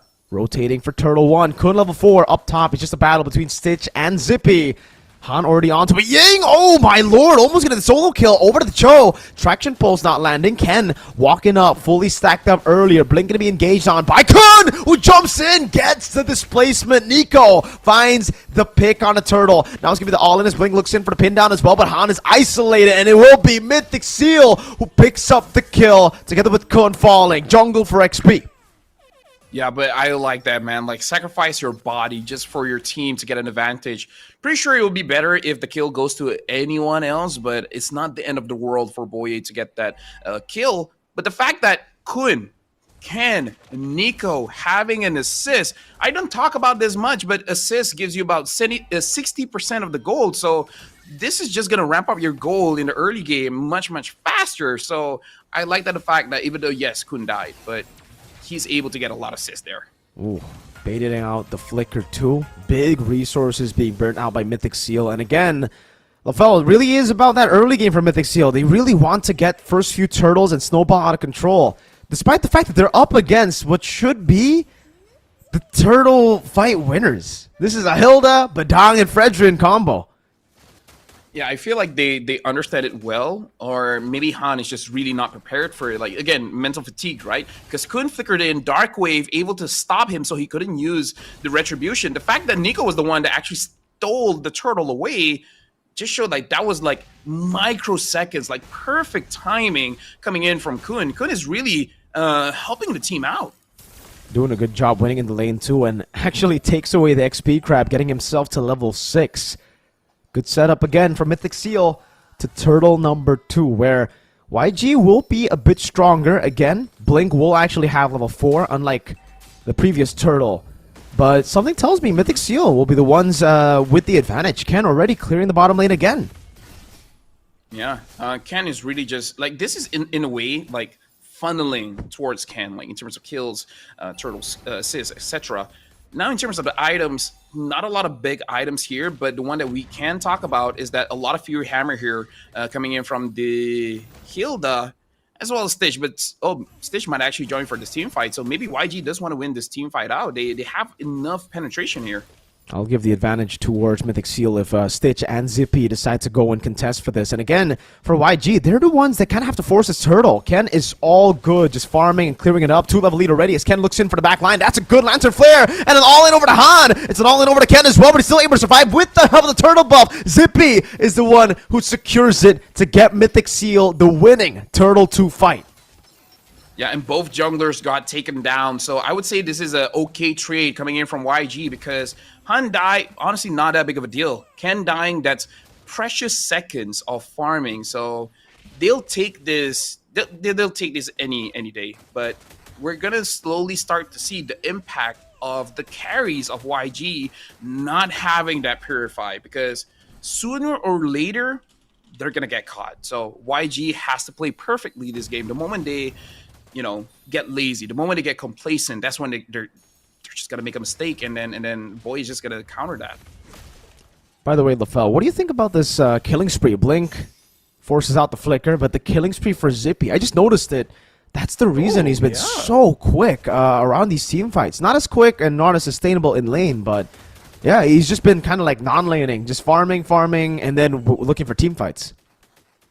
That's actually very interesting. Now that I think about it, that makes a lot of sense. More movement speeds and etc. And now Ying looks like gonna get caught here, pulled up, and then Ken gets the kill. Yeah, killing spree, getting the heal, getting the movement speed, more damage. Oh, and then never thought of that. Yeah, it makes sense. It does. I like it too. I think this might be my choice again if I ever do pick up the Irithel. It's a trade down below, a kill for a turret for just a turret up top for YG. It really seems like everything's going to plan for Mythic Seal. You gotta understand that for YG, Stitch and Lina are gonna have a tough time later on if Ken and Zippy continue to farm like this, continue to get resources. You can already see again for Kun, he's in the mid lane. He's giving full XP towards the jungler. Ken is 2 whole levels ahead of Han. And that's crazy, because if you look at the kill score, it's just 3 and 2. And yet the levels are just so different. Even Zippy has an advantage here. Boye try to get a catch onto anyone. He finds Yang. You gotta kick Yang. He has a sprint. Oh, Blink goes in, able to find the fist track. Traction post locks him down as well. But Ken is able to survive now. The taunt doesn't land. Ken still able to escape. Ying very low as Zippy got taken out even with the sprint, and YG somehow recover from the pretty horrible early game here to Turtle 3 contesting for a Nico zoned away completely from turret number 1 in the mid lane. Not gonna lie, I did not see that coming. The moment Blink jumped in, I was stunned. Like, I was not caught in the wall, but even I was like, yo, what was that? And now YG taking full advantage, going for mid. Oh, great pick on Boy. Yeah, able to get the way to Dragon Stitch, able to escape. Ken jumps in with electrifying beats and dodges away from the Stormtroopers' bullets. That was good, and this is what we've been setting up for. Like, you will get caught the moment that you, okay, we won that one, we can get mid for free. Boye, fast reactions, even faster decision makings. Like, okay, if I don't go in now, we might lose our turret. So amazing choice coming in from Boye, 2-0-1 at this point. Stitch and Lina, they got to be a little bit careful because they don't have that Purify. They can't be greedy. Almost a take from Kun, but Han pops into the Appraiser's Wrath, and YG, despite winning Turtle 3, I thought it would be stabilization. They actually have lost a bit more gold than they... the position is Mythic Seal. 2,000 gold lead, a turret up top as well. They have so much more tempo to play with. Yeah, I feel like the fact that Ken didn't die like twice now in places that he should is really helping out Mythic Seal, because I feel like if Ken dies maybe just 2 more times, it's going to be very, very difficult for them to actually establish map control, because I feel like they're getting this control with him getting into the jungle plenty of times. But Zippy Cutie, he also has to be careful, right? Because we saw what would happen if you get caught. Yes, you can run away with your sprint, but mad difficult once you get caught by the Badang. Looking at the items here, Kimi looks like is going for the Blood Wings, making sure that doesn't get punished if does get caught. Stitch is a bit unfortunate because you do have that Sky Piercer, but it doesn't look like he's able to get the stacks, at least for now. It's all back to the setup game for Mythic Seal. They still want to hold on to this gold lead as much as they can. They want to utilize it to win in the team fights, but they have to play and split the map up. They can't just go for an all-in team fight. The longer the game goes, Stitch and Lina will start dealing some non-ignorable damage, you know? And Han, Ying, with Blink too, they're going to have ways to just shut down this Joy. You walk up, you deal damage if you get your 3 stacks. If you get Chain CC'd before that, locked down, you're not going to deal any damage. By the way, just to point this out, Mythic Seal has 2,500 gold lead. True? All of it is on Ken. He's the only one that has the goal advantage at this point. Okay, it's a battle. Nico walks up, retreat battle. Han, despite the crazy level lead, gets a bonk to Stitch. Able to get the kill. A clean sweep picked up. Lina able to flicker out the safety. And boy, yeah, will be locked down by Han. A Lord +2 for YG. I think Mythic Seal didn't thought they would go for it. Maybe they were like, oh, they're going to reset. 100% they're going to reset. All right, check this out. And then it's like, YG is not resetting. It's like, wait. We have to go in. And I think that's where we see the desperation from Nico using the Crimson Beacon, trying to stop them, because the rest of the team, they weren't aware that YG is going for it. So Mythic Seal got caught lacking there. Like, they were pretty much saying that YG isn't going to go all in, so they're not in position to actually counter. So good thing from YG just committing to it.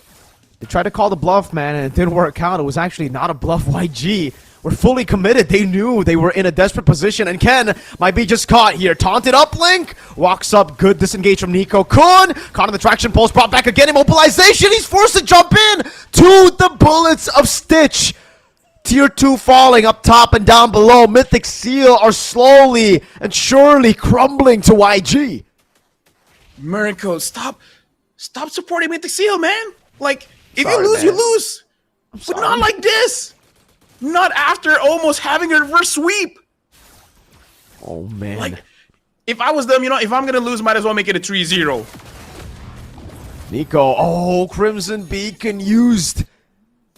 Mythic Seal they're in a tough spot, LaFell. They were the ones holding the lead, and that's what can give them the edge. But without a lead, YG's front to back, I think it's too hard to crack.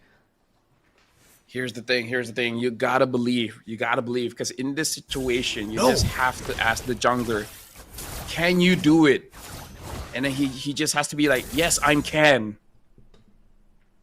You just gotta believe. But the setup has to be good, though. The setup has to be good, and it has to be Kun. Boye, if he gets a good kick, amazing. That's like a birthday present. But otherwise, Kun is the more reliable one to be that front line, pulling people towards your side of the map and then enabling Ken to do his work. With that being said, Iritel has to pull her own weight. The Haas Claw is there. The Berserker Fury is there. And now even having the Great Dragon Spear. So a lot of burst damage and a lot of movement as well. So as long as Zippy gets to deal damage, it should be good for Mythic Seal, honestly. Man, but what you said is really... It's all buts, man. It's all, like, conditional. YG, it just seems like their front to back is too much. Conceal already up top. Not going to get anyone, so that's actually a waste to conceal. Mythic Seal, another angle. One of those conditions met, from what LaFell said. No holy defense. That wave is actually going to crash down into the base turret, and no one's going to show up there quickly enough to stop it from getting a few good shots at the turret. That could be a winning angle there for Mythic Seal. One of the win cons. An all-in over with Lantern Flare. Ken does crazy damage. Blink! Oh, no. Gets the full pin down. Ken will be shut down. That massive lead that was held by the jungler of Mythic Seal is now gone. That retribution that they could have relied on is gone.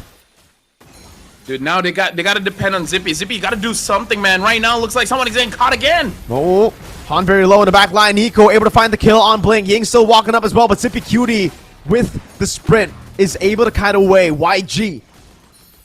They have not given the Lord just yet. Yep. Oh, they're going to go for it. They get a kick on Han. Wait, the Dragon Stitch locked up, and the Red Tree! Han finds it in the end on the Praetor's Wrath. Not necessary. Lina was able to get the kill. A Winter Crown bought in time, and now Lina's going to be chased down. Oh, Lina! Able to go for it. Zippy Cutie, though, with the help of Nico. Makes him miss a lore-accurate Stormtrooper to prolong the series even further. Dude, Nico is doing work with this Jushin, man. If it weren't for Nico, it would have been GG. It would have been game over. He gave a lot of space for Zippy Cutie to do a lot. Only one kill, sure, but Zippy Cutie has 6 assists. 10,000 gold here. Basically full items. At this point, Nico, what are you doing? Nico? Okay. I was worried if he was lagging. Yeah. Right. I guess he's just holding it. Just want to show off? Okay. I like the aura farm there. Well, now we taking a look at the items. They technically have gone to their power spike. I think Zippy Cutie, Ken, and Nico have gone to a point where they're actually starting to deal damage in the front line. Like, the front line has been melting by Ken, obviously, but mainly from Zippy Cutie. We don't expect this from an early to mid-game Irithel, but in the late game, is it because YG just don't have enough items that... Do they have too much magic damage, defense items, that they have completely ignored Zippy? I don't remember the itemization, but I feel like Zippy is not... Like, it does a lot of damage, but honestly, if you're really looking at it, he's hitting them for a lot. So I wouldn't say it has the highest damage on the Irithel now, but just moving around. And like I said, Nico just buying time. That's why we see Zippy doing a lot of damage. Like, I feel like at this point, it's really just Nico supporting him, making it look free, essentially. It's all about playing in the front to back. Earlier, it was quite messy. Yes, they were able to get the joy, but then they lost track of their win conditions. Ying was just walking up randomly, getting poked down and taken out. Blink as well. Not really playing with Lina and Stitch. They just have to play with Lina and Stitch. As long as Mythic Seal can't bypass the front line, Stitch and Lina will do work. You saw how much damage they were able to do.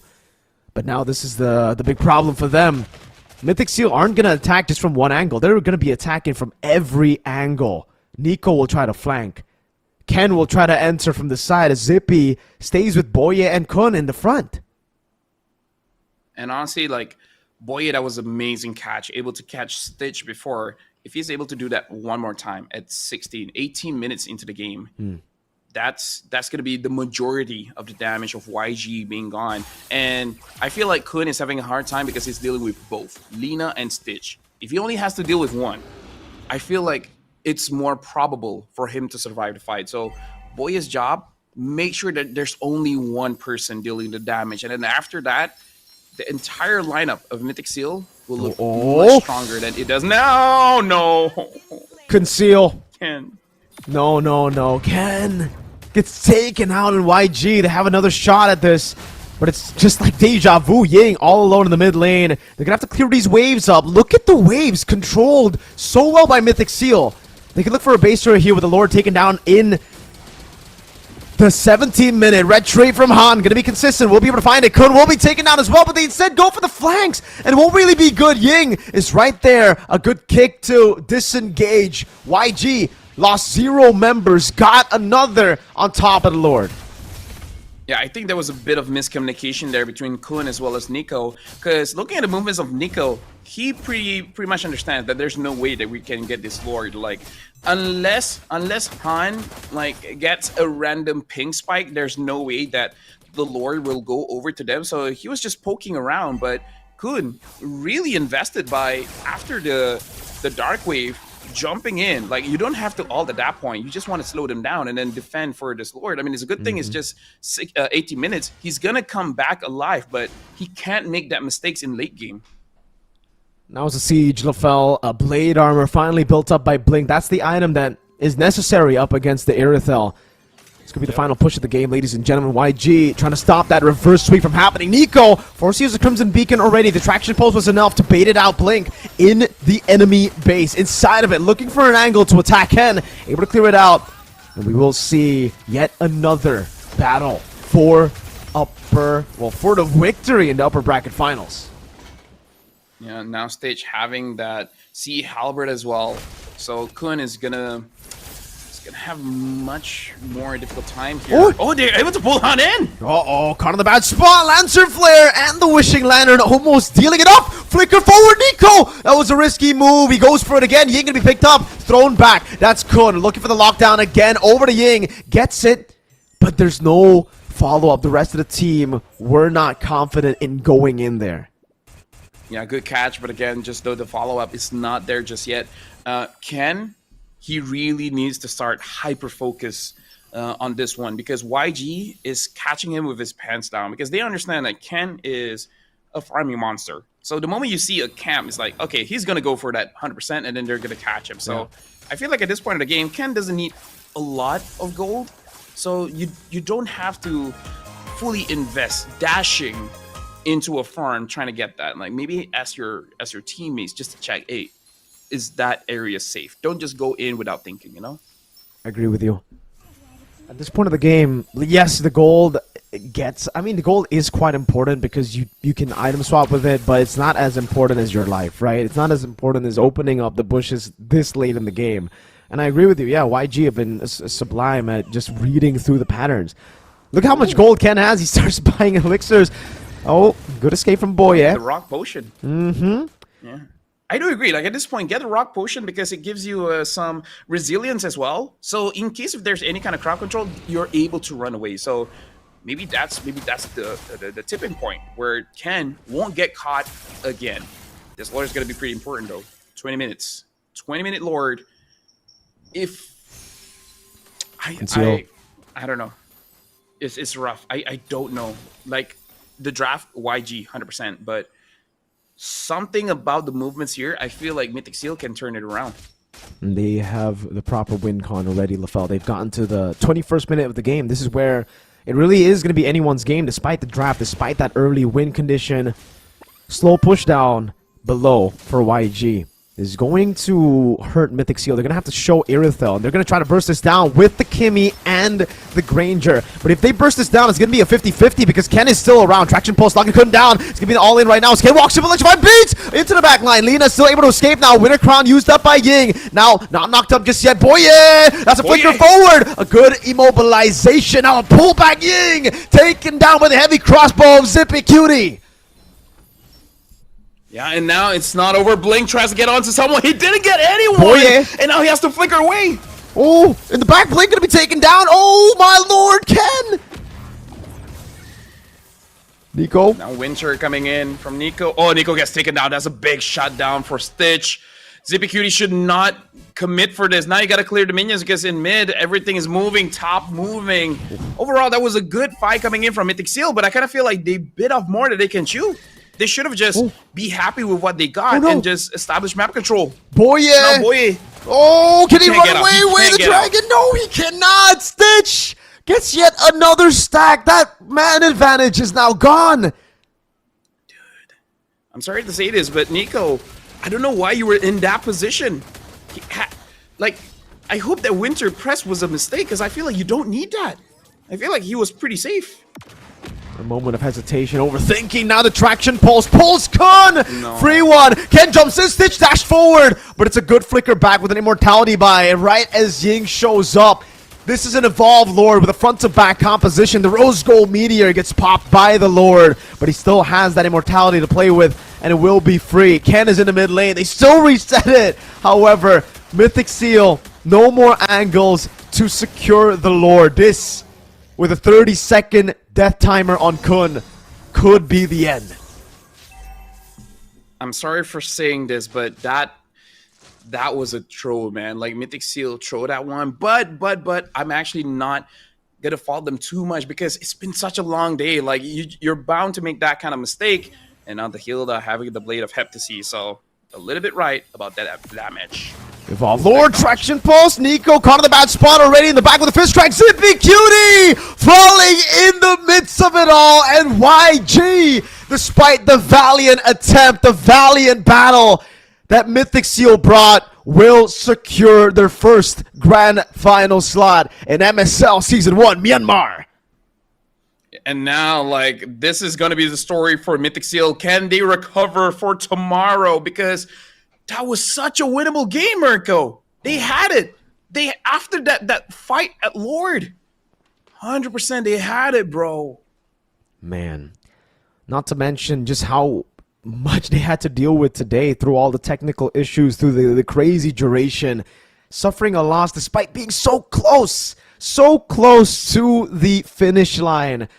Hopefully for Mythic Seal, we can only hope that they will learn from this, that they will take it to the lower bracket finals up against AI and they can improve. Because at this point, if they let this get to them in the lower bracket finals, they'll be out. AI Esports are looking to play with momentum, with that adrenaline after beating Paladins.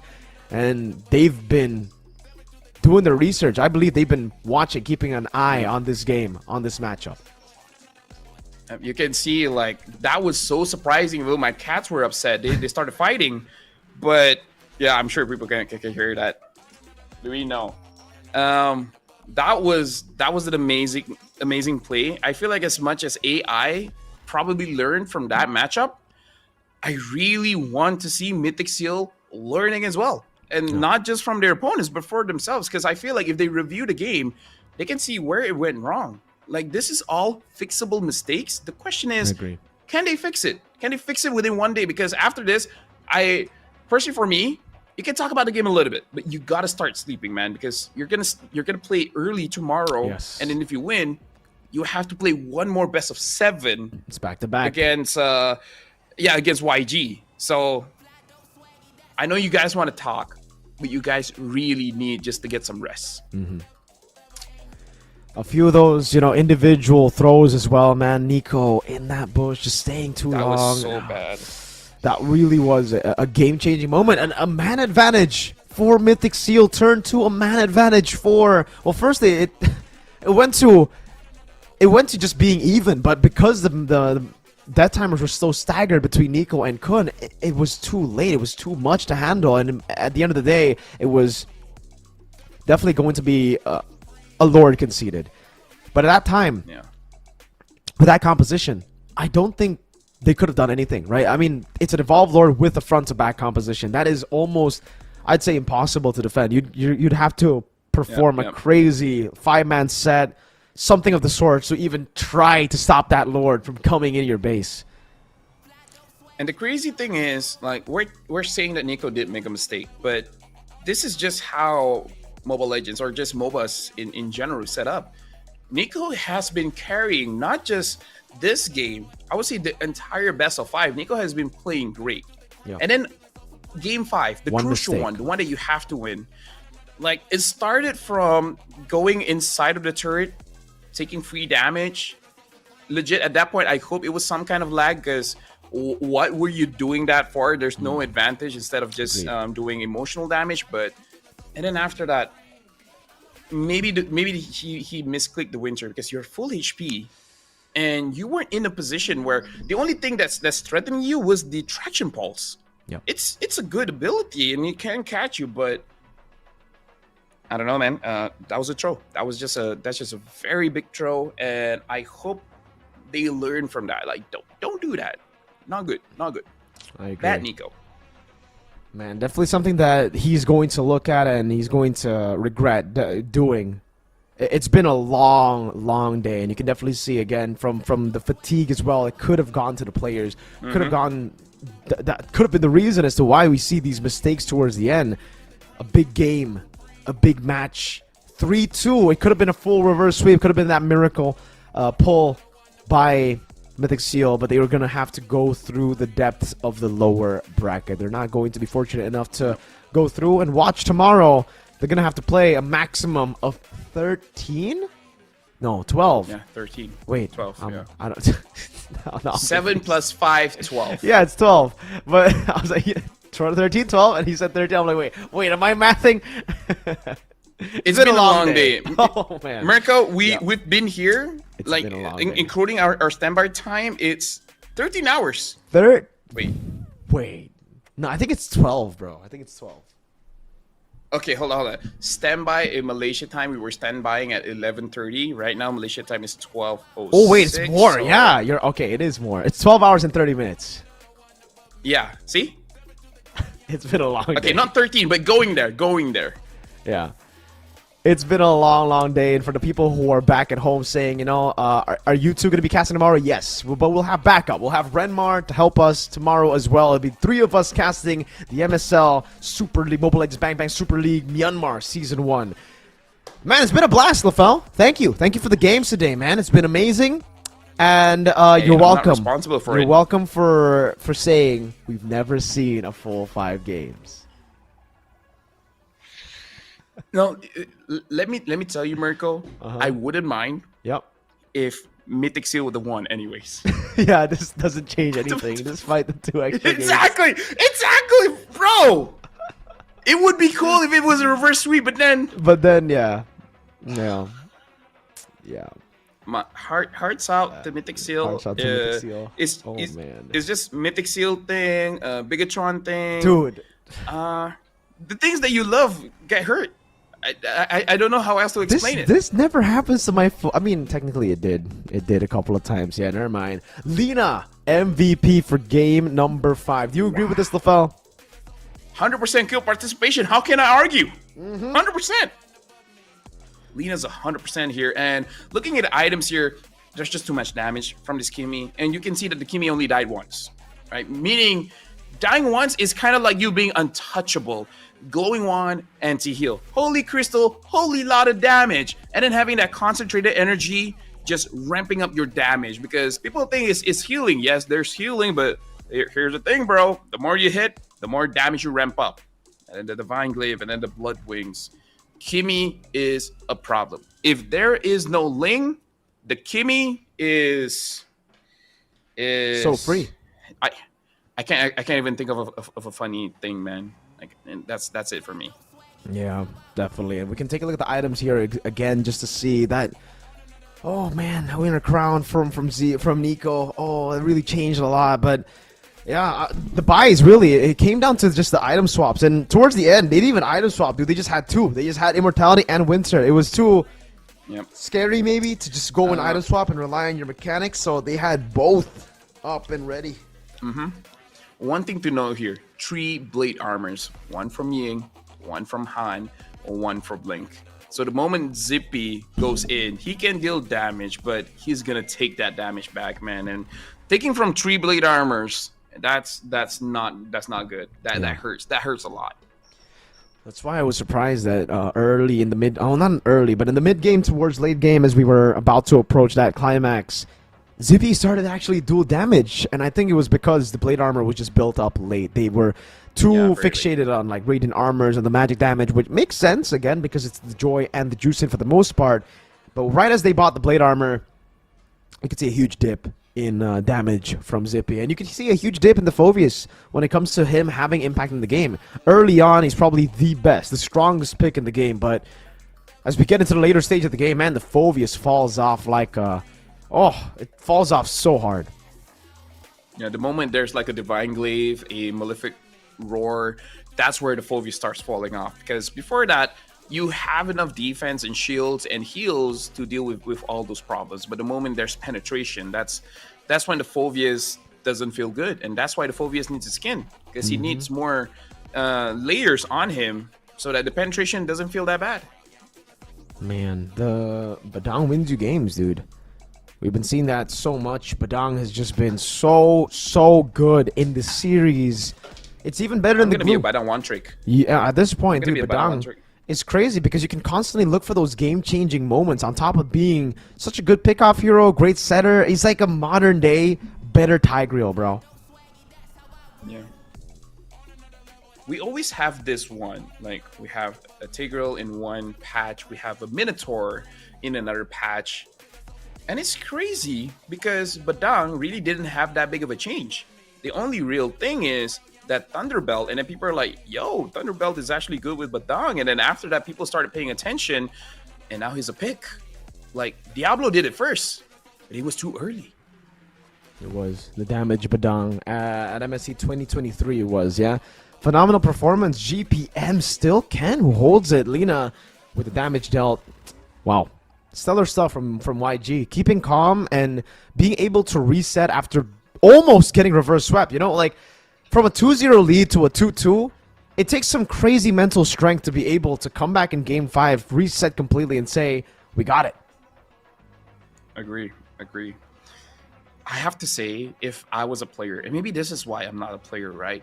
But if I get a 2-0 victory and then I lost the next 2 games, and then I end up winning the series anyways, I would be one of those players that would start emoting in real life. Yeah.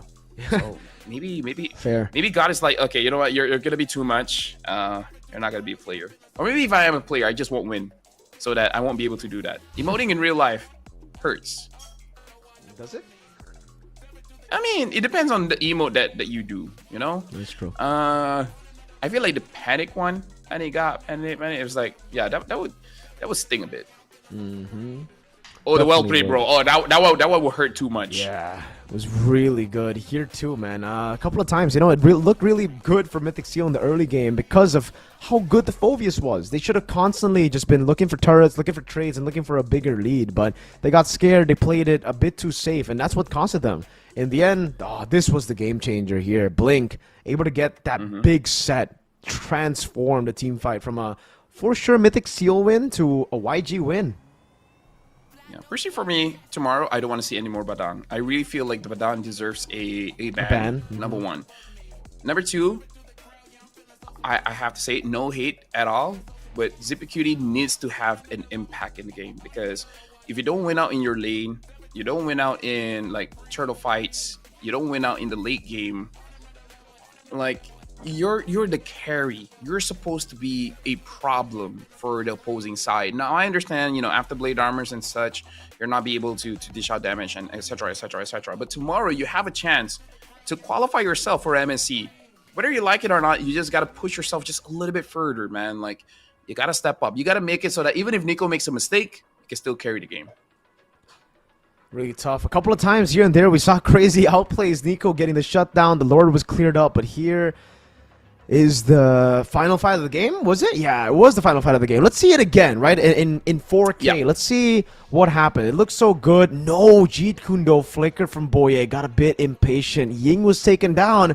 This was a Mythic Seal They win. should just go for Lord. And then They should have just gone for Lord. They really should have. They really should have. And then Nico, yeah, that moment, Boye got caught as well. Can try to save the game. Got the Lord, and then no chance. GG. Yeah. So GG's. Congrats for YG being able the first team to go to the grand final. So tomorrow they will only be playing one match, one best of 7. And AI as well as Mythic Seal, they gotta duke it out for one game. They gotta go for the best of 5. Win that one, face YG. Let's see who's going to be able to get it done, ladies and gentlemen. Will it be Mythic Seal or AI to make it to the grand finals? Could be a rematch again for Mythic Seal, or it could be a rematch for AI, because I believe it was YG who knocked them down in the play-ins. Yeah. So both and that was matches, a 3-0. 3. Oh right? Yeah, it was 3-0. Or was wait, it 3-1? let me check. I think it was 3-1. YG. Oh wait, they didn't 3-1. So sorry, I was thinking of YG against Paladins. My mistake. But yeah, Mythic Seal against AI 3-1. So maybe a bit toxic for me, but maybe get Ken angry a bit before you start the game, so that he pops off. That's fair. I agree. Definitely something that you want to look out for. Mythic Seal, when Ken gets riled up, when Ken gets warmed up, he does do better as we get into the series. First 2 games, he's just not it for some reason. And then the 3rd game, 4th game, he does really, really well. All the way to the 5th game, I would say. It's just, you know, his pattern gets a bit readable. Where, again, like you said, he's a farmer. He wants to go for the camps. It's very easy to see which camp is up and for them to read where Mythic Seal, where Ken is going to go.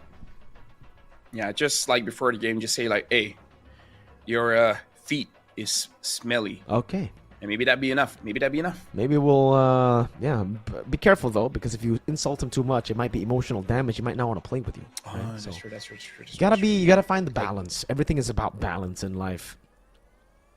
Okay, so just say like, hey, your jungle, slightly below average. Ah. Okay, no, actually, I feel like that hurts much more. That hurts much more. Yeah. That hurts much more. Much more. Yeah, I feel like if you just say like, "Oh, you suck," it's like, yeah, whatever. It's like you're just slightly below average. That, not that I hear it, that hurts a lot. But anyways, that is the bracket. So we're gonna be having 2 matches for tomorrow. It's 12 p.m. in someone's time zone of AI going up against Mythic Seal, and the grand finals 4:30 p.m. in someone's time zone. It's gonna be YG going up against either AI or Mythic Seal. For you guys back at home, don't forget to catch it. You already saw the times. Note it down because it's going to be a stellar, a banger match. Is that? Oh. Hold on, let me just see. Looks like the difference of Malaysia and Myanmar is 1 hour and 30 minutes ahead. Okay. I can't count. Yeah, but whatever, man. It's gonna be tomorrow, okay? Wake up and just open up the stream. If it's on, it's on. All right, that's what you do. I'm just gonna assume it's like 12 Malaysia time, so it's 11 Indo time. Yeah. What time will be in the US? Do people in the US watch this one? I think it depends. Do your own calculation. Yeah, I mean, right now it's 11 in the morning for them. But ladies and gentlemen, it's been a banger 2 matches. It's been a pleasure to cast with LaFell, my boy, and with you guys watching. Thank you guys so much for watching all throughout the end. Don't forget again to watch tomorrow's matches, the grand finals, to see who makes it from Myanmar to MSC XEWC. LaFell, any final words? Nope, I'm gonna go to sleep. I'm going to go to sleep as well, and you guys should too. Ladies and gentlemen, we'll see you in day 2 of the playoffs for Mobile Legends Bang Bang Super League Myanmar Season 1.